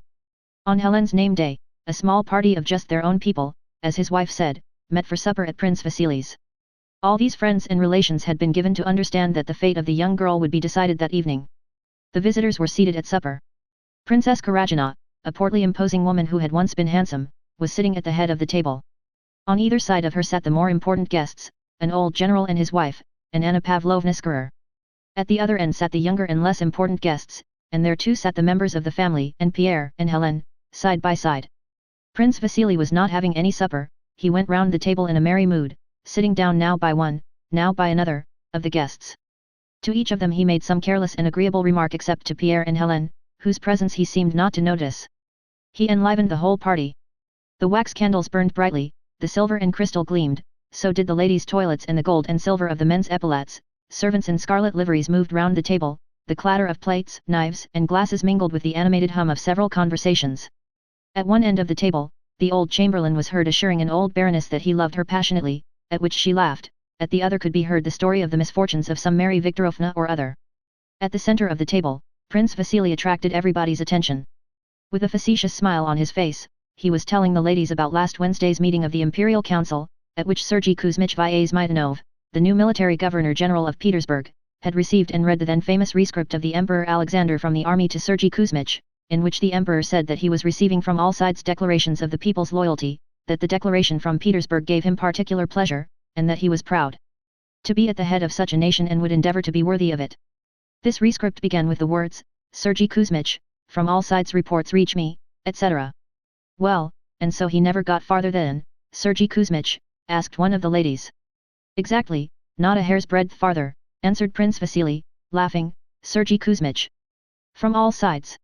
From all sides. Sergei Kuzmich." Poor Vyazmaitanov could not get any farther. He began the rescript again and again, but as soon as he uttered Sergei he sobbed, Kuzmich, tears, and from all sides was smothered in sobs and he could get no farther. And again his handkerchief, and again, Sergei Kuzmich, from all sides, and tears, till at last somebody else was asked to read it. "Kuzmich. From all sides," and then tears, someone repeated laughing. Don't be unkind, cried Anna Pavlovna from her end of the table holding up a threatening finger. He is such a worthy and excellent man, our dear Vyazmaidanov. Everybody laughed a great deal. At the head of the table, where the honored guests sat, everyone seemed to be in high spirits and under the influence of a variety of exciting sensations. Only Pierre and Helene sat silently side by side almost at the bottom of the table, a suppressed smile brightening both their faces, a smile that had nothing to do with Sergei Kuzmich, a smile of bashfulness at their own feelings. But much as all the rest laughed, talked, and joked, much as they enjoyed their Rhine wine, sauté, and ices, and however they avoided looking at the young couple, and heedless and unobservant as they seemed of them, one could feel by the occasional glances they gave that the story about Sergei Kuzmich, the laughter and the food were all a pretense, and that the whole attention of that company was directed to Pierre and Helene. Prince Vasily mimicked the sobbing of Sergei Kuzmich and at the same time his eyes glanced toward his daughter, and while he laughed the expression on his face clearly said, "Yes, it's getting on, it will all be settled today." Anna Pavlovna threatened him on behalf of our dear Vyazmaidanov, and in her eyes, which, for an instant, glanced at Pierre, Prince Vasily read a congratulation on his future son-in-law and on his daughter's happiness. The old princess sighed sadly as she offered some wine to the old lady next to her and glanced angrily at her daughter, and her sigh seemed to say, "Yes, there's nothing left for you and me but to sip sweet wine, my dear, now that the time has come for these young ones to be thus boldly, provocatively happy." And what nonsense all this is that I am saying, thought a diplomatist, glancing at the happy faces of the lovers. That's happiness. Into the insignificant, trifling, and artificial interests uniting that society had entered the simple feeling of the attraction of a healthy and handsome young man and woman for one another. And this human feeling dominated everything else and soared above all their affected chatter. Jests fell flat, news was not interesting, and the animation was evidently forced. Not only the guests but even the footmen waiting at table seemed to feel this, and they forgot their duties as they looked at the beautiful Helene with her radiant face and at the red, broad, and happy though uneasy face of Pierre.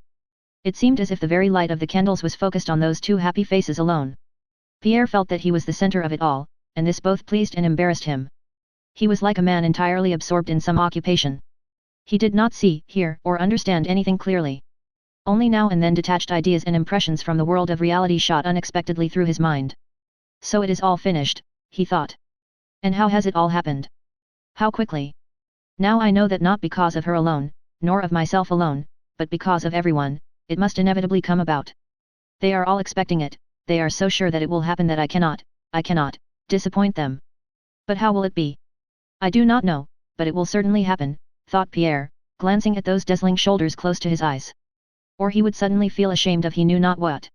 He felt it awkward to attract everyone's attention and to be considered a lucky man and, with his plain face, to be looked on as a sort of Paris possessed of a Helen. But no doubt it always is and must be so, he consoled himself. And besides, what have I done to bring it about? How did it begin?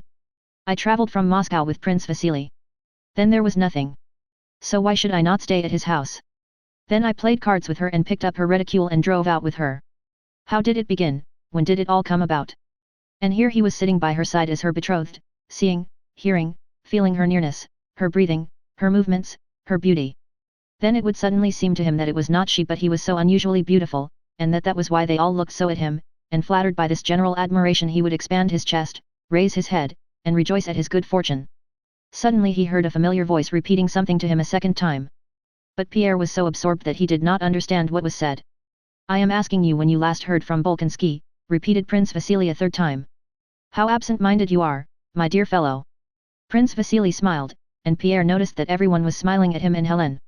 "Well, what of it, if you all know it," thought Pierre. "What of it? It's the truth," and he himself smiled his gentle childlike smile, and Helene smiled too. "When did you get the letter?" "Was it from Amitz?" repeated Prince Vasily, who pretended to want to know this in order to settle a dispute.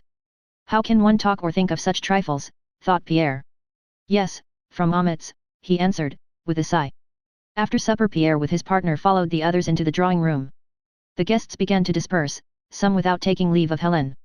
Some, as if unwilling to distract her from an important occupation, came up to her for a moment and made haste to go away, refusing to let her see them off. The diplomatist preserved a mournful silence as he left the drawing room. He pictured the vanity of his diplomatic career in comparison with Pierre's happiness. The old general grumbled at his wife when she asked how his leg was. "Oh, the old fool," he thought. "That Princess Helene will be beautiful still when she's 50. "I think I may congratulate you," whispered Anna Pavlovna to the old princess, kissing her soundly. "If I hadn't this headache I'd have stayed longer." The old princess did not reply, she was tormented by jealousy of her daughter's happiness. While the guests were taking their leave, Pierre remained for a long time alone with Hélène in the little drawing room where they were sitting. He had often before, during the last 6 weeks, remained alone with her, but had never spoken to her of love. Now he felt that it was inevitable, but he could not make up his mind to take the final step. He felt ashamed, he felt that he was occupying someone else's place here beside Hélène. This happiness is not for you, some inner voice whispered to him. This happiness is for those who have not in them what there is in you. But, as he had to say something, he began by asking her whether she was satisfied with the party.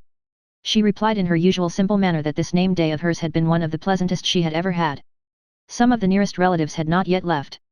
They were sitting in the large drawing room. Prince Vasily came up to Pierre with languid footsteps. Pierre rose and said it was getting late. Prince Vasily gave him a look of stern inquiry, as though what Pierre had just said was so strange that one could not take it in. But then the expression of severity changed, and he drew Pierre's hand downwards, made him sit down, and smiled affectionately. "Well, Lelia," he asked, turning instantly to his daughter and addressing her with the careless tone of habitual tenderness natural to parents who have petted their children from babyhood, but which Prince Vasily had only acquired by imitating other parents. And he again turned to Pierre. "Sergei Kuzmich, from all sides," he said, unbuttoning the top button of his waistcoat. Pierre smiled, but his smile showed that he knew it was not the story about Sergei Kuzmich that interested Prince Vasily just then, and Prince Vasily saw that Pierre knew this. He suddenly muttered something and went away. It seemed to Pierre that even the prince was disconcerted. The sight of the discomposure of that old man of the world touched Pierre. He looked at Hélène and she too seemed disconcerted, and her look seemed to say, "Well, it is your own fault. The step must be taken but I cannot, thought Pierre, and he again began speaking about indifferent matters, about Sergei Kuzmich, asking what the point of the story was as he had not heard it properly. Hélène answered with a smile that she too had missed it. When Prince Vasily returned to the drawing room, the princess, his wife, was talking in low tones to the elderly lady about Pierre. "Of course, it is a very brilliant match, but happiness, my dear. Marriages are made in heaven," replied the elderly lady. Prince Vasily passed by, seeming not to hear the ladies, and sat down on a sofa in a far corner of the room. He closed his eyes and seemed to be dozing. His head sank forward and then he roused himself. "Aline," he said to his wife, "go and see what they are about." The princess went up to the door, passed by it with a dignified and indifferent air, and glanced into the little drawing room. Pierre and Hélène still sat talking just as before. "Still the same," she said to her husband. Prince Vasily frowned, twisting his mouth, his cheeks quivered and his face assumed the coarse, unpleasant expression peculiar to him. Shaking himself, he rose, threw back his head, and with resolute steps went past the ladies into the little drawing room. With quick steps he went joyfully up to Pierre. His face was so unusually triumphant that Pierre rose in alarm on seeing it. "Thank God," said Prince Vasily. "My wife has told me everything." He put one arm around Pierre and the other around his daughter. "My dear boy. Lelia. I am very pleased." His voice trembled. "I loved your father, and she will make you a good wife. God bless you." He embraced his daughter, and then again Pierre, and kissed him with his malodorous mouth. Tears actually moistened his cheeks. "Princess, come here," he shouted. The old princess came in and also wept. The elderly lady was using her handkerchief too. Pierre was kissed, and he kissed the beautiful Hélène's hand several times. After a while they were left alone again. All this had to be and could not be otherwise, thought Pierre, so it is useless to ask whether it is good or bad. It is good because it's definite and one is rid of the old tormenting doubt. Pierre held the hand of his betrothed in silence, looking at her beautiful bosom as it rose and fell. "Hélène," he said aloud and paused. Something special is always said in such cases, he thought, but could not remember what it was that people say. He looked at her face. She drew nearer to him. Her face flushed. "Oh, take those off, those," she said, pointing to his spectacles. Pierre took them off, and his eyes, besides the strange look eyes have from which spectacles have just been removed, had also a frightened and inquiring look. He was about to stoop over her hand and kiss it, but with a rapid, almost brutal movement of her head, she intercepted his lips and met them with her own. Her face struck Pierre, by its altered, unpleasantly excited expression. "It is too late now, it's done, besides I love her," thought Pierre. "Je vous aime, note," he said, remembering what has to be said at such moments, but his words sounded so weak that he felt ashamed of himself. "Note. I love you." 6 weeks later he was married, and settled in Count Bezukhov's large, newly furnished Petersburg house, the happy possessor, as people said, of a wife who was a celebrated beauty and of millions of money. Chapter 3.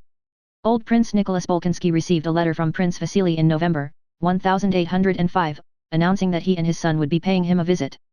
I am starting on a journey of inspection, and of course I shall think nothing of an extra 70 miles to come and see you at the same time, my honored benefactor, wrote Prince Vasily. My son Anatole is accompanying me on his way to the army, so I hope you will allow him personally to express the deep respect that, emulating his father, he feels for you. It seems that there will be no need to bring Mary out, suitors are coming to us of their own accord, incautiously remarked the little princess on hearing the news. Prince Nicholas frowned, but said nothing. A fortnight after the letter, Prince Vasily's servants came one evening in advance of him, and he and his son arrived next day. Old Bolkonsky had always had a poor opinion of Prince Vasily's character, but more so recently, since in the new reigns of Paul and Alexander Prince Vasily had risen to high position and honors. And now, from the hints contained in his letter and given by the little princess, he saw which way the wind was blowing, and his low opinion changed into a feeling of contemptuous ill will.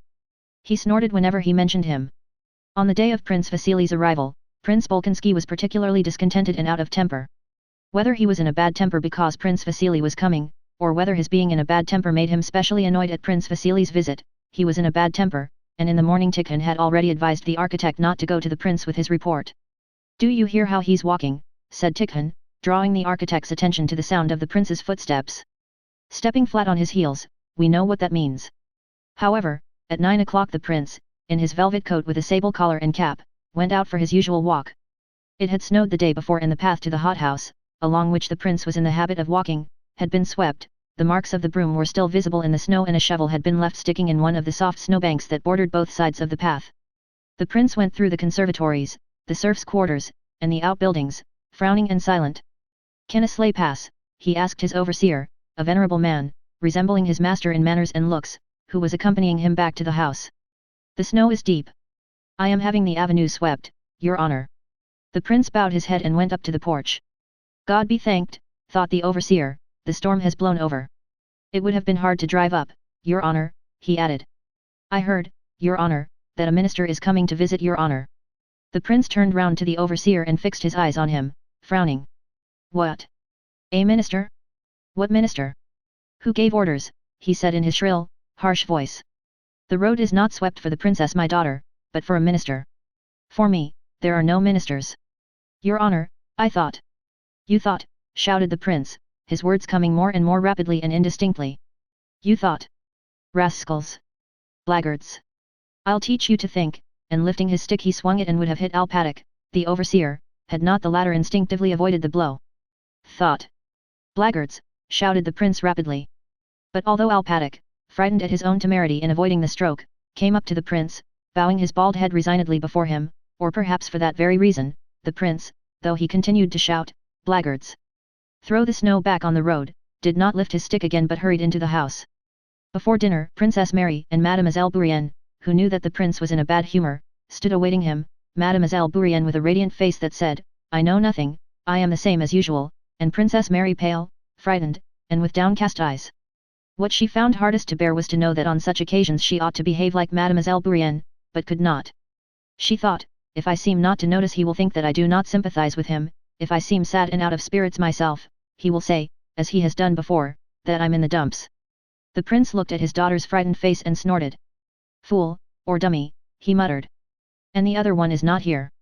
They've been telling tales," he thought, referring to the little princess who was not in the dining room. "Where is the princess?" he asked. "Hiding. She is not very well," answered Mademoiselle Bourienne with a bright smile, "so she won't come down. It is natural in her state." "Hum. Hum," muttered the prince, sitting down. His plate seemed to him not quite clean, and pointing to a spot he flung it away. Tikhon caught it and handed it to a footman.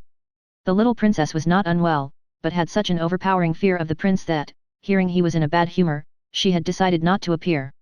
"I am afraid for the baby," she said to Mademoiselle Bourienne, "heaven knows what a fright might do." In general at Bald Hills the little princess lived in constant fear, and with a sense of antipathy to the old prince which she did not realize because the fear was so much the stronger feeling. The prince reciprocated this antipathy, but it was overpowered by his contempt for her. When the little princess had grown accustomed to life at Bald Hills, she took a special fancy to Mademoiselle Bourienne, spent whole days with her, asked her to sleep in her room, and often talked with her about the old prince and criticized him. "So we are to have visitors, Monday Prince," remarked Mademoiselle Bourienne, unfolding her white napkin with her rosy fingers. "His Excellency Prince Vasily Karagin and his son, I understand," she said inquiringly. His Excellency is a puppy." I got him his appointment in the service, said the prince disdainfully.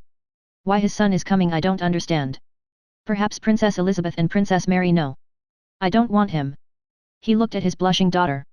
Are you unwell today? Afraid of the minister as that idiot Alpatic called him this morning. No, Monday père. Though Mademoiselle Bourienne had been so unsuccessful in her choice of a subject, she did not stop talking, but chattered about the conservatories and the beauty of a flower that had just opened, and after the soup the prince became more genial. After dinner, he went to see his daughter-in-law. The little princess was sitting at a small table, chattering with Masha, her maid. She grew pale on seeing her father-in-law. She was much altered.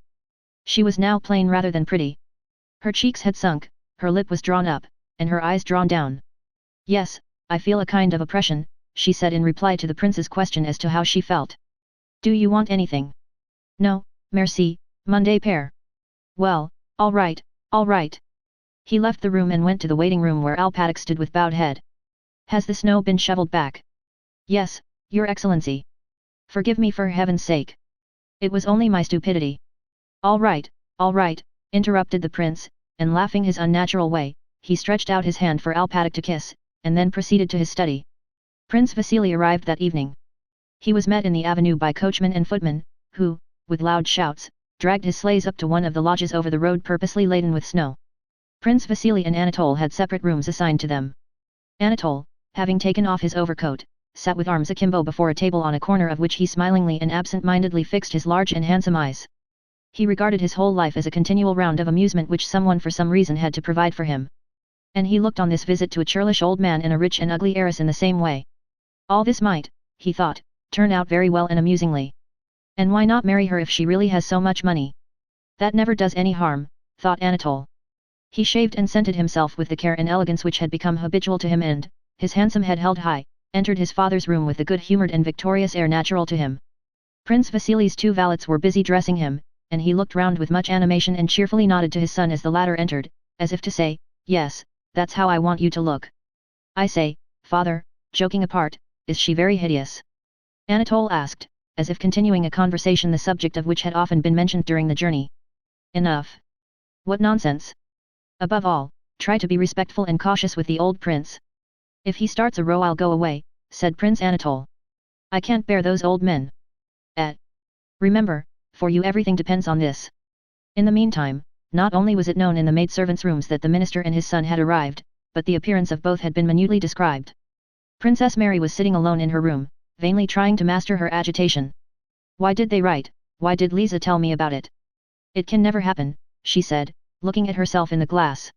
How shall I enter the drawing room? Even if I like him I can't now be myself with him. The mere thought of her father's look filled her with terror. The little princess and Mademoiselle Bourienne had already received from Masha, the lady's maid, the necessary report of how handsome the minister's son was, with his rosy cheeks and dark eyebrows, and with what difficulty the father had dragged his legs upstairs while the son had followed him like an eagle, 3 steps at a time. Having received this information, the little princess and Mademoiselle Bourienne, whose chattering voices had reached her from the corridor, went into Princess Mary's room. You know they've come, Marie, said the little princess, waddling in, and sinking heavily into an armchair. She was no longer in the loose gown she generally wore in the morning, but had on one of her best dresses. Her hair was carefully done and her face was animated, which, however, did not conceal its sunken and faded outlines. Dressed as she used to be in Petersburg society, it was still more noticeable how much plainer she had become. Some unobtrusive touch had been added to Mademoiselle Bourienne's toilet which rendered her fresh and pretty face yet more attractive. What? Are you going to remain as you are, dear princess? She began. They'll be announcing that the gentlemen are in the drawing room and we shall have to go down, and you have not smartened yourself up at all. The little princess got up, rang for the maid, and hurriedly and merrily began to devise and carry out a plan of how Princess Mary should be dressed. Princess Mary's self-esteem was wounded by the fact that the arrival of a suitor agitated her, and still more so by both her companions not having the least conception that it could be otherwise. To tell them that she felt ashamed for herself and for them would be to betray her agitation, while to decline their offers to dress her would prolong their banter and insistence. She flushed, her beautiful eyes grew dim, red blotches came on her face, and it took on the unattractive martyr-like expression it so often wore, as she submitted herself to Mademoiselle Bourienne and Lisa. Both these women quite sincerely tried to make her look pretty. She was so plain that neither of them could think of her as a rival, so they began dressing her with perfect sincerity, and with the naive and firm conviction women have that dress can make a face pretty.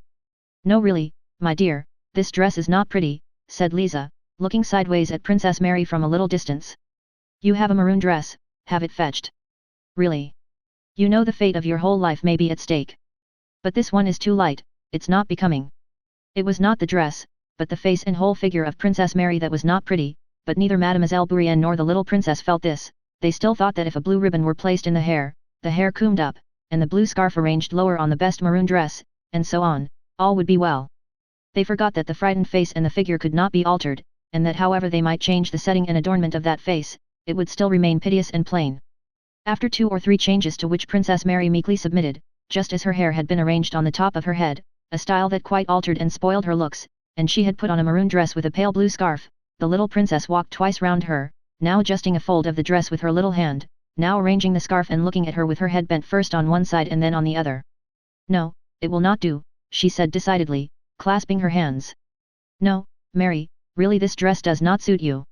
I prefer you in your little grey everyday dress. Now please, do it for my sake. Katie, she said to the maid, bring the princess her grey dress, and you'll see, Mademoiselle Bourienne, how I shall arrange it, she added, smiling with a foretaste of artistic pleasure. But when Katie brought the required dress, Princess Mary remained sitting motionless before the glass, looking at her face, and saw in the mirror her eyes full of tears and her mouth quivering, ready to burst into sobs. Come, dear princess, said Mademoiselle Bourienne, just one more little effort. The little princess, taking the dress from the maid, came up to Princess Mary. Well, now we'll arrange something quite simple and becoming, she said. The 3 voices, hers, Mademoiselle Bourienne's, and Katie's, who was laughing at something, mingled in a merry sound, like the chirping of birds. No, leave me alone, said Princess Mary. Her voice sounded so serious and so sad that the chirping of the birds was silenced at once. They looked at the beautiful, large, thoughtful eyes full of tears and of thoughts, gazing shiningly and imploringly at them, and understood that it was useless and even cruel to insist. At least, change your coiffure, said the little princess. Didn't I tell you, she went on, turning reproachfully to Mademoiselle Bourienne, Mary's is a face which such a coiffure does not suit in the least. Not in the least. Please change it. Leave me alone, please leave me alone.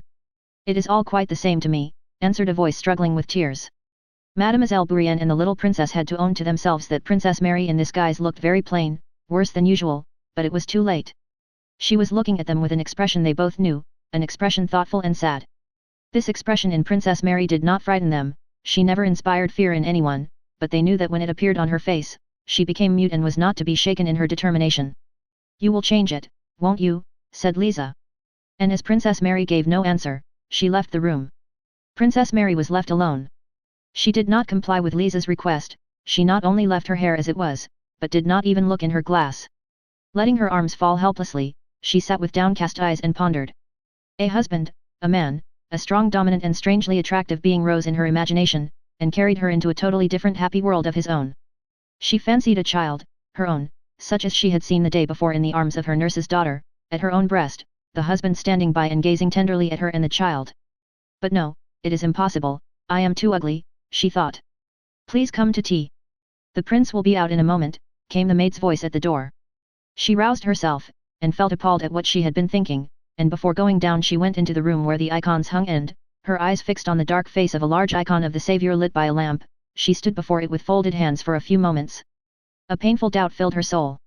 Could the joy of love, of earthly love for a man, be for her? In her thoughts of marriage Princess Mary dreamed of happiness and of children, but her strongest, most deeply hidden longing was for earthly love. The more she tried to hide this feeling from others and even from herself, the stronger it grew. Oh God, she said, how am I to stifle in my heart these temptations of the devil? How am I to renounce forever these vile fancies, so as peacefully to fulfill thy will? And scarcely had she put that question than God gave her the answer in her own heart. Desire nothing for thyself, seek nothing, be not anxious or envious. Man's future and thy own fate must remain hidden from thee, but live so that thou mayest be ready for anything. If it be God's will to prove thee in the duties of marriage, be ready to fulfill his will. With this consoling thought, but yet with a hope for the fulfillment of her forbidden earthly longing, Princess Mary sighed, and having crossed herself went down, thinking neither of her gown and coiffure nor of how she would go in nor of what she would say. What could all that matter in comparison with the will of God, without whose care not a hair of man's head can fall? Chapter 4. When Princess Mary came down, Prince Vasily and his son were already in the drawing room, talking to the little princess and Mademoiselle Bourienne. When she entered with her heavy step, treading on her heels, the gentleman and Mademoiselle Bourienne rose and the little princess, indicating her to the gentleman, said, "Voilà Marie." Princess Mary saw them all and saw them in detail. She saw Prince Vasili's face, serious for an instant at the sight of her, but immediately smiling again, and the little princess curiously noting the impression Marie produced on the visitors. And she saw Mademoiselle Bourienne, with her ribbon and pretty face, and her unusually animated look which was fixed on him, but him she could not see, she only saw something large, brilliant and handsome moving toward her as she entered the room. Prince Vasili approached first, and she kissed the bold forehead that bent over her hand and answered his question by saying that, on the contrary, she remembered him quite well. Then Anatole came up to her. She still could not see him. She only felt a soft hand taking hers firmly, and she touched with her lips a white forehead, over which was beautiful light brown hair smelling of pomade. When she looked up at him she was struck by his beauty. Anatole stood with his right thumb under a button of his uniform, his chest expanded and his back drawn in, slightly swinging one foot, and, with his head a little bent, looked with beaming face at the princess without speaking and evidently not thinking about her at all. Anatole was not quick-witted, nor ready or eloquent in conversation, but he had the faculty, so invaluable in society, of composure and imperturbable self-possession. If a man lacking in self-confidence remains dumb on a first introduction and betrays a consciousness of the impropriety of such silence and an anxiety to find something to say, the effect is bad. But Anatole was dumb, swung his foot, and smilingly examined the princess' hair. It was evident that he could be silent in this way for a very long time. If anyone finds this silence inconvenient, let him talk, but I don't want to, he seemed to say. Besides this, in his behavior to women Anatole had a manner which particularly inspires in them curiosity, awe and even love, a supercilious consciousness of his own superiority. It was as if he said to them, I know you, but why should I bother about you? You'd be only too glad, of course. Perhaps he did not really think this when he met women, even probably he did not, for in general he thought very little, but his looks and manner gave that impression. The princess felt this, and as if wishing to show him that she did not even dare expect to interest him, she turned to his father. The conversation was general and animated, thanks to Princess Lisa's voice and little downy lip that lifted over her white teeth. She met Prince Vasili with that playful manner often employed by lively chatty people, and consisting in the assumption that between the person they so address and themselves there are some semi-private, long-established jokes and amusing reminiscences, though no such reminiscences really exist, just as none existed in this case. Prince Vasili readily adopted her tone and the little princess also drew Anatole, whom she hardly knew, into these amusing recollections of things that had never occurred. Mademoiselle Bourienne also shared them and even Princess Mary felt herself pleasantly made to share in these merry reminiscences. Here at least we shall have the benefit of your company all to ourselves, dear prince, said the little princess, of course, in French, to Prince Vasili. It's not as at Annette's note receptions where you always ran away, you remember cette chère Annette. Note. Anna Pavlovna. Ah, but you won't talk politics to me like Annette. And our little tea table. Oh, yes. Why is it you were never at Annette's? The little princess asked Anatole. Ah, I know, she said with a sly glance, your brother Hippolyte told me about your goings-on. Oh, and she shook her finger at him, I have even heard of your doings in Paris. And didn't Hippolyte tell you, asked Prince Vasili, turning to his son and seizing the little princess' arm as if she would have run away and he had just managed to catch her, didn't he tell you how he himself was pining for the dear princess, and how she showed him the door? Oh, she is a pearl among women, princess, he added, turning to Princess Mary. When Paris was mentioned, Mademoiselle Bourienne for her part seized the opportunity of joining in the general current of recollections. She took the liberty of inquiring whether it was long since Anatole had left Paris and how he had liked that city. Anatole answered the Frenchwoman very readily and, looking at her with a smile, talked to her about her native land. When he saw the pretty little Bourienne, Anatole came to the conclusion that he would not find Bald Hills dull either. Not at all bad, he thought, examining her, not at all bad, that little companion. I hope she will bring her along with her when we're married. La petite est gentle note. Note. The little one is charming. The old prince dressed leisurely in his study, frowning and considering what he was to do. The coming of these visitors annoyed him. What are Prince Vasili and that son of his to me? Prince Vasili is a shallow braggart and his son, no doubt, is a fine specimen, he grumbled to himself. What angered him was that the coming of these visitors revived in his mind an unsettled question he always tried to stifle, one about which he always deceived himself. The question was whether he could ever bring himself to part from his daughter and give her to a husband. The prince never directly asked himself that question, knowing beforehand that he would have to answer it justly, and justice clashed not only with his feelings but with the very possibility of life. Life without Princess Mary, little as he seemed to value her, was unthinkable to him. And why should she marry, he thought. To be unhappy for certain. There's Lisa, married to Andrew, a better husband one would think could hardly be found nowadays, but is she contented with her lot? And who would marry Marie for love? Plain and awkward. They'll take her for her connections and wealth. Are there no women living unmarried, and even the happier for it? So thought Prince Bolkonsky while dressing, and yet the question he was always putting off demanded an immediate answer. Prince Vasily had brought his son with the evident intention of proposing, and today or tomorrow he would probably ask for an answer. His birth and position in society were not bad. Well, I've nothing against it, the prince said to himself, but he must be worthy of her. And that is what we shall see. That is what we shall see. That is what we shall see, he added aloud. He entered the drawing room with his usual alert step, glancing rapidly round the company. He noticed the change in the little princess dress, Mademoiselle Bourienne's ribbon, Princess Mary's unbecoming coiffure, Mademoiselle Bourienne's and Anatole's smiles, and the loneliness of his daughter amid the general conversation. Got herself up like a fool, he thought, looking irritably at her. She is shameless, and he ignores her. He went straight up to Prince Vasily. Well. How do you do? How do you do? Glad to see you. Friendship laughs at distance, began Prince Vasily in his usual rapid, self-confident, familiar tone. Here is my second son, please love and befriend him. Prince Bolkonsky surveyed Anatole. Fine young fellow. Fine young fellow, he said. Well, come and kiss me, and he offered his cheek. Anatole kissed the old man, and looked at him with curiosity and perfect composure, waiting for a display of the eccentricities his father had told him to expect. Prince Bolkonsky sat down in his usual place in the corner of the sofa and, drawing up an armchair for Prince Vasily, pointed to it and began questioning him about political affairs and news. He seemed to listen attentively to what Prince Vasily said, but kept glancing at Princess Mary. And so they are writing from Potsdam already, he said, repeating Prince Vasily's last words. Then rising, he suddenly went up to his daughter. Is it for visitors you've got yourself up like that, said he. Fine, very fine. You have done up your hair in this new way for the visitors, and before the visitors I tell you that in future you are never to dare to change your way of dress without my consent. It was my fault, Monday père, interceded the little princess, with a blush. You must do as you please, said Prince Bolkonsky, bowing to his daughter-in-law, but she need not make a fool of herself, she's plain enough as it is. And he sat down again, paying no more attention to his daughter, who was reduced to tears. On the contrary, that coiffure suits the princess very well, said Prince Vasily. Now you, young prince, what's your name, said Prince Bolkonsky, turning to Anatole, come here, let us talk and get acquainted.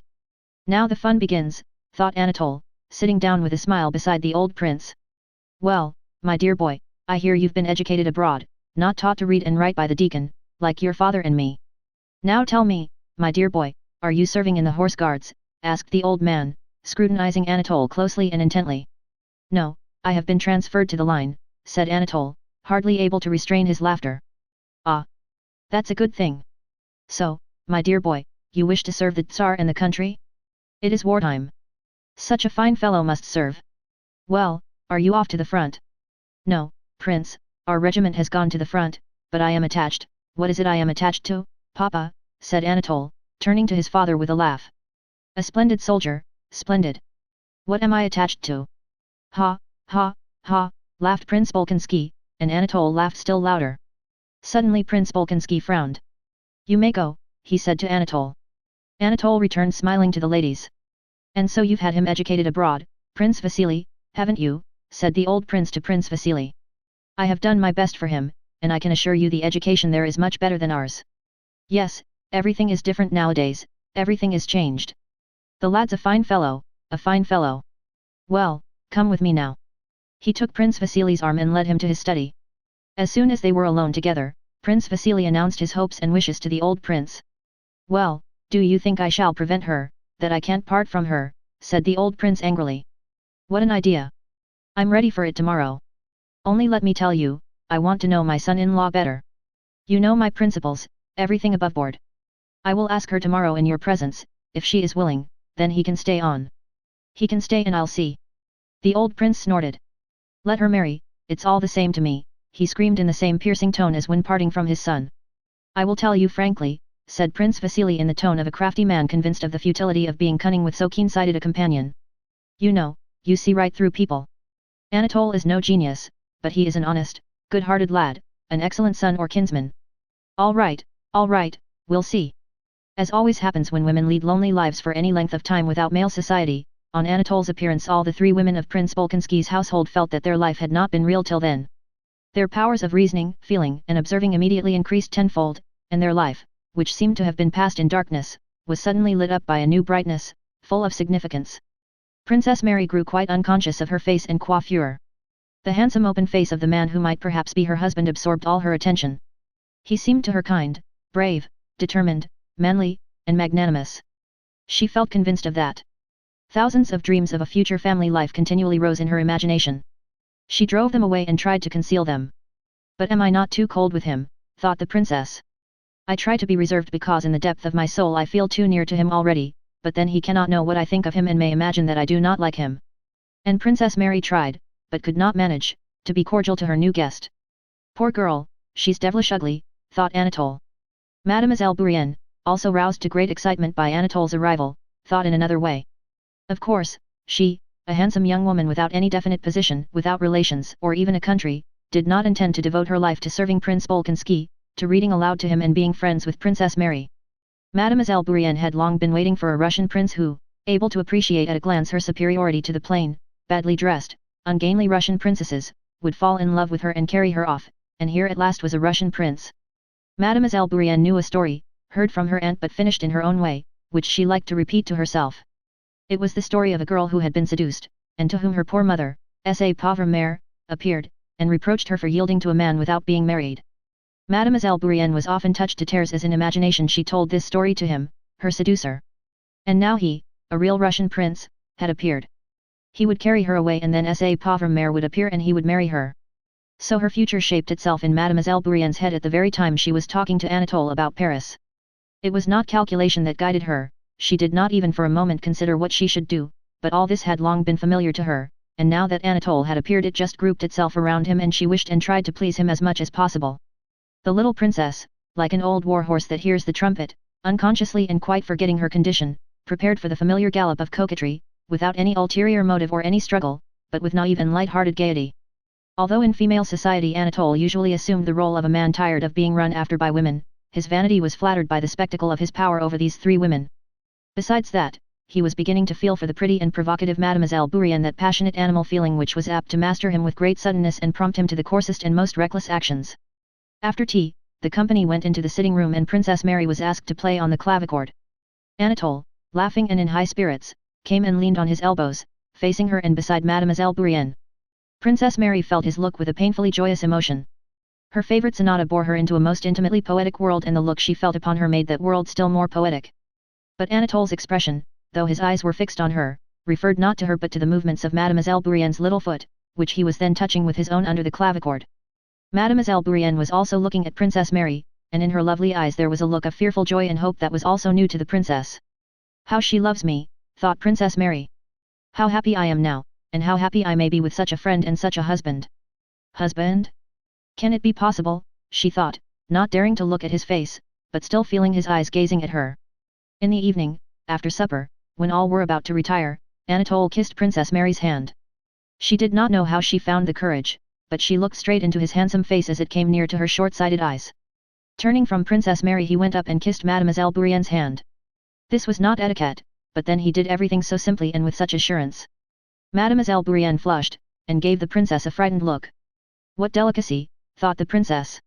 Is it possible that Amélie, Mademoiselle Bourienne, thinks I could be jealous of her, and not value her pure affection and devotion to me? She went up to her and kissed her warmly. Anatole went up to kiss the little princess' hand. No. No. No. When your father writes to tell me that you are behaving well I will give you my hand to kiss. Not till then, she said. And smilingly raising a finger at him, she left the room. Chapter 5. They all separated, but, except Anatole who fell asleep as soon as he got into bed, all kept awake a long time that night. Is he really to be my husband, this stranger who is so kind? Yes, kind, that is the chief thing, thought Princess Mary, and fear, which she had seldom experienced, came upon her. She feared to look round, it seemed to her that someone was there standing behind the screen in the dark corner. And this someone was he, the devil, and he was also this man with the white forehead, black eyebrows and red lips. She rang for her maid and asked her to sleep in her room. Mademoiselle Bourienne walked up and down the conservatory for a long time that evening, vainly expecting someone, now smiling at someone, now working herself up to tears with the imaginary words of her pauvre mère rebuking her for her fall. The little princess grumbled to her maid that her bed was badly made. She could not lie either on her face or on her side. Every position was awkward and uncomfortable, and her burden oppressed her now more than ever because Anatole's presence had vividly recalled to her the time when she was not like that and when everything was light and gay. She sat in an armchair in her dressing jacket and nightcap, and Katie, sleepy and disheveled, beat and turned the heavy feather bed for the third time, muttering to herself. "I told you it was all lumps and holes," the little princess repeated. "I should be glad enough to fall asleep, so it's not my fault," and her voice quivered like that of a child about to cry. The old prince did not sleep either. Tikhon, half asleep, heard him pacing angrily about and snorting. The old prince felt as though he had been insulted through his daughter. The insult was the more pointed because it concerned not himself but another, his daughter, whom he loved more than himself. He kept telling himself that he would consider the whole matter and decide what was right and how he should act, but instead of that he only excited himself more and more. The first man that turns up, she forgets her father and everything else, runs upstairs and does up her hair and wags her tail and is unlike herself. Glad to throw her father over. And she knew I should notice it. Father. Fr. Fr. And don't I see that that idiot had eyes only for Bourrienne, I shall have to get rid of her. And how is it she has not pride enough to see it? If she has no pride for herself she might at least have some for my sake. She must be shown that the blockhead thinks nothing of her and looks only at Bourrienne. No, she has no pride, but I'll let her see. The old prince knew that if he told his daughter she was making a mistake and that Anatole meant to flirt with Mademoiselle Bourrienne, Princess Mary's self-esteem would be wounded and his point, not to be parted from her, would be gained, so pacifying himself with this thought, he called Tikhon and began to undress. What devil brought them here, thought he, while Tikhon was putting the nightshirt over his dried-up old body and grey-haired chest. I never invited them. They came to disturb my life, and there is not much of it left. Devil take 'em, he muttered, while his head was still covered by the shirt. Tikhon knew his master's habit of sometimes thinking aloud, and therefore met with unaltered looks the angrily inquisitive expression of the face that emerged from the shirt. "Gone to bed?" asked the prince. Tikhon, like all good valets, instinctively knew the direction of his master's thoughts. He guessed that the question referred to Prince Vasily and his son. "They have gone to bed and put out their lights, Your Excellency." "No good, no good," said the prince rapidly, and thrusting his feet into his slippers and his arms into the sleeves of his dressing gown, he went to the couch on which he slept. Though no words had passed between Anatole and Mademoiselle Bourrienne, they quite understood one another as to the first part of their romance. Up to the appearance of the pauvre mère, they understood that they had much to say to one another in private, and so they had been seeking an opportunity since morning to meet one another alone. When Princess Mary went to her father's room at the usual hour, Mademoiselle Bourrienne and Anatole met in the conservatory. Princess Mary went to the door of the study with special trepidation. It seemed to her that not only did everybody know that her fate would be decided that day, but that they also knew what she thought about it. She read this in Tikhon's face and in that of Prince Vasily's valet, who made her a low bow when she met him in the corridor carrying hot water. The old prince was very affectionate and careful in his treatment of his daughter that morning. Princess Mary well knew this painstaking expression of her father's. His face wore that expression when his dry hands clenched with vexation at her not understanding a sum in arithmetic, when rising from his chair he would walk away from her, repeating in a low voice the same words several times over.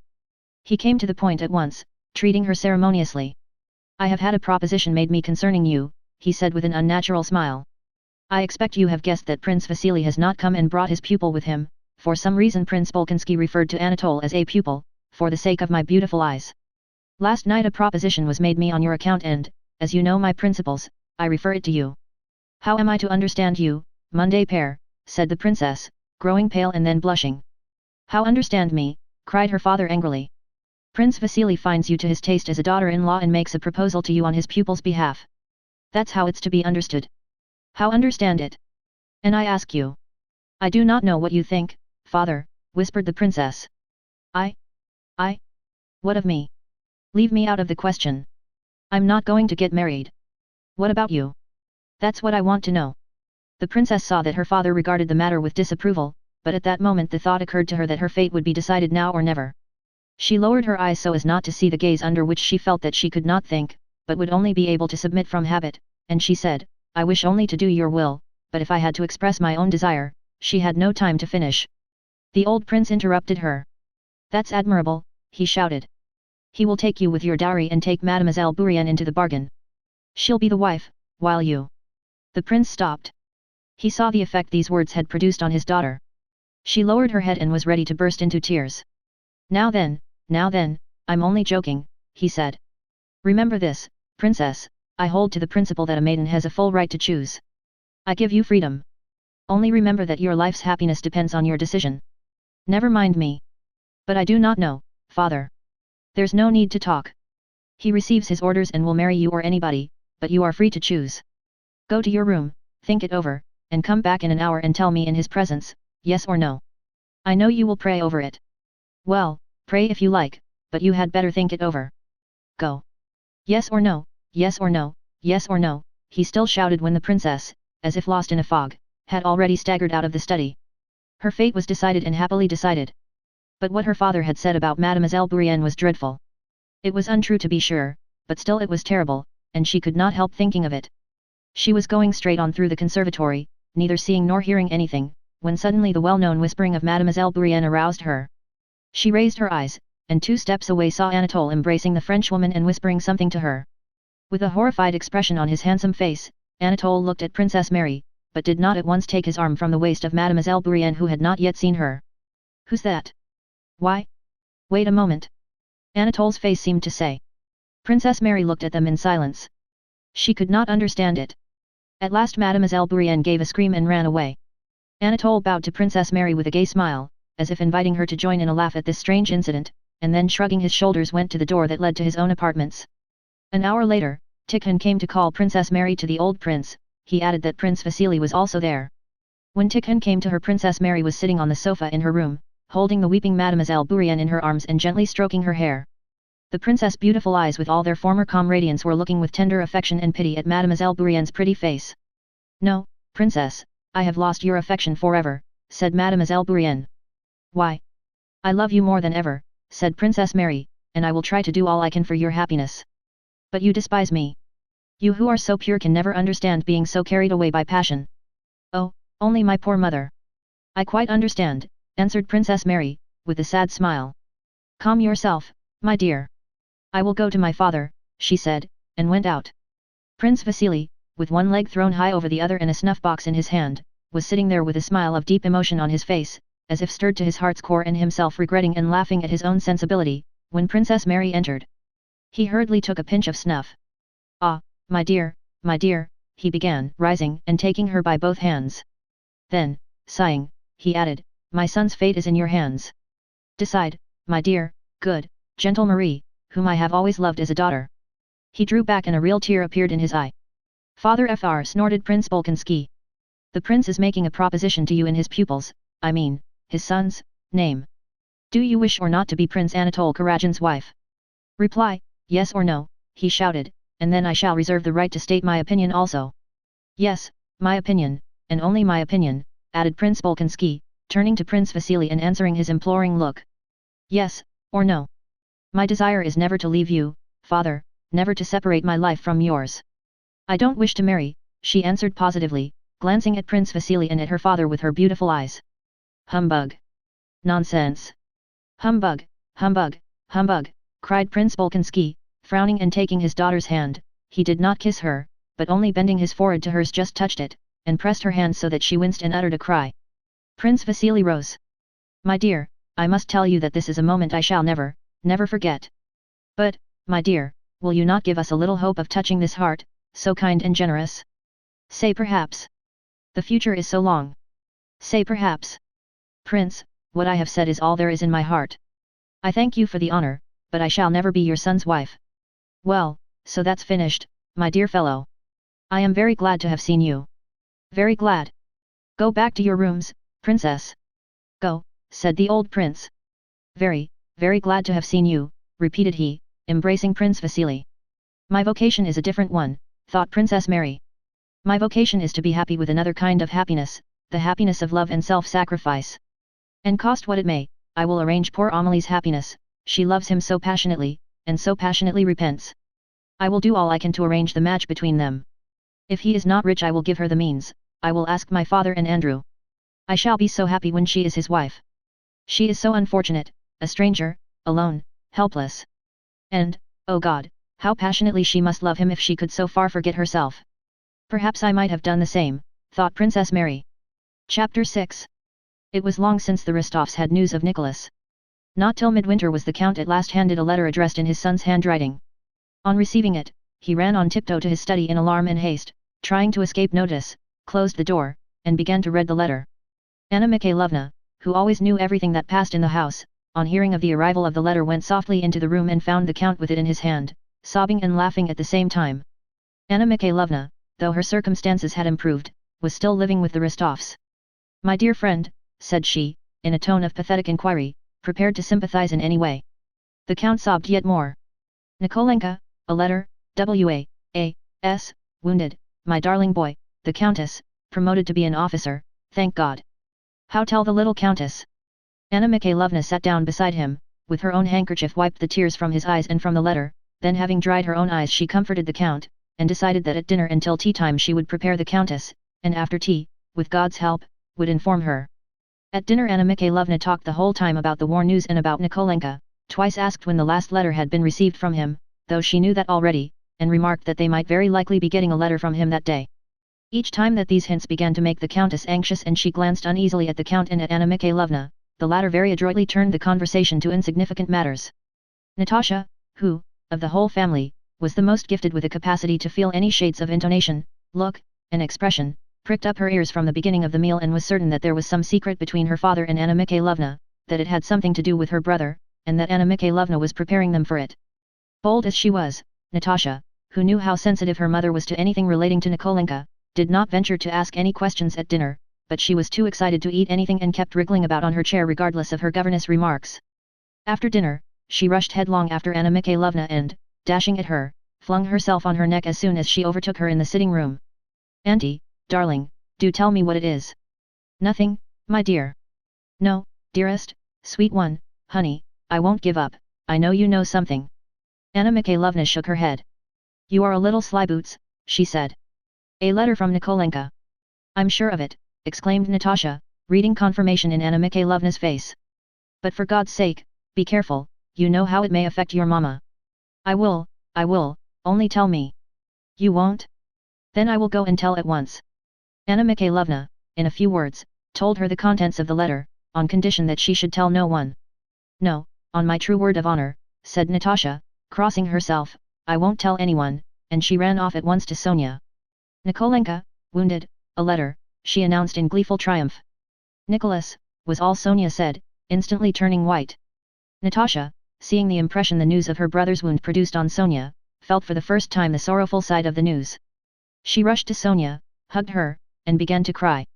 "A little wound, but he has been made an officer, he is well now, he wrote himself," said she through her tears. "There now. It's true that all you women are cry-babies," remarked Petya, pacing the room with large, resolute strides. "Now I'm very glad indeed, that my brother has distinguished himself so. You are all blubberers and understand nothing." Natasha smiled through her tears. "You haven't read the letter?" asked Sonia.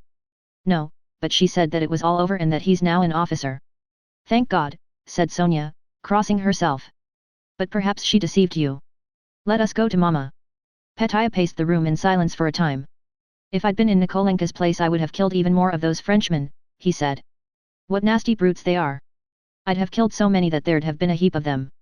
"Hold your tongue, Petya, what a goose you are." "I'm not a goose, but they are who cry about trifles," said Petya. "Do you remember him?" Natasha suddenly asked, after a moment's silence. Sonia smiled. "Do I remember Nicholas?" "No, Sonia, but do you remember so that you remember him perfectly, remember everything," said Natasha, with an expressive gesture, evidently wishing to give her words a very definite meaning. "I remember Nikolenka too, I remember him well," she said. "But I don't remember Boris. I don't remember him a bit." "What? You don't remember Boris?" asked Sonia in surprise. "It's not that I don't remember, I know what he is like, but not as I remember Nikolenka. Him, I just shut my eyes and remember, but Boris. No." She shut her eyes. "No, there's nothing at all." "Oh, Natasha," said Sonia, looking ecstatically and earnestly at her friend as if she did not consider her worthy to hear what she meant to say and as if she were saying it to someone else, with whom joking was out of the question, "I am in love with your brother once for all and, whatever may happen to him or to me, shall never cease to love him as long as I live."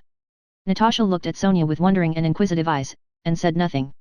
She felt that Sonia was speaking the truth, that there was such love as Sonia was speaking of. But Natasha had not yet felt anything like it. She believed it could be, but did not understand it. "Shall you write to him?" she asked. Sonia became thoughtful. The question of how to write to Nicholas, and whether she ought to write, tormented her. Now that he was already an officer and a wounded hero, would it be right to remind him of herself and, as it might seem, of the obligations to her he had taken on himself? I don't know. I think if he writes, I will write too, she said, blushing. And you won't feel ashamed to write to him? Sonia smiled. No. And I should be ashamed to write to Boris. I'm not going to. Why should you be ashamed? Well, I don't know. It's awkward and would make me ashamed. And I know why she'd be ashamed, said Petya, offended by Natasha's previous remark. It's because she was in love with that fat one in spectacles, that was how Petya described his namesake, the new Count Bezukhov, and now she's in love with that singer, he meant Natasha's Italian singing master, that's why she's ashamed. Petya, you're stupid, said Natasha. Not more stupid than you, madam, said the 9-year-old Petya, with the air of an old brigadier. The countess had been prepared by Anna Mikhailovna's hints at dinner. On retiring to her own room, she sat in an armchair, her eyes fixed on a miniature portrait of her son on the lid of a snuff-box, while the tears kept coming into her eyes. Anna Mikhailovna, with the letter, came on tiptoe to the countess' door and paused. Don't come in, she said to the old count who was following her. Come later. And she went in, closing the door behind her. The count put his ear to the keyhole and listened. At first he heard the sound of indifferent voices, then Anna Mikhailovna's voice alone in a long speech, then a cry, then silence, then both voices together with glad intonations, and then footsteps. Anna Mikhailovna opened the door. Her face wore the proud expression of a surgeon who has just performed a difficult operation and admits the public to appreciate his skill. It is done, she said to the count, pointing triumphantly to the countess, who sat holding in one hand the snuff-box with its portrait and in the other the letter, and pressing them alternately to her lips. When she saw the count, she stretched out her arms to him, embraced his bald head, over which she again looked at the letter and the portrait, and in order to press them again to her lips, she slightly pushed away the bald head. Vera, Natasha, Sonia, and Petya now entered the room, and the reading of the letter began. After a brief description of the campaign and the 2 battles in which he had taken part, and his promotion, Nicholas said that he kissed his father's and mother's hands asking for their blessing, and that he kissed Vera, Natasha, and Petya. Besides that, he sent greetings to Monsieur Schelling, Madame Schoss, and his old nurse, and asked them to kiss for him dear Sonia, whom he loved and thought of just the same as ever. When she heard this, Sonia blushed so that tears came into her eyes and, unable to bear the looks turned upon her, ran away into the dancing hall, whirled round it at full speed with her dress puffed out like a balloon, and, flushed and smiling, plumped down on the floor. The countess was crying. Why are you crying, Mama? Asked Vera. From all he says one should be glad and not cry.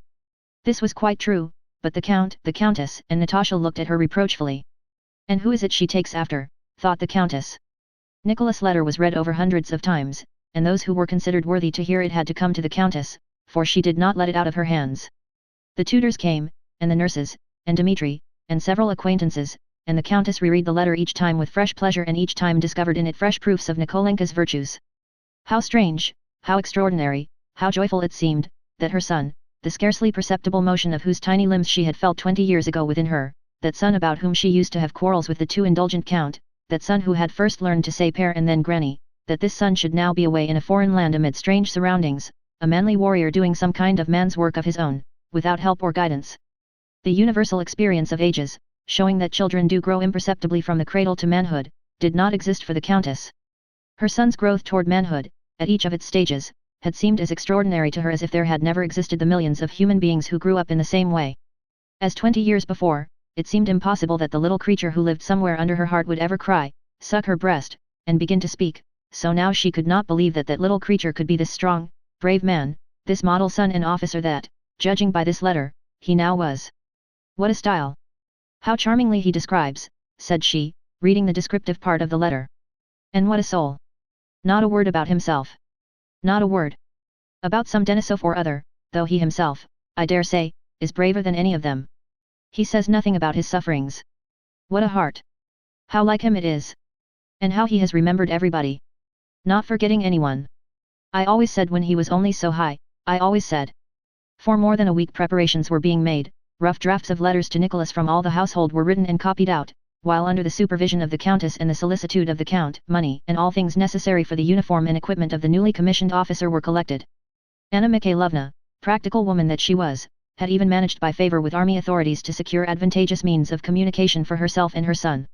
She had opportunities of sending her letters to the Grand Duke Konstantin Pavlovich, who commanded the guards. The Rostovs supposed that the Russian guards, abroad, was quite a definite address, and that if a letter reached the Grand Duke in command of the guards there was no reason why it should not reach the Pavlograd regiment, which was presumably somewhere in the same neighborhood.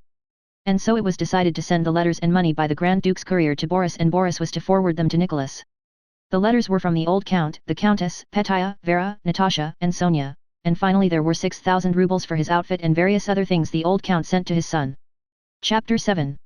On the 12th of November, Kutuzov's active army, in camp before Omets, was preparing to be reviewed next day by the two emperors, the Russian and the Austrian. The guards, just arrived from Russia, spent the night 10 miles from Omets and next morning were to come straight to the review, reaching the field at Omets by 10 o'clock. That day Nicholas Rostov received a letter from Boris, telling him that the Izmailov regiment was quartered for the night 10 miles from Omets and that he wanted to see him as he had a letter and money for him. Rostov was particularly in need of money now that the troops, after their active service, were stationed near Omets and the camp swarmed with well-provisioned settlers and Austrian Jews offering all sorts of tempting wares. The Pavlograds held feast after feast, celebrating awards they had received for the campaign, and made expeditions to Omets to visit a certain Caroline the Hungarian, who had recently opened a restaurant there with girls as waitresses. Rostov, who had just celebrated his promotion to a cornetcy and bought Denisov's horse, Bedouin, was in debt all round, to his comrades and the settlers. On receiving Boris' letter he rode with a fellow officer to Omets, dined there, drank a bottle of wine, and then set off alone to the guards' camp to find his old playmate. Rostov had not yet had time to get his uniform. He had on a shabby cadet jacket, decorated with a soldier's cross, equally shabby cadet's riding breeches lined with worn leather, and an officer's saber with a sword knot. The Don horse he was riding was one he had bought from a Cossack during the campaign, and he wore a crumpled hussar cap stuck jauntily back on one side of his head. As he rode up to the camp he thought how he would impress Boris and all his comrades of the guards by his appearance, that of a fighting hussar who had been under fire. The guards had made their whole march as if on a pleasure trip, parading their cleanliness and discipline. They had come by easy stages, their knapsacks conveyed on carts, and the Austrian authorities had provided excellent dinners for the officers at every halting place. The regiments had entered and left the town with their bands playing, and by the Grand Duke's orders the men had marched all the way in step, a practice on which the guards prided themselves, the officers on foot and at their proper posts. Boris had been quartered, and had marched all the way, with Berg who was already in command of a company. Berg, who had obtained his captaincy during the campaign, had gained the confidence of his superiors by his promptitude and accuracy and had arranged his money matters very satisfactorily. Boris, during the campaign, had made the acquaintance of many persons who might prove useful to him, and by a letter of recommendation he had brought from Pierre had become acquainted with Prince Andrew Bolkonsky, through whom he hoped to obtain a post on the Commander-in-Chief's staff. Berg and Boris, having rested after yesterday's march, were sitting, clean and neatly dressed, at a round table in the clean quarters allotted to them, playing chess. Berg held a smoking pipe between his knees. Boris, in the accurate way characteristic of him, was building a little pyramid of chessmen with his delicate white fingers while awaiting Berg's move, and watched his opponent's face, evidently thinking about the game as he always thought only of whatever he was engaged on. "Well, how are you going to get out of that?" he remarked. "We'll try to," replied Berg, touching a pawn and then removing his hand. At that moment the door opened. "Here he is at last," shouted Rostov. "And Berg too. Oh, you petits enfants, allez cacher dormir," he exclaimed, imitating his Russian nurse's French, at which he and Boris used to laugh long ago. "Dear me, how you have changed." Boris rose to meet Rostov, but in doing so did not omit to steady and replace some chessmen that were falling. He was about to embrace his friend, but Nicholas avoided him. With that peculiar feeling of youth, that dread of beaten tracks, and wish to express itself in a manner different from that of its elders which is often insincere, Nicholas wished to do something special on meeting his friend. He wanted to pinch him, push him, do anything but kiss him, a thing everybody did. But notwithstanding this, Boris embraced him in a quiet, friendly way and kissed him 3 times.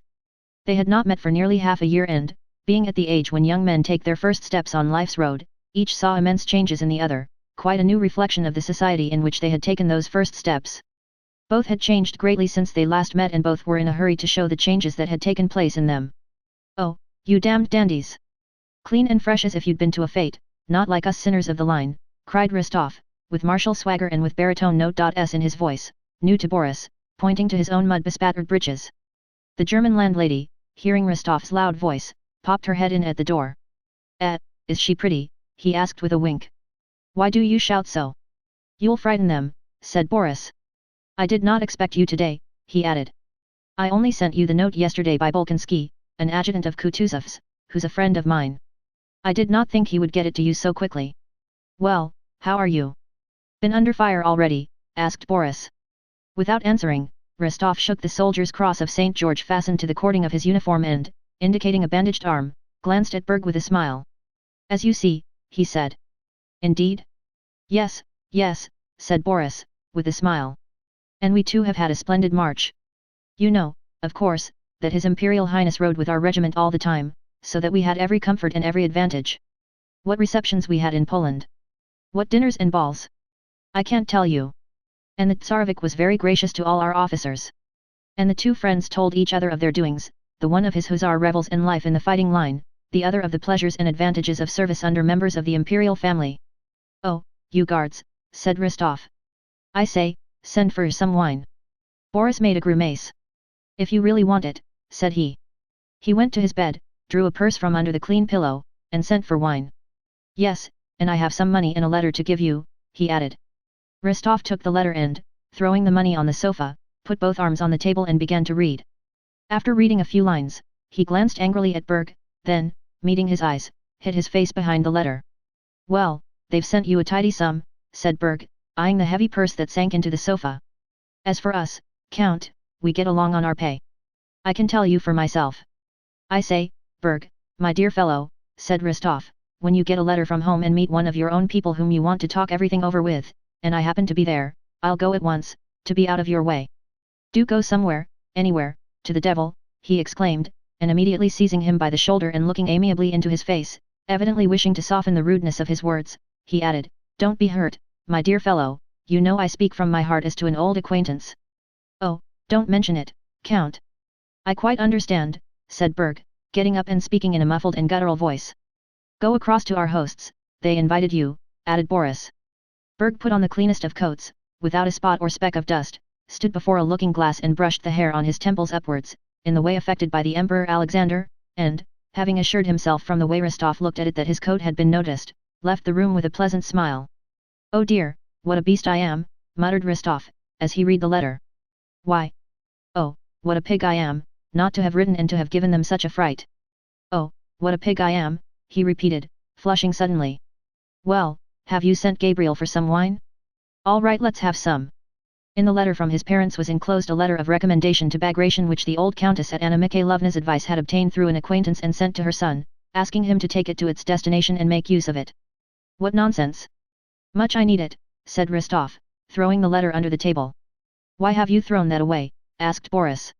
It is some letter of recommendation, what the devil do I want it for? Why, what the devil, said Boris, picking it up and reading the address. This letter would be of great use to you. I want nothing, and I won't be anyone's adjutant. Why not? Inquired Boris. It's a lackey's job. You are still the same dreamer, I see, remarked Boris, shaking his head. And you're still the same diplomatist. But that's not the point. Come, how are you? Asked Rostov. Well, as you see. So far everything's all right, but I confess I should much like to be an adjutant and not remain at the front. Why? Because when once a man starts on military service, he should try to make as successful a career of it as possible. Oh, that's it, said Rostov, evidently thinking of something else. He looked intently and inquiringly into his friend's eyes, evidently trying in vain to find the answer to some question. Old Gabriel brought in the wine. Shouldn't we now send for Berg? Asked Boris. He would drink with you. I can't. Well, send for him, and how do you get on with that German? Asked Rostov, with a contemptuous smile. He is a very, very nice, honest, and pleasant fellow, answered Boris. Again Rostov looked intently into Boris' eyes and sighed.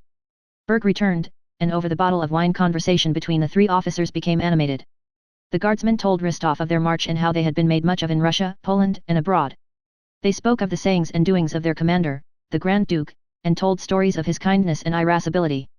Berg, as usual, kept silent when the subject did not relate to himself, but in connection with the stories of the Grand Duke's quick temper he related with gusto how in Galicia he had managed to deal with the Grand Duke when the latter made a tour of the regiments and was annoyed at the irregularity of a movement. With a pleasant smile Berg related how the Grand Duke had ridden up to him in a violent passion, shouting, Arnauts! Arnauts was the Tsarevich's favorite expression when he was in a rage, and called for the company commander. Would you believe it, Count, I was not at all alarmed, because I knew I was right. Without boasting, you know, I may say that I know the army orders by heart and know the regulations as well as I do the Lord's Prayer. So, Count, there never is any negligence in my company, and so my conscience was at ease. I came forward, Berg stood up and showed how he presented himself, with his hand to his cap, and really it would have been difficult for a face to express greater respect and self-complacency than his did. Well, he stormed at me, as the saying is, stormed and stormed and stormed. It was not a matter of life but rather of death, as the saying is. Albanians, and devils, and to Siberia, said Berg with a sagacious smile. I knew I was in the right so I kept silent. Was not that best, Count? Hey, are you dumb? He shouted. Still I remained silent. And what do you think, Count? The next day it was not even mentioned in the orders of the day. That's what keeping one's head means. That's the way, Count, said Berg, lighting his pipe and emitting rings of smoke. Yes, that was fine, said Rostov, smiling. But Boris noticed that he was preparing to make fun of Berg, and skillfully changed the subject. He asked him to tell them how and where he got his wound. This pleased Rostov and he began talking about it, and as he went on became more and more animated. He told them of his Schöngrabern affair, just as those who have taken part in a battle generally do describe it, that is, as they would like it to have been, as they have heard it described by others, and as sounds well, but not at all as it really was. Rostov was a truthful young man and would on no account have told a deliberate lie. He began his story meaning to tell everything just as it happened, but imperceptibly, involuntarily, and inevitably he lapsed into falsehood. If he had told the truth to his hearers, who like himself had often heard stories of attacks and had formed a definite idea of what an attack was and were expecting to hear just such a story, they would either not have believed him or, still worse, would have thought that Rostov was himself to blame since what generally happens to the narrators of cavalry attacks had not happened to him. He could not tell them simply that everyone went at a trot and that he fell off his horse and sprained his arm and then ran as hard as he could from a Frenchman into the wood. Besides, to tell everything as it really happened, it would have been necessary to make an effort of will to tell only what happened. It is very difficult to tell the truth, and young people are rarely capable of it. His hearers expected a story of how beside himself and all aflame with excitement, he had flown like a storm at the square, cut his way in, slashed right and left, how his saber had tasted flesh and he had fallen exhausted, and so on. And so he told them all that. In the middle of his story, just as he was saying, you cannot imagine what a strange frenzy one experiences during an attack, Prince Andrew, whom Boris was expecting, entered the room. Prince Andrew, who liked to help young men, was flattered by being asked for his assistance and being well disposed toward Boris, who had managed to please him the day before, he wished to do what the young man wanted. Having been sent with papers from Kutuzov to the Tsarevich, he looked in on Boris, hoping to find him alone. When he came in and saw an hussar of the line recounting his military exploits, Prince Andrew could not endure that sort of man.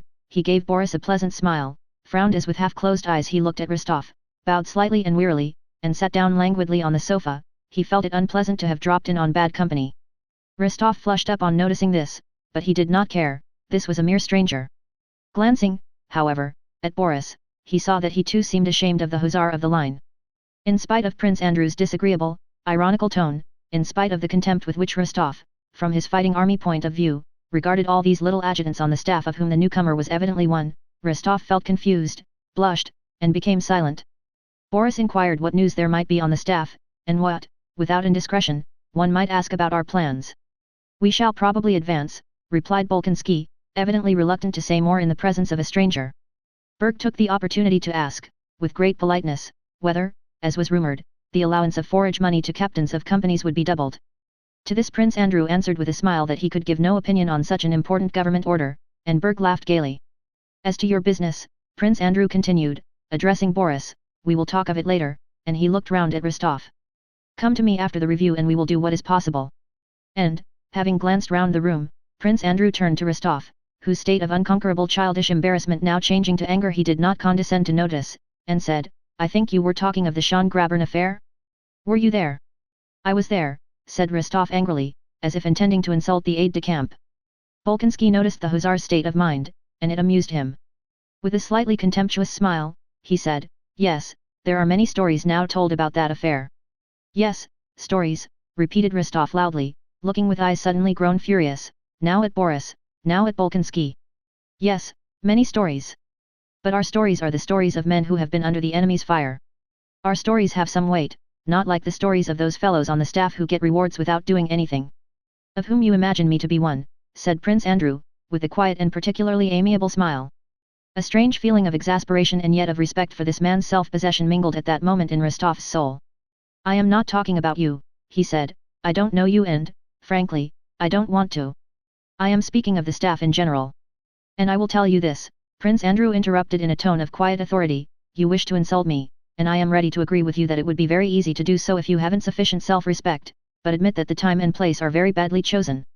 In a day or two we shall all have to take part in a greater and more serious duel, and besides, Drubetskoy, who says he is an old friend of yours, is not at all to blame that my face has the misfortune to displease you. However, he added rising, you know my name and where to find me, but don't forget that I do not regard either myself or you as having been at all insulted, and as a man older than you, my advice is to let the matter drop. Well then, on Friday after the review I shall expect you, Drubetskoy. Au revoir, exclaimed Prince Andrew, and with a bow to them both he went out. Only when Prince Andrew was gone did Rostov think of what he ought to have said. And he was still more angry at having omitted to say it. He ordered his horse at once and, coldly taking leave of Boris, rode home. Should he go to headquarters next day and challenge that affected adjutant, or really let the matter drop, was the question that worried him all the way. He thought angrily of the pleasure he would have at seeing the fright of that small and frail but proud man when covered by his pistol, and then he felt with surprise that of all the men he knew there was none he would so much like to have for a friend as that very adjutant whom he so hated. Chapter 8. The day after Rostov had been to see Boris, a review was held of the Austrian and Russian troops, both those freshly arrived from Russia and those who had been campaigning under Kutuzov. The two emperors, the Russian with his heir the Tsarevich, and the Austrian with the Archduke, inspected the allied army of 80,000 men. From early morning the smart clean troops were on the move, forming up on the field before the fortress. Now thousands of feet and bayonets moved and halted at the officer's command, turned with banners flying, formed up at intervals, and wheeled round other similar masses of infantry in different uniforms. Now was heard the rhythmic beat of hoofs and the jingling of showy cavalry in blue, red, and green braided uniforms, with smartly dressed bandsmen in front mounted on black, roan, or grey horses, then again, spreading out with the brazen clatter of the polished shining cannon that quivered on the gun carriages, and with the smell of linstocks, came the artillery which crawled between the infantry and cavalry and took up its appointed position. Not only the generals in full parade uniforms, with their thin or thick waists drawn into the utmost, their red necks squeezed into their stiff collars, and wearing scarves and all their decorations, not only the elegant, pomaded officers, but every soldier with his freshly washed and shaven face and his weapons clean and polished to the utmost, and every horse groomed till its coat shone like satin and every hair of its wetted mane lay smooth, felt that no small matter was happening, but an important and solemn affair. Every general and every soldier was conscious of his own insignificance, aware of being but a drop in that ocean of men, and yet at the same time was conscious of his strength as a part of that enormous whole. From early morning strenuous activities and efforts had begun, and by 10 o'clock all had been brought into due order. The ranks were drawn up on the vast field. The whole army was extended in 3 lines, the cavalry in front, behind it the artillery, and behind that again the infantry. A space like a street was left between each 2 lines of troops. The 3 parts of that army were sharply distinguished: Kutuzov's fighting army, with the Pavlograds on the right flank of the front, those recently arrived from Russia, both guards and regiments of the line, and the Austrian troops. But they all stood in the same lines, under one command, and in a like order. Like wind over leaves ran an excited whisper, "They're coming! They're coming!" Alarmed voices were heard, and a stir of final preparation swept over all the troops. From the direction of Omitz in front of them, a group was seen approaching. And at that moment, though the day was still, a light gust of wind blowing over the army slightly stirred the streamers on the lances and the unfolded standards fluttered against their staffs. It looked as if by that slight motion the army itself was expressing its joy at the approach of the emperors. One voice was heard shouting, "Eyes front!" Then, like the crowing of cocks at sunrise, this was repeated by others from various sides and all became silent. In the death-like stillness only the tramp of horses was heard. This was the emperor's suites. The emperors rode up to the flank, and the trumpets of the 1st Cavalry Regiment played the general march. It seemed as though not the trumpeters were playing, but as if the army itself, rejoicing at the emperor's approach, had naturally burst into music. Amid these sounds, only the youthful kindly voice of the Emperor Alexander was clearly heard. He gave the words of greeting, and the 1st Regiment roared hurrah, so deafeningly, continuously, and joyfully that the men themselves were awed by their multitude and the immensity of the power they constituted. Rostov, standing in the front lines of Kutuzov's army which the Tsar approached first, experienced the same feeling as every other man in that army, a feeling of self-forgetfulness, a proud consciousness of might, and a passionate attraction to him who was the cause of this triumph. He felt that at a single word from that man all this vast mass, and he himself an insignificant atom in it, would go through fire and water, commit crime, die, or perform deeds of highest heroism, and so he could not but tremble and his heart stand still at the imminence of that word. Hurrah! Hurrah! Hurrah! Thundered from all sides, one regiment after another greeting the Tsar with the strains of the march, and then hurrah! Then the general march, and again hurrah! Hurrah! Growing ever stronger and fuller and merging into a deafening roar. Till the Tsar reached it, each regiment in its silence and immobility seemed like a lifeless body, but as soon as he came up it became alive, its thunder joining the roar of the whole line along which he had already passed. Through the terrible and deafening roar of those voices, amid the square masses of troops standing motionless as if turned to stone, hundreds of riders composing the suites moved carelessly but symmetrically and above all freely, and in front of them two men, the emperors. Upon them the undivided, tensely passionate attention of that whole mass of men was concentrated. The handsome young Emperor Alexander, in the uniform of the Horse Guards, wearing a cocked hat with its peaks front and back, with his pleasant face and resonant though not loud voice, attracted everyone's attention. Rostov was not far from the trumpeters, and with his keen sight had recognized the Tsar and watched his approach. When he was within 20 paces, and Nicholas could clearly distinguish every detail of his handsome, happy young face, he experienced a feeling of tenderness and ecstasy such as he had never before known. Every trait and every movement of the Tsar seemed to him enchanting. Stopping in front of the Pavlograds, the Tsar said something in French to the Austrian emperor and smiled. Seeing that smile, Rostov involuntarily smiled himself and felt a still stronger flow of love for his sovereign. He longed to show that love in some way, and knowing that this was impossible was ready to cry. The Tsar called the colonel of the regiment and said a few words to him.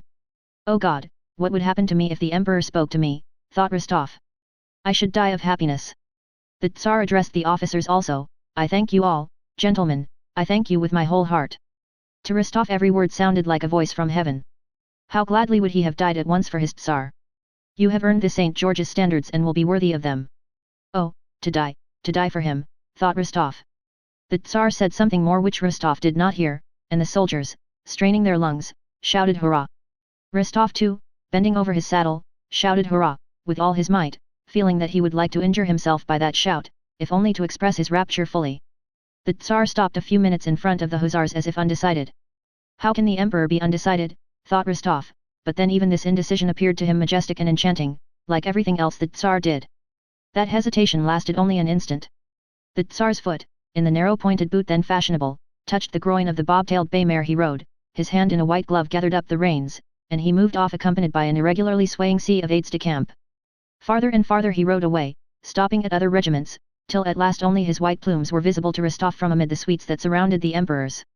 Among the gentlemen of the suite, Rostov noticed Bolkonsky, sitting his horse indolently and carelessly. Rostov recalled their quarrel of yesterday, and the question presented itself whether he ought or ought not to challenge Bolkonsky. Of course not, he now thought. Is it worth thinking or speaking of it at such a moment? At a time of such love, such rapture, and such self-sacrifice, what do any of our quarrels and affronts matter? I love and forgive everybody now. When the emperor had passed nearly all the regiments, the troops began a ceremonial march past him, and Rostov on Bedouin, recently purchased from Denisov, rode past too, at the rear of his squadron, that is, alone and in full view of the emperor.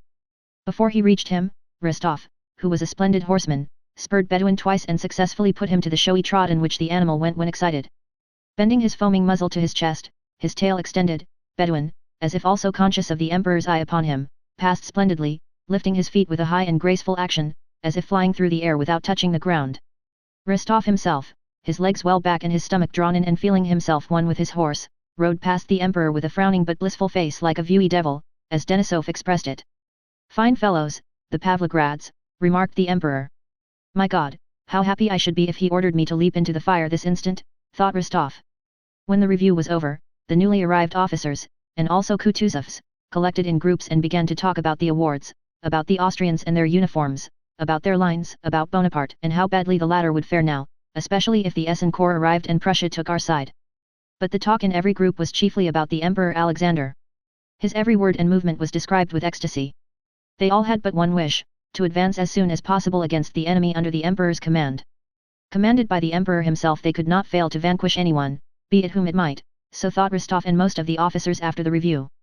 All were then more confident of victory than the winning of 2 battles would have made them. Chapter 9.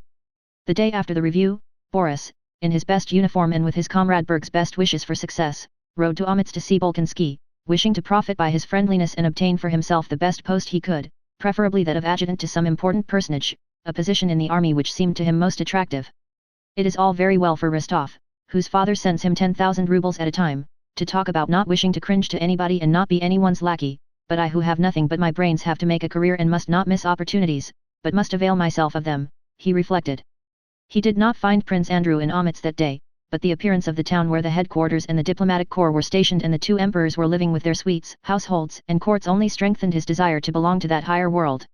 He knew no one, and despite his smart guardsman's uniform, all these exalted personages passing in the streets in their elegant carriages with their plumes, ribbons, and medals, both courtiers and military men, seemed so immeasurably above him, an insignificant officer of the guards, that they not only did not wish to, but simply could not, be aware of his existence.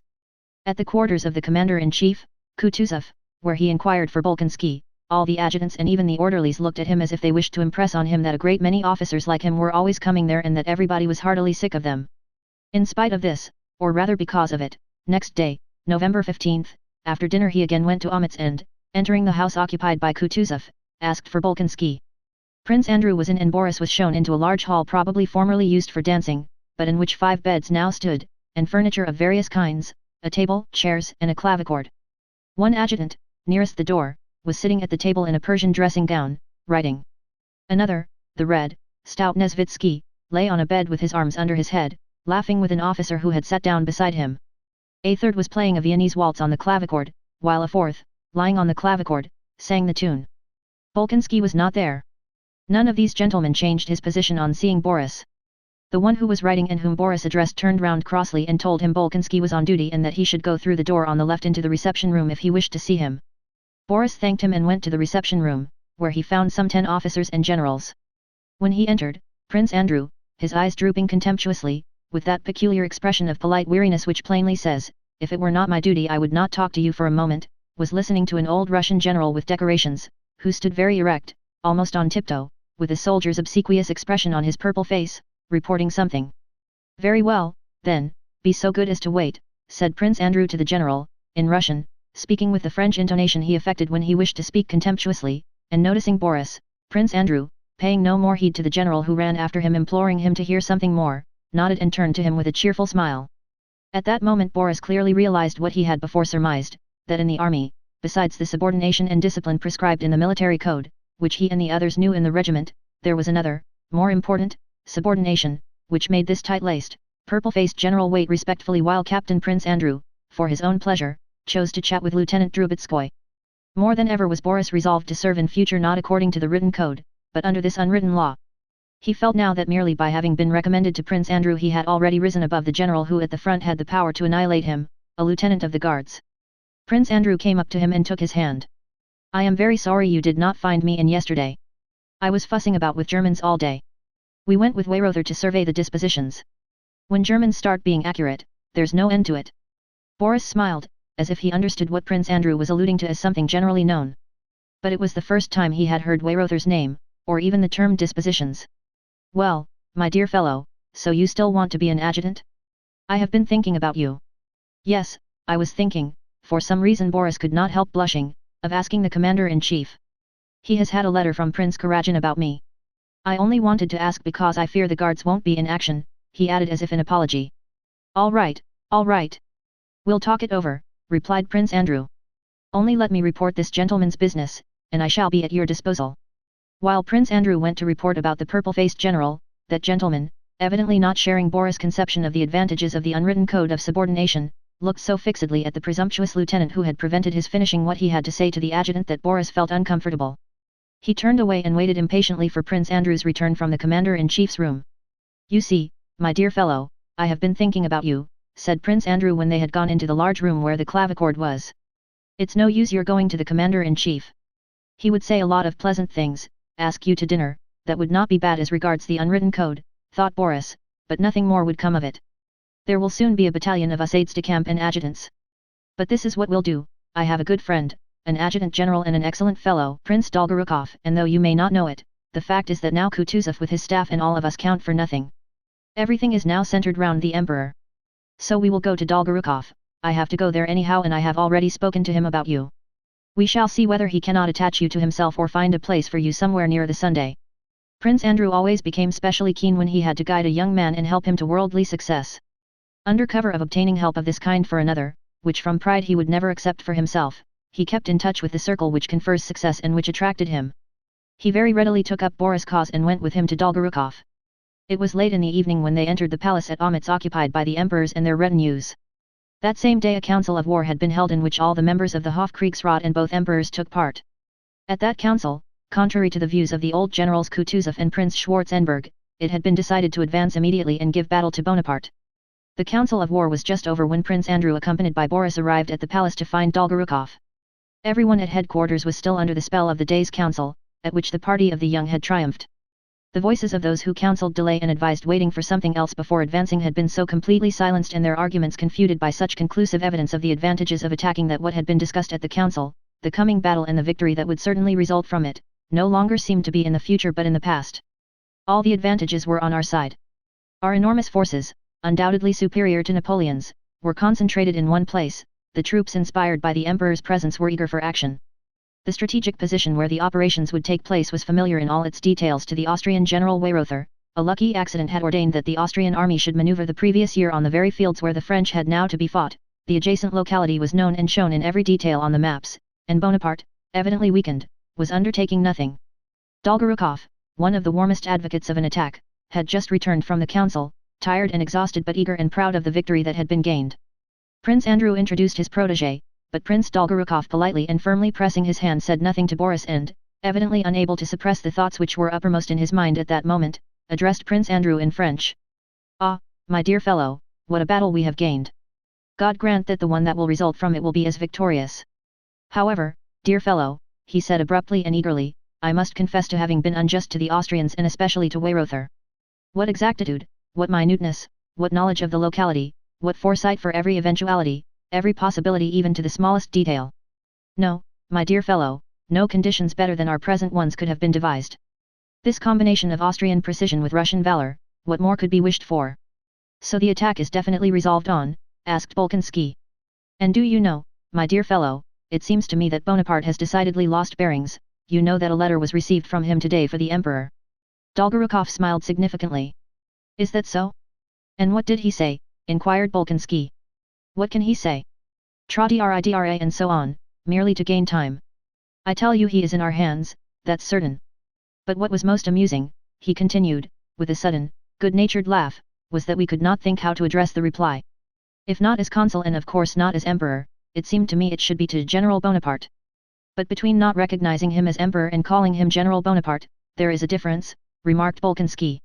"That's just it," interrupted Dolgorukov quickly, laughing. "You know Bilibin, he's a very clever fellow. He suggested addressing him as usurper and enemy of mankind." Dolgorukov laughed merrily. "Only that," said Bolkonsky. "All the same, it was Bilibin who found a suitable form for the address. He is a wise and clever fellow." "What was it?" "To the head of the French government." "Au chef du gouvernement français," said Dolgorukov, with grave satisfaction. "Good, wasn't it?" "Yes, but he will dislike it extremely," said Bolkonsky. "Oh yes, very much. My brother knows him, he's dined with him, the present emperor, more than once in Paris, and tells me he never met a more cunning or subtle diplomatist, you know, a combination of French adroitness and Italian play-acting. Do you know the tale about him and Count Markov? Count Markov was the only man who knew how to handle him. You know the story of the handkerchief? It is delightful." And the talkative Dolgorukov, turning now to Boris, now to Prince Andrew, told how Bonaparte, wishing to test Markov, our ambassador, purposely dropped a handkerchief in front of him and stood looking at Markov, probably expecting Markov to pick it up for him, and how Markov immediately dropped his own beside it and picked it up without touching Bonaparte's. "Delightful," said Bolkonsky. "But I have come to you, Prince, as a petitioner on behalf of this young man. You see," but before Prince Andrew could finish, an aide-de-camp came in to summon Dolgorukov to the Emperor. "Oh, what a nuisance," said Dolgorukov, getting up hurriedly and pressing the hands of Prince Andrew and Boris. "You know I should be very glad to do all in my power both for you and for this dear young man." Again he pressed the hand of the latter with an expression of good-natured, sincere and animated levity. "But you see, another time." Boris was excited by the thought of being so close to the higher powers as he felt himself to be at that moment. He was conscious that here he was in contact with the springs that set in motion the enormous movements of the mass of which in his regiment he felt himself a tiny, obedient and insignificant atom.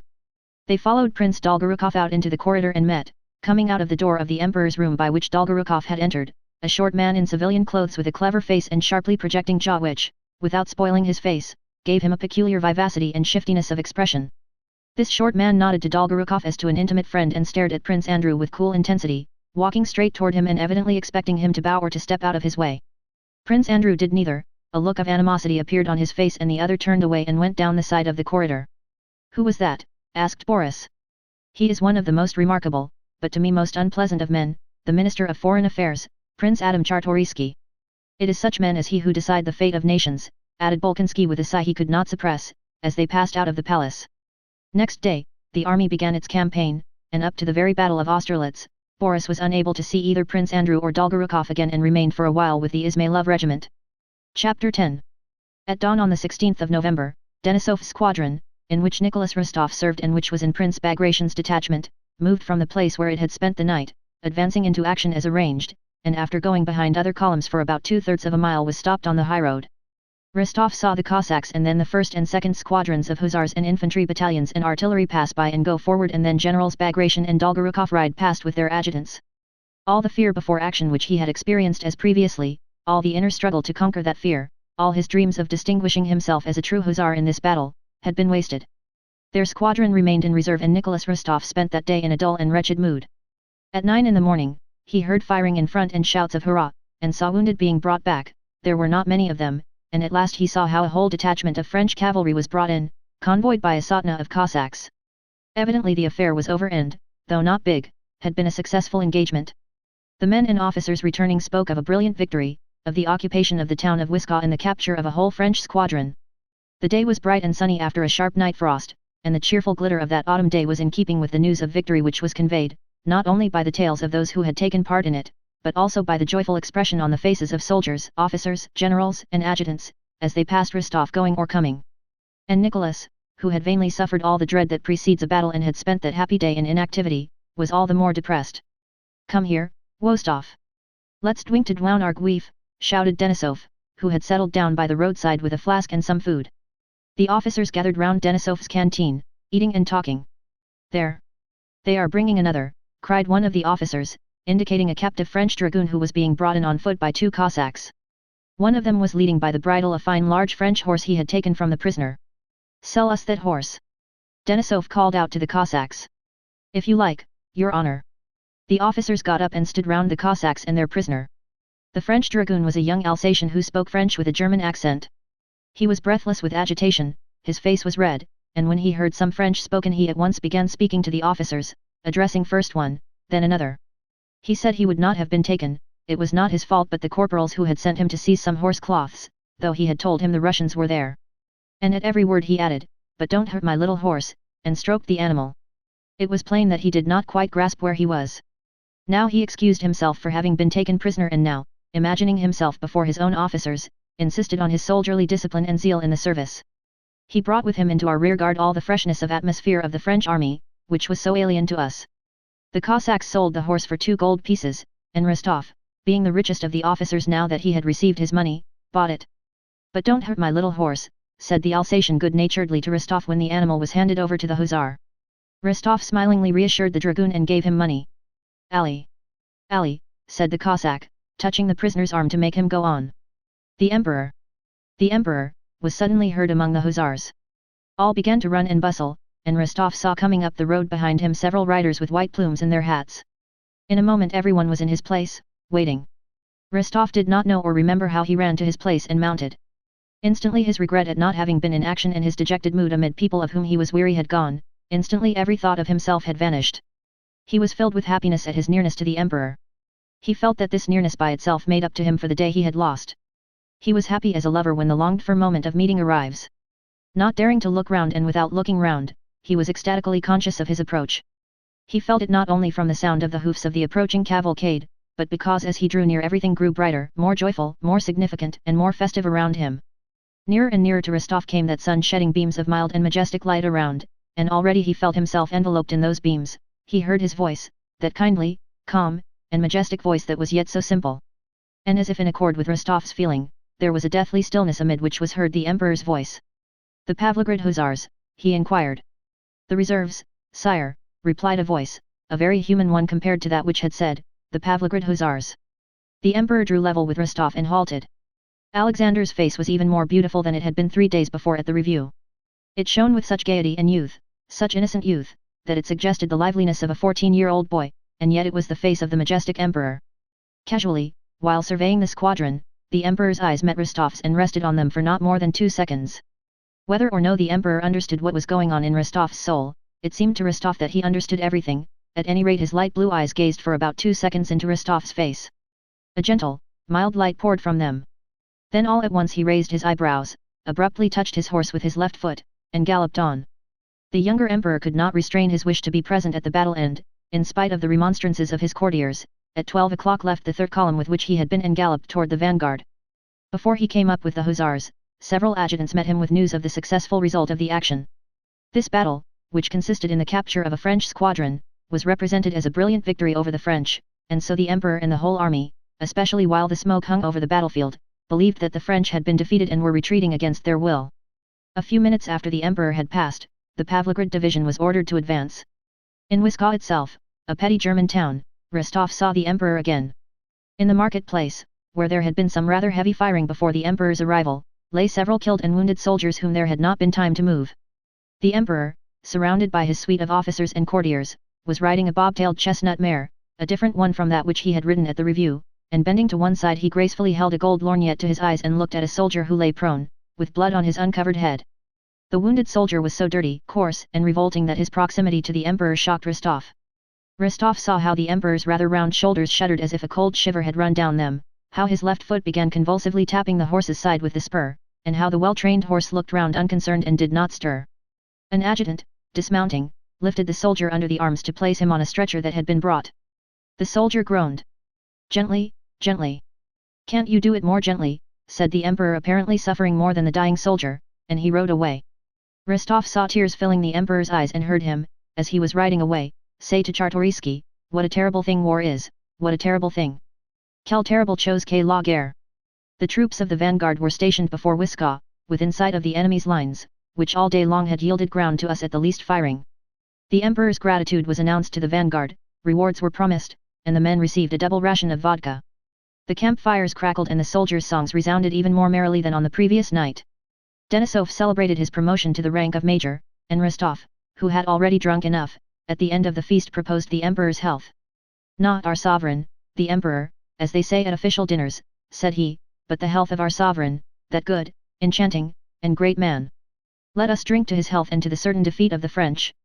If we fought before," he said, "not letting the French pass, as at Schöngrabern, what shall we not do now when he is at the front? We will all die for him gladly. Is it not so, gentlemen? Perhaps I am not saying it right, I have drunk a good deal, but that is how I feel, and so do you too. To the health of Alexander I. Hurrah! Hurrah!" rang the enthusiastic voices of the officers. And the old cavalry captain, Kirsten, shouted enthusiastically and no less sincerely than the 20-year-old Rostov. When the officers had emptied and smashed their glasses, Kirsten filled others and, in shirt sleeves and breeches, went glass in hand to the soldiers' bonfires, and with his long grey moustache, his white chest showing under his open shirt, he stood in a majestic pose in the light of the campfire, waving his uplifted arm. "Lads, here's to our sovereign, the emperor, and victory over our enemies. Hurrah!" he exclaimed in his dashing, old, hussar's baritone. The hussars crowded round and responded heartily with loud shouts. Late that night, when all had separated, Denisov with his short hand patted his favorite, Rostov, on the shoulder. "As there's no one to fall in love with on campaign, he's fallen in love with the Tsar," he said. "Denisov, don't make fun of it," cried Rostov. "It is such a lofty, beautiful feeling, such a... I believe it, Fwiend, and I share in it wove. No, you don't understand."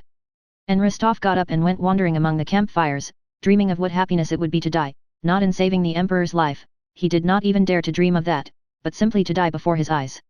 He really was in love with the Tsar and the glory of the Russian arms and the hope of future triumph. And he was not the only man to experience that feeling during those memorable days preceding the Battle of Austerlitz. 9/10 of the men in the Russian army were then in love, though less ecstatically, with their Tsar and the glory of the Russian arms. Chapter 11. The next day the emperor stopped at Wisła, and Villiers, his physician, was repeatedly summoned to see him. At headquarters and among the troops nearby the news spread that the emperor was unwell. He ate nothing and had slept badly that night, those around him reported. The cause of this indisposition was the strong impression made on his sensitive mind by the sight of the killed and wounded. At daybreak on the 17th, a French officer who had come with a flag of truce, demanding an audience with the Russian emperor, was brought into Wisła from our outposts. This officer was Savary. The emperor had only just fallen asleep and so Savary had to wait. At midday he was admitted to the emperor, and an hour later he rode off with Prince Dolgorukov to the advanced post of the French army. It was rumored that Savary had been sent to propose to Alexander a meeting with Napoleon.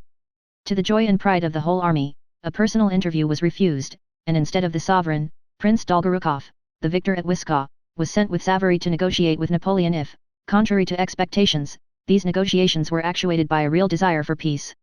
Toward evening Dolgorukov came back, went straight to the Tsar, and remained alone with him for a long time.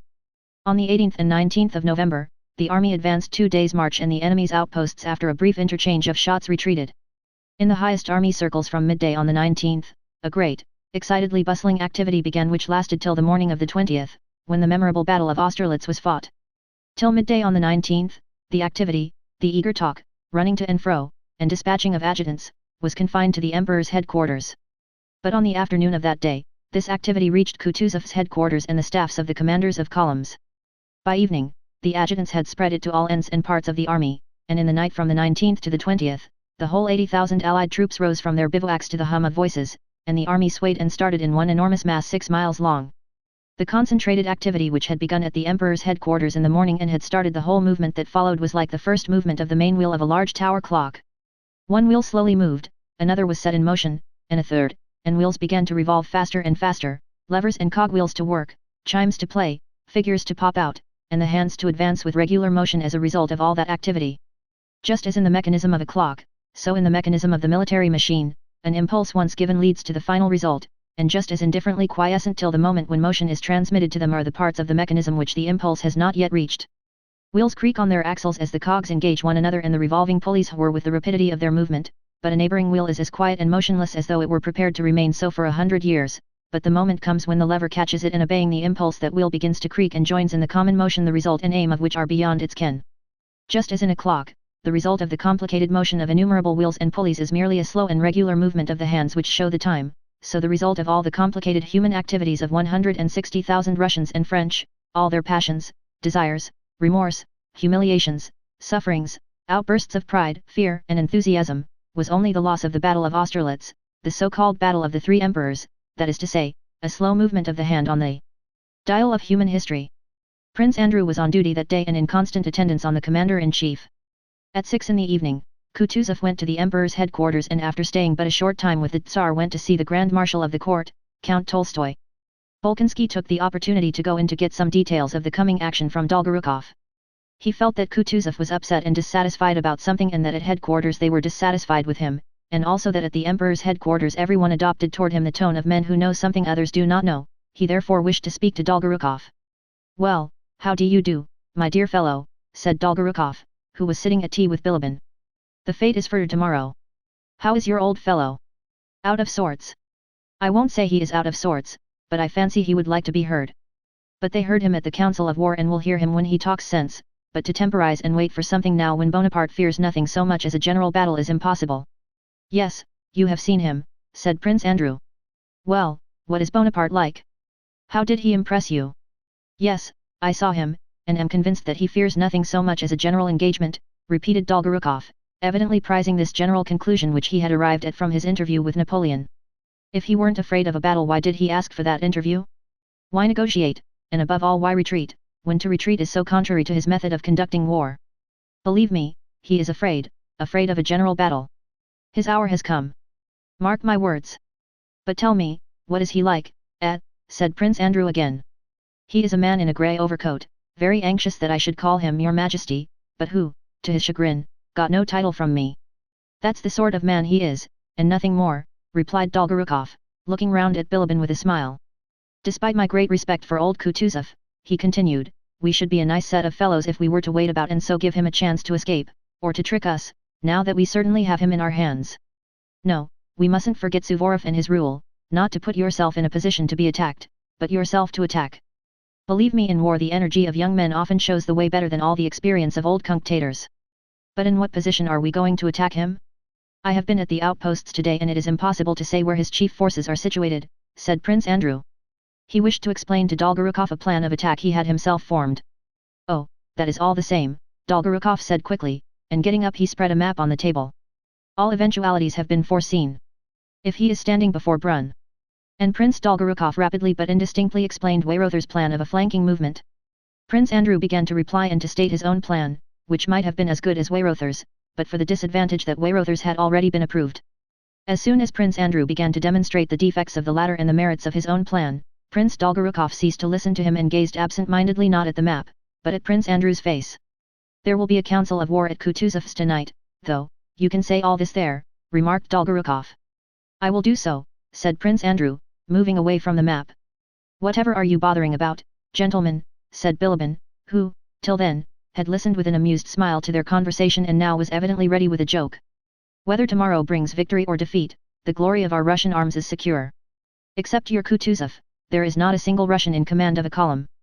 The commanders are, Herr General Wimpfen, Le Comte de Langeron, Le Prince de Liechtenstein, Le Prince de Hohenlohe, and finally Prish, and so on like all those Polish names. Be quiet, backbiter, said Dolgorukov.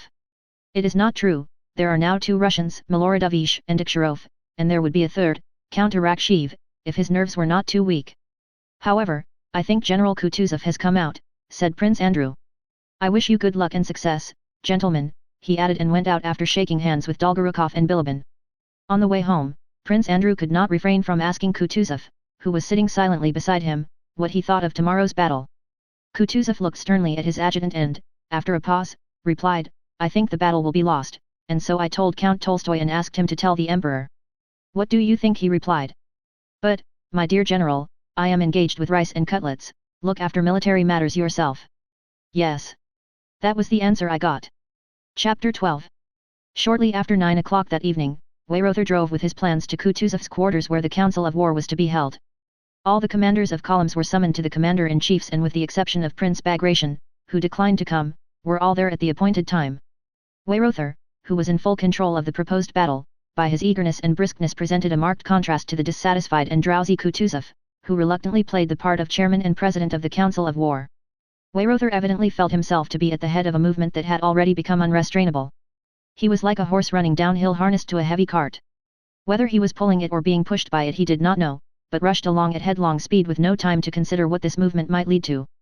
Weyrother had been twice that evening to the enemy's picket line to reconnoiter personally, and twice to the emperors, Russian and Austrian, to report and explain, and to his headquarters where he had dictated the dispositions in German, and now, much exhausted, he arrived at Kutuzov's. He was evidently so busy that he even forgot to be polite to the commander-in-chief.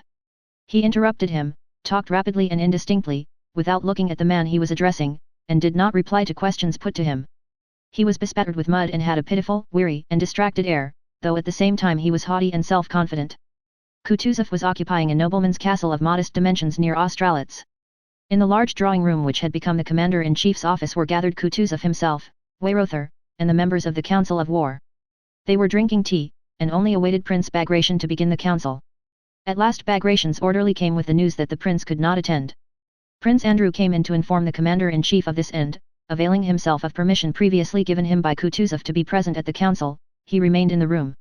Since Prince Bagration is not coming, we may begin, said Weyrother, hurriedly rising from his seat and going up to the table on which an enormous map of the environs of Brunn was spread out.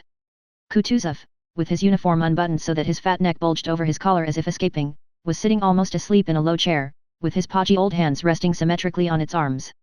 At the sound of Weyrother's voice, he opened his one eye with an effort. Yes, if you please. It is already late, said he, and nodding his head he let it droop and again closed his eye.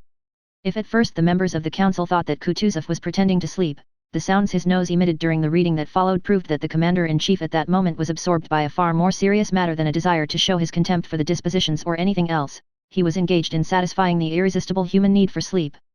He really was asleep. Weyrother, with the gesture of a man too busy to lose a moment, glanced at Kutuzov and, having convinced himself that he was asleep, took up a paper and in a loud, monotonous voice began to read out the dispositions for the impending battle, under a heading which he also read out.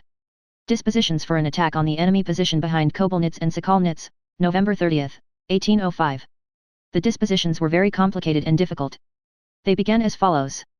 As the enemy's left wing rests on wooded hills and his right extends along Kobelnitz and Sokolnitz behind the ponds that are there, while we, on the other hand, with our left wing by far outflank his right, it is advantageous to attack the enemy's latter wing especially if we occupy the villages of Sokolnitz and Kobelnitz, whereby we can both fall on his flank and pursue him over the plain between Schlapanitz and the Thurasa forest, avoiding the defile of Schlapanitz and Belowitz which cover the enemy's front. For this object it is necessary that the first column marches, the second column marches, the third column marches, and so on, read Weyrother. The generals seemed to listen reluctantly to the difficult dispositions. The tall, fair-haired General Buxhowden stood, leaning his back against the wall, his eyes fixed on a burning candle, and seemed not to listen or even to wish to be thought to listen. Exactly opposite Weyrother, with his glistening wide-open eyes fixed upon him and his mustache twisted upwards, sat the ruddy Miloradovich in a military pose, his elbows turned outwards, his hands on his knees, and his shoulders raised.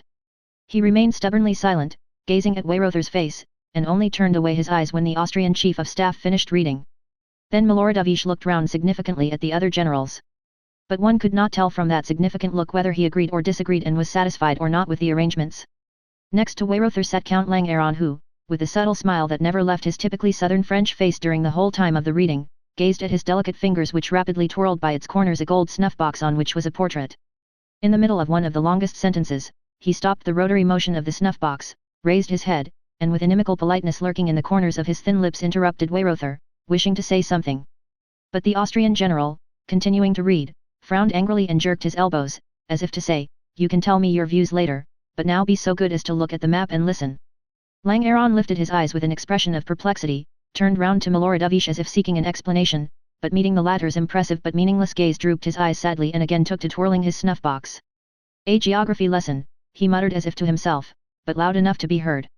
Przebyszewski, with respectful but dignified politeness, held his hand to his ear toward Weyrother, with the air of a man absorbed in attention.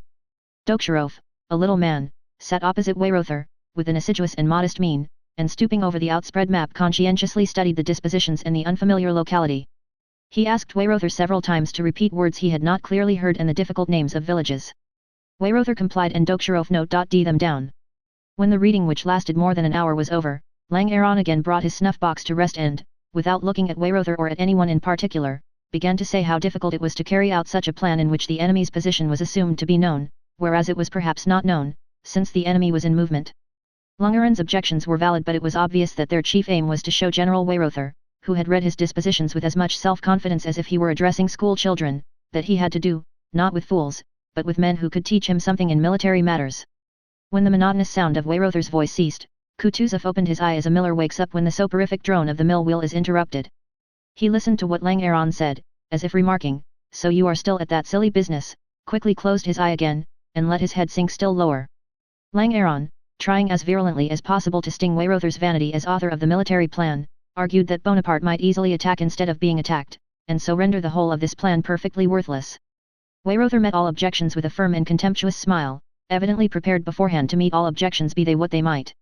"If he could attack us, he would have done so today," said he. "So you think he is powerless?" said Langeron. "He has 40,000 men at most," replied Weyrother, with the smile of a doctor to whom an old wife wishes to explain the treatment of a case. "In that case he is inviting his doom by awaiting our attack," said Langeron, with a subtly ironical smile, again glancing round for support to Miloradovich who was near him. But Miloradovich was at that moment evidently thinking of anything rather than of what the generals were disputing about. "Ma foi," said he, "tomorrow we shall see all that on the battlefield." Weyrother again gave that smile which seemed to say that to him it was strange and ridiculous to meet objections from Russian generals and to have to prove to them what he had not merely convinced himself of, but had also convinced the sovereign emperors of. "The enemy has quenched his fires and a continual noise is heard from his camp," said he. "What does that mean? Either he is retreating, which is the only thing we need fear, or he is changing his position." He smiled ironically. "But even if he also took up a position in the Furasa, he merely saves us a great deal of trouble and all our arrangements to the minutest detail remain the same." "How is that?" began Prince Andrew, who had for long been waiting an opportunity to express his doubts. Kutuzov here woke up, coughed heavily, and looked round at the generals. "Gentlemen, the dispositions for tomorrow, or rather for today, for it is past midnight, cannot now be altered," said he. "You have heard them, and we shall all do our duty. But before a battle, there is nothing more important," he paused, "than to have a good sleep." He moved as if to rise. The generals bowed and retired. It was past midnight. Prince Andrew went out. The council of war, at which Prince Andrew had not been able to express his opinion as he had hoped to, left on him a vague and uneasy impression. Whether Dolgorukov and Weyrother or Kutuzov, Langeron and the others who did not approve of the plan of attack, were right, he did not know. But was it really not possible for Kutuzov to state his views plainly to the emperor?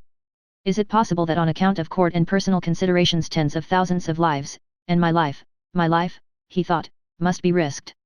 "Yes, it is very likely that I shall be killed tomorrow," he thought. And suddenly, at this thought of death, a whole series of most distant, most intimate, memories rose in his imagination. He remembered his last parting from his father and his wife, he remembered the days when he first loved her. He thought of her pregnancy and felt sorry for her and for himself, and in a nervously emotional and softened mood he went out of the hut in which he was billeted with Nesvitsky and began to walk up and down before it. The night was foggy and through the fog the moonlight gleamed mysteriously. Yes, tomorrow, he thought. Tomorrow everything may be over for me. All these memories will be no more, none of them will have any meaning for me. Tomorrow perhaps, even certainly, I have a presentiment that for the first time I shall have to show all I can do. And his fancy pictured the battle, its loss, the concentration of fighting at one point, and the hesitation of all the commanders.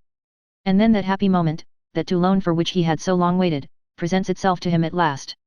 He firmly and clearly expresses his opinion to Kutuzov, to Weyrother, and to the emperors.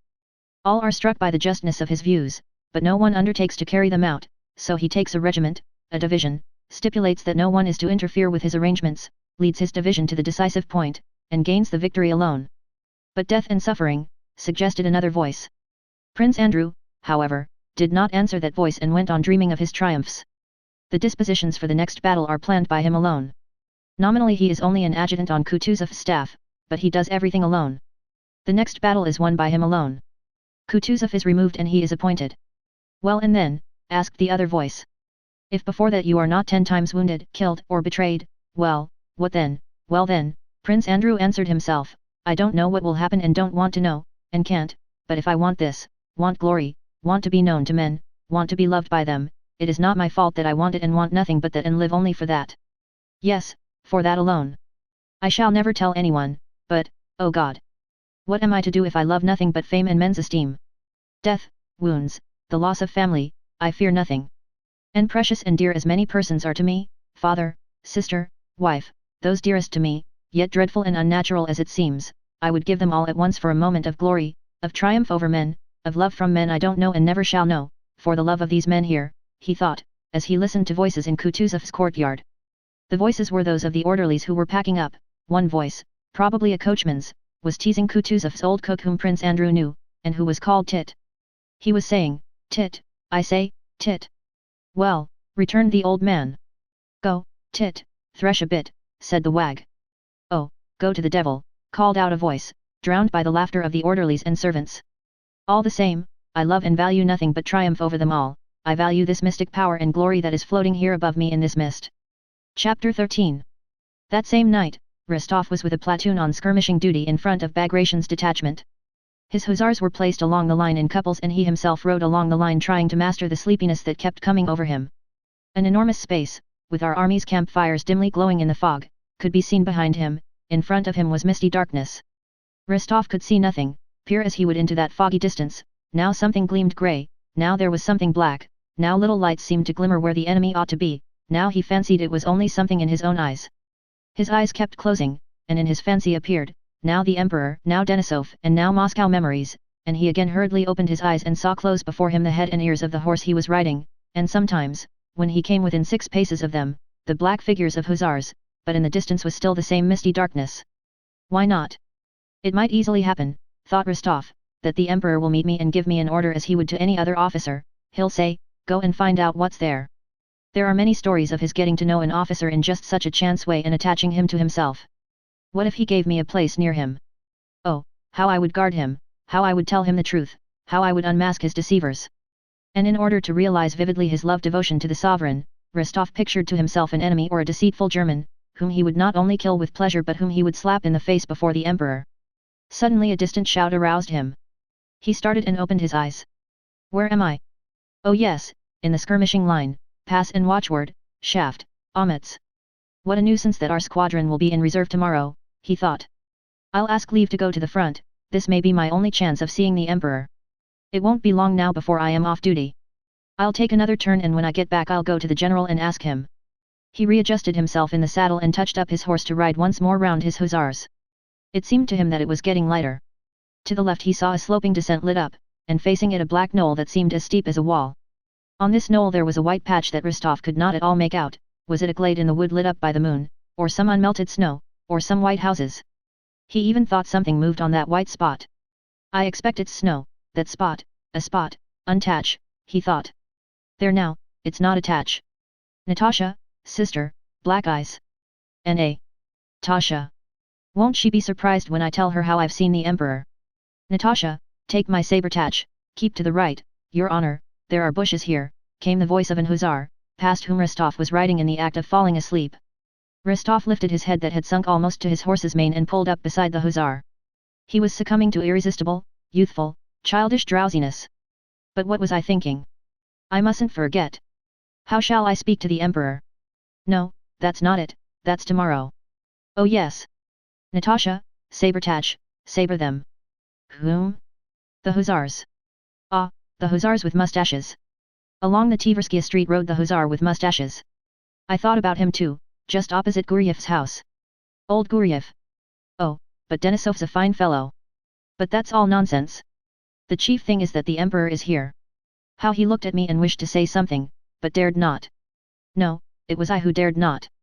But that's nonsense, the chief thing is not to forget the important thing I was thinking of. Yes, Natasha, saber-touch, oh, yes, yes. That's right. And his head once more sank to his horse's neck. All at once it seemed to him that he was being fired at. What?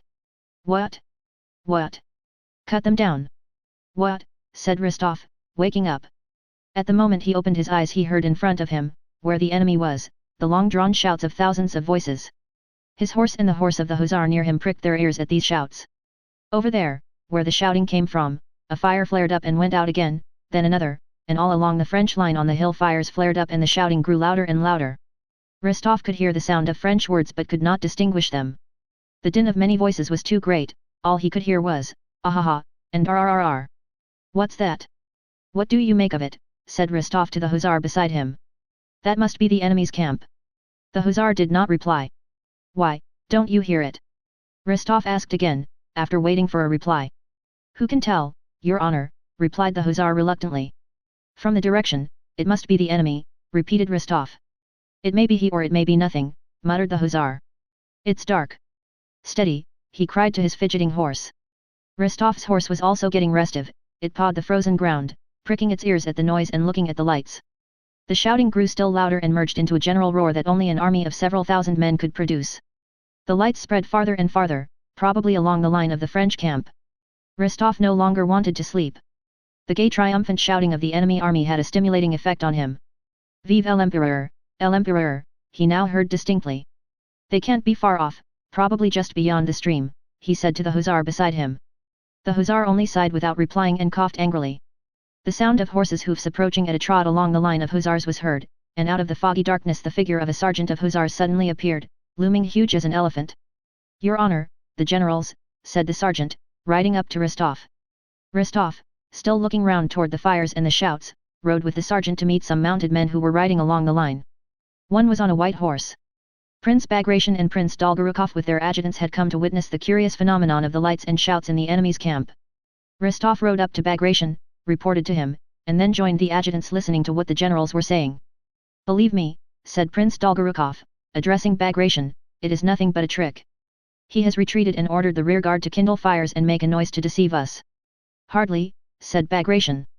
I saw them this evening on that knoll, if they had retreated they would have withdrawn from that too. Officer, said Bagration to Rostov, are the enemy's skirmishers still there? They were there this evening, but now I don't know, your excellency. Shall I go with some of my hussars to see, replied Rostov. Bagration stopped and, before replying, tried to see Rostov's face in the mist. Well, go and see, he said, after a pause. Yes, sir. Rostov spurred his horse, called to Sergeant Fedchenko and two other hussars, told them to follow him, and trotted downhill in the direction from which the shouting came. He felt both frightened and pleased to be riding alone with three hussars into that mysterious and dangerous misty distance where no one had been before him. Bagration called to him from the hill not to go beyond the stream, but Rostov pretended not to hear him and did not stop but rode on and on, continually mistaking bushes for trees and gullies for men and continually discovering his mistakes. Having descended the hill at a trot, he no longer saw either our own or the enemy's fires, but heard the shouting of the French more loudly and distinctly. In the valley he saw before him something like a river, but when he reached it he found it was a road. Having come out onto the road he reined in his horse, hesitating whether to ride along it or cross it and ride over the black field up the hillside. To keep to the road which gleamed white in the mist would have been safer because it would be easier to see people coming along it. Follow me, said he, crossed the road, and began riding up the hill at a gallop toward the point where the French pickets had been standing that evening.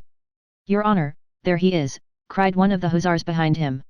And before Rostov had time to make out what the black thing was that had suddenly appeared in the fog, there was a flash, followed by a report, and a bullet whizzing high up in the mist with a plaintive sound passed out of hearing.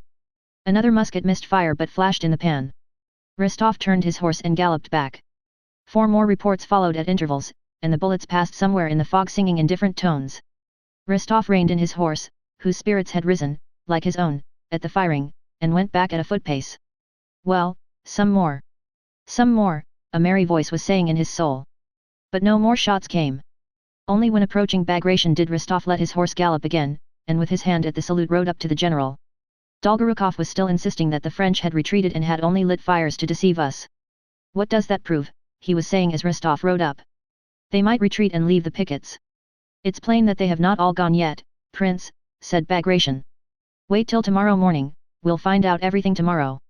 The picket is still on the hill, Your Excellency, just where it was in the evening, reported Rostov, stooping forward with his hand at the salute and unable to repress the smile of delight induced by his ride and especially by the sound of the bullets. Very good, said Bagration. Thank you, officer. Your Excellency, said Rostov, may I ask a favor? What is it? Tomorrow our squadron is to be in reserve. May I ask to be attached to the first squadron? What's your name? Count Rostov. Oh, very well, you may stay in attendance on me. Count Ilya Rostov's son, asked Dolgorukov. But Rostov did not reply. Then I may reckon on it, Your Excellency. I will give the order. Tomorrow very likely I may be sent with some message to the Emperor, thought Rostov. Thank God. The fires and shouting in the enemy's army were occasioned by the fact that while Napoleon's proclamation was being read to the troops the Emperor himself rode round his bivouacs. The soldiers, on seeing him, lit wisps of straw and ran after him, shouting, Vive l'Empereur! Napoleon's proclamation was as follows. Soldiers! The Russian army is advancing against you to avenge the Austrian army of Ulm. They are the same battalions you broke at Hollabrunn and have pursued ever since to this place. The position we occupy is a strong one, and while they are marching to go round me on the right they will expose a flank to me. Soldiers! I will myself direct your battalions. I will keep out of fire if you with your habitual valor carry disorder and confusion into the enemy's ranks, but should victory be in doubt, even for a moment, you will see your emperor exposing himself to the first blows of the enemy, for there must be no doubt of victory, especially on this day when what is at stake is the honor of the French infantry, so necessary to the honor of our nation. Do not break your ranks on the plea of removing the wounded. Let every man be fully imbued with the thought that we must defeat these hirelings of England, inspired by such hatred of our nation. This victory will conclude our campaign and we can return to winter quarters, where fresh French troops who are being raised in France will join us, and the peace I shall conclude will be worthy of my people, of you, and of myself. Napoleon. Chapter 14. At 5 in the morning it was still quite dark. The troops of the center, the reserves, and Bagration's right flank had not yet moved, but on the left flank the columns of infantry, cavalry, and artillery, which were to be the first to descend the heights to attack the French right flank and drive it into the Bohemian mountains according to plan, were already up and astir. The smoke of the campfires, into which they were throwing everything superfluous, made the eyes smart. It was cold and dark. The officers were hurriedly drinking tea and breakfasting, the soldiers munching biscuit and beating a tattoo with their feet to warm themselves, gathering round the fires throwing into the flames the remains of sheds, chairs, tables, wheels, tubs, and everything that they did not want or could not carry away with them. Austrian column guides were moving in and out among the Russian troops and served as heralds of the advance. As soon as an Austrian officer showed himself near a commanding officer's quarters, the regiment began to move, the soldiers ran from the fires, thrust their pipes into their boots, their bags into the carts, got their muskets ready, and formed rank. The officers buttoned up their coats, buckled on their swords and pouches, and moved along the ranks shouting. The train drivers and orderlies harnessed and packed the wagons and tied on the loads. The adjutants and battalion and regimental commanders mounted, crossed themselves, gave final instructions, orders and commissions to the baggage men who remained behind, and the monotonous tramp of thousands of feet resounded. The column moved forward without knowing where and unable, from the masses around them, the smoke and the increasing fog, to see either the place they were leaving or that to which they were going. A soldier on the march is hemmed in and borne along by his regiment as much as a sailor is by his ship. However far he has walked, whatever strange, unknown, and dangerous places he reaches, just as a sailor is always surrounded by the same decks, masts, and rigging of his ship, so the soldier always has around him the same comrades, the same ranks, the same Sergeant Major Ivan Mitrik, the same company dog Jack, and the same commanders. The sailor rarely cares to know the latitude in which his ship is sailing, but on the day of battle, heaven knows how and whence, a stern note, of which all are conscious sounds in the moral atmosphere of an army, announcing the approach of something decisive and solemn, and awakening in the men an unusual curiosity. On the day of battle the soldiers excitedly try to get beyond the interests of their regiment, they listen intently, look about, and eagerly ask concerning what is going on around them. The fog had grown so dense that though it was growing light they could not see 10 paces ahead. Bushes looked like gigantic trees and level ground like cliffs and slopes. Anywhere, on any side, one might encounter an enemy invisible 10 paces off. But the columns advanced for a long time, always in the same fog, descending and ascending hills, avoiding gardens and enclosures, going over new and unknown ground, and nowhere encountering the enemy. On the contrary, the soldiers became aware that in front, behind, and on all sides, other Russian columns were moving in the same direction. Every soldier felt glad to know that to the unknown place where he was going, many more of our men were going too. There now, the Kurskis have also gone past, was being said in the ranks. It's wonderful what a lot of our troops have gathered, lads. Last night I looked at the campfires and there was no end of them. A regular Moscow. Though none of the column commanders rode up to the ranks or talked to the men, the commanders, as we saw at the Council of War, were out of humor and dissatisfied with the affair, and so did not exert themselves to cheer the men but merely carried out the orders, yet the troops marched gaily, as they always do when going into action, especially to an attack. But when they had marched for about an hour in the dense fog, the greater part of the men had to halt and an unpleasant consciousness of some dislocation and blunder spread through the ranks. How such a consciousness is communicated is very difficult to define, but it certainly is communicated very surely, and flows rapidly, imperceptibly and irrepressibly, as water does in a creek.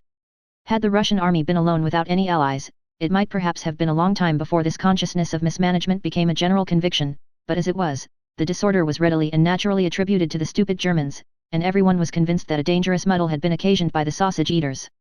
Why have we stopped? Is the way blocked? Or have we already come up against the French? No, one can't hear them. They'd be firing if we had. They were in a hurry enough to start us, and now here we stand in the middle of a field without rhyme or reason. It's all those damned Germans muddling. What stupid devils! Yes, I'd send them on in front, but no fear, they're crowding up behind. And now here we stand hungry. I say, shall we soon be clear? They say the cavalry are blocking the way, said an officer. Ah, those damned Germans! They don't know their own country, said another. What division are you? Shouted an adjutant, riding up. The 18th. Then why are you here? You should have gone on long ago, now you won't get there till evening. What stupid orders! They don't themselves know what they are doing, said the officer and rode off. Then a general rode past shouting something angrily, not in Russian. Ta fa le fa. But what he's jabbering no one can make out, said a soldier, mimicking the general who had ridden away. I'd shoot them, the scoundrels. We were ordered to be at the place before 9, but we haven't got halfway. Fine orders, was being repeated on different sides. And the feeling of energy with which the troops had started began to turn into vexation and anger at the stupid arrangements and at the Germans. The cause of the confusion was that while the Austrian cavalry was moving toward our left flank, the higher command found that our center was too far separated from our right flank and the cavalry were all ordered to turn back to the right. Several thousand cavalry crossed in front of the infantry, who had to wait. At the front an altercation occurred between an Austrian guide and a Russian general. The general shouted a demand that the cavalry should be halted, the Austrian argued that not he, but the higher command, was to blame. The troops meanwhile stood growing listless and dispirited. After an hour's delay they at last moved on, descending the hill. The fog that was dispersing on the hill lay still more densely below, where they were descending. In front in the fog a shot was heard and then another, at first irregularly at varying intervals, trata, tat, and then more and more regularly and rapidly, and the action at the Goldbach stream began.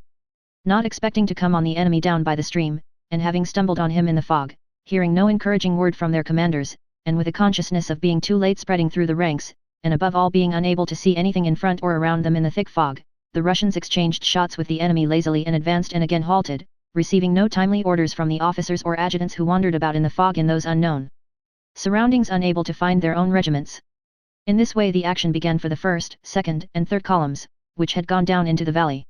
The 4th column, with which Kutuzov was, stood on the Pratzen heights. Below, where the fight was beginning, there was still thick fog, on the higher ground it was clearing, but nothing could be seen of what was going on in front. Whether all the enemy forces were, as we supposed, 6 miles away, or whether they were nearby in that sea of mist, no one knew till after 8 o'clock. It was 9 o'clock in the morning. The fog lay unbroken like a sea down below, but higher up at the village of Schlapanitz where Napoleon stood with his marshals around him, it was quite light. Above him was a clear blue sky, and the sun's vast orb quivered like a huge hollow, crimson float on the surface of that milky sea of mist. The whole French army, and even Napoleon himself with his staff, were not on the far side of the streams and hollows of Sokolnitz and Schlapanitz beyond which we intended to take up our position and begin the action, but were on this side, so close to our own forces that Napoleon with the naked eye could distinguish a mounted man from one on foot. Napoleon, in the blue cloak which he had worn on his Italian campaign, sat on his small grey Arab horse a little in front of his marshals. He gazed silently at the hills which seemed to rise out of the sea of mist and on which the Russian troops were moving in the distance, and he listened to the sounds of firing in the valley. Not a single muscle of his face, which in those days was still thin, moved. His gleaming eyes were fixed intently on one spot. His predictions were being justified. Part of the Russian force had already descended into the valley toward the ponds and lakes and part were leaving these Pratzen heights which he intended to attack and regarded as the key to the position. He saw over the mist that in a hollow between two hills near the village of Pratzen, the Russian columns, their bayonets glittering, were moving continuously in one direction toward the valley and disappearing one after another into the mist. From information he had received the evening before, from the sound of wheels and footsteps heard by the outposts during the night, by the disorderly movement of the Russian columns, and from all indications, he saw clearly that the Allies believed him to be far away in front of them, and that the columns moving near Pratzen constituted the center of the Russian army, and that center was already sufficiently weakened to be successfully attacked. But still he did not begin the engagement. Today was a great day for him, the anniversary of his coronation. Before dawn he had slept for a few hours, and refreshed, vigorous, and in good spirits, he mounted his horse and rode out into the field in that happy mood in which everything seems possible and everything succeeds. He sat motionless, looking at the heights visible above the mist, and his cold face wore that special look of confident, self-complacent happiness that one sees on the face of a boy happily in love. The marshals stood behind him not venturing to distract his attention. He looked now at the Pratzen heights, now at the sun floating up out of the mist. When the sun had entirely emerged from the fog and fields and mist were aglow with dazzling light, as if he had only awaited this to begin the action, he drew the glove from his shapely white hand, made a sign with it to the marshals, and ordered the action to begin. The marshals, accompanied by adjutants, galloped off in different directions, and a few minutes later the chief forces of the French army moved rapidly toward those Pratzen heights which were being more and more denuded by Russian troops moving down the valley to their left. Chapter 15. At 8 o'clock Kutuzov rode to Pratzen at the head of the 4th column, Miloradovish's, the one that was to take the place of Przebyszywski's and Lungarin's columns which had already gone down into the valley. He greeted the men of the foremost regiment and gave them the order to march, thereby indicating that he intended to lead that column himself. When he had reached the village of Pratzen he halted. Prince Andrew was behind, among the immense number forming the commander-in-chief's suite. He was in a state of suppressed excitement and irritation, though controlledly calm as a man is at the approach of a long-awaited moment. He was firmly convinced that this was the day of his Toulon, or his bridge of Arcola. How it would come about he did not know, but he felt sure it would do so. The locality and the position of our troops were known to him as far as they could be known to anyone in our army. His own strategic plan, which obviously could not now be carried out, was forgotten. Now, entering into Weyrother's plan, Prince Andrew considered possible contingencies and formed new projects such as might call for his rapidity of perception and decision. To the left down below in the mist, the musketry fire of unseen forces could be heard. It was there Prince Andrew thought the fight would concentrate. There we shall encounter difficulties, and there, thought he, I shall be sent with a brigade or division, and there, standard in hand, I shall go forward and break whatever is in front of me. He could not look calmly at the standards of the passing battalions. Seeing them he kept thinking, that may be the very standard with which I shall lead the army. In the morning all that was left of the night mist on the heights was a hoarfrost now turning to dew, but in the valleys it still lay like a milk-white sea. Nothing was visible in the valley to the left into which our troops had descended and from whence came the sounds of firing. Above the heights was the dark clear sky, and to the right the vast orb of the sun. In front, far off on the farther shore of that sea of mist, some wooded hills were discernible, and it was there the enemy probably was, for something could be descried. On the right the guards were entering the misty region with a sound of hoofs and wheels and now and then a gleam of bayonets. To the left beyond the village similar masses of cavalry came up and disappeared in the sea of mist.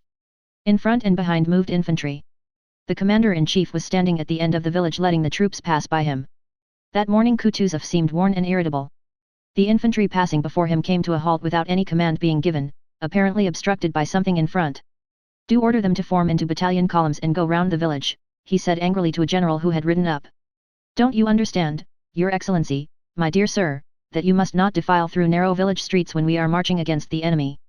I intended to reform them beyond the village, Your Excellency, answered the general. Kutuzov laughed bitterly. You'll make a fine thing of it, deploying in sight of the enemy. Very fine. The enemy is still far away, Your Excellency. According to the dispositions. The dispositions, exclaimed Kutuzov bitterly. Who told you that? Kindly do as you are ordered. Yes, sir. My dear fellow, Nesvitsky whispered to Prince Andrew, the old man is as surly as a dog. An Austrian officer in a white uniform with green plumes in his hat galloped up to Kutuzov and asked in the emperor's name had the fourth column advanced into action. Kutuzov turned round without answering and his eye happened to fall upon Prince Andrew, who was beside him. Seeing him, Kutuzov's malevolent and caustic expression softened, as if admitting that what was being done was not his adjutant's fault, and still not answering the Austrian adjutant, he addressed Bolkonsky.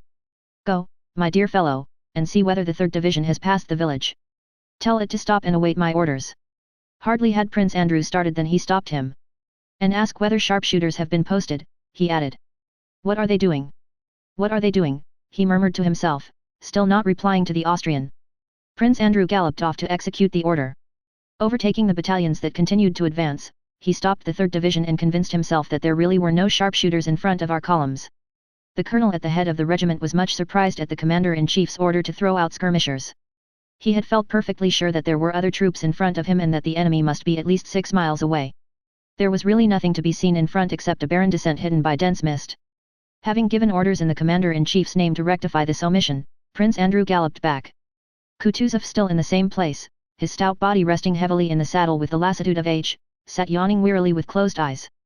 The troops were no longer moving, but stood with the butts of their muskets on the ground. All right, he said to Prince Andrew, and turned to a general who, watch in hand, was saying it was time they started as all the left flank columns had already descended.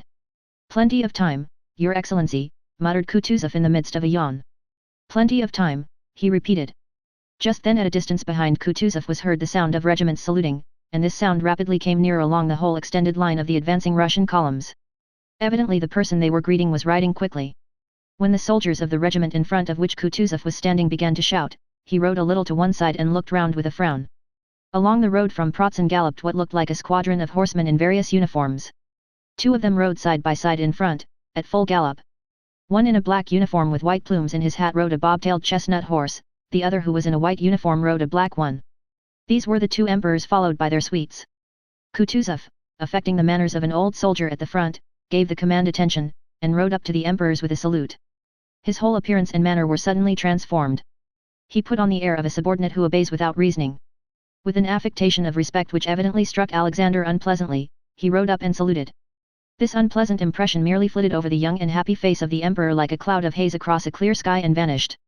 After his illness he looked rather thinner that day than on the field of Omitz where Bolkonsky had seen him for the first time abroad, but there was still the same bewitching combination of majesty and mildness in his fine grey eyes, and on his delicate lips the same capacity for varying expression and the same prevalent appearance of good-hearted innocent youth. At the Omitz review he had seemed more majestic, here he seemed brighter and more energetic. He was slightly flushed after galloping 2 miles, and reining in his horse he sighed restfully and looked round at the faces of his suite, young and animated as his own. Czartoryski, Novosiltsev, Prince Fokinsky, Stroganov, and the others, all richly dressed gay young men on splendid, well-groomed, fresh, only slightly heated horses, exchanging remarks and smiling, had stopped behind the emperor. The Emperor Francis, a rosy, long-faced young man, sat very erect on his handsome black horse, looking about him in a leisurely and preoccupied manner. He beckoned to one of his white adjutants and asked some question, most likely he is asking at what o'clock they started, thought Prince Andrew, watching his old acquaintance with a smile he could not repress as he recalled his reception at Brunn. In the emperor's suite were the picked young orderly officers of the Guard and Line regiments, Russian and Austrian. Among them were grooms leading the Tsar's beautiful relay horses covered with embroidered cloths. As when a window is opened a whiff of fresh air from the fields enters a stuffy room, so a whiff of youthfulness, energy and confidence of success reached Kutuzov's cheerless staff with the galloping advent of all these brilliant young men. "Why aren't you beginning, Michael Illarionovich?" said the Emperor Alexander hurriedly to Kutuzov, glancing courteously at the same time at the Emperor Francis. "I am waiting, Your Majesty," answered Kutuzov, bending forward respectfully. The Emperor, frowning slightly, bent his ear forward as if he had not quite heard. "Waiting, Your Majesty," repeated Kutuzov. Prince Andrew noted that Kutuzov's upper lip twitched unnaturally as he said the word waiting. "Not all the columns have formed up yet, Your Majesty." The Tsar heard but obviously did not like the reply. He shrugged his rather round shoulders and glanced at Novosiltsev who was near him, as if complaining of Kutuzov. "You know, Michael Illarionovich, we are not on the Empress field where a parade does not begin till all the troops are assembled," said the Tsar with another glance at the Emperor Francis, as if inviting him if not to join in at least to listen to what he was saying. But the Emperor Francis continued to look about him and did not listen. "That is just why I do not begin, sire," said Kutuzov in a resounding voice, apparently to preclude the possibility of not being heard, and again something in his face twitched. "That is just why I do not begin, sire, because we are not on parade and not on the Empress field, said he clearly and distinctly. In the Emperor's suite all exchanged rapid looks that expressed dissatisfaction and reproach. Old though he may be, he should not, he certainly should not, speak like that, their glances seemed to say. The Tsar looked intently and observantly into Kutuzov's eye, waiting to hear whether he would say anything more. But Kutuzov, with respectfully bowed head, seemed also to be waiting. The silence lasted for about a minute. However, if you command it, your Majesty, said Kutuzov, lifting his head and again assuming his former tone of a dull, unreasoning, but submissive general. He touched his horse and having called Miloradovich, the commander of the column, gave him the order to advance. The troops again began to move, and 2 battalions of the Novgorod and 1 of the Obshuron regiment went forward past the Emperor. As this Obshuron battalion marched by, the red-faced Miloradovich, without his greatcoat, with his orders on his breast and an enormous tuft of plumes in his cocked hat worn on one side with its corners front and back, galloped strenuously forward, and with a dashing salute reined in his horse before the Emperor. God be with you, General, said the Emperor. Ma foi, sire, nous ferons ce qui sera dans notre possibilité, sire, note. He answered gaily, raising nevertheless ironic smiles among the gentlemen of the Tsar's suite by his poor French. Note. Indeed, sire, we shall do everything it is possible to do, sire. Miloradovich wheeled his horse sharply and stationed himself a little behind the Emperor. The Obshuron men, excited by the Tsar's presence, passed in step before the Emperors and their suites at a bold, brisk pace. Lads, shouted Miloradovich in a loud, self-confident and cheery voice, obviously so elated by the sound of firing, by the prospect of battle, and by the sight of the gallant Obshurons, his comrades in Suvorov's time, now passing so gallantly before the Emperors, that he forgot the sovereign's presence. Lads, it's not the first village you've had to take, cried he. Glad to do our best, shouted the soldiers. The Emperor's horse started at the sudden cry. This horse that had carried the sovereign at reviews in Russia bore him also here on the field of Austerlitz, enduring the heedless blows of his left foot and pricking its ears at the sound of shots just as it had done on the Empress field, not understanding the significance of the firing, nor of the nearness of the Emperor Francis Black Cob, nor of all that was being said, thought and felt that day by its rider. The Emperor turned with a smile to one of his followers and made a remark to him, pointing to the gallant Obshurons. Chapter 16. Kutuzov accompanied by his adjutants rode at a walking pace behind the carabineers. When he had gone less than half a mile in the rear of the column he stopped at a solitary, deserted house that had probably once been an inn, where 2 roads parted. Both of them led downhill and troops were marching along both. The fog had begun to clear and enemy troops were already dimly visible about a mile and a half off on the opposite heights. Down below, on the left, the firing became more distinct. Kutuzov had stopped and was speaking to an Austrian general. Prince Andrew, who was a little behind looking at them, turned to an adjutant to ask him for a field glass. Look, look, said this adjutant, looking not at the troops in the distance, but down the hill before him. It's the French. The 2 generals and the adjutant took hold of the field glass, trying to snatch it from one another. The expression on all their faces suddenly changed to one of horror. The French were supposed to be a mile and a half away, but had suddenly and unexpectedly appeared just in front of us. It's the enemy. No. Yes, see it is. For certain. But how is that, said different voices. With the naked eye Prince Andrew saw below them to the right, not more than 500 paces from where Kutuzov was standing, a dense French column coming up to meet the Obshurons. Here it is. The decisive moment has arrived. My turn has come, thought Prince Andrew, and striking his horse he rode up to Kutuzov. The Obshurons must be stopped, Your Excellency, cried he. But at that very instant a cloud of smoke spread all round, firing was heard quite close at hand, and a voice of naive terror barely 2 steps from Prince Andrew shouted, Brothers! All's lost! And at this as if at a command, everyone began to run. Confused and ever-increasing crowds were running back to where 5 minutes before the troops had passed the Emperors. Not only would it have been difficult to stop that crowd, it was even impossible not to be carried back with it oneself. Bolkonsky only tried not to lose touch with it, and looked around bewildered and unable to grasp what was happening in front of him. Nesvitsky with an angry face, red and unlike himself, was shouting to Kutuzov that if he did not ride away at once he would certainly be taken prisoner. Kutuzov remained in the same place and without answering drew out a handkerchief. Blood was flowing from his cheek. Prince Andrew forced his way to him. You are wounded, he asked, hardly able to master the trembling of his lower jaw. The wound is not here, it is there, said Kutuzov, pressing the handkerchief to his wounded cheek and pointing to the fleeing soldiers. Stop them, he shouted, and at the same moment, probably realizing that it was impossible to stop them, spurred his horse and rode to the right. A fresh wave of the flying mob caught him and bore him back with it. The troops were running in such a dense mass that once surrounded by them it was difficult to get out again. One was shouting, Get on! Why are you hindering us? Another in the same place turned round and fired in the air, a third was striking the horse Kutuzov himself rode. Having by a great effort got away to the left from that flood of men, Kutuzov, with his suite diminished by more than half, rode toward a sound of artillery fire nearby. Having forced his way out of the crowd of fugitives, Prince Andrew, trying to keep near Kutuzov, saw on the slope of the hill amid the smoke a Russian battery that was still firing and Frenchmen running toward it. Higher up stood some Russian infantry, neither moving forward to protect the battery nor backward with the fleeing crowd. A mounted general separated himself from the infantry and approached Kutuzov. Of Kutuzov's suite only 4 remained. They were all pale and exchanged looks in silence. "Stop those wretches," gasped Kutuzov to the regimental commander, pointing to the flying soldiers, but at that instant, as if to punish him for those words, bullets flew hissing across the regiment and across Kutuzov's suite like a flock of little birds. The French had attacked the battery and, seeing Kutuzov, were firing at him. After this volley the regimental commander clutched at his leg, several soldiers fell, and a second lieutenant who was holding the flag let it fall from his hands. It swayed and fell, but caught on the muskets of the nearest soldiers.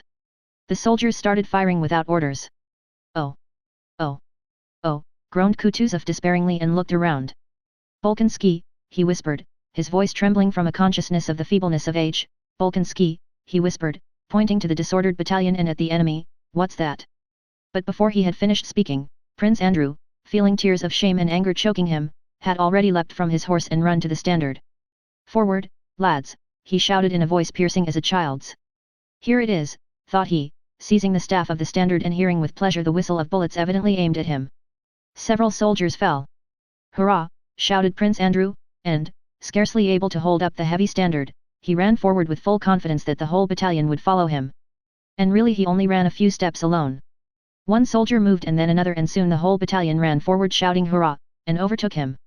A sergeant of the battalion ran up and took the flag that was swaying from its weight in Prince Andrew's hands, but he was immediately killed. Prince Andrew again seized the standard and, dragging it by the staff, ran on with the battalion. In front he saw our artillerymen, some of whom were fighting, while others, having abandoned their guns, were running toward him. He also saw French infantry soldiers who were seizing the artillery horses and turning the guns round. Prince Andrew and the battalion were already within 20 paces of the cannon. He heard the whistle of bullets above him unceasingly and to right and left of him soldiers continually groaned and dropped. But he did not look at them, he looked only at what was going on in front of him, at the battery. He now saw clearly the figure of a red-haired gunner with his shako knocked awry, pulling one end of a mop while a French soldier tugged at the other. He could distinctly see the distraught yet angry expression on the faces of these 2 men, who evidently did not realize what they were doing. "What are they about?" thought Prince Andrew as he gazed at them. "Why doesn't the red-haired gunner run away as he is unarmed? Why doesn't the Frenchman stab him? He will not get away before the Frenchman remembers his bayonet and stabs him." And really another French soldier, trailing his musket, ran up to the struggling men, and the fate of the red-haired gunner, who had triumphantly secured the mop and still did not realize what awaited him, was about to be decided. But Prince Andrew did not see how it ended. It seemed to him as though one of the soldiers near him hit him on the head with the full swing of a bludgeon. It hurt a little, but the worst of it was that the pain distracted him and prevented his seeing what he had been looking at. "What's this? Am I falling? My legs are giving way," thought he, and fell on his back. He opened his eyes, hoping to see how the struggle of the Frenchman with the gunners ended, whether the red-haired gunner had been killed or not and whether the cannon had been captured or saved. But he saw nothing. Above him there was now nothing but the sky, the lofty sky, not clear yet still immeasurably lofty, with grey clouds gliding slowly across it. "How quiet, peaceful and solemn, not at all as I ran," thought Prince Andrew, "not as we ran, shouting and fighting, not at all as the gunner and the Frenchman with frightened and angry faces struggled for the mop. How differently do those clouds glide across that lofty infinite sky. How was it I did not see that lofty sky before? And how happy I am to have found it at last. Yes. All is vanity, all falsehood, except that infinite sky. There is nothing, nothing, but that. But even it does not exist, there is nothing but quiet and peace. Thank God." Chapter 17. On our right flank commanded by Bagration, at 9 o'clock the battle had not yet begun.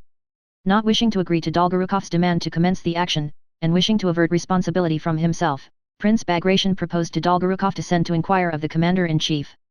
Bagration knew that as the distance between the 2 flanks was more than 6 miles, even if the messenger were not killed, which he very likely would be, and found the commander-in-chief, which would be very difficult, he would not be able to get back before evening.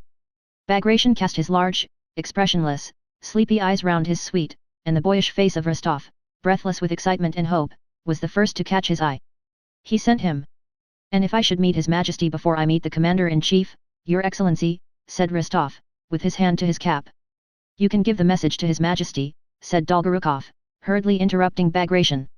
On being relieved from picket duty, Rostov had managed to get a few hours sleep before morning and felt cheerful, bold and resolute, with elasticity of movement, faith in his good fortune, and generally in that state of mind which makes everything seem possible, pleasant and easy. All his wishes were being fulfilled that morning. There was to be a general engagement in which he was taking part. More than that, he was orderly to the bravest general, and still more, he was going with a message to Kutuzov, perhaps even to the sovereign himself. The morning was bright, he had a good horse under him, and his heart was full of joy and happiness. On receiving the order, he gave his horse the rein and galloped along the line. At first he rode along the line of Bagration's troops, which had not yet advanced into action but were standing motionless. Then he came to the region occupied by Uvarov's cavalry, and here he noticed a stir and signs of preparation for battle. Having passed Uvarov's cavalry, he clearly heard the sound of cannon and musketry ahead of him. The firing grew louder and louder. In the fresh morning air were now heard, not 2 or 3 musket shots at irregular intervals as before, followed by 1 or 2 cannon shots, but a roll of volleys of musketry from the slopes of the hill before Pratzen, interrupted by such frequent reports of cannon that sometimes several of them were not separated from one another but merged into a general roar. He could see puffs of musketry smoke that seemed to chase one another down the hillsides, and clouds of cannon smoke rolling, spreading and mingling with one another. He could also, by the gleam of bayonets visible through the smoke, make out moving masses of infantry and narrow lines of artillery with green caissons. Rostov stopped his horse for a moment on a hillock to see what was going on, but strain his attention as he would, he could not understand or make out anything of what was happening. There in the smoke men of some sort were moving about, in front and behind moved lines of troops, but why, whither, and who they were, it was impossible to make out. These sights and sounds had no depressing or intimidating effect on him, on the contrary, they stimulated his energy and determination. "Go on! Go on! Give it them!" he mentally exclaimed at these sounds, and again proceeded to gallop along the line, penetrating farther and farther into the region where the army was already in action. "How it will be there I don't know, but all will be well," thought Rostov. After passing some Austrian troops, he noticed that the next part of the line, the Guards, was already in action. "So much the better. I shall see it close," he thought. He was riding almost along the front line. A handful of men came galloping toward him. They were our Uhlans who with disordered ranks were returning from the attack. Rostov got out of their way, involuntarily noticed that one of them was bleeding, and galloped on. "That is no business of mine," he thought. He had not ridden many hundred yards after that before he saw to his left, across the whole width of the field, an enormous mass of cavalry in brilliant white uniforms, mounted on black horses, trotting straight toward him and across his path. Rostov put his horse to full gallop to get out of the way of these men, and he would have got clear had they continued at the same speed, but they kept increasing their pace, so that some of the horses were already galloping. Rostov heard the thud of their hoofs and the jingle of their weapons and saw their horses, their figures and even their faces, more and more distinctly. They were our horse guards, advancing to attack the French cavalry that was coming to meet them. The horse guards were galloping, but still holding in their horses. Rostov could already see their faces and heard the command, "Charge!" shouted by an officer who was urging his thoroughbred to full speed. Rostov, fearing to be crushed or swept into the attack on the French, galloped along the front as hard as his horse could go, but still was not in time to avoid them. The last of the horse guards, a huge pock-marked fellow, frowned angrily on seeing Rostov before him, with whom he would inevitably collide. This guardsman would certainly have bowled Rostov and his Bedouin over. Rostov felt himself quite tiny and weak compared to these gigantic men and horses, had it not occurred to Rostov to flourish his whip before the eyes of the guardsman's horse. The heavy black horse, 16 hands high, shied, throwing back its ears, but the pock-marked guardsman drove his huge spurs in violently, and the horse, flourishing its tail and extending its neck, galloped on yet faster. Hardly had the horse guards passed Rostov before he heard them shout, "Hurrah!" and looking back saw that their foremost ranks were mixed up with some foreign cavalry with red epaulets, probably French. He could see nothing more, for immediately afterwards cannon began firing from somewhere and smoke enveloped everything. At that moment, as the horse guards, having passed him, disappeared in the smoke, Rostov hesitated whether to gallop after them or to go where he was sent. This was the brilliant charge of the horse guards that amazed the French themselves. Rostov was horrified to hear later that of all that mass of huge and handsome men, of all those brilliant, rich youths, officers and cadets, who had galloped past him on their 1,000-ruble horses, only 18 were left after the charge. "Why should I envy them? My chance is not lost, and maybe I shall see the Emperor immediately," thought Rostov and galloped on. When he came level with the foot guards he noticed that about them and around them cannonballs were flying, of which he was aware not so much because he heard their sound as because he saw uneasiness on the soldiers' faces and unnatural warlike solemnity on those of the officers. Passing behind one of the lines of a regiment of foot guards he heard a voice calling him by name. "Rostov!" "What, he answered, not recognizing Boris. I say, we've been in the front line. Our regiment attacked, said Boris with the happy smile seen on the faces of young men who have been under fire for the first time. Rostov stopped. Have you, he said. Well, how did it go? We drove them back, said Boris with animation, growing talkative. Can you imagine it? And he began describing how the guards, having taken up their position and seeing troops before them, thought they were Austrians, and all at once discovered from the cannonballs discharged by those troops that they were themselves in the front line and had unexpectedly to go into action. Rostov without hearing Boris to the end spurred his horse. Where are you off to? Asked Boris. With a message to His Majesty. There he is, said Boris, thinking Rostov had said His Highness, and pointing to the Grand Duke who with his high shoulders and frowning brows stood 100 paces away from them in his helmet and horse guard's jacket, shouting something to a pale, white uniformed Austrian officer.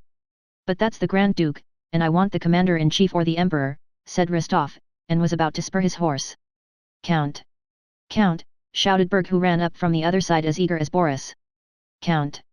I am wounded in my right hand, and he showed his bleeding hand with a handkerchief tied round it, and I remained at the front. I held my sword in my left hand, Count. All our family, the von Bergs, have been knights. He said something more, but Rostov did not wait to hear it and rode away. Having passed the guards and traversed an empty space, Rostov, to avoid again getting in front of the first line as he had done when the horse guards charged, followed the line of reserves, going far round the place where the hottest musket fire and cannonade were heard. Suddenly he heard musket fire quite close in front of him and behind our troops, where he could never have expected the enemy to be. What can it be, he thought. The enemy in the rear of our army? Impossible. And suddenly he was seized by a panic of fear for himself and for the issue of the whole battle. But be that what it may, he reflected, there is no riding round it now. I must look for the Commander-in-Chief here, and if all is lost it is for me to perish with the rest. The foreboding of evil that had suddenly come over Rostov was more and more confirmed the farther he rode into the region behind the village of Protzen, which was full of troops of all kinds. What does it mean? What is it? Whom are they firing at? Who is firing? Rostov kept asking as he came up to Russian and Austrian soldiers running in confused crowds across his path. The devil knows. They've killed everybody. It's all up now, he was told in Russian, German and Czech by the crowd of fugitives who understood what was happening as little as he did. Kill the Germans, shouted one. May the devil take them, the traitors. Zum Henker dies Russen, note.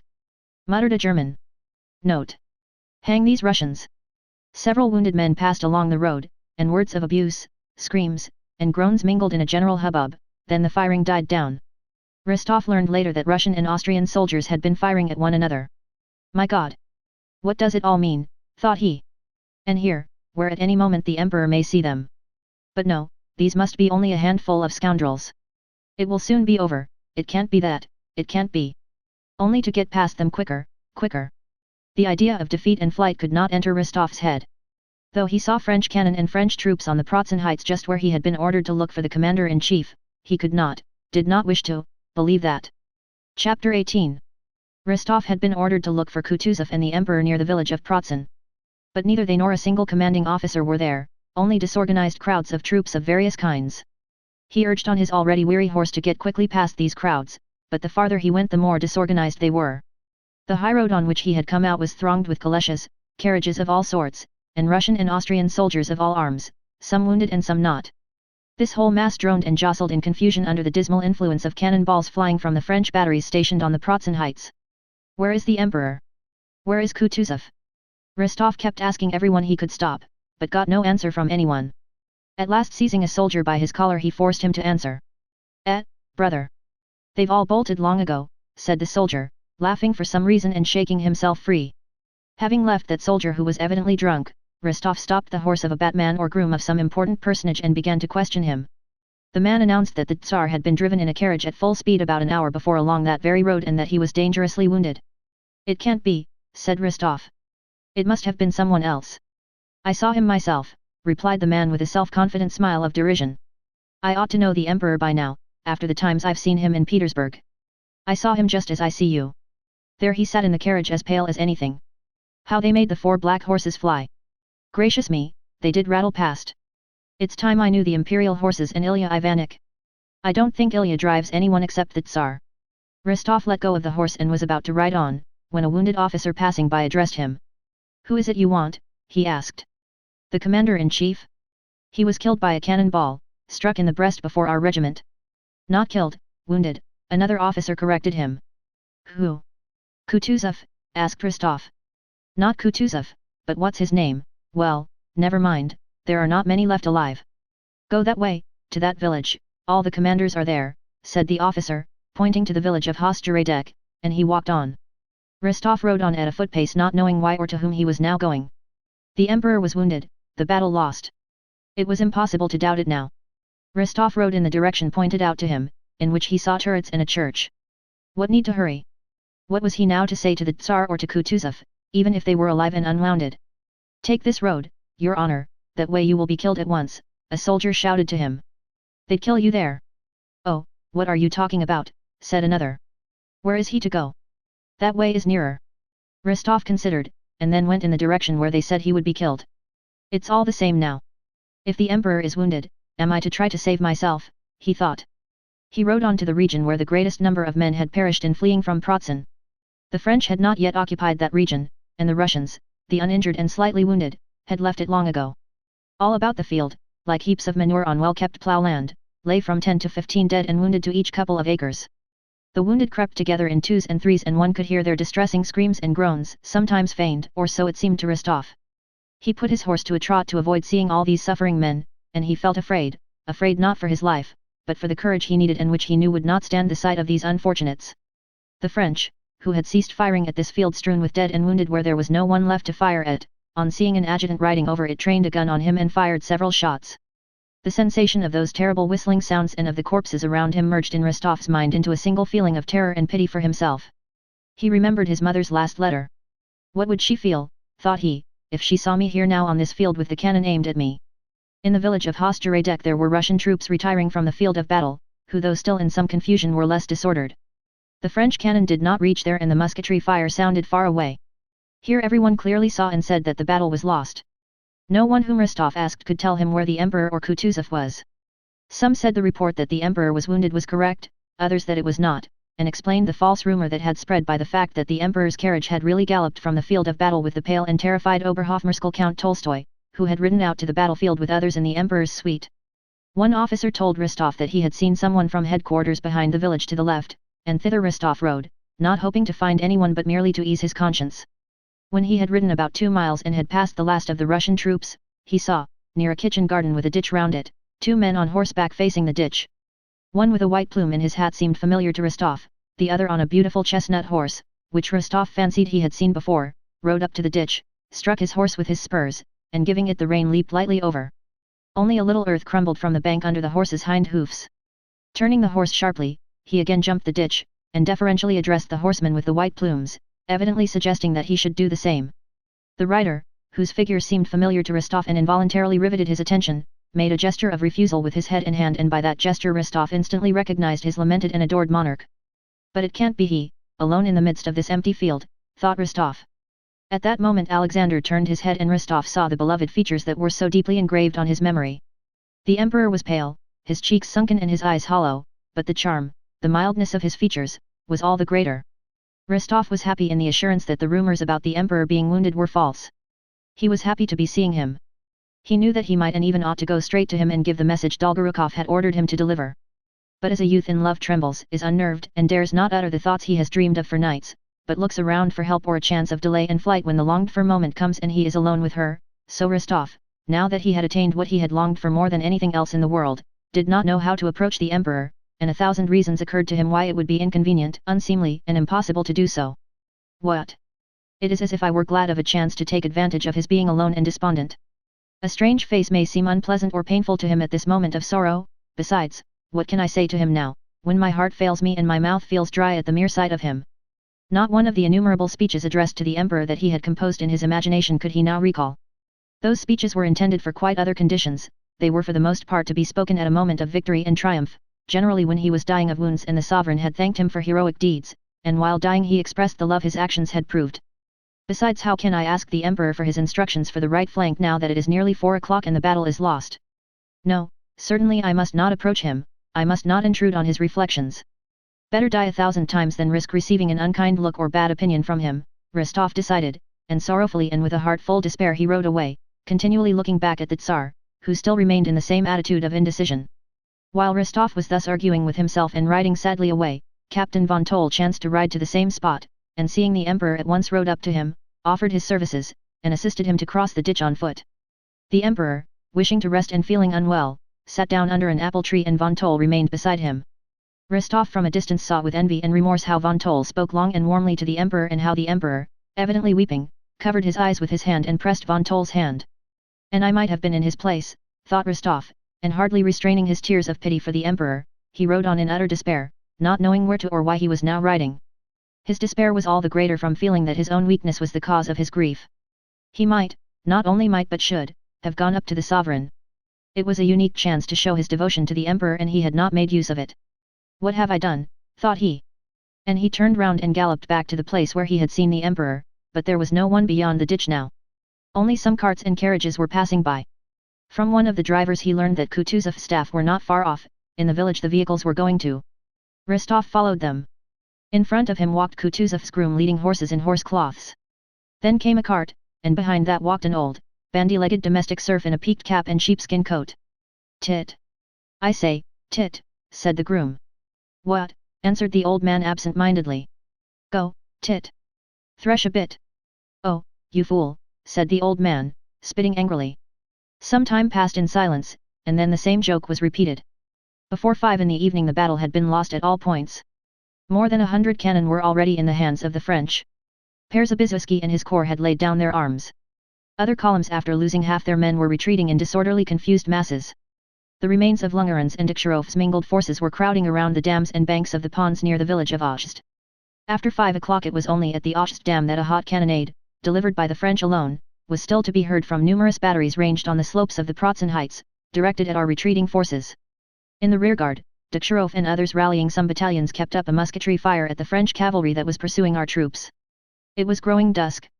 On the narrow Ochst dam where for so many years the old miller had been accustomed to sit in his tasseled cap peacefully angling, while his grandson, with shirt sleeves rolled up, handled the floundering silvery fish in the watering can, on that dam over which for so many years Moravians in shaggy caps and blue jackets had peacefully driven their 2-horse carts loaded with wheat and had returned dusty with flour whitening their carts, on that narrow dam amid the wagons and the cannon, under the horses' hoofs and between the wagon wheels, men disfigured by fear of death now crowded together, crushing one another, dying, stepping over the dying and killing one another, only to move on a few steps and be killed themselves in the same way.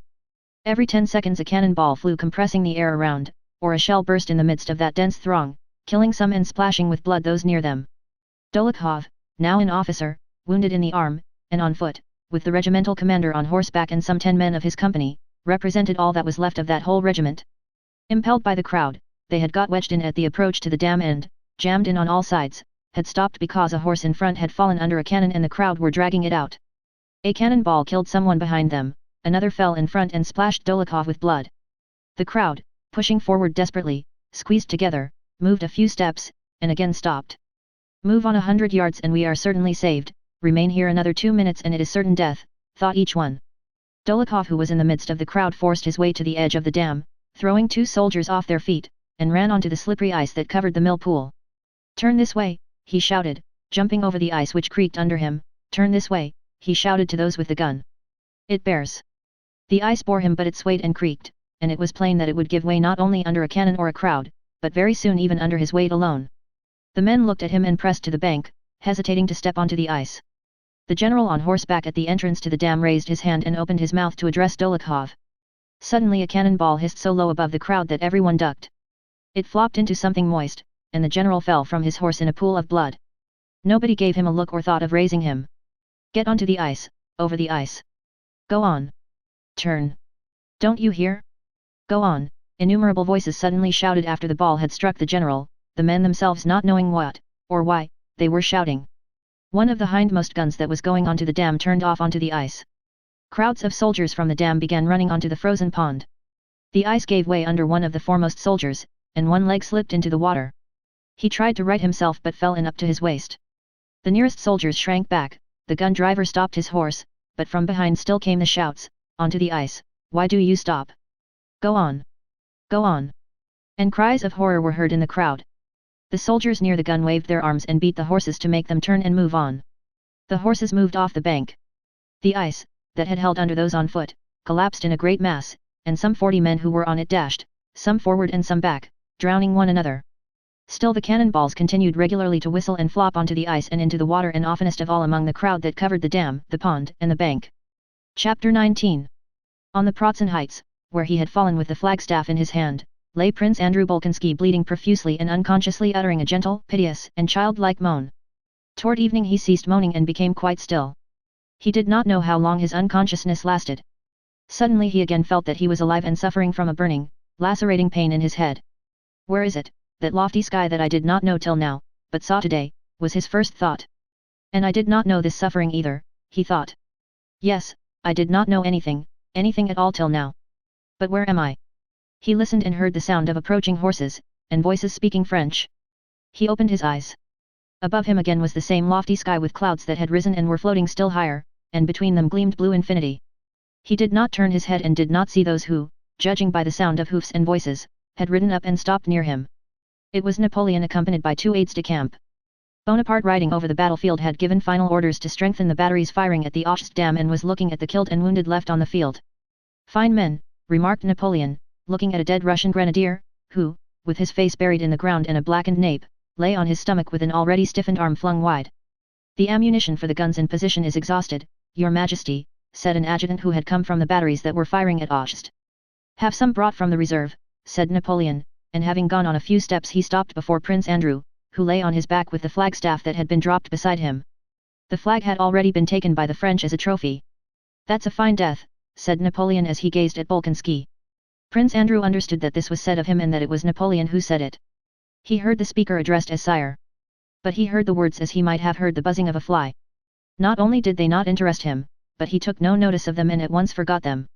His head was burning, he felt himself bleeding to death, and he saw above him the remote, lofty, and everlasting sky. He knew it was Napoleon, his hero, but at that moment Napoleon seemed to him such a small, insignificant creature compared with what was passing now between himself and that lofty infinite sky with the clouds flying over it.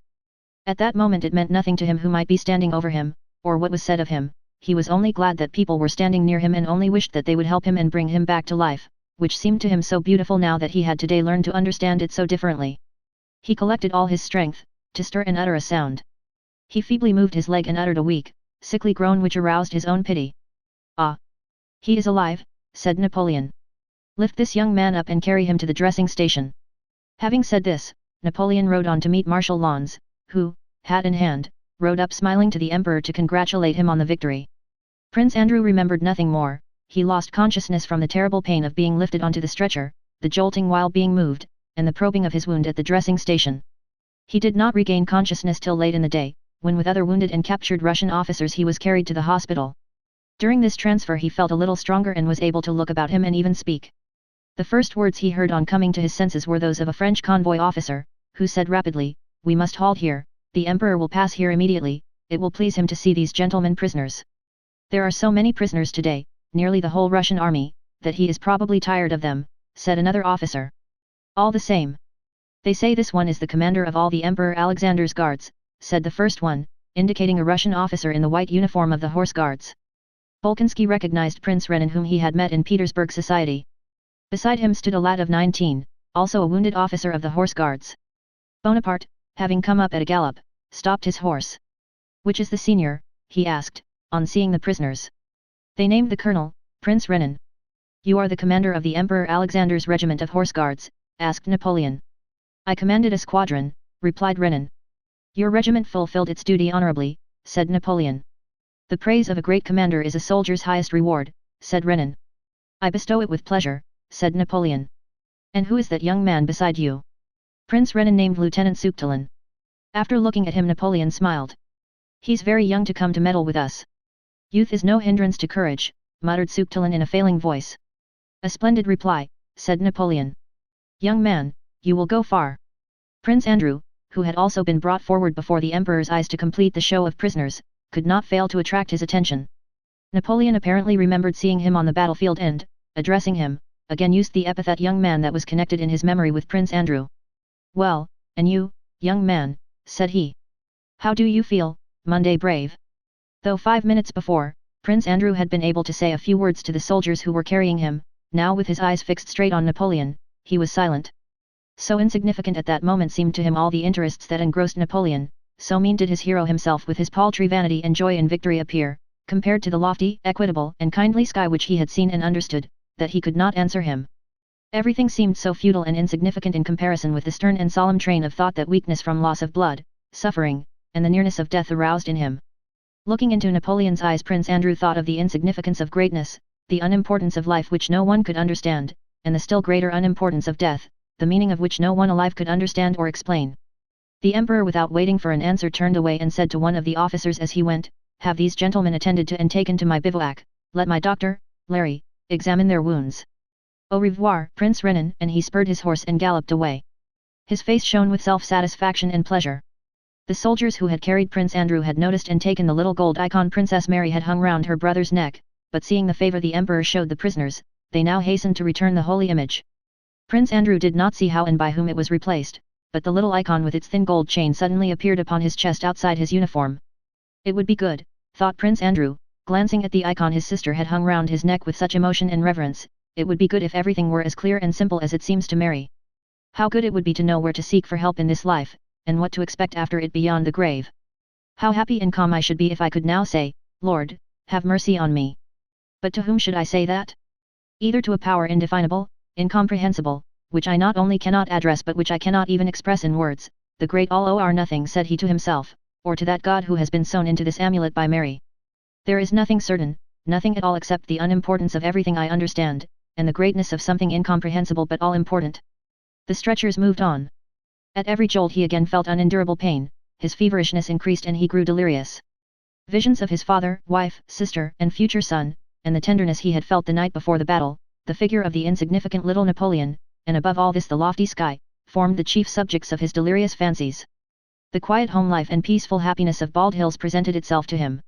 He was already enjoying that happiness when that little Napoleon had suddenly appeared with his unsympathizing look of short-sighted delight at the misery of others, and doubts and torments had followed, and only the heavens promised peace.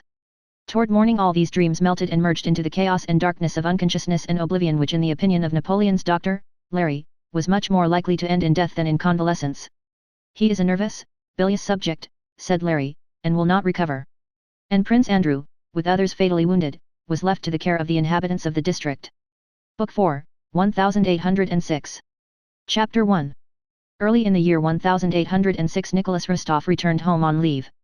Denisov was going home to Voronezh and Rostov persuaded him to travel with him as far as Moscow and to stay with him there. Meeting a comrade at the last post station but one before Moscow, Denisov had drunk 3 bottles of wine with him and, despite the jolting ruts across the snow-covered road, did not once wake up on the way to Moscow, but lay at the bottom of the sleigh beside Rostov, who grew more and more impatient the nearer they got to Moscow. How much longer? How much longer?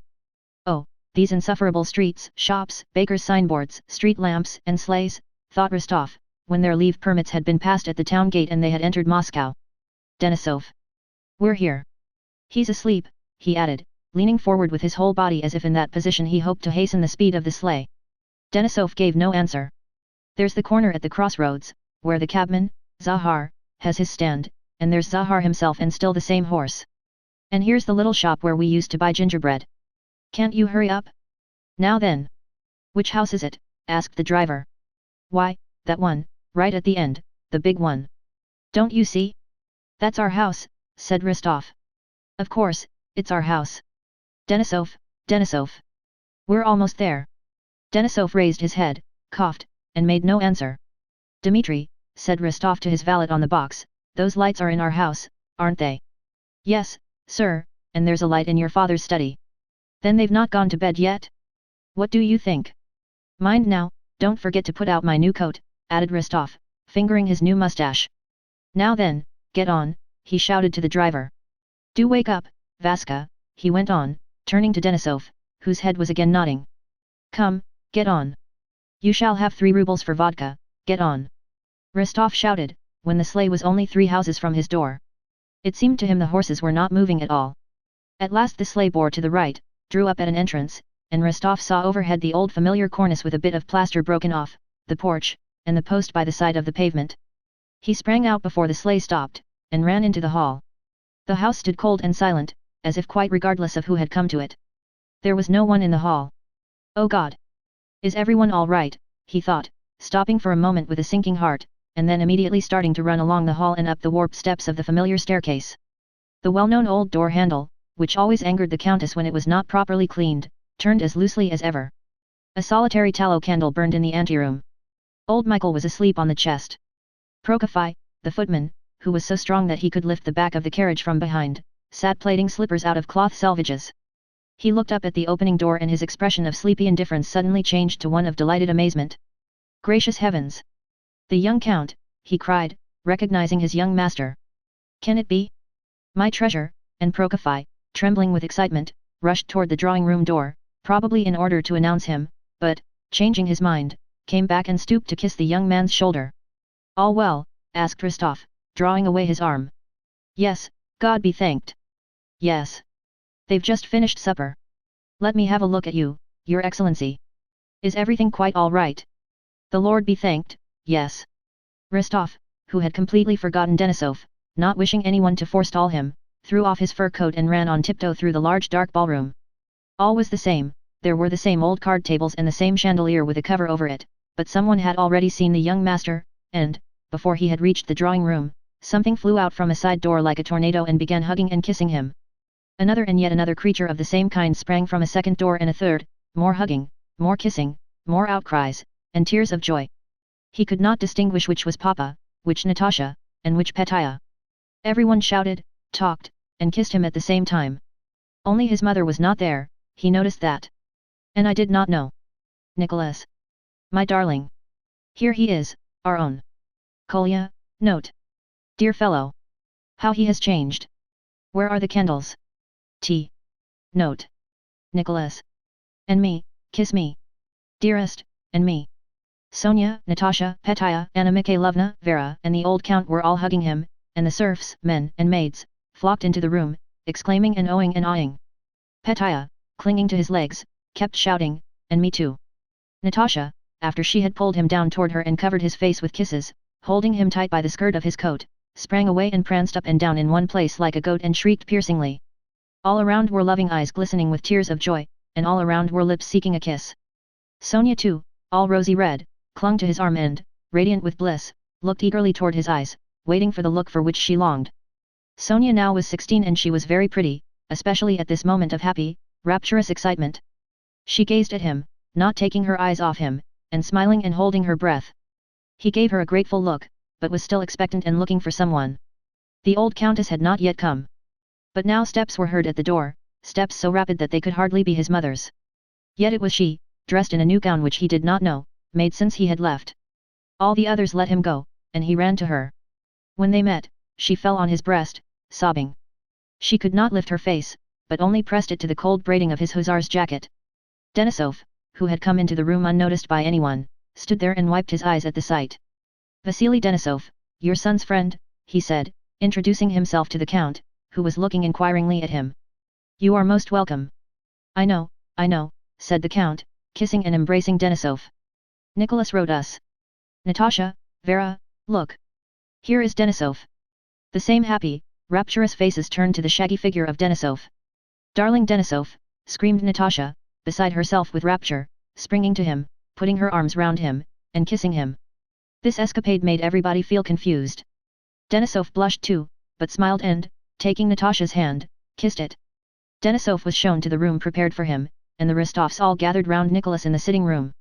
The old countess, not letting go of his hand and kissing it every moment, sat beside him, the rest, crowding round him, watched every movement, word or look of his, never taking their blissfully adoring eyes off him. His brother and sisters struggled for the places nearest to him and disputed with one another who should bring him his tea, handkerchief and pipe. Rostov was very happy in the love they showed him, but the first moment of meeting had been so beatific that his present joy seemed insufficient, and he kept expecting something more, and yet more. Next morning, after the fatigues of their journey, the travelers slept till 10 o'clock. In the room next to their bedroom there was a confusion of sabers, satchels, saber-taches, open portmanteaus, and dirty boots. 2 freshly cleaned pairs with spurs had just been placed by the wall. The servants were bringing in jugs and basins, hot water for shaving, and their well-brushed clothes. There was a masculine odor and a smell of tobacco. Hello, Gwiska, my pipe, came Vasily Denisov's husky voice. Wostov, get up. Rostov, rubbing his eyes that seemed glued together, raised his disheveled head from the hot pillow. Why, is it late? Late? It's nearly 10 o'clock, answered Natasha's voice. A rustle of starched petticoats and the whispering and laughter of girls' voices came from the adjoining room. The door was opened a crack and there was a glimpse of something blue, of ribbons, black hair, and merry faces. It was Natasha, Sonia, and Petya, who had come to see whether they were getting up. Nicholas! Get up! Natasha's voice was again heard at the door. Directly. Meanwhile, Petya, having found and seized the sabers in the outer room, with the delight boys feel at the sight of a military elder brother, and forgetting that it was unbecoming for the girls to see men undressed, opened the bedroom door. Is this your saber? He shouted. The girls sprang aside. Denisov hid his hairy legs under the blanket, looking with a scared face at his comrade for help. The door, having let Petya in, closed again. A sound of laughter came from behind it. Nicholas! Come out in your dressing gown, said Natasha's voice. Is this your saber? Asked Petya. Or is it yours? He said, addressing the black-mustached Denisov with servile deference. Rostov hurriedly put something on his feet, drew on his dressing gown, and went out. Natasha had put on one spurred boot and was just getting her foot into the other. Sonia, when he came in, was twirling round and was about to expand her dresses into a balloon and sit down. They were dressed alike, in new pale blue frocks, and were both fresh, rosy, and bright. Sonia ran away, but Natasha, taking her brother's arm, led him into the sitting room, where they began talking. They hardly gave one another time to ask questions and give replies concerning 1,000 little matters which could not interest anyone but themselves. Natasha laughed at every word he said or that she said herself, not because what they were saying was amusing, but because she felt happy and was unable to control her joy which expressed itself by laughter. Oh, how nice, how splendid, she said to everything. Rostov felt that, under the influence of the warm rays of love, that childlike smile which had not once appeared on his face since he left home now for the first time after 18 months again brightened his soul and his face. No, but listen, she said, now you are quite a man, aren't you? I'm awfully glad you're my brother. She touched his mustache. I want to know what you men are like. Are you the same as we? No. Why did Sonia run away? Asked Rostov. Ah, yes. That's a whole long story. How are you going to speak to her, thou or you? As may happen, said Rostov. No, call her you, please. I'll tell you all about it some other time. No, I'll tell you now. You know Sonia's my dearest friend. Such a friend that I burned my arm for her sake. Look here. She pulled up her muslin sleeve and showed him a red scar on her long, slender, delicate arm, high above the elbow on that part that is covered even by a ball dress. I burned this to prove my love for her. I just heated a ruler in the fire and pressed it there. Sitting on the sofa with the little cushions on its arms, in what used to be his old schoolroom, and looking into Natasha's wildly bright eyes, Rostov re-entered that world of home and childhood which had no meaning for anyone else, but gave him some of the best joys of his life, and the burning of an arm with a ruler as a proof of love did not seem to him senseless. He understood and was not surprised at it. Well, and is that all? He asked. We are such friends, such friends. All that ruler business was just nonsense, but we are friends forever. She, if she loves anyone, does it for life, but I don't understand that, I forget quickly. Well, what then? Well, she loves me and you like that. Natasha suddenly flushed. Why, you remember before you went away. Well, she says you are to forget all that. She says, I shall love him always, but let him be free. Isn't that lovely and noble? Yes, very noble. Isn't it? Asked Natasha, so seriously and excitedly that it was evident that what she was now saying she had talked of before, with tears. Rostov became thoughtful. I never go back on my word, he said. Besides, Sonia is so charming that only a fool would renounce such happiness. No, no, cried Natasha, she and I have already talked it over. We knew you'd say so. But it won't do, because you see, if you say that, if you consider yourself bound by your promise, it will seem as if she had not meant it seriously.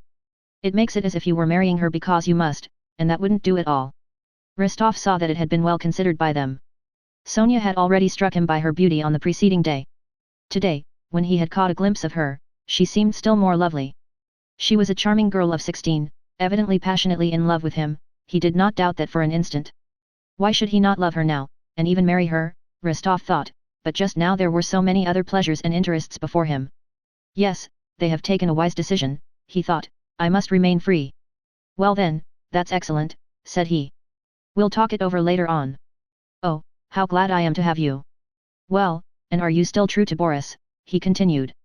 Oh, what nonsense, cried Natasha, laughing. I don't think about him or anyone else, and I don't want anything of the kind. Dear me. Then what are you up to now? Now, repeated Natasha, and a happy smile lit up her face. Have you seen Duport? No.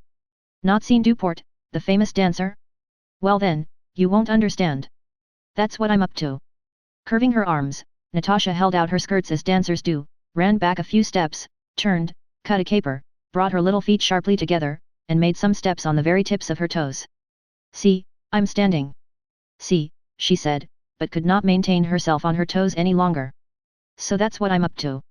I'll never marry anyone, but will be a dancer. Only don't tell anyone. Rostov laughed so loud and merrily that Denisov, in his bedroom, felt envious and Natasha could not help joining in. No, but don't you think it's nice, she kept repeating. Nice. And so you no longer wish to marry Boris? Natasha flared up. I don't want to marry anyone. And I'll tell him so when I see him. Dear me, said Rostov. But that's all rubbish, Natasha chattered on. And is Denisov nice? She asked. Yes, indeed. Oh, well then, goodbye, go and dress. Is he very terrible, Denisov? Why terrible? Asked Nicholas. No, Vaska is a splendid fellow. You call him Vaska? That's funny. And is he very nice? Very. Well then, be quick. We'll all have breakfast together. And Natasha rose and went out of the room on tiptoe, like a ballet dancer, but smiling as only happy girls of 15 can smile. When Rostov met Sonia in the drawing room, he reddened. He did not know how to behave with her.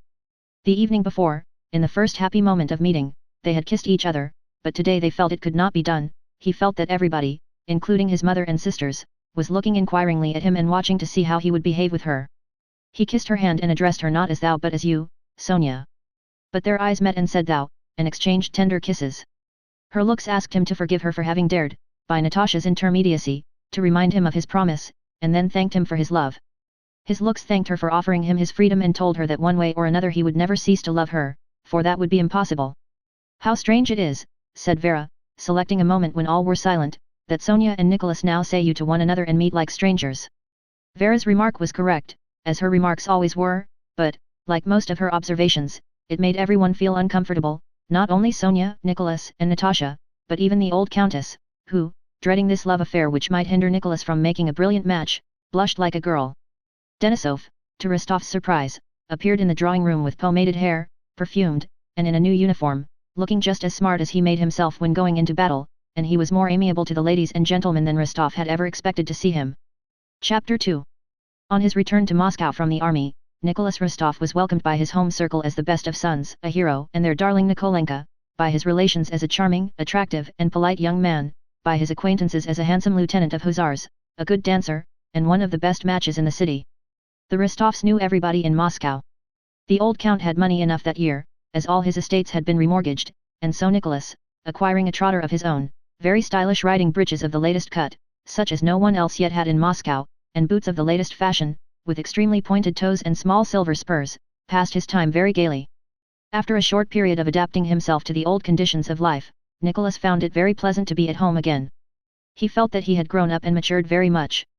His despair at failing in a scripture examination, his borrowing money from Gavril to pay a sleigh driver, his kissing Sonia on the sly, he now recalled all this as childishness he had left immeasurably behind. Now he was a lieutenant of hussars, in a jacket laced with silver, and wearing the cross of St. George, awarded to soldiers for bravery in action, and in the company of well-known, elderly, and respected racing men was training a trotter of his own for a race. He knew a lady on one of the boulevards whom he visited of an evening. He led the mazurka at the Arkarav's ball, talked about the war with Field Marshal Kamensky, visited the English club, and was on intimate terms with a colonel of 40 to whom Denisov had introduced him. His passion for the emperor had cooled somewhat in Moscow.